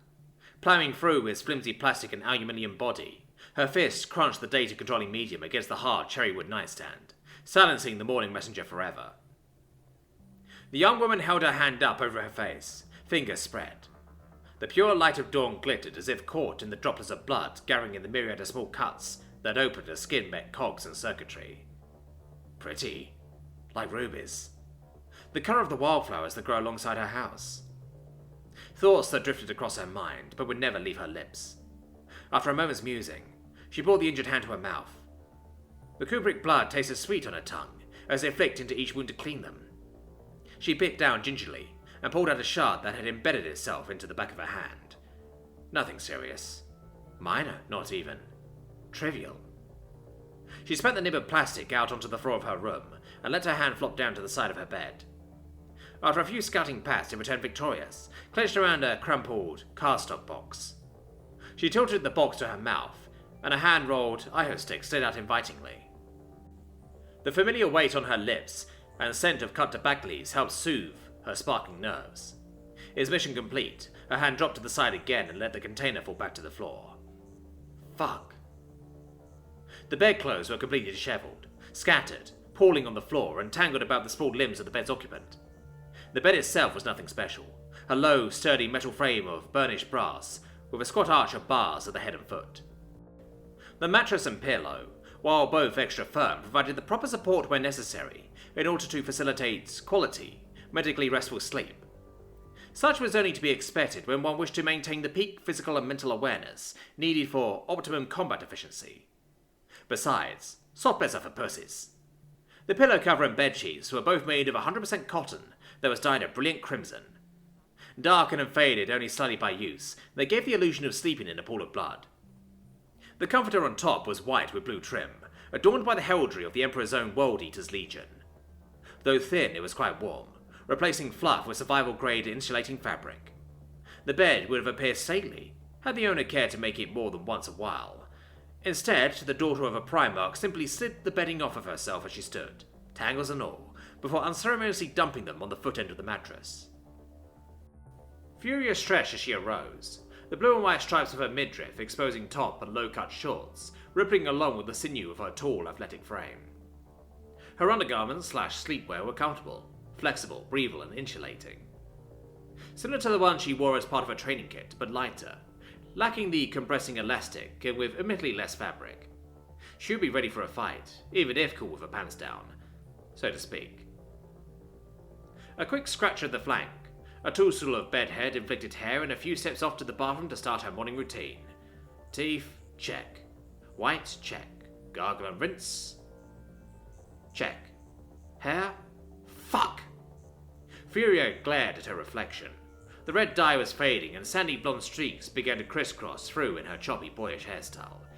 Note to self, buy more dye. She pondered which colour to try next, but only for a moment before continuing to the next step. Body. Cursory once over to check for blemishes and to note the healing of the latest round of scraps. All good. Check. A small wave of pride washed over her as she looked over the lean muscle structure of her arms and legs, at her sleek torso, and defined abdominal muscles that would make even Victoria jealous. Would it even be possible to make her jealous? Jealous of muscles? Snobby bitch, Furia muttered, as her eye twitched, anger rising as her thoughts turned to Fulgrim's beloved daughter. I bet the slut can't even open a jar of legume paste by herself. Furia shook her head to dismiss the irritating thoughts of that scandalous tart. As much fun as it was to direct her rage at a classmate, it really wasn't getting anything done. Last step, sniff test. Results dismissed. Gym class is early today. Clean enough for now, the girl trudged back into her bedroom and shed her undergarments, tossing them at her bed. A nondescript pair of hip huggers went on underneath black bicycle shorts. The spandex athletic wear was as much for utility as an act of defiance against the school uniform. Furia grumbled to no one in particular, detailing the manner of execution she would enact upon the designer of the regulation-pleated blasphemy, as she fished a skirt out of a pile and fixed it to her waist. She slid a wide black leather belt through half of the loops so that it sat slanted upon her hips. A large, chrome-plated Imperial skull icon adorned the front as a belt buckle. Not even Dean Yarrick can complain about this one, she gloated, as if the holy symbol was a ward against the accursed dress code. Oh, I thought it was an appropriate display of piety, sir. She slipped on her sport bra, still laughing with irrelevant mirth. The regulation white button-up shirt and red tie came next, with the top two buttons left undone and the tails left untucked. The black boots she donned barely passed the dress code, where they did a wonderful job of covering up the pink and black skulls on her not-regulation socks. Lastly, she clasped a slim metal choker around her neck. Furia was not much for jewelry or cosmetics, but the studded brass collar was one of her dearest treasures. Books, papers, and regulation uniform jacket alike were stuffed into a warm black canvas rucksack and dragged down a flight of stairs and into the kitchen. Furia's father, Angron, the illustrious Primarch of the World Eaters Legion, was out in the field training, terrorizing the new recruits, and would be back for a few Saturday days or so. His absence was nothing new, and as usual, he had left a messily penned note plastered on the fridge. Dear honey scrambled muffin, out for the week, gotta put the meat through the grinder. Leftovers in the fridge, and do your fucking homework for fuck's sake. I'll punch your ass right through the Cajun gate if I've gotta read another fucking letter about lack of effort. XOXOXO. Love, Daddy. Angron's little shroomkins growled with suppressed rage as she opened the walk-in refrigerator, its mere presence reminding her of that sappy nickname. She filled a container of stew from a 3-foot-deep cauldron and packed it in her bag along with a loaf of dark bread. Leftovers, in the Angron household, meant that the barracks cook had made extras. The thick soup present this week had everything but the scullery sink in it. Meat, tubers, legumes, vegetables, rabbit food. Synthetically derived vitamin-based nutrient mass, fungus, more meat. It was everything a growing teen and or space marine neophyte needed. And like any good military food, flavour was a secondary priority, and seasoning was achieved with a generous helping of Vulkan's Red Hot. Furia's mood brightened considerably when she left the house, rucksack over one shoulder and leather jacket over the other. She followed the stone slab walkway towards the motor shed. If there was a silver lining to a school day, it was in the transit. A few wildflowers had managed to leave the woods and take seed at the edge of the pavement. Spring was in full swing again. The shed was a small private motor pool that housed Angron's personal vehicles, as well as the equipment needed to maintain them. However, one area was reserved for Furia and her very own pride and joy. Gorechild, a massive crimson motorcycle that was truly like none other. 3 standard years ago, Uncle Khan returned from battle literally dragging the wreck of an ancient assault bike back with him. Having long admired the similar war machines of her father's legion and those of the great Primarch Khan, the brash young teen decided that this pile of twisted metal would be hers. And so Furia, together with her father, Uncle Khan, really such a nice guy, and a few eager adepts from the World Eaters motor pool, rebuilt the bike into the glorious beast it is now. Furia gently taxied the monstrous motorcycle out onto the pavement, kicking the shed door shut behind her. Fingerless, black leather gloves complemented her boots and jacket. She swung her leg over her mighty steed and slid on a racing helm, matching red with a tinted visor. Checking over the dials and intoning the proper rites, she awoke the machine spirit of Gorshab with a brush of fingers over the activation rune. The bike roared to life, its engine humming like the blade of a chain axe as she eased it out along the road. The biker girl progressively tilted her body into a racing crouch against the fuselage as she increased speed. The motor's vibrations pulsed through her in increasing frequency until machine and rider melted into one. With a sudden howl, Furia and Gorshab broke into a gallop towards the Battle of Youth. 5 minutes later, Furia was quickly nearing the Guilliman Manor, where the class president, Roberta Guilliman, lived. She could see that stuck-up goody-goody in the distance, waiting patiently for the bus. A devious smirk grew hidden under her tinted visor as she edged the motorcycle along the other side of the road. Roberta's shriek was heard for blocks as Gorchild and his tamer blazed past, the wind shear from his passage briefly billowing the prim and proper girl's regulation skirt up for all to see. Wait! Angela's flight. Sleep wasn't coming. Angela knew it. Sleep hadn't come to her in nearly 3 nights, and it was beginning to catch up to her. She smiled as effortlessly as ever with Victoria, and even managed to laugh through her asinine jokes at Libricor's expense. But then, that's why she did it. Opening the doors to the balcony of her loft high in the spires of terror, Angela looked down at the planet below. Sky cars and bulk lifters flitted through streets and thoroughfares above the ground, as she could hear the din of humanity normally abated by the sound-blocking armor cries of her windows. Armor cries. They thought it would protect her from the myriad things lurking up there in the night. She knew what awaited her, what wanted her, hungered for her. Angela would never let it have her, but she vowed she would do everything she could to tempt it.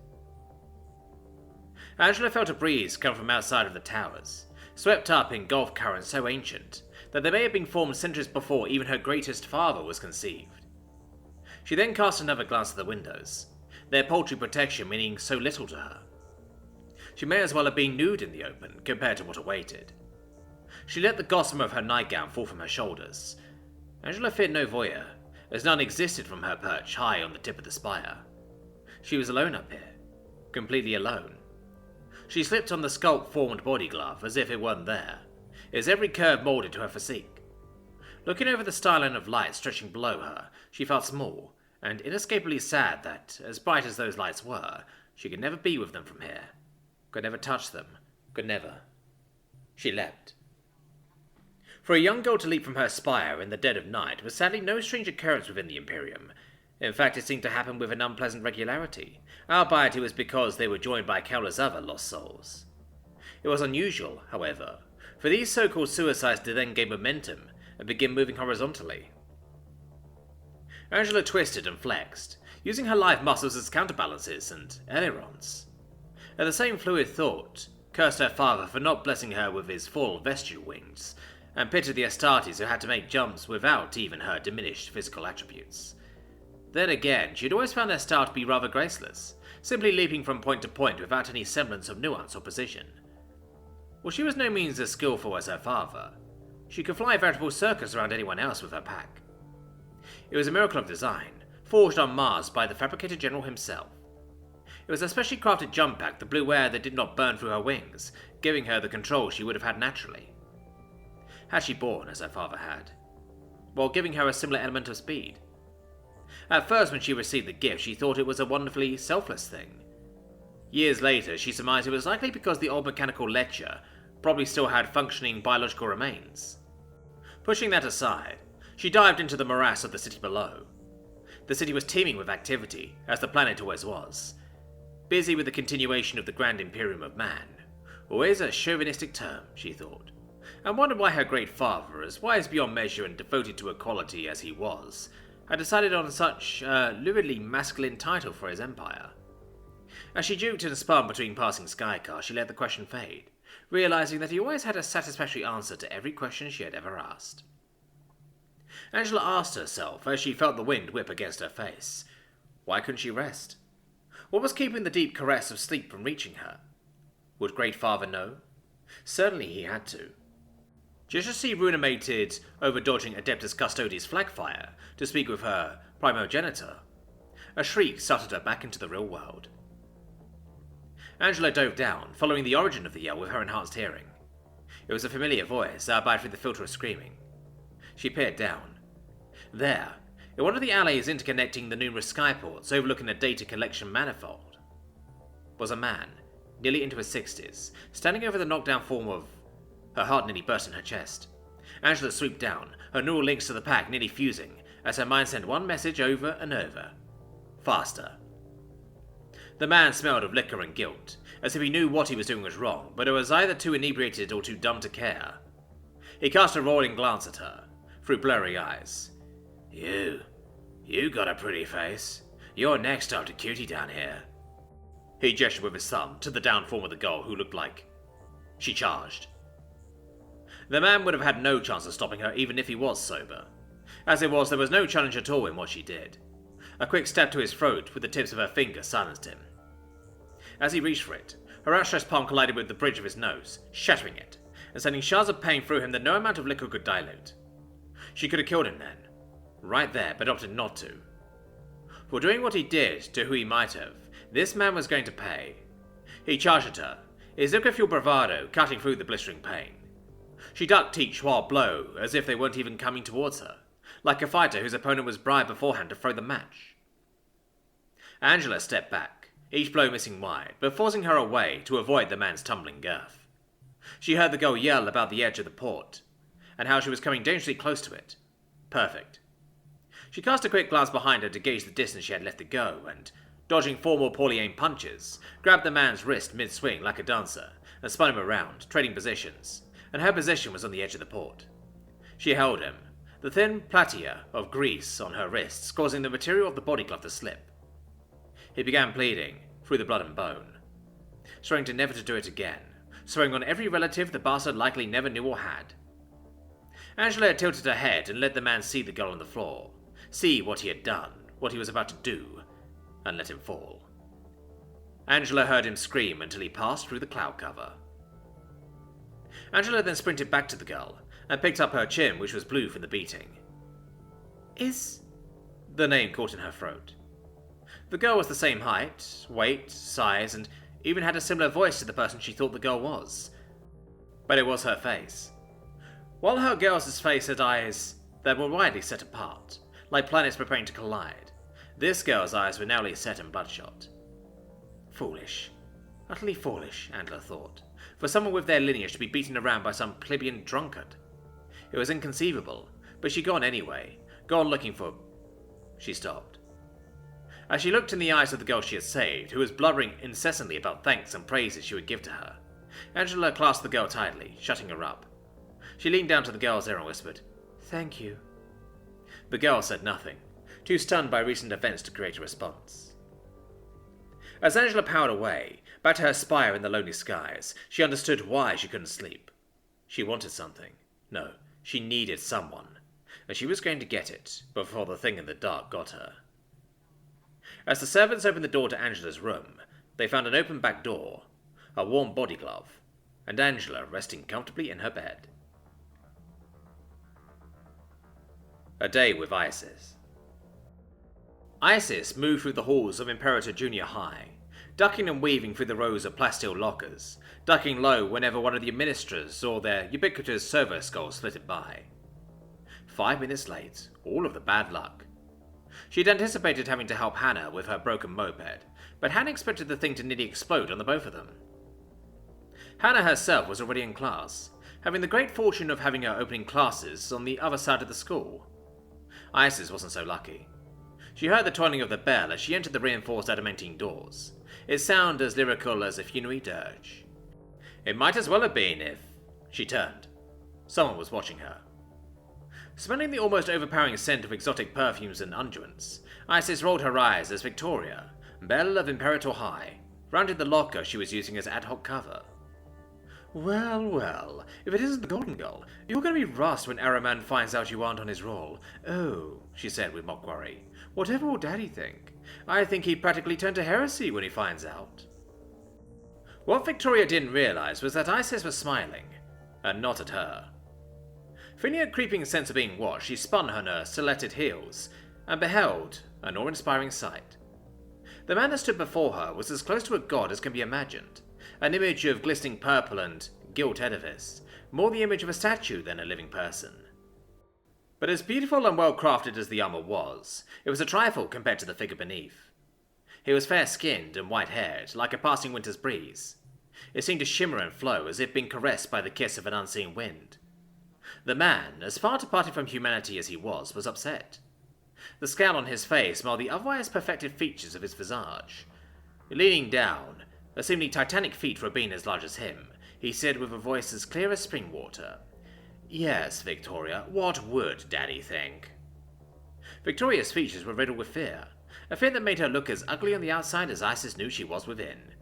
"To your scolum, now!" Fast as lightning, Victoria faded from view. "And you, child?" Isis bowed respectfully. "Yes, Mr. Fulgrim, sir." The patrician features of the man changed from a condemning scowl to a smile so large and genuine that she had trouble believing that the same face was capable of instilling terror in Victoria, a girl with a heart as cold and frigid as Freya's favourite drinks. "I see now why my brother speaks so highly of you. Off with you now!" He gestured with his massive gauntlet, and Isis ran, making good speed to Professor Araman's lecture. From an unseen shadow, a hand reached out and patted Fulgrim on his shoulder pauldrons. "Brother, you need to watch out for your Victoria. I feel she's heading down a dark path." The Primarch registered the voice as Corax's, Lord of the Raven Guard and his brother. "Yes, I know. You and Vulkan give me no end of grief about her. Perhaps she needs a spanking." "Fine, but what about punishing her?" Fulgrim turned and saw a wide, toothless grin on Corax's face. "That's not funny." "On the contrary, brother, it's hilarious." Isis looked inside the scolum. Professor Araman was lecturing to the class with his back turned, discussing something about the principles of warp telemetry. Perfect, she thought. Isis recalled the more useful lessons she learned from Cora about sneaking into class without Araman suspecting. Which words had hard consonants to click the door's lock on? Which ones he droned on to mask the sounds of the hinge? Paying painful attention to Professor Araman's words, more closely than she did during normal sessions, she noted, she waited for the perfect words, and opened the door. It was just as Cora had told her. Warp. Professor Araman took forever saying it. She wondered why sometimes, but at the moment she was more worried about getting into her seat before Professor Araman looked straight at her. Good to see that you weren't taken by orcs, Miss Isis. I trust you have a wonderful explanation for your tardiness. Isis gulped. Deep. It hit the back of her throat like a bolt round, and it slid down like ancient sludge, worse than Morticia's cooking. The class was looking at her, though some, Furia being a prime example, were too caught up in other entertainments to be bothered. Sweat, like droplets of liquid nitrogen, began to build on her neck, and she stammered, trying to concoct a reasonable answer. She wished that Miranda were here to slip her something telepathically, but she had classes elsewhere. Just as Professor Araman was opening his box to the principal's office, a whir of augmentics entered into the noise. Professor Araman? It was Farah. Yes, Miss Manus? He asked, put off by the declaration. Isis was late because Hannah's moped exploded on them. Again. Oh, he said, the vision slits in his helm beginning to burn with a light blue flame. And how would you know about oh? I noticed she was twiddling her fully mechanized hands, playing with her pink hair, making sure to flick it away to give the professor a good view of the cybernetics underneath. Well then, I suppose it's all right then. However, Miss Lubrical, the next time altruism such as that comes across your mind. Yes, Professor? The blue flames erupted into novae of black and red infernos. Don't! The rest of the class was mercifully short. Isis made a mental note to get the lecture from Farah when the bell tolled. It wouldn't be much of a request, she considered, since Farah was as much a walking cogitator as well as one of her best friends. The locker hall was a sprawl of activity as the girls grabbed their gear to leave. Isis noted Tanather and Cady talking about how badly dressed Valhilda was, I was about to intervene when the freezing chill that only seemed to come by when Victoria was around settled across her like a black frost. You got lucky, big shot. Lucky, and that's it. Yeah, watch yourself, golden girl. That snow turned yellow when that nasal voice hit her ears. Still following Victoria around like a little puppy, Petra? Isis turned around and saw Victoria's little posse. Angela, Athena, Chiara, Petra, and Morticia were standing there, waiting patiently for Victoria's go-ahead. Petra was now mechanicum red with anger, and had a vein that looked like it was going to shoot off her bandana like it was a taut rubber band. The others were giving her snide looks. Now, girls, remember, royalty must stay in his place. Isis was growing tired of this catty banter. Look, just because my dad got titled with War Master, doesn't mean I'm any better than anyone else. Victoria cast her a confused look. Who says I'm saying anything about you? She flicked her hair and lifted her chin to drive the point home. Isis felt like she wanted to kick that perfect chin of hers so hard into her skull that she'd have dreams about her own teeth. That's when she felt a gloved hand around her shoulder. These skanks bothering you, Icy? It was Furia, and was Isis relieved to hear her sultry voice and smell her Iho breath. Well, that is... Furia cut her off, and nodded beside either row of lockers, and 4 other girls walked in, making a cordon of sorts around Isis. To her continued relief, she saw Venus, Hannah, Farah, and Cora, arms crossed, taking their positions beside Furia. Victoria's smug demeanour evaporated, replaced with incandescent anger. So, I see Squad Ugly is reporting for duty. Right, Furia replied, flexing the leather of her gloves. Girls, I wonder how pretty that face would look with a nose dislocated in 5 places. She pointed straight at Victoria, while the others laughed slowly. Victoria's face reddened. A lady wouldn't be caught dead engaging in street fights like some trashy brawler. Girls, let's find somewhere decent to spend our time, and began walking away. Furia cupped her hands around her mouth. The city dump's a nice start. To which Morticia replied with some very unladylike hand gestures. Isis was happy to see Victoria and the rest of her ilk leave. She wasn't so happy to see Furia and the rest of them staring at her. What? What is it? She asked, her concern genuine. It was looking as if she had gone from bad to worse. My dad's not too keen on yours getting Gram's attention. This was acknowledged by a small chorus of yeahs and uh-ahs. Mine either, Cora piped in. Tactical brilliance like that, and it gets put aside just like V and Ferrus dad's? Not looking so good for you, Isis Lupercal. They were closing in on her. Isis was almost beginning to backpedal when she lost her footing and fell. The rock creaked cold against her flesh. Something wasn't right about this, and she knew it. Girls, I thought you were... And that's when she noticed it. Hannah, who up until that moment was as less focused as the rest of them, let up an imperceptible crack in her frown, like a hairline fracture running through marble. As Isis concentrated on it, Hannah noticed it began to chortle under her breath, her ruse seemingly undone. The rest of them began to emit stifled laughs, until, at last, Venus, copper-skinned and ebon-haired daughter of the Forge Father, let out a deep, cathartic laugh that spread like a virus to the rest of them. Isis tried to join them, but felt like she walked outside a Gellerfield for a moment, as if all semblance of sanity had swallowed a las pistol. Furia waved her hand to try and regain some order from the cackling bunch. Ah, hell's Isis, we were just messing with you. And she let out her hand to help her back onto her feet. We don't really care about your dad getting a promotion, we just wanted to see if that would work. And it did, didn't it?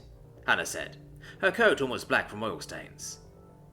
You thought this up, Farah? Isis asked, her demeanour easing up in light of the joke. Yep. Hey, Farah, how did you know about Hannah wrecking her moped? She smiled and cocked her head. What do you mean? I made it up, silly. You don't mean to say... She stopped and cast a long glance at Hannah, who was busy tending her hands and staring anywhere but at her.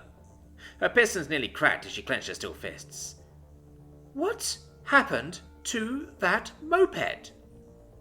Steam was almost literally escaping from Farah's ears, and Hannah was about to bolt, no pun intended, for the door, when the distinct sound of a match struck in a box and the acrid scent of sulphur entered the air. Furia lit up her Iho and released a rough circle of smoke. Ah, come on, girls, it's Friday, and I'm not about to knock you two out over some little mix-up with some dumb bike.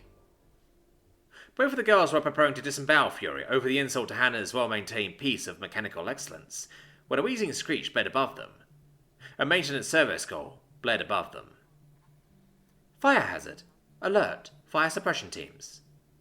And the water ejectors activated, dousing the lot of them. Well, Venus mused, at least bathing's not on our worry list anymore. Everyone looked dead-faced at her. The sun was bright outside, or at least as bright as it could be through a fog of thousands of years of nuclear winter and global warming. The girls, now drenched, waved each other goodbye for the moment as their lifters came to escort them back to their homes. Cora's sleek, jet-black escort darted in from seemingly nowhere and took her before she could even say her goodbyes. Venus was then whisked away by a transport that looked like not even Gramps himself could put a dent in it. Farah left in a similar transport, although her chauffeur was hardly as human as Venus's was. Hannah almost had to jump to catch her transport, a blur of bone white and red marks. While Isis and Furia waited, the air grew pregnant with conversation. Not wanting to continue the awkward silence, Isis chimed in. Furia? The blazing-haired girl in the messed-down shirt flicked her spent iho stick to the floor and stamped it down with her iron-toe boots. Yeah, Icy? Thanks for helping me back there. It's good to know I've got friends like you when it's really important.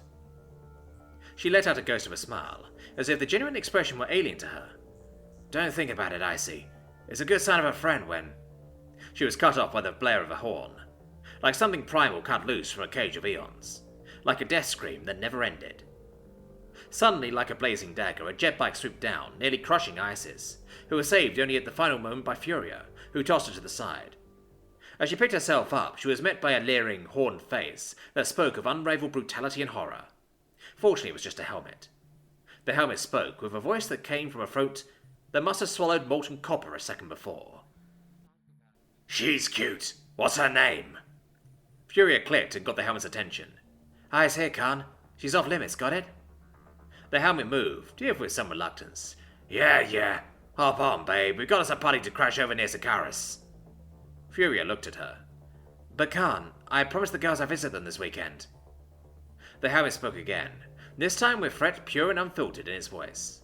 Sakaris, Furia. We're visiting Sakaris, understood? Now, get on.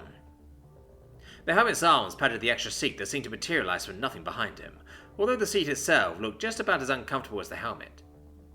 Furia gave Isis a glance, with what almost looked like a tear welling up inside it.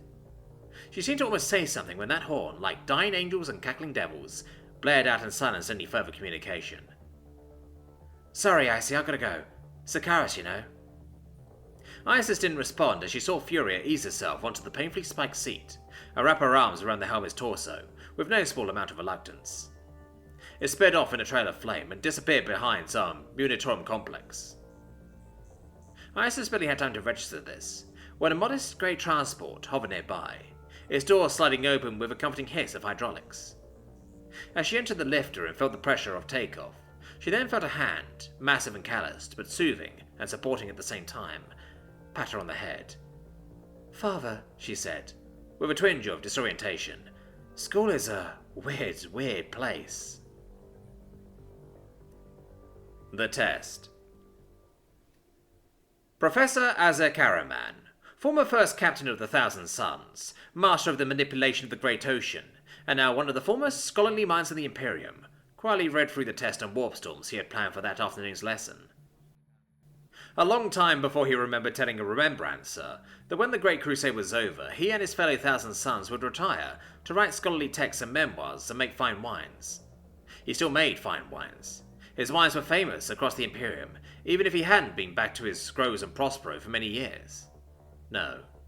At the personal request of his Primarch, he was now a teacher, an instructor for the up-and-coming minds who would govern the Imperium in the future, and for 19 of those minds in particular.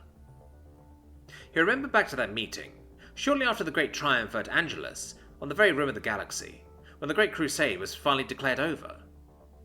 The Primarchs now had new, more unintended problems to face, above and beyond the end of the Emperor's Crusade. Araman, now more than ever we need minds who will train the next generation of leaders, those who will govern my father's empire when the memory of the Crusade fades from the forefront. My lord, I know the real reason you want me to be teaching there. How is she doing, by the way? Magnus turned away, and when he spoke again, it was with emotions that Araman had never thought possible for a Primarch to have. Have you ever held something in your arms and found it to be the most precious thing you have ever found? So precious you would willingly lay down your own life to protect it? Taken aback, Guilliman answered, Sir, I wouldn't know, and if I may speak frankly, granted. I am still amazed the Emperor gave you and your brother such a boon. A deep bass chuckle rolled up from Magnus. Azek, always the one to question. To be honest, I have no idea either. My father never gave mention of his full designs. I think he may have planned this all along, something to keep us occupied with no more wars to wage. Certainly I think it will do Angron, Mortarion, the Lion and Kurze some good to have someone to care for. He stopped, noticing the way Ahriman was staring out over the cold, dead pyramids of Angelus. If only Ormuzd was still here to see this day, he'd have been so proud of how far we'd come, how much we'd done. That, dear Azek, is why you must teach those to come about what we sacrificed to give them this victory, this perfect new world. They will need to know about the dangers we faced, we still face. Those who forget the past are doomed to repeat it, remember? That evening, he set out for Prospero with the Legion, and a few months later, set out for the new Skolon built in the shadow of the Imperial Palace. That was the last time he had seen many of his friends. Fosus Takar and Orthazar. They bade him farewell, Takar joking about the hell he was about to throw himself into. If only he'd heeded Takar's advice. The bell rang, snapping him out of his reverie. Sighing, he picked up his Hequastaff, a relic of his service in the 15th Legion, and began to set the test down upon the desks. They would be here soon, and he needed to be prepared. He wished he had a bottle of his wine with him, for he feared he'd soon need it. When he had first started near 50 years ago, he had never expected that it would be such hardship, and when the daughters arrived, it became a whole lot worse. He didn't regret his choice. He was doing a valuable service, and his Primarch was proud of his efforts, but it was still hard work, and dealing with the 19 was always an adventure. A second bell sang out, and a few seconds later the door slammed open as the students came in. He noticed Miranda giving him a little smile as she entered. Just like her father, that one. They got on very well together, she often staying long after school to learn from Ahriman's personal library, or else hear tales of her father's exploits in the Great Crusade. If there was one he was truly fond of, it was her. Behind her was Roberta, another top student and the very epitome of her father, the great Roboute. Fortunately, she never inherited his somewhat inflated ego, preferring to help, not to lead. The true leader walked in next, looking somewhat relieved. Ahriman didn't blame her. Isis had a bad habit of coming in late to too many of his lessons, infuriating not only him but also her father. Ever since that incident when he was wounded on Davin, he tried to ensure that everyone knew about the dangers of the Great Ocean, and he invested heavily in his daughter. Isis was very much like her father, charismatic and a natural-born leader. Certainly there was a bright future for her. Old Ironglass was next. When it came to the study of the Great Ocean, Farah had several failings in Ahriman's eyes. Farah was too technical-minded. She grasped the mechanics, but couldn't quite grasp the metaphysical impossibilities of the Great Ocean. However, she was a good student, and he liked her direct way of doing things. Behind her was trouble, plain and simple. Fury was nothing but a headache, that one. She was too much like Angron, used her head rather than her brain. Freya was the same. Both were the daughters of the most uncultured, vicious of the Emperor's sons, and they inherited that trait in full. He was glad when he had Yarrick's office on line 2, for he feared he might need it before the day was out. He was quietly relieved that she didn't have one of those Fogorvus cigarettes with her. She knew how he hated the stink of them. She sat down like a drop pod from orbit, and he was surprised the chair still held. Breezing in, with Petra, Athena, and Morticia in tow, her own little circle of fans, for a lack of a better word, was Victoria. As beautiful, perfect, and vain as her father Fulgrim. To most of the girls, she appeared to be cruel and cold-hearted, but he could see past the facade, and knew that deep down inside her was a part of her she shielded from plain sight, a piece of her only her father and grandfather ever got to see.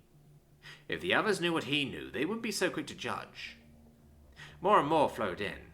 Angela, Venus, Athena and Lyra joining the expanding class. 2 pale, dark-haired females came in joking to one another, Cora and Chiara. Those two were practically inseparable, the two almost mirroring each other with their, what was the term, emo? A strange phase, if there ever was one, behaviour. He didn't quite understand what it was all supposed to mean, but he didn't try to anyway. You could understand more about the Great Ocean than you ever could about females of their age. Finally, everyone was in place, and Araman addressed them. Right. Before we begin, I must block off the room from the warp, so none of you will try cheating again. As he said that, he stared straight at Furia, who returned his stare with one of angry amusement. The last time he had been forced to call upon the Great Ocean to keep her from starting a fight, that had got him a very angry message from Angron, and he'd rather not ever get another one of those. If you please. He hefted his HFY staff and began a complex series of movements, chanting the higher enumerations as he did. A psychic block to prevent any form of cheating. He still felt slightly miffed that his powers, which once smoked enemies all across the galaxy from Agoru to Heliosa, were now reduced to this. However, he had to smile as the students watched his every movement with astonishment. Even Furia couldn't take her eyes off his fluid movements. Finally, he finished, and hefting his HFY staff, he addressed them. Now, class, as you all should know today, we have our test on the effects of warp storms on real space. A slight smile crossed his face as he saw Cora's discomfort. Once again, he felt glad that he still wore his helmet, although he suspected Miranda knew exactly what he was doing. I trust that you have all studied long and hard. Yes, rub it in, why don't you? Now begin. Inwardly, he cringed. He could never get used to the term warp. It felt like an artificial word that could not contain the true majesty and mystery of the Great Ocean.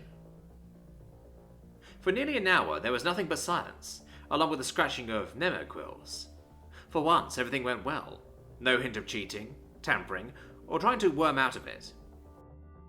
Even Furia was busy staring furiously at her paper, as Memoquill tore across it with lightning speed.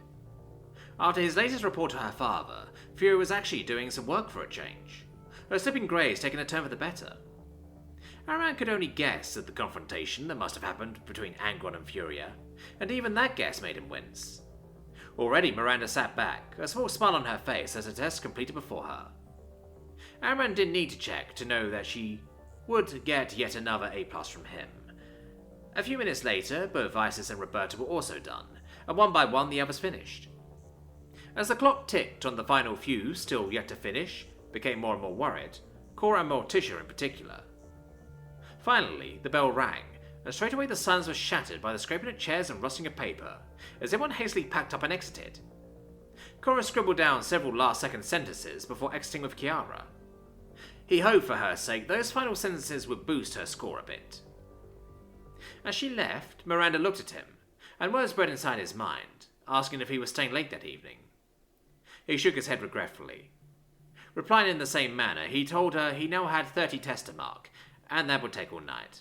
However, he was free tomorrow, and he had finally found his untranslated copy of a book on Anusia, the ancient language of magic. What he didn't tell her was that her father had given it to him after Angelus as a going-away present. She waved at him, and she left, and his heart soared. He now understood somewhat about what his Primarch had meant that cold day on Angelus, as the celebratory fires burned into the night, and the crusade faded into history. Once everyone had gone, he began to type out his report on the lesson, knowing that his master and his brothers read the reports regularly, keeping tabs on their daughters' behaviours even when they were off-world. And many of them were off-world. Angron was wiping out a green-skinned warg, Mortarion was training a new levy of troops on Barbarus, and the Warmaster was engaged in trade talks with the Interrex, a race he had established contact with near the end of the Great Crusade. Finally, he finished, picked up his HFY staff and books, and turned to leave. As he left, he turned and smiled as an idea came unbidden into his mind. If he truly wanted to teach them about the Great Ocean, why shouldn't he show them firsthand his true face, the true danger and beauty facing them? Mulling over that thought and how he could make it work, he left the room in darkness. The field trip. Professor Azek Araman stood before the principal, mentally prepared for the storm that was about to come.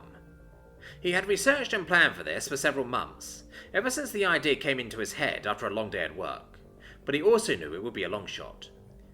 Professor Araman, I have my gravest doubts about this.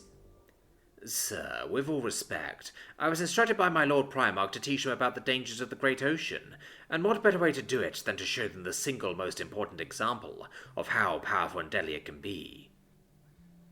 A field trip to the Eye of Terror? The single most dangerous place in the entire Imperium? After what Eldrad and the Eldar told us about it? I fear, Professor Araman, that you must have lost your mind. Sir, I have made all the necessary checks. We will use a powerful null ship to keep us shielded from detection, and we will have an entire company of Grey Knights along with us for escort. I am the third foremost human expert on the Great Ocean. I know what I am doing.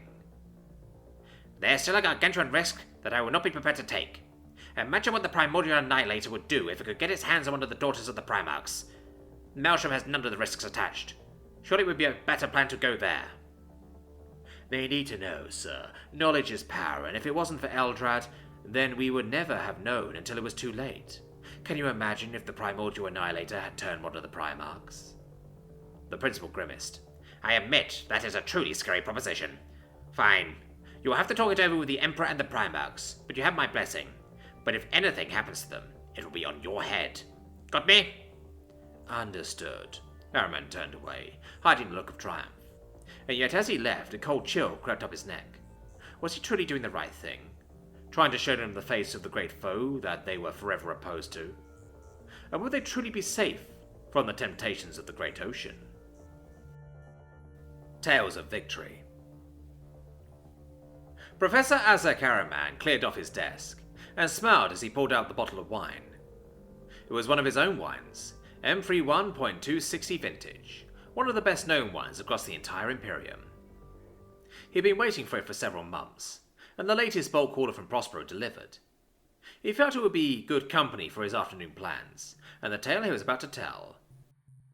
Today was another of his customary afternoons with Miranda, and today he promised to tell her about the great triumph at Angelus, where the Great Crusade was finally declared over, and the Primarchs returned to their homeworlds and the surprises waiting for them there. She had been begging him to tell her that tale for many months, and only now had he finally relented. He poured himself out a goblet of wine, removed his helmet, and slowly sipped as he waited for 1600 hours to arrive. A soft tapping sound on the door. "Enter," he said telepathically. Miranda cautiously opened the door. "Araman?" she said quietly. During these sessions, she was allowed to speak to him as equals instead of teacher and pupil. Can I tell some of my friends about this, and they wanted to hear the story as well?" Miranda slipped in, followed by Freya, Cora, Chiara, Farah, Venus, Lyra, and an unknown girl who looked way too young to be present at Imperator High. Araman raised an eyebrow. "This is Lothan, granddaughter of the Eldar representative. She's here on an exchange program." Araman gazed intently at Lothan. She was a strange girl with a strange mix of Eldar and human features, which struck Araman as suspicious. But he trusted Miranda, and if Miranda trusted Lothan... "I thought these sessions were just for us two. Now it seems you brought the entire class along with you." "But you want to know about Angelus. Wasn't it there that our fathers?" "Learned that you were on the way? We'll get to that, but first, if you'll all drag up some chairs, I'll begin."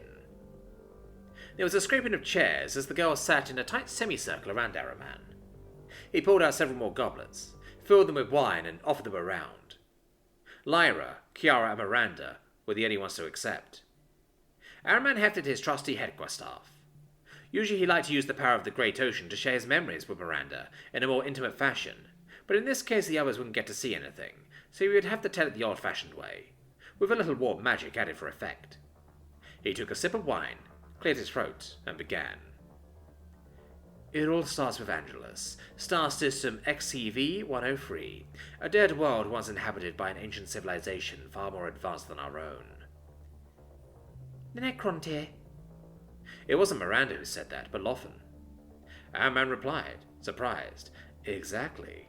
They were wiped out millions of years ago, long before humans arose on Earth, long before even the Eldar reached the heights of their glory. A remembrancer I know is currently doing excavations on their ruins on Nalgadon." Continuing, "So Angelus remained empty and forgotten until by chance the 12th Expeditionary Fleet came across this dead world." "My fathers." That voice came from the door. Roberta was there, along with Remidia. "Still more of you come," he sighed, though his heart was warming to his story. Come in, grab a chair and join us. I'm telling them about Angelus. I heard. Miranda was bragging about it all week. Araman shot Miranda a look, waited for Roberta to grab a chair and join them, offered her some wine and continued. So, Lord Guilliman found this world and spent a week orbiting it. What he discovered was set everything in motion. There were no stars beyond it. His navigators were frozen with fear, blind and beyond the Astronomicon. It was quite literally the end of the line, the last planet in the galaxy. By that point, virtually everyone knew the Great Crusade was practically over. Conquest had tapered off, there were only a few scattered campaigns being wound down. It was then that the Emperor made a general broadcast to all the Primarchs, his first in many years. He declared a great triumph at Angelus, to celebrate the War Master's successes, and declared that he would be there in person. We were told that it would be a spectacle to rival Ulanor, a spectacle the likes of which the galaxy would never see again. Of course, we all suspected it would be to declare the Great Crusade over. However, we were still caught up in the excitement. The Emperor joining us again, returning to his sons. Excitement was in the air in every ship, on every world. Lord Guilliman remained on station and landed troops to prepare the stage, as hundreds of ships started to translate in system to prepare for the great triumph. First were Mechanicum vessels, carrying 4 labor fleets of geoformers, the great terraforming machines which would level flat the rocky wastes of Angelus. Soon after that, the vessels of the Thousand Suns joined them. You and Father? Miranda piped up. Yes. We were asked to use our gifts to help clear the stage, direct the millions of servitors, automatons, and penal battalions to do what we could to help with the preparations. As he paused to take another sip, he said out loud, I know you're out there, come on in. Angela guiltily walked into the room, her small wings quivering. Behind her was Athena. How was it that so many of them were still here so long after lessons had finished? Pushing the thought to the back of his mind, he waited for her to join them, and continued. Over the course of 8 months, more and more ships entered the system, turning it into the single most heavily defended system in the entire Imperium. Fleet after fleet joined. After my lord's 27th Expeditionary Fleet, the next fleet to join us was the 4th Expeditionary Fleet. My father's forces, Lyra added. Right. We met him personally on the bridge of his flagship. I've always been struck how seemingly emotionless your father is. Lyra nodded. Even she found her father somewhat unresponsive, rivaling the way that Petra found Perturabo. Anyway, barely a week after he arrived, it was the turn of the 52nd Expeditionary Fleet to join us. I already know what you're going to say, Farah. It was your father, along with Vulkan. The Emperor wanted them to make some items for the Triumph, decorative metalwork and other objects. We all had to pitch in to ensure this was bigger and grander than Ulanor. I'll spare you the further details, but one by one the other Primarchs arrived until all 18 of us were busy on Angelus, while the skies above were filled with ships of all different shapes, sizes, and classes. I was present when the expeditionary fleets massed over Terra, and I thought that was a grand sight. When I saw the fleets over Angelus, I was proven wrong. That was a sight I will carry with me forever. Here, I'll show you. He hefted his Hequa staff, muttered a few words, and struck the desktop. As he did, a bubble of memory appeared in the middle of the group. It swiftly expanded to engulf the entire room. Miranda smiled, while Farah and Freya looked distinctly uncomfortable as they were swallowed up. Now the classroom had vanished, and they sat suspended in an empty black void, the void of space. The scene shifted, and they found themselves in orbit around a solitary planet orbiting twin stars. This was Angelus after Lord Guilliman found it. Now you will see it as it looked before the Emperor arrived. The scene shifted again. Angelus was still there, but it was now surrounded by a sea of ships. Thousands upon thousands of warships of every description and class clustered around the planet. Araman pointed out the Primarchs' flagships. The vengeful spirit sat alongside the Phalanx. The pride of the Emperor was flanked on either side by the Alpha and Macragus Fist. There was even an Eldar Voidstalker-class battleship sticking out like a sore thumb among the legions of Imperial ships. He heard a loud voice cut from the bubble of memory. Where the fuck are they all? He could recognize that voice anywhere. A door miraculously appeared in the void, slammed open, and Furia stormed in. For a second she didn't realize what was going on until she abruptly stopped and stared at the sight arrayed around her. He could tell, even without using his gifts, that she was impressed. Good grief. You're the last person I expected to see here. Never mind. Grab a chair and join us. We haven't reached the good part yet. After yet another interruption, when Hannah walked in looking for Furia, Araman resumed his tale. Now I shall take you to the surface, show you what I saw as we escorted my Lord Primarch to the dais. The scene around them blurred. Now they sat on the surface of Angelus, a sun-baked plain of sand and rock. Before them stood a great road, so wide a full platoon of Baneblades could drive line abreast along it. Poles were placed every 10 meters lining the road, each pole topped with the head of a different foe the Imperium had vanquished during the Great Crusade. The road was lined by troops from all over the Imperial army, and marines from all the legions. Behind them were columns of tanks, and the massive god machines of the Titan legions. The road faced the ancient pyramids of the Necrontyr, each of which was overlaid with great friezes and frescoes, celebrating the many triumphs of the Crusade. Between the two tallest pyramids stood a great dais suspended between them, and Araman explained that it was there that Magnus and his brothers stood with the Emperor and reviewed the troops. Everything about that was designed to exceed the great triumph at Ullanor, and it did. I was there with my Primarch's equerry, Ammon, as his personal escorts. We prepared for many days, every word and every move. Though this was but a memory, he could still see how overawed the girls were. Even Furia stared around her with amazement at the endless ranks of soldiers, the towering titans and the distant pyramids. Finally the moment came. A golden ship translated in system on the 8th of November. The Emperor had finally arrived, unlooked for and unannounced. Now the triumph could commence. Araman smiled, and he continued with a strange note of awe in his voice. Not even at Ullanor were all 18 Primarchs in attendance. Over 1 million Astartes from all 18 legions were present, along with 10 million men and women of the Imperial army, Titan legions and Mechanicum. Hundreds of remembrances cover the event, the best from every field gathered to record the great event. Karkarski, De Angelis, Kefla, Delafor, Vilvar, Voss, Kalamakos, and a close friend of mine, Guilliman. I still pity them and the poor Imperial army troops caught out in that sweltering heat. Guilliman told me it was like Aguru, but worse. Great pits cut into the surface were filled with great flames, so the troops were mustered and took up their positions along the great road. We fulfilled our duty of seeing Lord Magnus at the Emperor's great podium, and we marched in procession alongside the honor guards of all the Primarchs. Mortarion's Death Shroud, Dorn's Huskars, the Justarian Terminators of Horus, and all the others.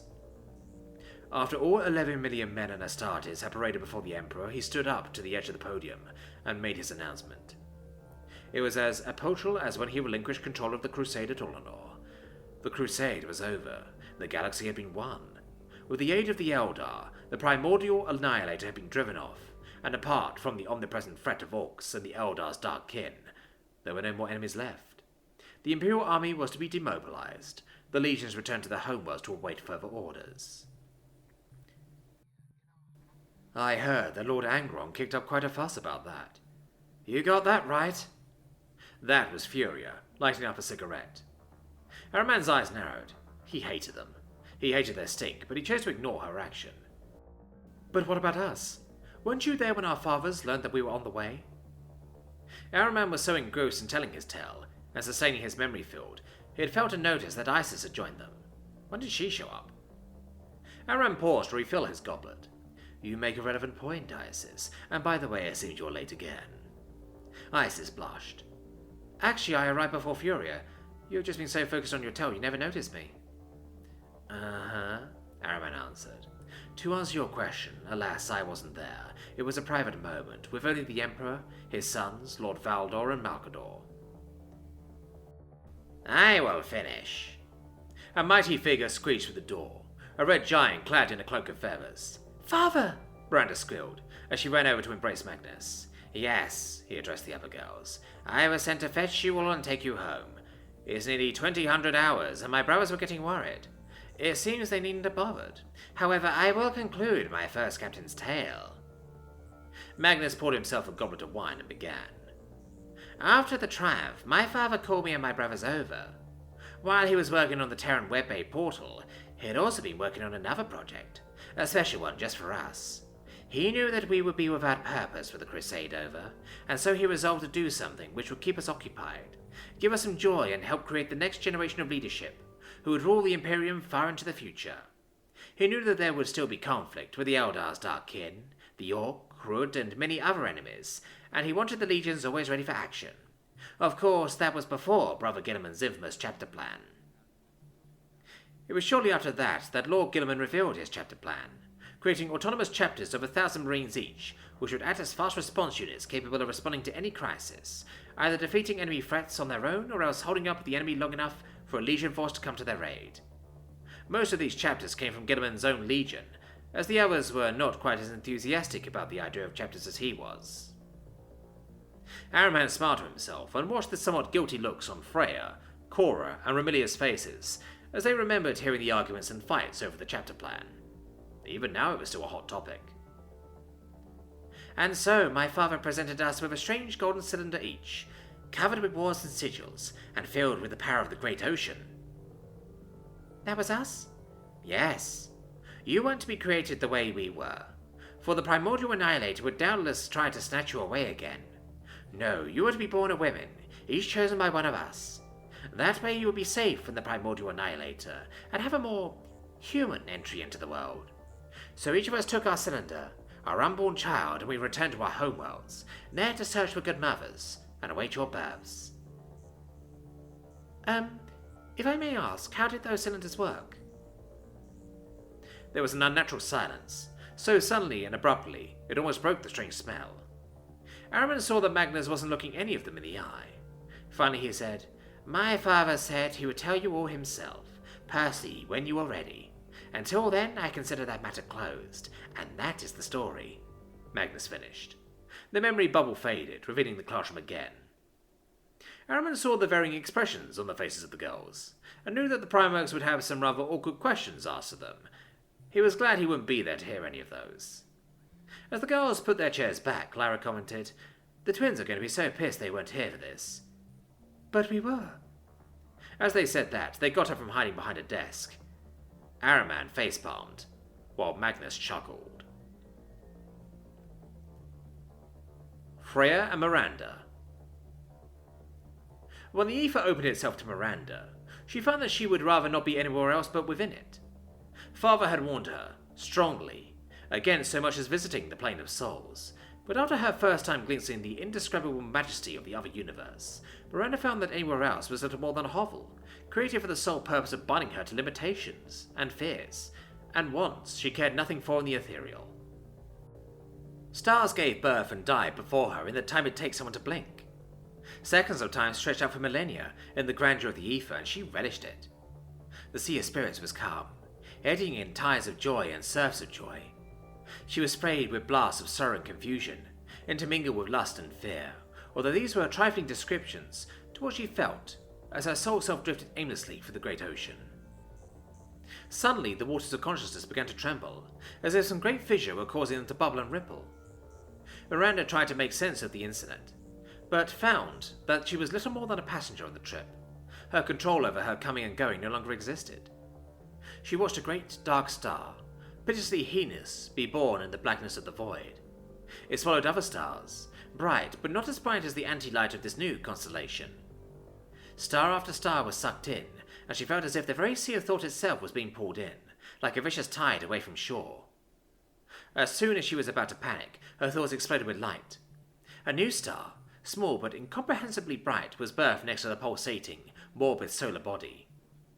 This newcomer was greeted fiercely, and rampant flares and bursts of energy were hurled at it. Each blow, which had felled dozens of lesser stars, dissipated before it even reached this new, glowing entity.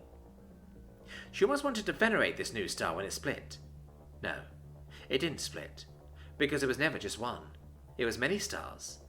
This awe-inspiring light was the sum of many, but why did they separate? What could cause them to? The seas began to boil, to burn, to blister her other flesh. Something was terribly wrong. Miranda noticed that the stars seemed to be separating from one central point of light, which shone with a diamond clarity. It had 1 billion points of light, each one different and majestic, in a simplistic sort of way. But as the other stars, each bearing a single distinct colour, separated, the diamond began to tarnish. It stained as if it were being covered with some kind of muck. It was then that she realized with a horrible clarity that it was not being covered. The diamond itself was changing. Turning from a piece of brilliance to a creation of utter wrongness, the light turned to something so black and incomprehensibly dark that it outdid its former rival 100-fold, and swallowed it up. First it ate the black star, but that would not sate it, not ever. This black diamond would never be sated. All of the stars it once held were swallowed next, as if their lights never were. Then, the diamond looked at her, and it was hungry. The sea of thought began to sway, back and forth, to and fro, as the black diamond began to devour everything. It was devouring even the warp itself. Back and forth, until the coldness of death ate Miranda, and she drowned. "Wake up, would you? Cut it out, Miranda, you're spooking me." Miranda coughed. She choked and hacked out water, which even coming back up felt as cold as an untouched glacier. She spat and choked and breathed in gulps of air, her lungs greedy from oxygen deprivation. "I keep telling you to lay off the dabbing, or next time I'll let you die." Miranda looked up at Freya Russ and smiled. "You make such a horrible liar, Freya." Miranda saw Freya's face contort in a strange mixture of disgust, fear and thankfulness that she was alive. Having to convince their fathers that living on campus was a good idea was monumental in and of itself. Later having to explain who they were roommates with was miraculous in that either one of them still had a pulse. The daughters of the Wolf and the Red King, so much as existing under one roof was difficult to accept. To know that they were roommates had sent their respective fathers into near apoplexy. They, however, didn't see things in such black and white differences. From the moment they saw each other at the Great Orientation at the Istvan building, they knew that somehow, for some reason, they needed to stay together, to help each other. To the faculty, it seemed like a mutually beneficial arrangement. Freya would help Miranda develop her physical talents in phys ed, while Miranda would help Freya with her other studies. The faculty, however, would know nothing of what they thought of each other after classes. During school hours, they kept up appearances, openly taunting and jibing the other, until it seemed like hairpulling was the only reasonable course of action. Behind the doors of their rooms, and most anywhere else they felt was somewhat private for that matter, they cared for each other more knowingly than any other being possibly could. Fixing Hannah's bike. The scent of the garage was odd. It always had been to an extent, but now it was absolutely curious. Where a moment before the air was filled with the acrid tang of welded ceramite and burnt plasteel, now the scent of rose oil intermingled with vanilla and cherry blossoms. This confounded the chemical auspexes of tech priest Jaralek, and was preparing to order a diagnostic on what tentatively was his nose when suddenly the garage door opened with a blast of relatively cool summer air. Kept in his dungeon-like state of perpetual darkness, having little need for ambient light when the full spectrum of vision and colour were at his augmented eye's beck and call, the tech priest was blinded for exactly 3.023 seconds as his ocular lenses adjusted to the new stimulus. He saw 3 figures standing in silhouette at the mouth of the garage. The tech priest readied his Mechantarions and charged them discreetly. His mission was not only to maintain the Legion's vehicles, but also in this respect to protect his charge, and would do so come death or malfunction.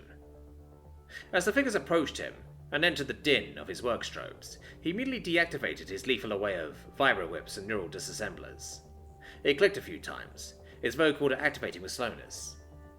"Mistress Farah, forgive me. I was unaware you were arriving here."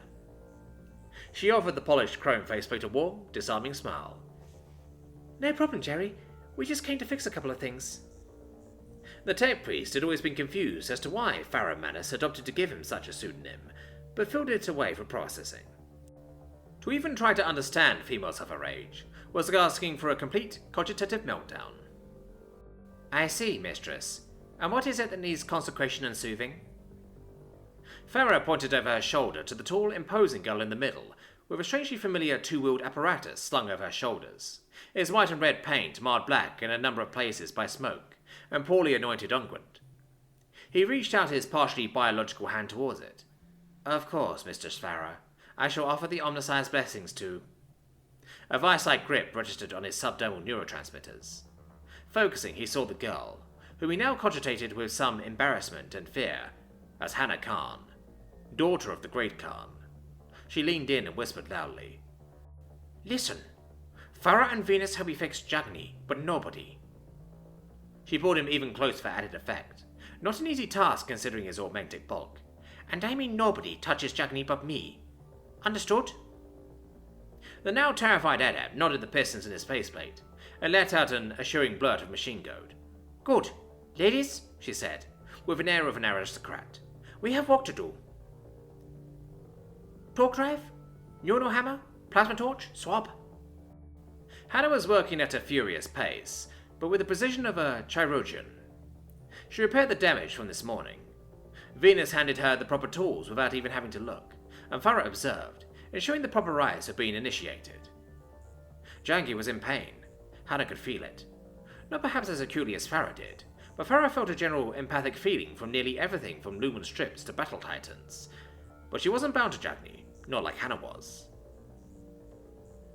The graceful machine was a gift from her father, the glory of twin-wheeled excellence, the envy of any machine in the entire school. She could run down anything that called the ground its home, and could keep up with anything that didn't.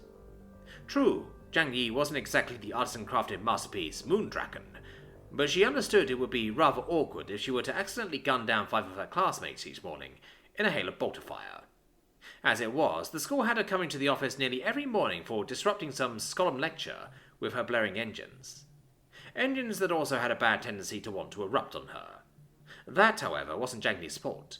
His spirit was a docile one, powerful yet gentle, and expected to ferry a poised collective girl from place to place. What it had found, however, was a hellion of speed and danger, a dark-haired blitz of energy that the fragile machine spirit couldn't possibly contain. That changed today. Okay, Ferrus said, after the superficial damage was repaired. She flicked her mechanical fingers around the chassis, which Hannah didn't seem to mind, as she didn't have fingerprints to leave behind. It looks like the problem you have is that Jagha's motive engine can't keep up with you. This sharpened a dagger behind Hannah's eyes. Are you calling me fat? Farah leapt back, put a hand behind her head and waved away the thought, knowing full well the reputation the daughter of the Khan had. No. What I mean is that it's not capable of holding your fighting spirit. Yeah. Her words seemed to work, as Hannah went back to polishing the outer hull of the moped. She grunted, as daintily as an orc with a rash. Any suggestions then? Venus looked over and nonchalantly said, Why don't you just put a rocket on it and call it good? The other girls looked at each other, smiled innocuously, then suddenly, they grasped Venus and shouted in both ears, Awesome! Feeling like she just put her ear next to one of her father's anvils while he was pounding out some new piece of weaponry, she slumped down and nearly passed out. Just one thing though, Farah noted. If you have so much of a problem keeping that old fuel burner from exploding, what's going to happen when it's got fusion cells? Hours later, the garage door opened once more. Tepri's Jerlak peered into the gloom with his regular optics, seeing nothing, but hearing an odd humming sound. He almost had his thermal sensors primed when suddenly a blur of white plasteel, hair and skirts, zipped outwards and upwards from the garage, the sound of an anti-grav motor being taxed, and an undulating shriek piercing the peace of silence that had existed. Then, as soon as it had ended, with the sound of a battle cry upon the field of glory, 3 gals shouted out like warriors triumphant. More time! Petra's Art Exhibition. Perturabo was baking bread. Some would call what he was doing an art, but the Iron Warrior disagreed. It was a science, cold and hard, a science which relied upon exact mixes of time, thermal energy, and raw material. Chemical engineering for those afraid to deal in truly important compounds. The act relaxed him. The fact that you could eat the products was also a nice bonus. When Petra returned home, she found her father removing golden loaves from the colossal stone oven dominating their kitchen. Daughter, your arrival is anticipated. The glazed buns you like so much are beneath that cloth. Thanks, Dad. Please stand aside. This tray is exceptionally hot. Now report. How went the day? It was fine. Your studies progress well? I haven't got my physics paper back yet, but the teacher has been sick and hasn't had a chance to look over it properly. He is weak. He should do his duty. That is what they pay him for, correct? What else? Anything important? Well, Miss McCann, my art teacher, she thinks I'm doing really well this semester. She wants to put up some of my work on display. I said important, daughter. Dad, this is important to me. Perturabo rolled his eyes. Oh, very well. What is it, an exhibition of technical drawing? No. Sculpting? No. Besides, I told you, that's Victoria's thing. Perturabo began to sweat slightly. Architectural planning? Botanical illustration? Surely not installation work. Dad, come on. I told you all this. I am sorry, daughter. I do not know.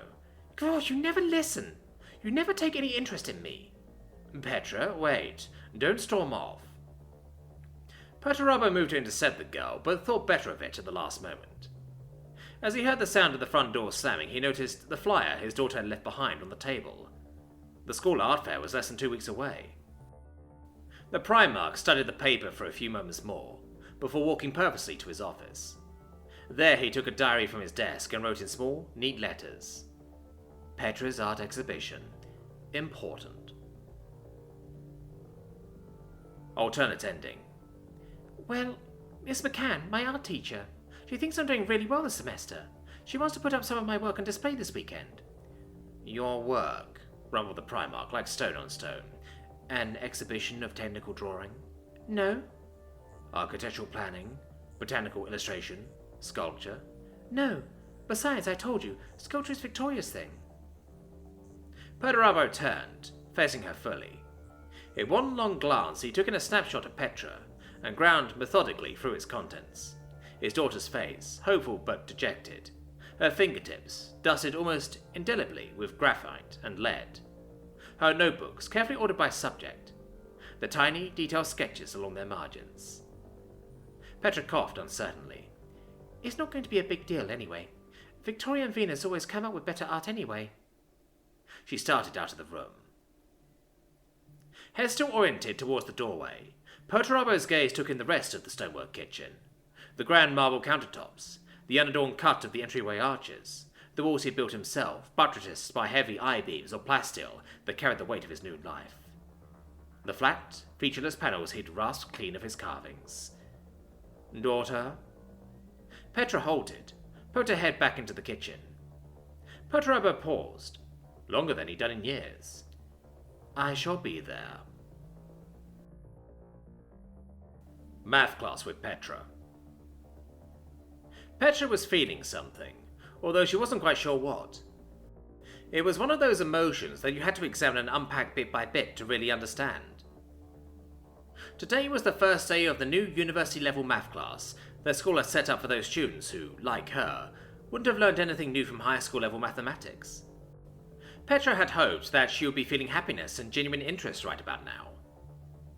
Instead, Petra was feeling something between anger and disappointment.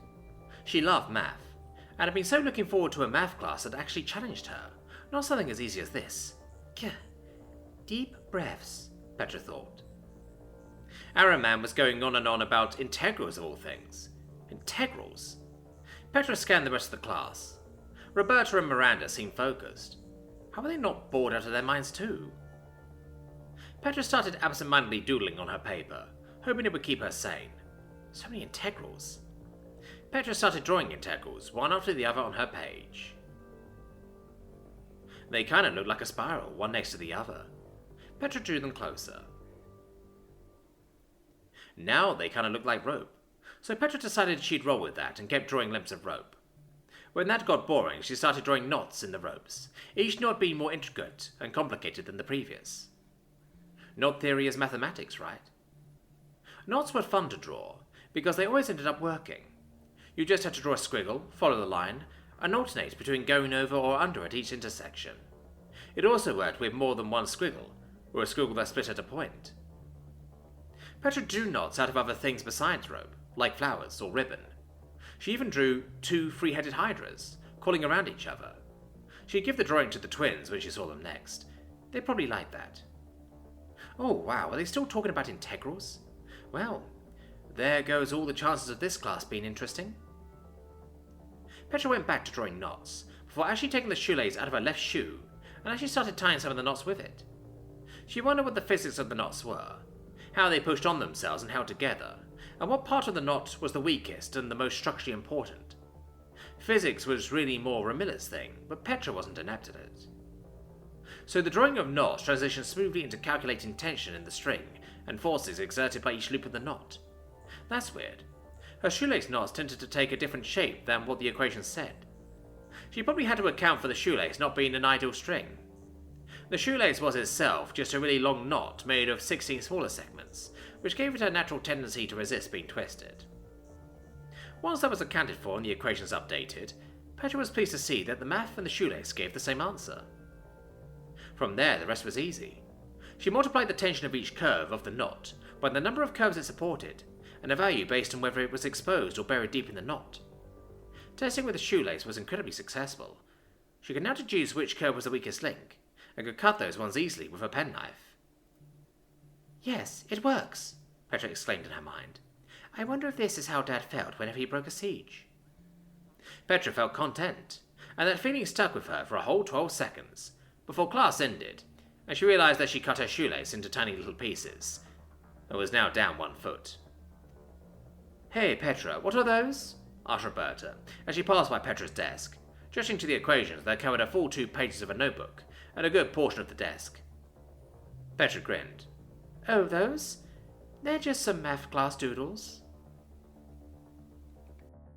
Lament of Krieg. Dear Diary, I did it again. What, you ask? Ah, you know already. Another day has passed, and I, child of eternal penance, already have laden my shoulders with even more shame, and cowardice. Of all things, cowardice. Oh, you know I must, but how could I ever? This one thing I must. I desire, and yet I cannot. Shame on my existence. Shame, I say. How could I keep looking in the faces of my brothers, let alone father? Yet what is there to be seen? The rice of amusement, and rightfully so. Oh God, Emperor, by now she must be engrossed beyond measure. To find each day so stuporous a poem slapped together in haste, shame and sweating passion. Oh, I can see her rip them apart in anger. Or not. Or what if she has a liking to them? And what if she is overjoyed to find such an interest taken in her? Oh, way, halting minds. How could she, my dark muse, my warrior princess, ever like so cruel a feelings mid in her face? And who am I to face her? And yet, thinking of her makes unworthy my heart leap. Oh, I want to write her name all over the school. Oh, 100 times all over. Cora, Cora, Cora, I love you. No, I burn in passion. This affection knows no name, no boundaries. But still, here I sit, another ramshackle poem on my lips, fiery joy burning my heart, yet sorrow's icy claw holds it fast in place. Oh, woe is me, 2 hearts beating in my chest. Tomorrow will be the day I face her, confess myself. Shush, fool, you do none of the likes. You write on blank paper with your left, so she won't know your hand nor your pad. My poor diary, you heard my desperation 100 times. Oh, sardonic, a part of me grins at this caitiff boy. Wants to be caught, better today than tomorrow. Get over with it. See her impressed face filled with disbelief. Yes, it was me all along. You thought me an oaf? A militaristic blockhead? Well, you are wrong. And then again. Merciful sleep take me away to oblivion. Await my next veil by tomorrow, dear diary. Yours, Friedrich. A strange exchange. Hey, Furball, catch! Freya spun around just in time to see the projectile speeding towards her head. She jumped and took the object square in the chest, pressing her hands against a force that would have downed the likes of Mortarion in a heartbeat. Glaring down the hallway, she saw Furia glaring back with every infuriating smirk. What the hell's your problem? The other students in the hall fell silent as Freya roared back at her assailant. You ran out of initiates to harass, or are you just looking to be the Emperor early? Just such harsh words, chided Furia, that grin never leaving her face. Maybe I should just take it back then. Take what back? I thought dogs were more observant than that.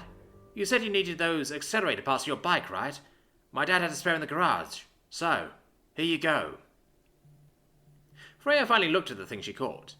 A heavy, beat-up rectangular box, wrapped sloppy in newspaper. The other students in the hallway let out a sigh of relief and stopped bracing for disaster. Caught between embarrassment and frustration, Freya yammered out what passed for appreciation. Well, thanks, but you didn't have to try and beam me with it. Oh, but where would be the fun in? Hey, wait, don't open it now! Freya started walking towards the other girl, her trademark smirk, as well as all colour, drained from her face. What? Don't tell me it's a trap. That's totally not your department anyway. Unimpressed and typically impatient, Freya tore through the shoddy packaging and pulled out chrome-plated motorcycle parts from amid the packing peanuts. Awesome, just what I needed. Good. Let's just say you owe me. Furious smirk was beginning to creep across her face again, but the tone of hesitancy in her voice was obvious. Sure thing, so long as you don't act like an asshole all the time. Freya was about to turn and leave when she felt a shift in the weight of the box.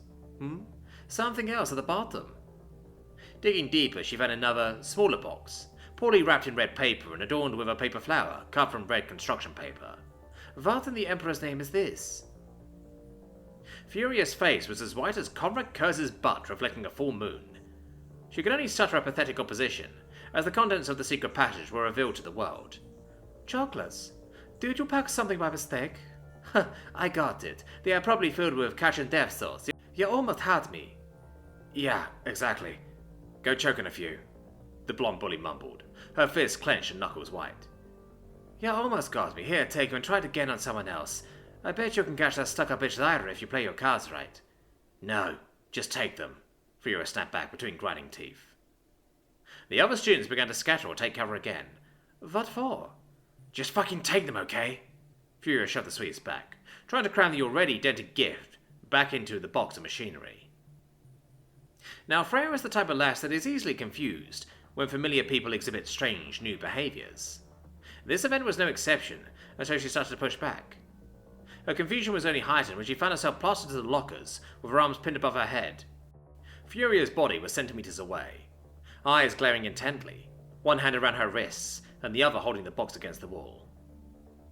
Suddenly the aggressor became aware of just how compromising the position was, and dropped her prey. Flustered beyond words for perhaps the first time in her life, Furia shoved the box into the other girl's hands, and backed away. Do you want the fucking stuff or what? Why do you care if I take these or not? It's not like you like me or anything stupid. Right? The hall became as silent as a Necron tomb world. Furia just glared a response. Wait. You're serious, aren't you? Comprehension bubbled to the surface of Freya's mind, but her thoughts were stolen by a sudden blow to her diaphragm. Check your calendar, asshole! The delinquent shouted, before sprinting out of the building. The sound of Furia's choked-back sobs reverberated in Freya's ears as she stomped against the lockers, trying to find her breath. A thunderclap shocked her back to reality, as a blanket-wrapped Miranda appeared in a sudden plume of ozone and menthol-scented air. Miranda, I thought you were sick. I still am, the Sacker wheezed. However, I felt reality break for a moment in this vicinity, and I felt the need to investigate. It was almost like the warp froze over.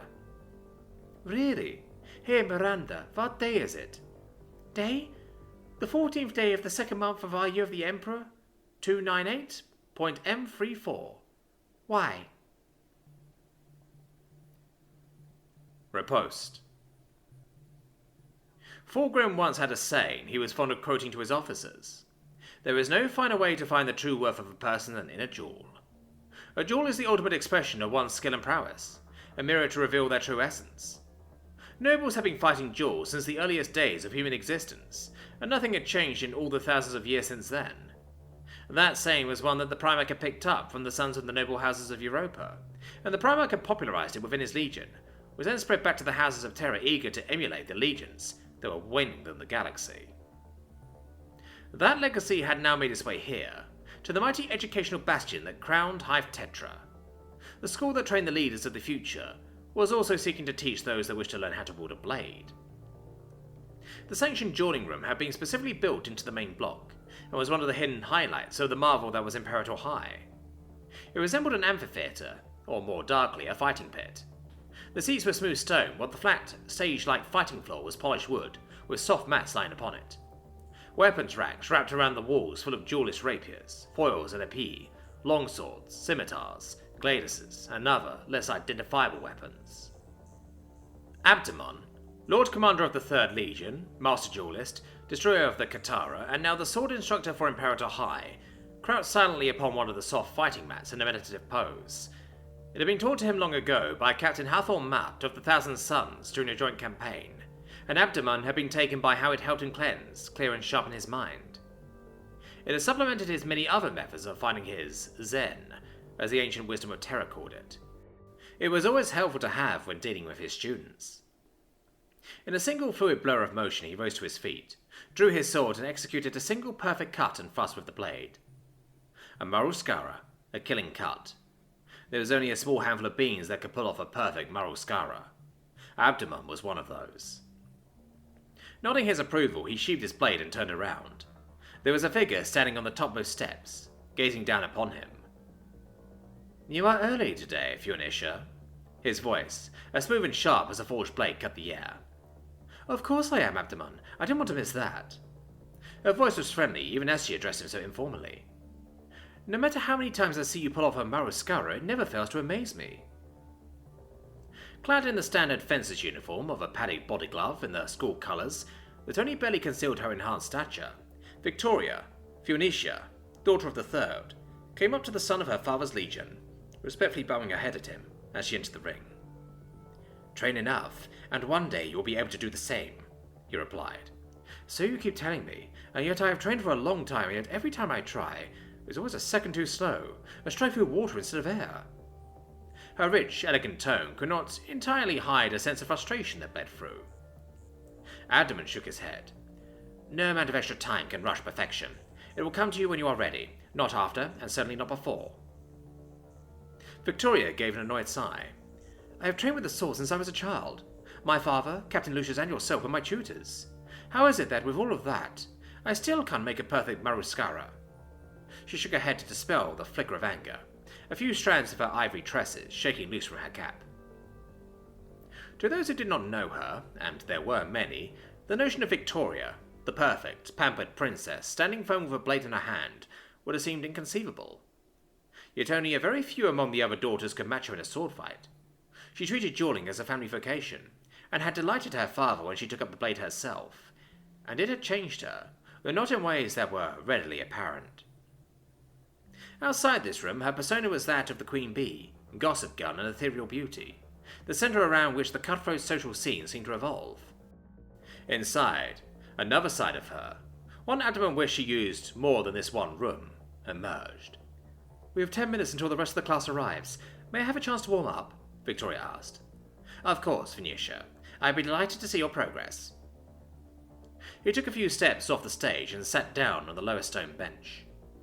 After a series of stretches, Victoria drew a foil from the student rack. Almost instantly, she began to experiment with a few swings and strikes, her body shifting to a fluid stance. She was surprisingly fast and light on her feet, moving like flowing water as she made strike after strike, parry after parry. Her natural elegance was highlighted whenever she was like this. In moments where she held the blade like this, shades of her father and his best qualities shone through.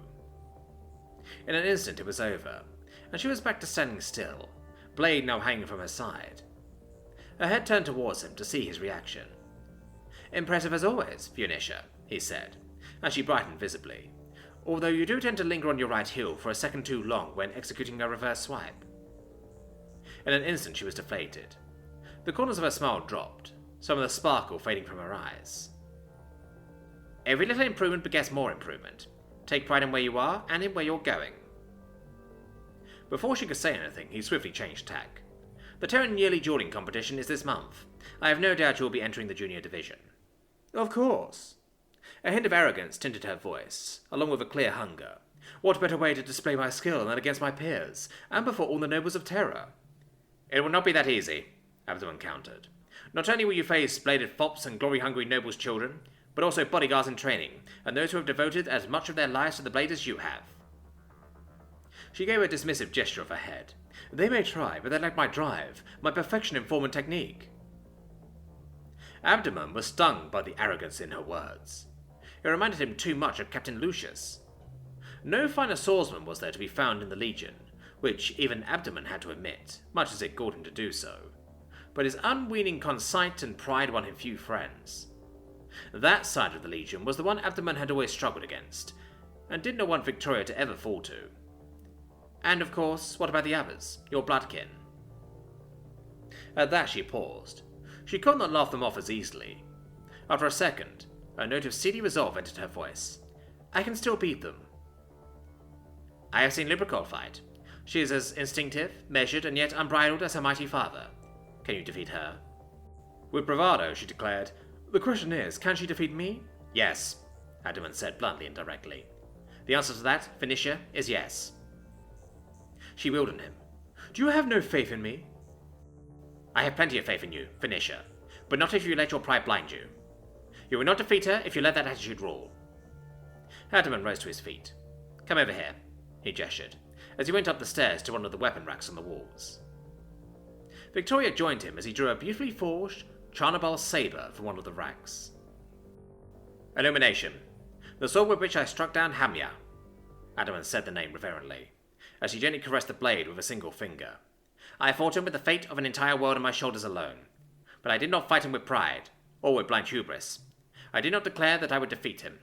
I knew well if he was the better man, he would kill me. And yet I still fought him with the honour of my Primarch, my legion, and the entire Imperium itself on the line, and I would do it again. She was silent, listening, absorbing. This was when she was at her best, when fighting against her pride, against himself. If you end up fighting Lupercal in the tournament, or any great foe, I want you to face him the same way I faced Hamaya. Fight not for pride, but for honour, and know that while honour may be lost in a duel, it can also be regained. He then turned the blade and passed it to her. You are to lead the class today, and I want you to carry this as your badge of office. Her eyes were wet yet bright, as she reverently took the blade, and experimentally hefted it. Can I practice with it? No, Abdomen said bluntly. And then, with a hint of a grin, he added, but maybe when you need to practice for the tournament, I might be persuaded. She threw a beaming, radiant smile back. Trust me, Abdomen, I won't let you down. I know you won't. You never have. Not a word passed his lips, as he moved over to let the rest of the class in. It was time to begin. Just another day on Void Platform 13. Living on his own for so long, the Emperor had quickly become accustomed to hiding his thoughts. The great leader of mankind had further learned, upon revealing himself to humanity as a whole, that keeping his psychic powers very tightly constrained when others were around was wise. So it was with some surprise that he found himself one day eavesdropping on one of his granddaughters. He hadn't meant to, but it was hard not to. He had simply been walking through the rooftop gardens on the Palace of Terror, and found Venus chatting with someone he didn't recognize. Before he could say anything, or Venus could spot him, though, he saw the young man she was with speaking. So, of course, we freeze. We all know what that sound means, the young man said excitedly. Of course, Venus giggled. What did you do?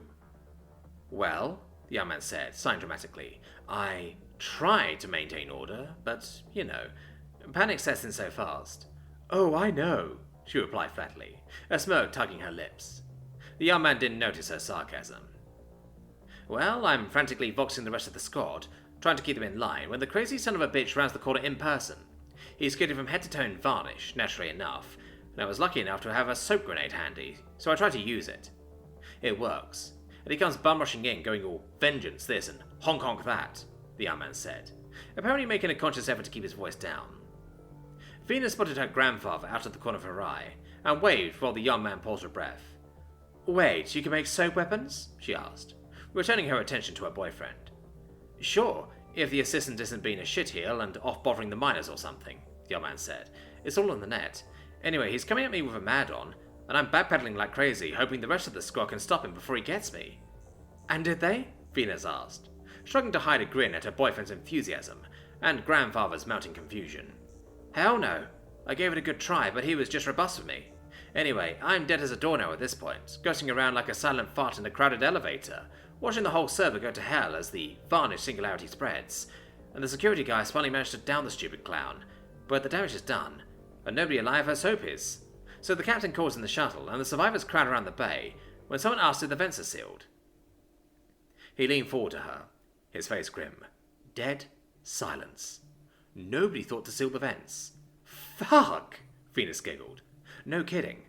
After about 10 seconds of the loudest silence ever, the air vents start spewing varnish everywhere.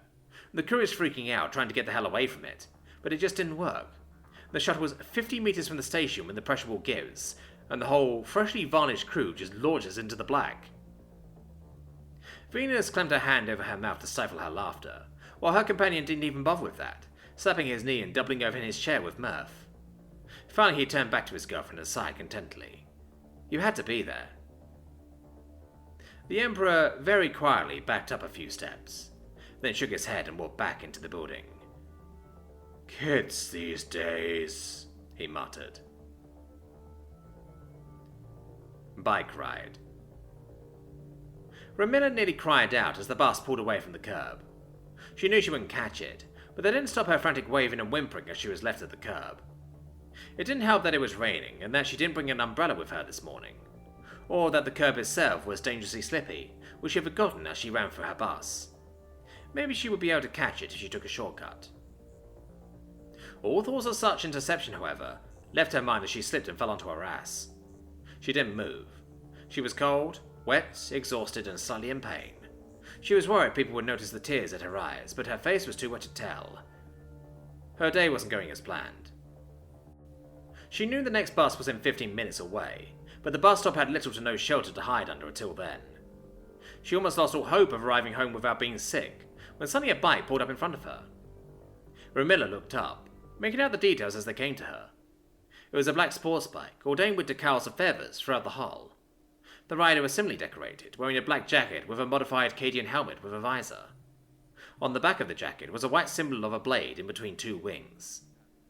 Still, it wasn't until the rider raised her visor and looked at her did she recognize her. "Lyra? Hey, Rem, you okay?" "Not really," she said depressingly. Lyra extended her hand towards her. "Need a ride?" she asked. Ramilla paused at this, surprised to receive such an offer from Lyra. She barely knew her, so this friendly behavior caught her by surprise. "I don't want to be a hassle. It's out of the way for you, isn't it?" she said, her polite side trying to hide how dreadful she felt in the rain at that moment. 10-minute detour is not hassle, Ramilla. Also, I was headed your way anyway, so it's not really like I'm doing you a favour, Lyra answered, portraying how most people see her as being a stubborn girl with a very logical mind, which usually ended up making her look like she was against everybody. Ramilla sighed, knowing she wouldn't be able to win the argument with the girl. And as the rain got worse, she wasn't going to argue with herself any longer either, as she grabbed Lyra's extended hand. A minute later, Ramilla had her arms wrapped around Lyra's stomach tightly, holding on against the onslaught of rain as the Dark Angel sped her way towards the Dorn estate. Thankfully, she now had some protection against the elements, as she wore a similar style helmet as Lyra's, as well as a spare jacket she kept with her. And as they sped past the bus she would have taken home, Ramilla felt a bit better about her day. "Thanks again," she said, the radio within their helmets making a conversation quite easy. "It's not a problem. Again, I had to go your way anyway." "Well, you still don't need to. I mean, it's not like I would have expected you to stop." Ramilla immediately regretted letting that sentence slip out. It was common knowledge among the cousins that Lyra was the loner, keeping to her studies and books. Her only true friend she had seen was Freya. Ramilla couldn't remember the last time they actually spoke. Still, saying something like that didn't exactly help her attempts to become friends. Surprisingly, Lyra simply laughed, catching Ramilla off guard. "Yeah, I guess people would think I wouldn't stop. My reputation isn't exactly golden, and that's a fact," she said, slowly down into a curb before speeding back up. "Yeah, well, I see you every day waiting for that bus patiently. I always wonder if I should offer a lift when I drive by, but I always get cold feet. Talking to people isn't a skill I have." "So what changed today?" Rem asked, breaking her silence.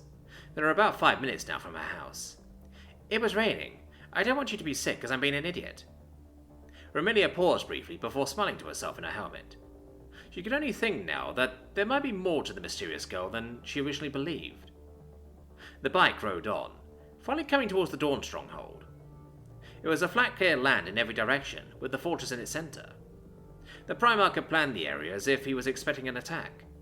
Marines patrolled the walls, ever vigilant of nearby threats, and Ramilla knew that their arrival had been inspected even before they had seen the fortress. The gates opened slowly as the duo approached the walls, large ceramite doors creaking to open for the pike. As they passed the gate, they rode under a series of tents, offering them protection from the storm raging overhead. Lyra smiled to herself for the difference between their house. While Dorn made it very clear that the area was well protected, her father had scout squads with teleporter beacons hidden within his grounds. Their presence was very hard to find amongst the many Caliban-imported trees, and if anything became too much for them to handle, they could call in Deathwing Terminator squads to deal with the threat. Two different approaches to the same problem. Ultimately, Lyra came to a full stop in front of the house doors. Both got off the metal steed and freed themselves from the bike helmets. Ramilla stretched and ran a hand through auburn hair. She checked her watch and noted she had made it home faster than she had planned. Suddenly, her day had turned out to be better than expected. Thanks again, Lyra. So, why are you coming in this direction anyway? Lyra simply smiled as she pointed past Remilia. That is why. The Dorn turned and noted the door had opened. Theroux walked down from the steps with Rem's brother, Roger. She had completely forgotten that they had boxing practice today. Hey, sis, the boy said in unison. Roger gave his sister a look of surprise, seeing that the majority of her clothes were wet from the rain, and some of it even had some dirt in it. Rough day? He asked. Could be worse, she answered, taking the jacket off and handing that and the helmet to Theroux. She finally turned to Lyra, who was leaning onto her bike, waiting for Theroux to get ready. She didn't expect the surprise attack from the Dorn, as Remilia moved in quickly and hugged her, catching Lyra off guard. It took several moments for her to return the gesture, hugging the girl back. Rem backed away and smiled at her, but Lyra only blushed and looked away, clearly embarrassed by the whole event. Thank you, Lyra, she said, but the old Johnson didn't answer, putting her helmet back on. For several moments, Remilia thought she had pushed too far, but as the siblings prepared to ride away, Lyra raised her visor and finally smiled at her. Find me after class tomorrow. I can give you a lift again. Remilia nodded with enthusiasm, as Lyra waved goodbye and rode off. The exchange student. Yoho Tull of the Interex nervously looked around him at the looming facade of Imperator High, and the crowds of students pouring into the cavernous maw of its entrance. It utterly dwarfed his entire home city on Zenobia. Today would be his first day as an exchange student, another link in the chain between the Interex and the Imperium.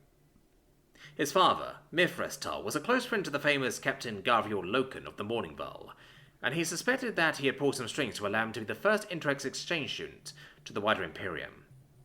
Like his fellows in the Interex, he was gracious and noble, and he hoped they would win him some friends here. Like all in the Interex, he was handsome and lean, with short dark hair, piercing blue eyes like his father's, and intricate dermatoglyphics covering the right side of his face, like the tattoos of the ancient races of Terra. His ears were bat-like, all the better to hear the melodies of the area, though his father had warned him of potential teasing before he departed for Terra. Laced around the high collar of his neck and hanging off his arm was his area, though the Imperials called it a harmonic synthesizer, and it would be less useful here than at home. He disliked the uniform he was wearing.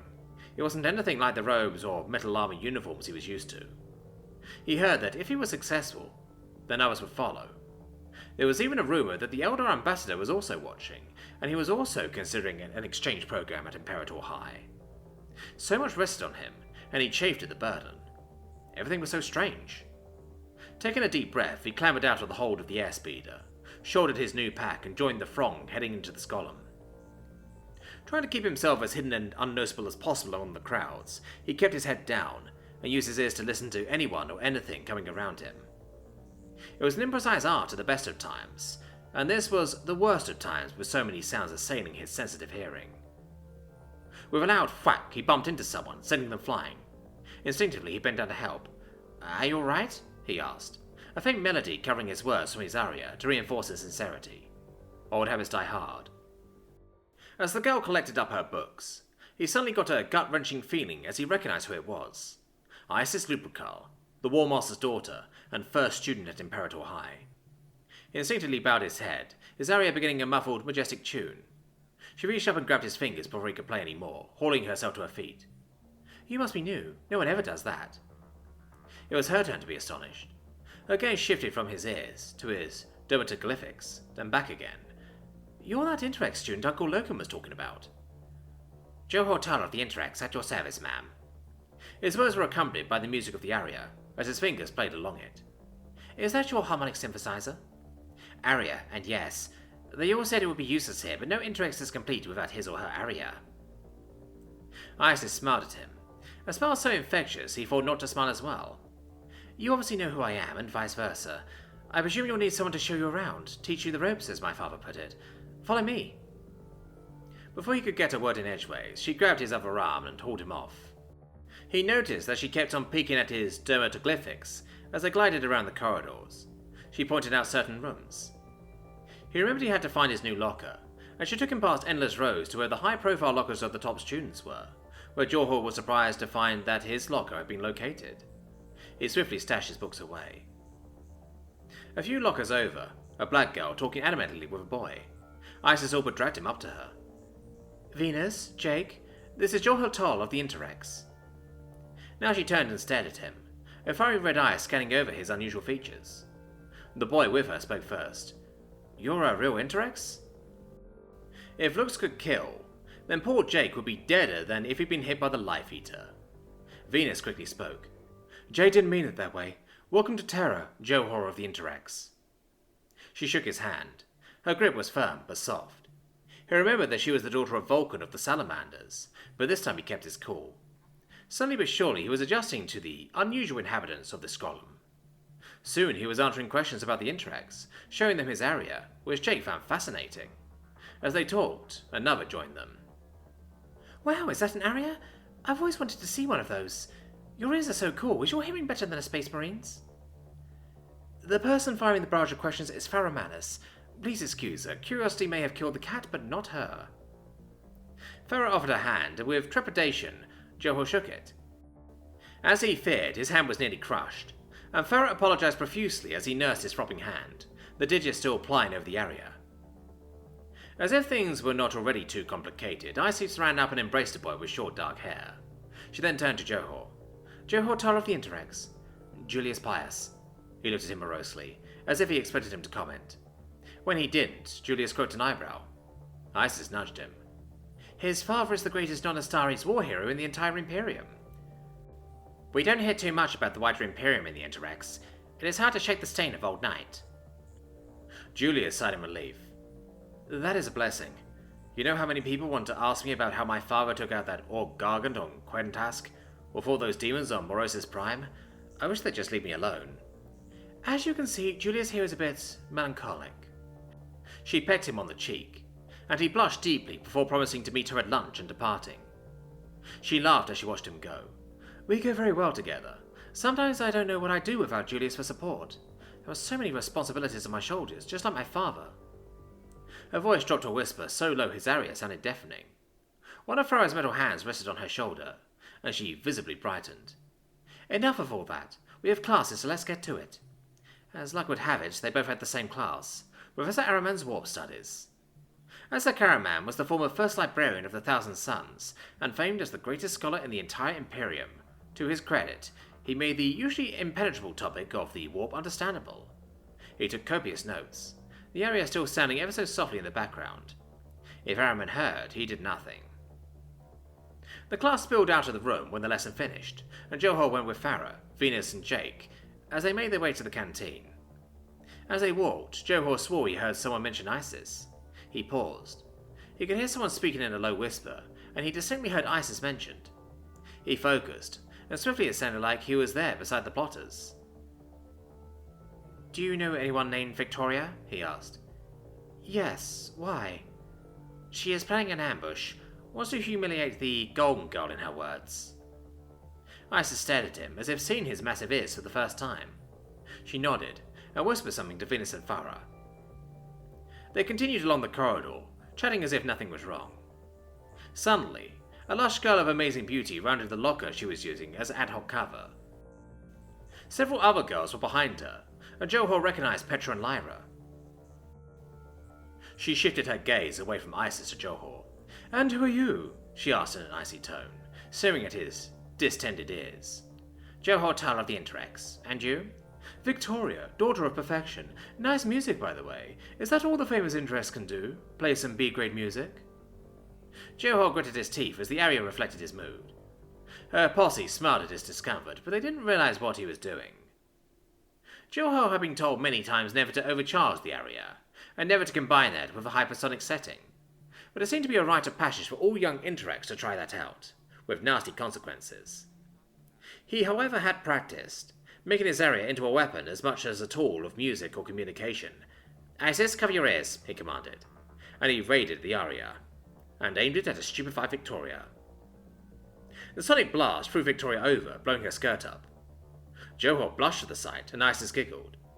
Did someone forget their panties? She asked, sweet-faced.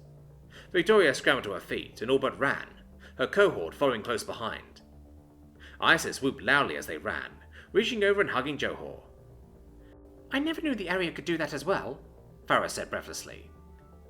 You're a handy person to have around. I think we could find a use for you, Isa said, and Johor found himself smiling. Maybe this wouldn't be as bad as he'd feared. The staff room. Professor Azek Araman all but crashed into the staff room, his armor wheezing at the strain. After 4 hours of non-stop lessons, he'd almost snapped. Not even the higher enumerations could save him for very long when it came to the students here. If they truly were the future of the Imperium, then the Imperium was in for a grim dark future. He knew he was being somewhat unreasonable, but after all those years of conquering the galaxy for the Imperium, the last thing he wanted to have to deal with the endless whining and whinging, not to mention the practical jokes of the twins. They were good and attentive students, but... The staff room was a large, open structure, overlooking the vast indoor playing fields where the students hung out during lunch. Several screens showed live servo sculpts as they kept an eye on the students below. There were a few ex-Astartes on the teaching staff, each the master of his particular field. Araman nodded as Fabius Bile, former chief apothecary of the Emperor's Children and now head of biology. After his exemplary work on the Lear, he'd been promoted to become head biology teacher at Imperator High. There were rumours that it was a punishment for illegal experiments done during the last days of the Great Crusade, but Araman couldn't uncover the truth. A short way away, slouched in a great armchair, was Lacton Kurze, the half-herd, head of the history department. Kurze was one of the oldest surviving Astartes, and teaching history was a blissful retirement for him. Dean Yarrick. Old One-Eye had his one eye glued to the servo-skull feed, maintaining his eternal vigil over the school. Behind him was Celestine, half-counselor and half-spiritual guide, who as usual was staring out over the balcony at the crowds below, pointedly ignoring the muted cackles below her. Araman had brought over a bottle of his wine, and shared it out with everyone.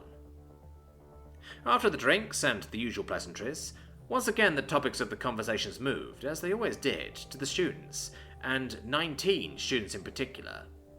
Fabius started it off, his mechanical arms twitching as he spoke. Corabelli scraped for another test again. Honestly, something needs to be done for her. She's a damn good kid and I respect her father immensely, but he needs to do something for her. A few scattered agreements echoed across the room. Araman could sympathize. Cora was a decidedly average student at his course as well, though she was brilliant at physical education and history. Araman always wondered why the girls were being educated alongside normal humans, not educated by their fathers, or the Emperor himself. More voices intruded on his thoughts. Morticia missed another lesson. I'm amazed she hasn't slipped behind everyone else. Miranda freaked out the whole class again by demonstrating how elliptical orbits work. Araman, I wish you'd instruct your protege about using her warp manipulation to show off. For a brief moment, Araman toyed with activating his hacker staff and banging Mr. Skinner on the head. Skinner was an ex-Imperial army, always either arguing with his students or reminiscing about the campaigns of Vietnam, where he fought. Before he could do any more than light up the vision slits in his helm with angry red flames, Mrs. McCann changed the subject. That TG, I wish he'd shave off that bloody neckbeard. It's as ugly as an orc's backside. At least he has manners. Furia crashed away in the middle of art and didn't even offer up an excuse. The only person who can get her to do anything is old Yarrick here. Isn't that right? Yarrick grunted while taking a draught from his hip flask. Widely considered the second bravest in the entire Imperial army, second only to the ever-famous Olanius Pius, whose son Julius was one of the star students and on very good terms with Yarrick.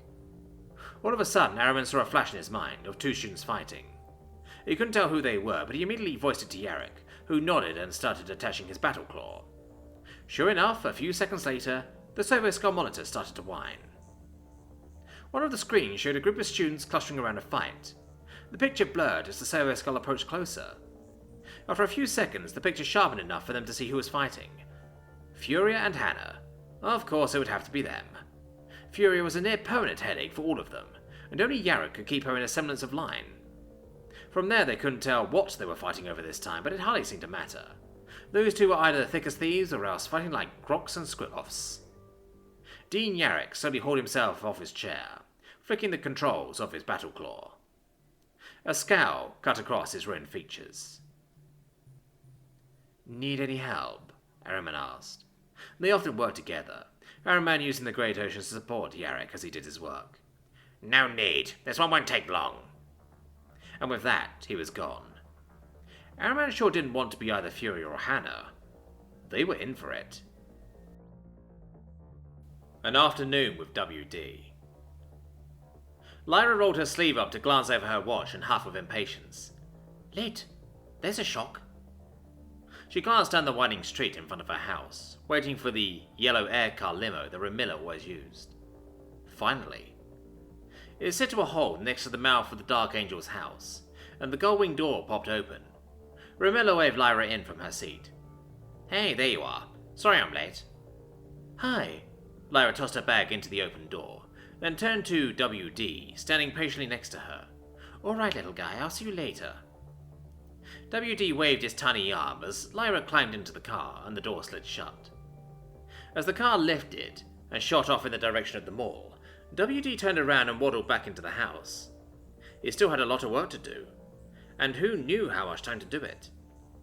First things first, WD clambered up to the mistress's bedroom, which she had left in commendable shape for once.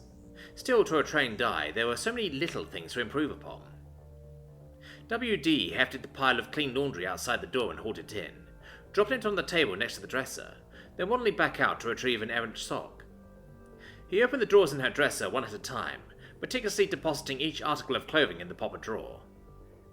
That accomplished, he leaped from the dresser to the sprawling bed, laboriously tugging the sheets into a T-square perfect alignment. He paused to look over the room, wondering if there was anything else that needed urgent attention. His tiny eyes aligned on the pile of homework in the corner of the desk. Of course, Mistress hated cleaning up after work. The gap was too far to jump, so he clambered down off the bed and climbed up the desk side, then carefully straightened up the sheets of paper and the occasional data card littering the desk. A knock on the door caught his attention. Lord L. Johnson poked his head in, glancing around for Lyra. Ah, blast. Did I miss her? His gaze caught WD, still fidgeting with the papers on the desk. Did she leave already, WD? WD nodded, gesturing expressively at the window. L. Johnson sighed. Of course. Well, I'll just see her when she gets back. He pointed to the pile of dirty laundry in the hamper in the corner. Don't do those. The young lady needs to learn a little about responsibility. Without another word, he walked away. WD listened to him go, utterly confused. What was he supposed to do now? There wasn't anything else to do in the room. He had the afternoon off. After considering that for a moment, he waddled off the bed and into the hall, looking both ways. Apparently Master L. Johnson was the only one in the house right now, because it was a good bit quieter than he was used to. He waddled determinedly over to the stairs and climbed down to the first floor, leading to the massive kitchen. If he had some time, which was something he really wasn't prepared for, the least he could do was have a snack while he ruminated on his newfound free time. The little Xeno walked into the kitchen, looking over to where the butler's servitor was plugged into the wall recharging.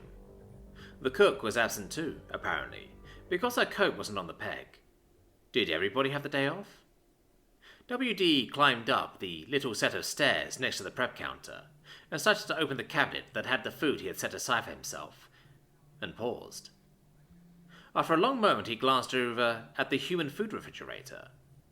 Glancing slightly over his shoulder to ensure his privacy, he nonchalantly walked over to the fridge and heaved it open, staring at the piles and shelves of human food inside. How could humans even eat this much? With an effort he slid the vegetable drawer open, and pulled out a half onion someone had opened, and carefully carried it back over to the smaller prep area he had for himself. Glancing furtively around, he hefted a little knife and cut off a thin slice, then popped it into his mouth. Whoa, that was different.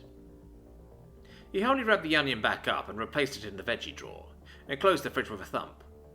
Human food was gross. Curiosity sated, he went back to his own prep station and made up a snack, wondering how he was to spend the day. He had never been in the backyard by himself before. Would that be fun? Come to think of it, he had spent a lot of time outdoors, but never without somebody with him all the time, or some goal to accomplish. Sudden guilt grabbed him as that last thought percolated through his head. Was there something else he was supposed to be doing? He tried and tried, but couldn't think of any chores or housework that Mistress Lyra or Lord L. Johnson had given him. The sound of footsteps, heavy and quick, broke his introspection. He hurriedly rubbed the onion juice off the knife he was using and waited. The door, the big one, opened, and the cook walked in, dropping her coat on the peg, and walked straight over to the menu for the day. "Alright, let's see. Grox tenderloin, easy enough." Her voice trailed off when she finally sensed someone else in her kitchen. She turned around and spotted WD, doing his best to look casual at his prep station. "Oh, hello there, WD," she said, opening the fridge and getting the dinner ingredients out. She focused on the task at hand, sorting through the food, putting the silent alien out of her mind. WD sighed in relief and made for the door, before she could notice anything awry. Well, staying in the house wasn't appealing anymore, and it was a lovely day out, so why not go enjoy it? WD made up his mind and navigated through the cold, imposing halls of the building to the back door, pushing it open with a mighty heave. The cool breeze of terror and artificial autumn blew over him, ruffling his hood, as he looked at the dense pine copse over in the distance, on the far side of the untrimmed grass lawn. The outdoors was big. He started to close the door behind him, then quickly thought better of it. He couldn't tell if it was unlocked. Looking around, he noted a lawn chair in the mess and wandered over, determined to familiarize himself with the landmarks. The chair was easy enough to climb, and he stared at the pine copes, wondering distantly if they had been transplanted from Caliban. The wind picked up a bit, whistling off the high wall in the distance, and WD climbed back down, making his way over to the trees. The grass faded back as he approached, until he was walking on bare dirt ground, with a layer of pine needles instead of ground cover. WD wandered to and fro in the trees nearest the house, wondering who took care of them. Lord L. Johnson didn't have a gardener. He ran his little hand over the bark of one tree, remembering how, when he had been very small, Mistress Lyra had tucked him in one hand and climbed the tree, and looked out over the manor together. He glanced up at the branches, gauging how far apart they were. Experimentally, he reached out to grab one, and found that it supported his weight easily. He climbed up, balancing on the branch, and grinned to himself. This was fun. With an effort, he scaled a few more feet of the thick, dead branches, until he was at about where the eyes on that scaly helmet Lord L. Johnson once more would have been. The noise from the wind was fading, with the trees all around him. He stared off into the copse of trees, just enjoying the quiet. He could see why Mistress Lyra liked it out here. He carefully picked himself back down the tree, landing on the ground with a whiff of breath. Dusting himself off, he wandered deeper into the trees, following a very faint path between them. He had been out here before, of course. He knew where he was going now. It was just that Mistress Lyra usually carried him. The carpet of pine needles underfoot was getting a little thicker. Twice he had to stop and shake his robe free of the little tree droppings, but finally he reached his destination. Mistress Lyra liked to come out here if she needed some peace and solitude, which, on reflection, was odd, because she sometimes brought him with her. He arrived at a small clearing, less than 40 meters from the start of the trees, where a bunch of trees had been cleared away. There was a big, scary knife stuck in the stump, WD noted nervously. He had never noticed that before. He cautiously approached it, tiptoeing onto the stump, and squinting at the inscription in the metal. It was High Gothic, unfortunately. He gave up and looked across the clearing, where a couple of beer bottles were lying in the grass, and a whole rack of smaller knives were sitting on the stump next to him, under a waterproof basket. Well, just because he was on break didn't mean he couldn't get something done. He marched across the clearing to grab the bottles, and started to drag them back to the stump. Part way back, however, a low rumbling noise caught his ear. He froze, listening, and the noise came again, fainter. He strained to pick out details, but it didn't return again. Looking around nervously, he started to pull the bottles back towards the house. WD got most of the way to the house before the noise came back. He paused again, wondering uneasily if maybe that knife had been there for a reason. Deciding that discretion was the better part of valor, he gamely clung to the beer bottles, dragging them the rest of the way back to the house, glad that he had left the door open. He lugged the bottles over the step, closing the door behind him, and set them down in the trash next to the door with a sigh. Distantly, WD heard the noise of people talking at the front door. He wandered towards the commotion, wondering if this meant his break was over. Sure enough, he had heard true. Mistress Lyra was home, and deep in an argument with her father. Lyra was angry, he could see. Her hands were clenched, and her cheeks flushed red. "Dad, you can't be serious. That's not fair." Yes, young lady, it is fair, L. Johnson shot back, glaring coolly down at his temperamental daughter. You missed 2 homework assignments in a row last week. Having to do chores is hardly a disappropriate punishment. Besides, WD was never supposed to be your servant. It's not fair of you to make him do all that himself. I don't treat him like a servant, Lyra protested feebly. The lion picked an eyebrow. Really? Guess what he started doing when you left? Lyra flushed again, looking away in silence. That's right, he made your bed, which you didn't do. Well, I gave him the afternoon off. Now you can do it yourself. WD must have been less stealthy than he had thought, because Master L. Johnson suddenly turned to him. Well, look who it is. Lyra's hair snapped up, and she hurriedly dried her eyes. Fine, I'll do the damn laundry. Yes, you will, L. Johnson said, with an air of finality. Without another word, he turned on his heel and walked off. Lyra stood there, angrily staring after him. WD waddled up and raised his arms, and Lyra glanced down, her anger fading into something that almost looked like guilt. She kneeled and scooped WD up, perching him on her shoulder. You don't think I treat you like a servant, do you? She asked him. WD awkwardly shrugged. I do? Damn it. WD sat down on her shoulder as Lyra went back up the stairs, wondering if maybe it would be better to make tracks for a while until it all blew over. Lyra opened her door and stared at the clothes in the hamper with a groan. Where do I even start? I was staring at the clothing in a hut for a few more seconds. She seemingly gave up and sank down on the desk chair, staring at the homework WD had organized for her. WD scooted off her shoulder to land in her lap, and Lyra looked at him morosely. What would I do without you? She snorted in sudden amusement. Laundry, apparently. WD clambered up to the desk and sat down on the edge, letting his robed legs hang over. Lyra dropped the bag of crap she had brought in the mall on the floor next to her desk and sighed. Well, Lude, I hope you at least had a good break. I think mine is over. A day with Enragus. Beep, beep, beep, beep, smash! A formless stream of expletives poured from Enragus's mouth as his way to the shower in his father's house. The son of the Primarch of the Angry Marines was pissed, making it a better morning than most for him. Enragus started the pressure washer that functioned as a shower because a normal shower was too fucking soft on the skin to wash the love of tolerance off. Finishing his shower with only a small amount of skin being scoured away, he looked at the pressure washer and found that it was set to medium and figured that his dad, Imperator, must have had the day off. After getting dressed and going down to the kitchen, he was greeted by his father's usual good morning greeting of a kick to the nuts. You fucking kick like a bitch, old man!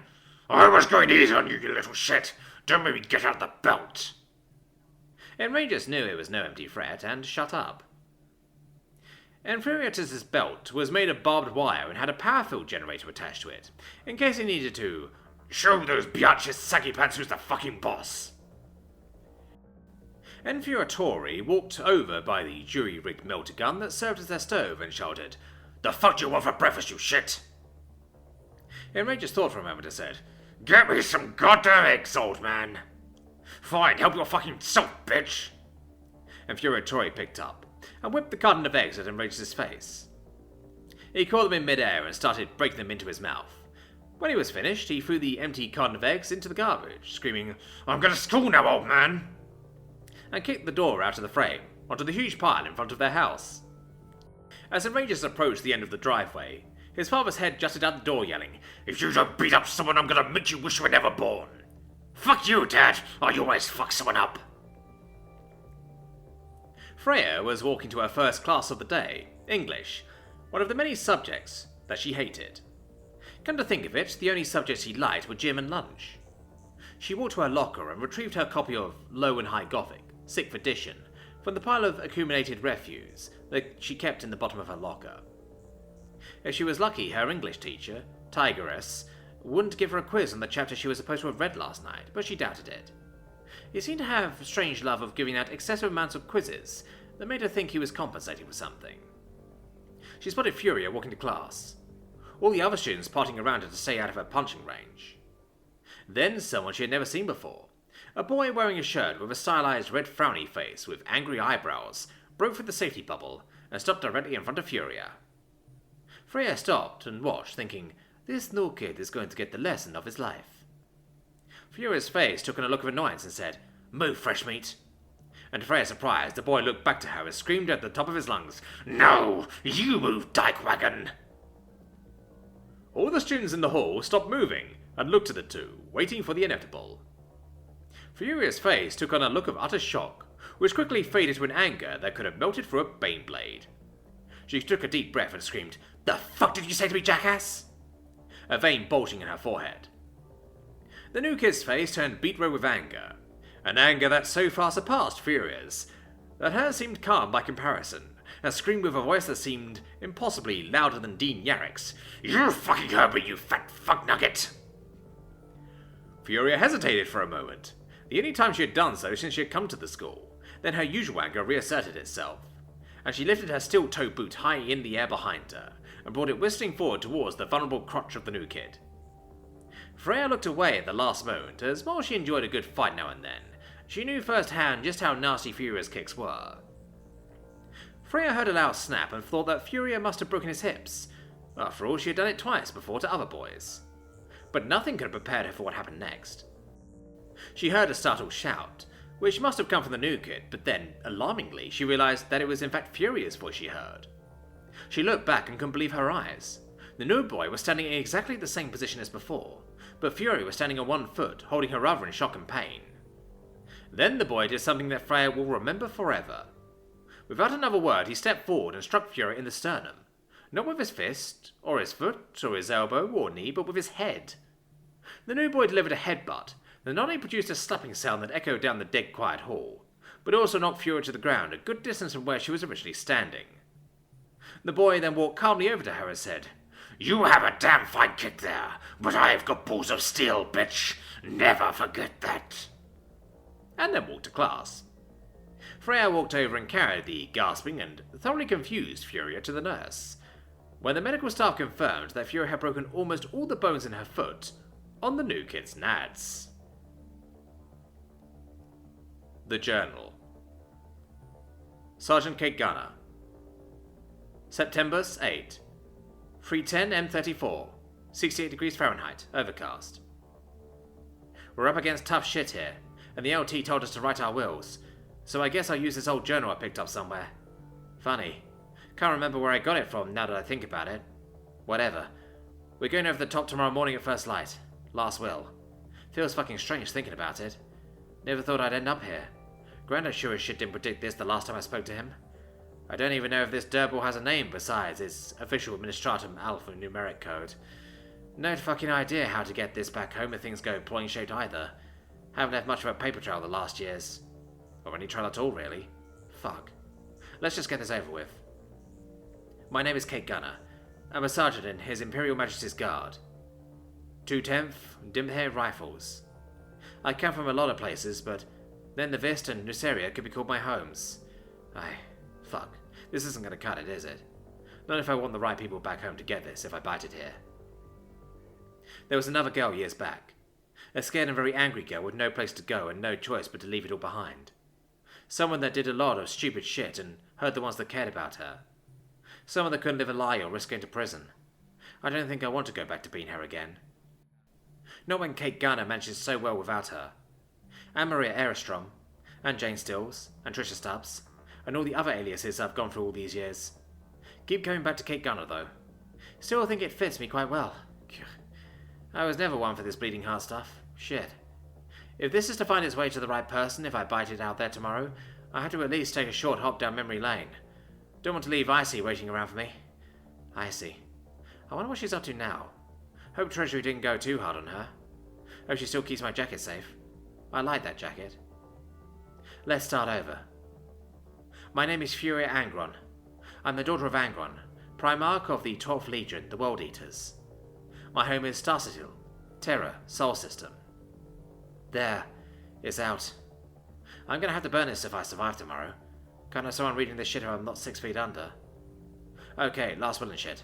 Isis, your crackpot plan actually worked, so you can keep my jacket if you still have it. Dad, if you've kept my bike, give it to Hannah. She'll know what to do with it. And Hannah, if you're reading this, I guess we won't have that last fight, I promise you. Slug yourself one for me and I will call it even, okay? The rest of my stuff back home you can do with as you see fit, Dad. Sorry I couldn't come home, but I guess this is better than ending up in prison, or drugging myself into oblivion. Fuck, I hope Simon moved on. He deserves someone good, if only for the shit he put up with when he was with me. If you haven't yet, Simon, then now is the time, since I definitely won't be coming back from this. There. 1/2 done. If worst comes to worst, I've got my bases covered. Sergeant Kate Gunner, September 13th, 3:10, M34, 53 degrees Fahrenheit, rain. I've decided to keep this journal, if only to not have to rewrite my role again. Somehow it felt good to write all that out, just get it out of my system. Anyways, I survived the previous day's fighting. It was touch and go for a few moments, but me and my unit pulled through without too many casualties. Now I see why my dad put the fresh meat through so much shit. The green-skinned fucks just don't know when to die. We're expecting a counter-assault any day now, and our artillery have been pounding at the orcs for 2 days straight, to stop them from getting any bright ideas. Gonna have to find a lock for this journal. Don't want people snooping. I managed to explain away my strength and build with good diet and normal plus gravity world upbringing. I don't think the brass holes brought it, but they haven't kicked me out yet. When they discovered I could outshout the drill sarge, they plucked me out for sergeant training. Said I was a natural or some shit. Only one I could never outshout was old Dean Yarrick. Wonder if he's still kicking around at Imperator. Sergeant Kate Gunner, October 20th. 3:10 M34, 50 degrees Fahrenheit, windy. Last push to wipe out the greenskins from this mud ball. We have cornered them, but they aren't broken yet. Brasso sent a call for aid, cleaning them out, and guess who showed up? A contingent of the World Eaters Legion. My father's legion, with none other than Khan leading them. My first thought was that they were here to haul me back to Terra. I don't think any of them recognized me. Don't know about Khan though. He looked right at me but didn't say anything. Either I've changed that much or he didn't want to make a scene. I'm guessing the first option. Sergeant Kate Gunner, January 3, 3:11 M34, 68 degrees Fahrenheit, warp transit. The regiment has been disbanded. The fighting against the Greenskins took far longer than anticipated, and when all was said and done, our regiment had taken almost 89% losses. Of my squad, only me and 2 others, Jane Dromus, our field medic, and Carl Mechanterion, one of our weapon specialists, survived. Though Jane will need a new lung. She was shot in the back, like Morticia was. Fuck, it's been 10 years since it happened. 10 years. Can't fucking believe it. Feels like that shit happened yesterday. Feels good to be going home, though. And if this doesn't work out, there is always another regiment in need of a sergeant. Fury had closed the journal and put it in a duffel bag. She wondered how it would feel to be home again. Not just some temporary bivouac or army garrison, but her real home. In a couple of hours the lander would touch down and she would be home. Home. It had been more than a decade since she ran away from Caulfield, right under the treasurer's noses. Would her father even be home? Would he welcome her? Would he even recognize her? Back from the grave. A man with the tattered coat of a Geno regiment disembarked from the transport. Breathing in the recycled air of the terminal, he watched the white spires of terror stretch for miles. From the starport he could see the wall of the palace, residence of the Emperor of Mankind, and one of the most guarded places in the whole universe. Walking down the ramp, the officer adjusted his duffel bag on his shoulder. Moving along with the queue, he watched down where the line split into smaller streams, a stream per every Arbice checkpoint. Waiting with growing impatience as the Arbice controlled the other traveller's documents, he toyed with the laces on his bag. He had been away for years, fighting for a handful of dirt on a godforsaken abhuman world somewhere in the galactic anus. No more, he said, to nobody in particular. What? Said a woman on his left. The man turned to observe her. A long white tunic with red trims and a blue turban. Nothing. No more he would leave his planet. No more he would leave his loved one. For he had done both of them already too many times. After another hour, he finally found himself in front of the checkpoint.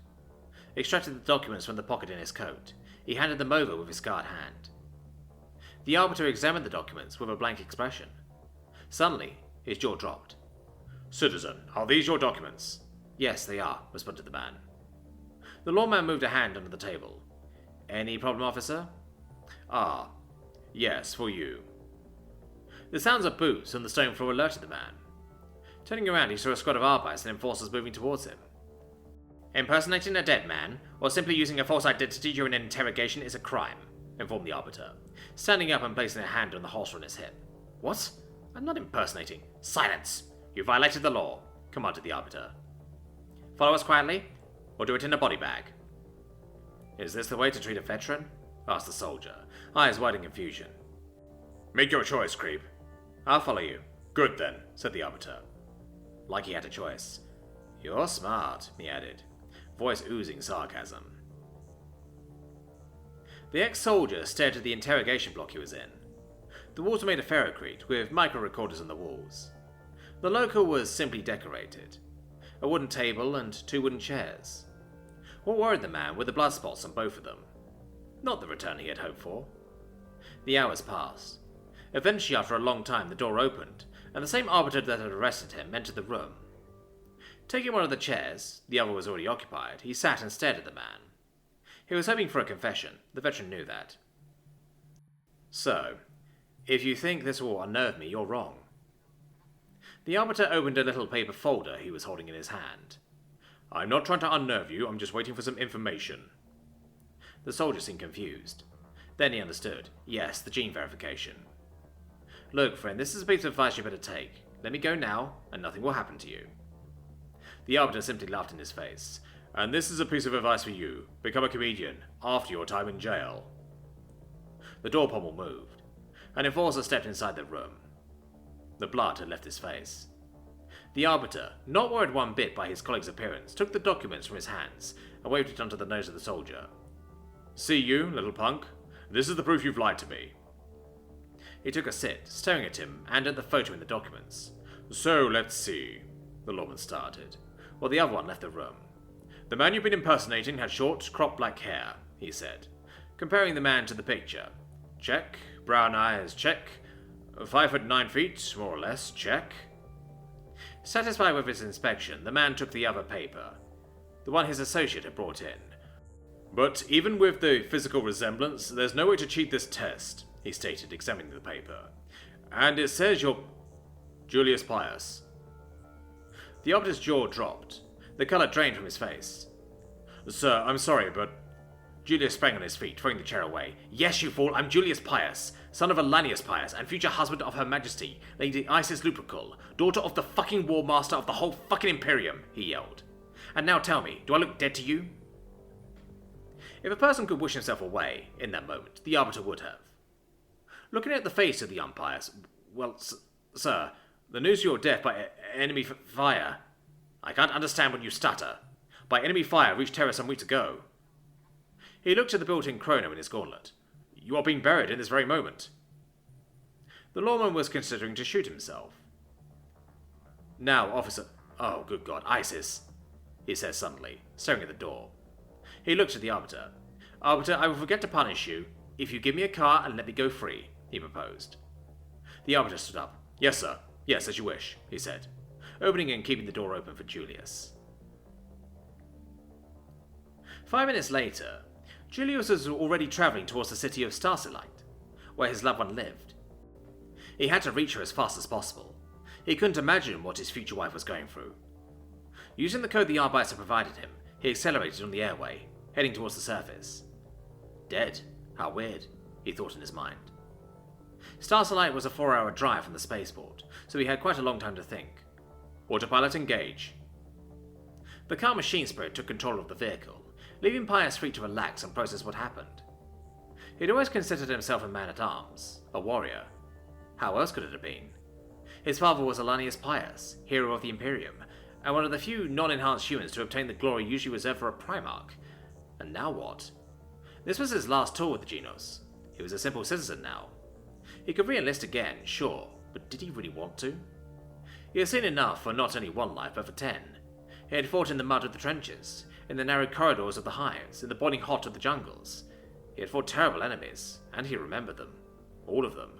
From the man-eating giants of Coria to the sea beasts of Scylla, to the abhuman warrior women on Lesbonis. Did he really want to do this again? Maybe. But killing was all he knew. What else could he do? He enlisted when he was barely out of school. What else could he do? He repeated in his mind. And what would his Isis say? He buried his face in his hands. Damn it. It was far easier in the army for sure. Shoot that, blow this up. Not all this life-changing bullshit. A beeping noise awoke him from his thoughts. He was reaching Isis's house. He sorted his tattered uniform and smartened his hair. Not a lot better. Arriving at the road in front of the Lupercal's manor, he saw many cars, some with the Imperial Aquila, most with insignia of the various legions Astartes. Probably his friends were having an after-funeral commiseration. Oh, Emperor, this is going to be awkward, Pius thought. The insignia of the lunar walls were crossed with strips of black cloth to mourn his death. The front garden was empty. He looked at the majestic house.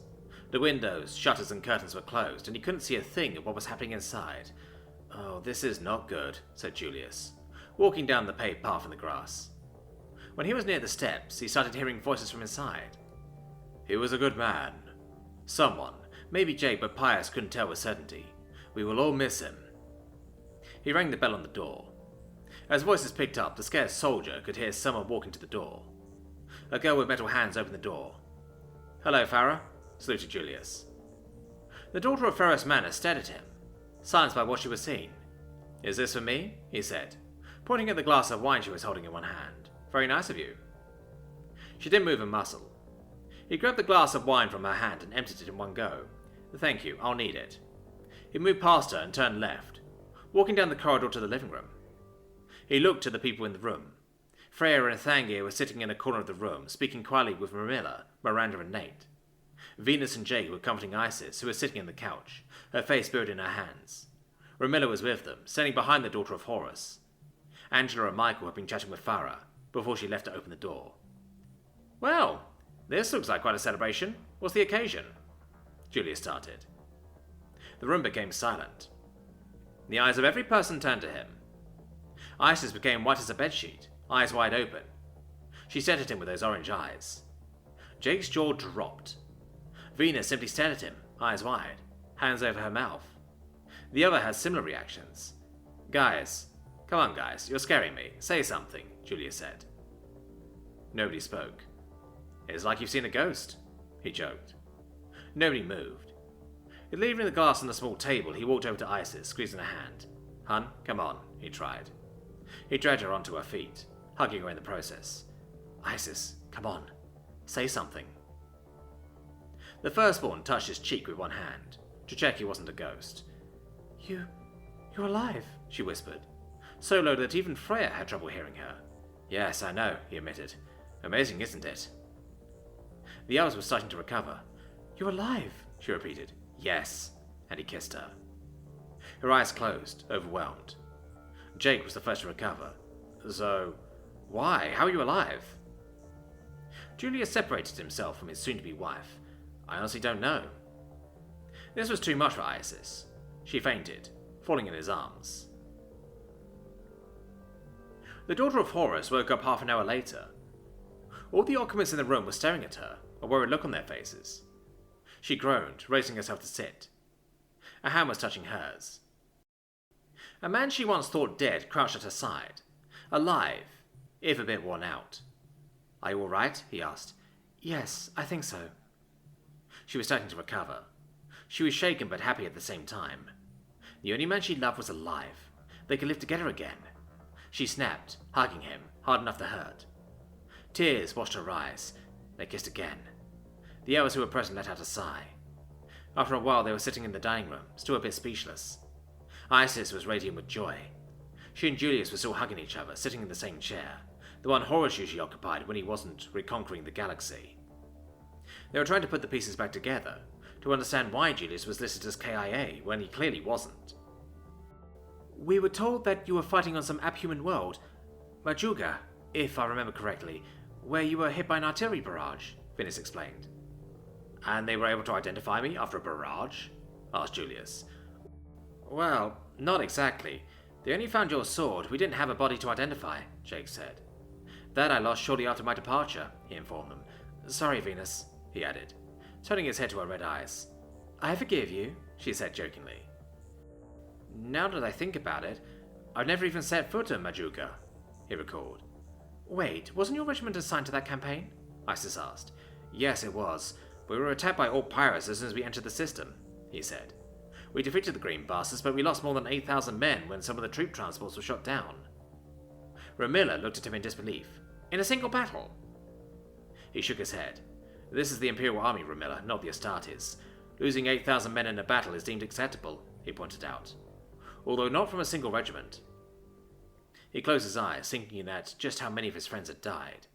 So in the end, we were too few to fight as a regiment, but too many to be sent home, so the Administratum decided to break up the survivors and use us to reinforce other regiments, he explained.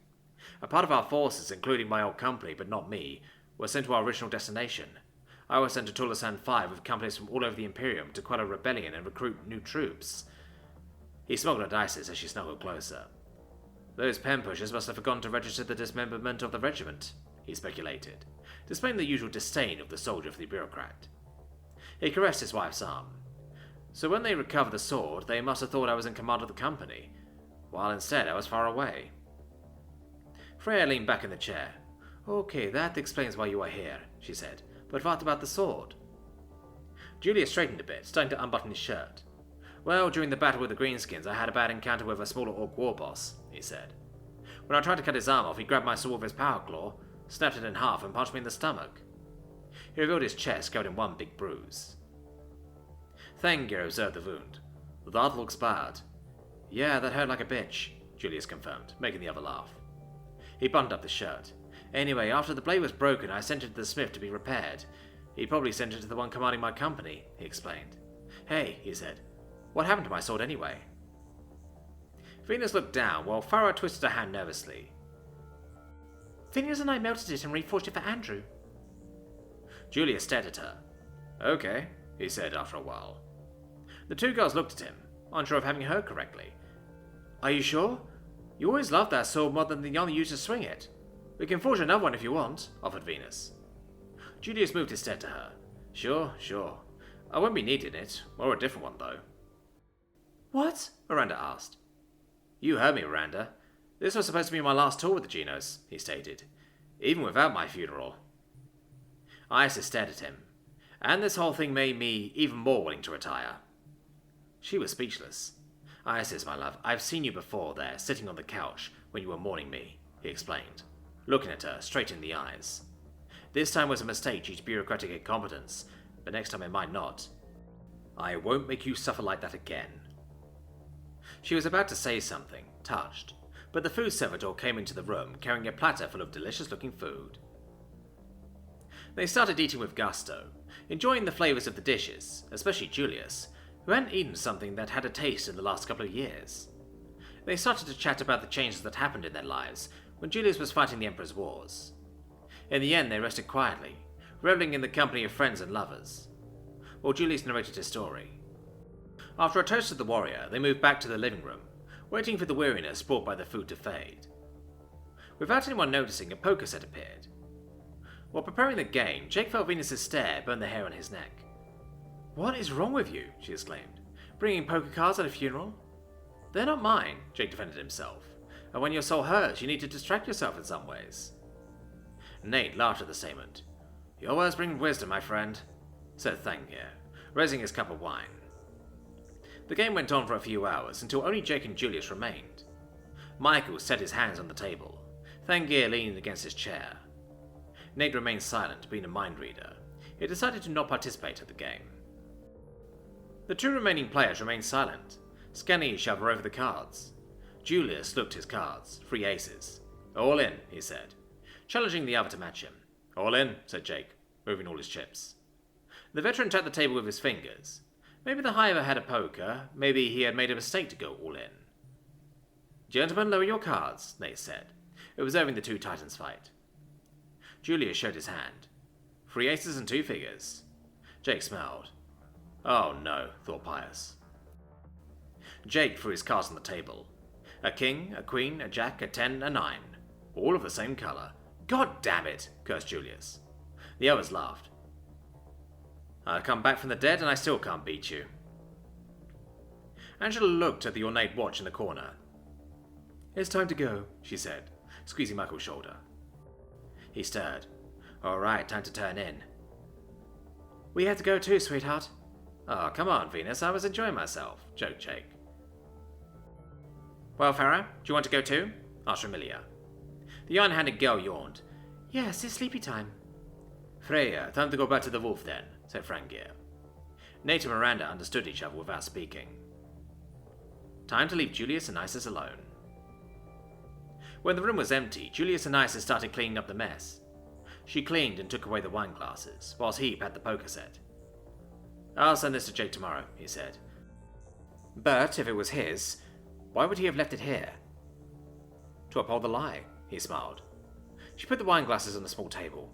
Julius, she said, extending her arms, inviting him. Come here. He came to her, hugging her. She rested her head on his shoulder. Are you sure of your decision? She asked him. She was referring to his retirement. He caressed her blonde hair. No more. What? No more. Is what I said when I stepped down the transport that took me to Terra. But what are you going to do? Isis, love of my life. I enlisted in the army as soon as I came out of Imperator. It was almost 20 years ago. Since then, all I've done was kill people and watch people be killed. No more. I'm tired, he explained. He stared at her, his brown eyes versus her orange. All I want to do now is to marry you and spend the rest of my life with you, he told her, as I had promised you. They stayed like that for a while, comforting each other, enjoying the vicinity of the other after such a long time. Actually, I'm more worried by the paperwork. I'll help you, don't worry, she promised, knowing how much her future husband hated paperwork. Yes, but I'm legally dead now. So the question is, how do I legally resurrect? And most of all, how long will it take? I don't know, but we'll discover it soon enough. As they detached, Julius gave her a concerned look. Are you okay now? You scared me before. She took his hand, squeezing it. I am now.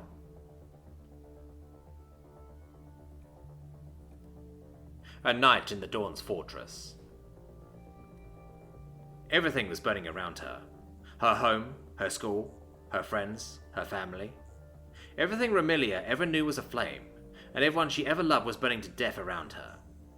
They were laughing at her, laughing at the one who couldn't save them, laughing at the failure before them. Their howls of laughter became screams of pain and sorrow. Their flesh began to melt off of their bones, dripping into the scorched earth around Remilia. All she could do was watch as the people she cherished turned to ash and pools of melted flesh. Remilia woke with a start, bolting upright, sweat dripping from her forehead. She moved towards the door of her ensuite and tripped over a discarded pair of shoes on the way. She flicked the light on, moved to the sink, and began to run the cold tap. She splashed water on her face, in an attempt to provide some clarity to the situation. She felt the water as it trickled down her arm, when it ceased just below her elbow. She glanced down and noted that the bandages wrapped around her forearm were now soaked with blood, in a relatively uniform pattern. She unwrapped her arm, tossed aside the bloody dressing, cleaned the wound, and replaced the bandages. I should probably burn these. Don't want anyone seeing these, she said aloud to no one in particular. She picked up the blood-drenched bandages, flicked off the light, and returned to her room. She put on a pair of shorts and her top from the day before. Wouldn't want to be walking around in my underwear, she thought. With an ear to the door, she listened to the footsteps of the patrolling Astartes, waiting for them to pass her room before slipping out. She darted along the corridor, going in the direction the Marines came from. As she approached the stairs, she cloaked to a crawling pace and listened out for more patrols inside her father's fortress of an estate. She crept down the stairs, careful to avoid the well-worn, creaky steps. She turned a corner and moved through her father's library towards the basement entrance in the kitchen. The library was lined with bookshelves, with several more parallel to the walls. She heard the heavy footsteps of two Marines from behind her. She dove headfirst behind a shelf. She lay down to try to hide herself from the approaching figures, clad in yellow ceramite power armor. Remilia glanced at the books on the lower shelves and realized that nearly all of them were strategy guides, for lack of a better term. Most were seemingly written by her father, and her uncles Perturabo and Roboute. Some were ancient, The Art of War by Sun Tzu, The Prince, and another The Art of War by Machiavelli, and Due Militari by Publius Flavius Vegetus Renatus, Remilia mused. Dude, why do you need such a long name? And seriously, why a name that lengthy?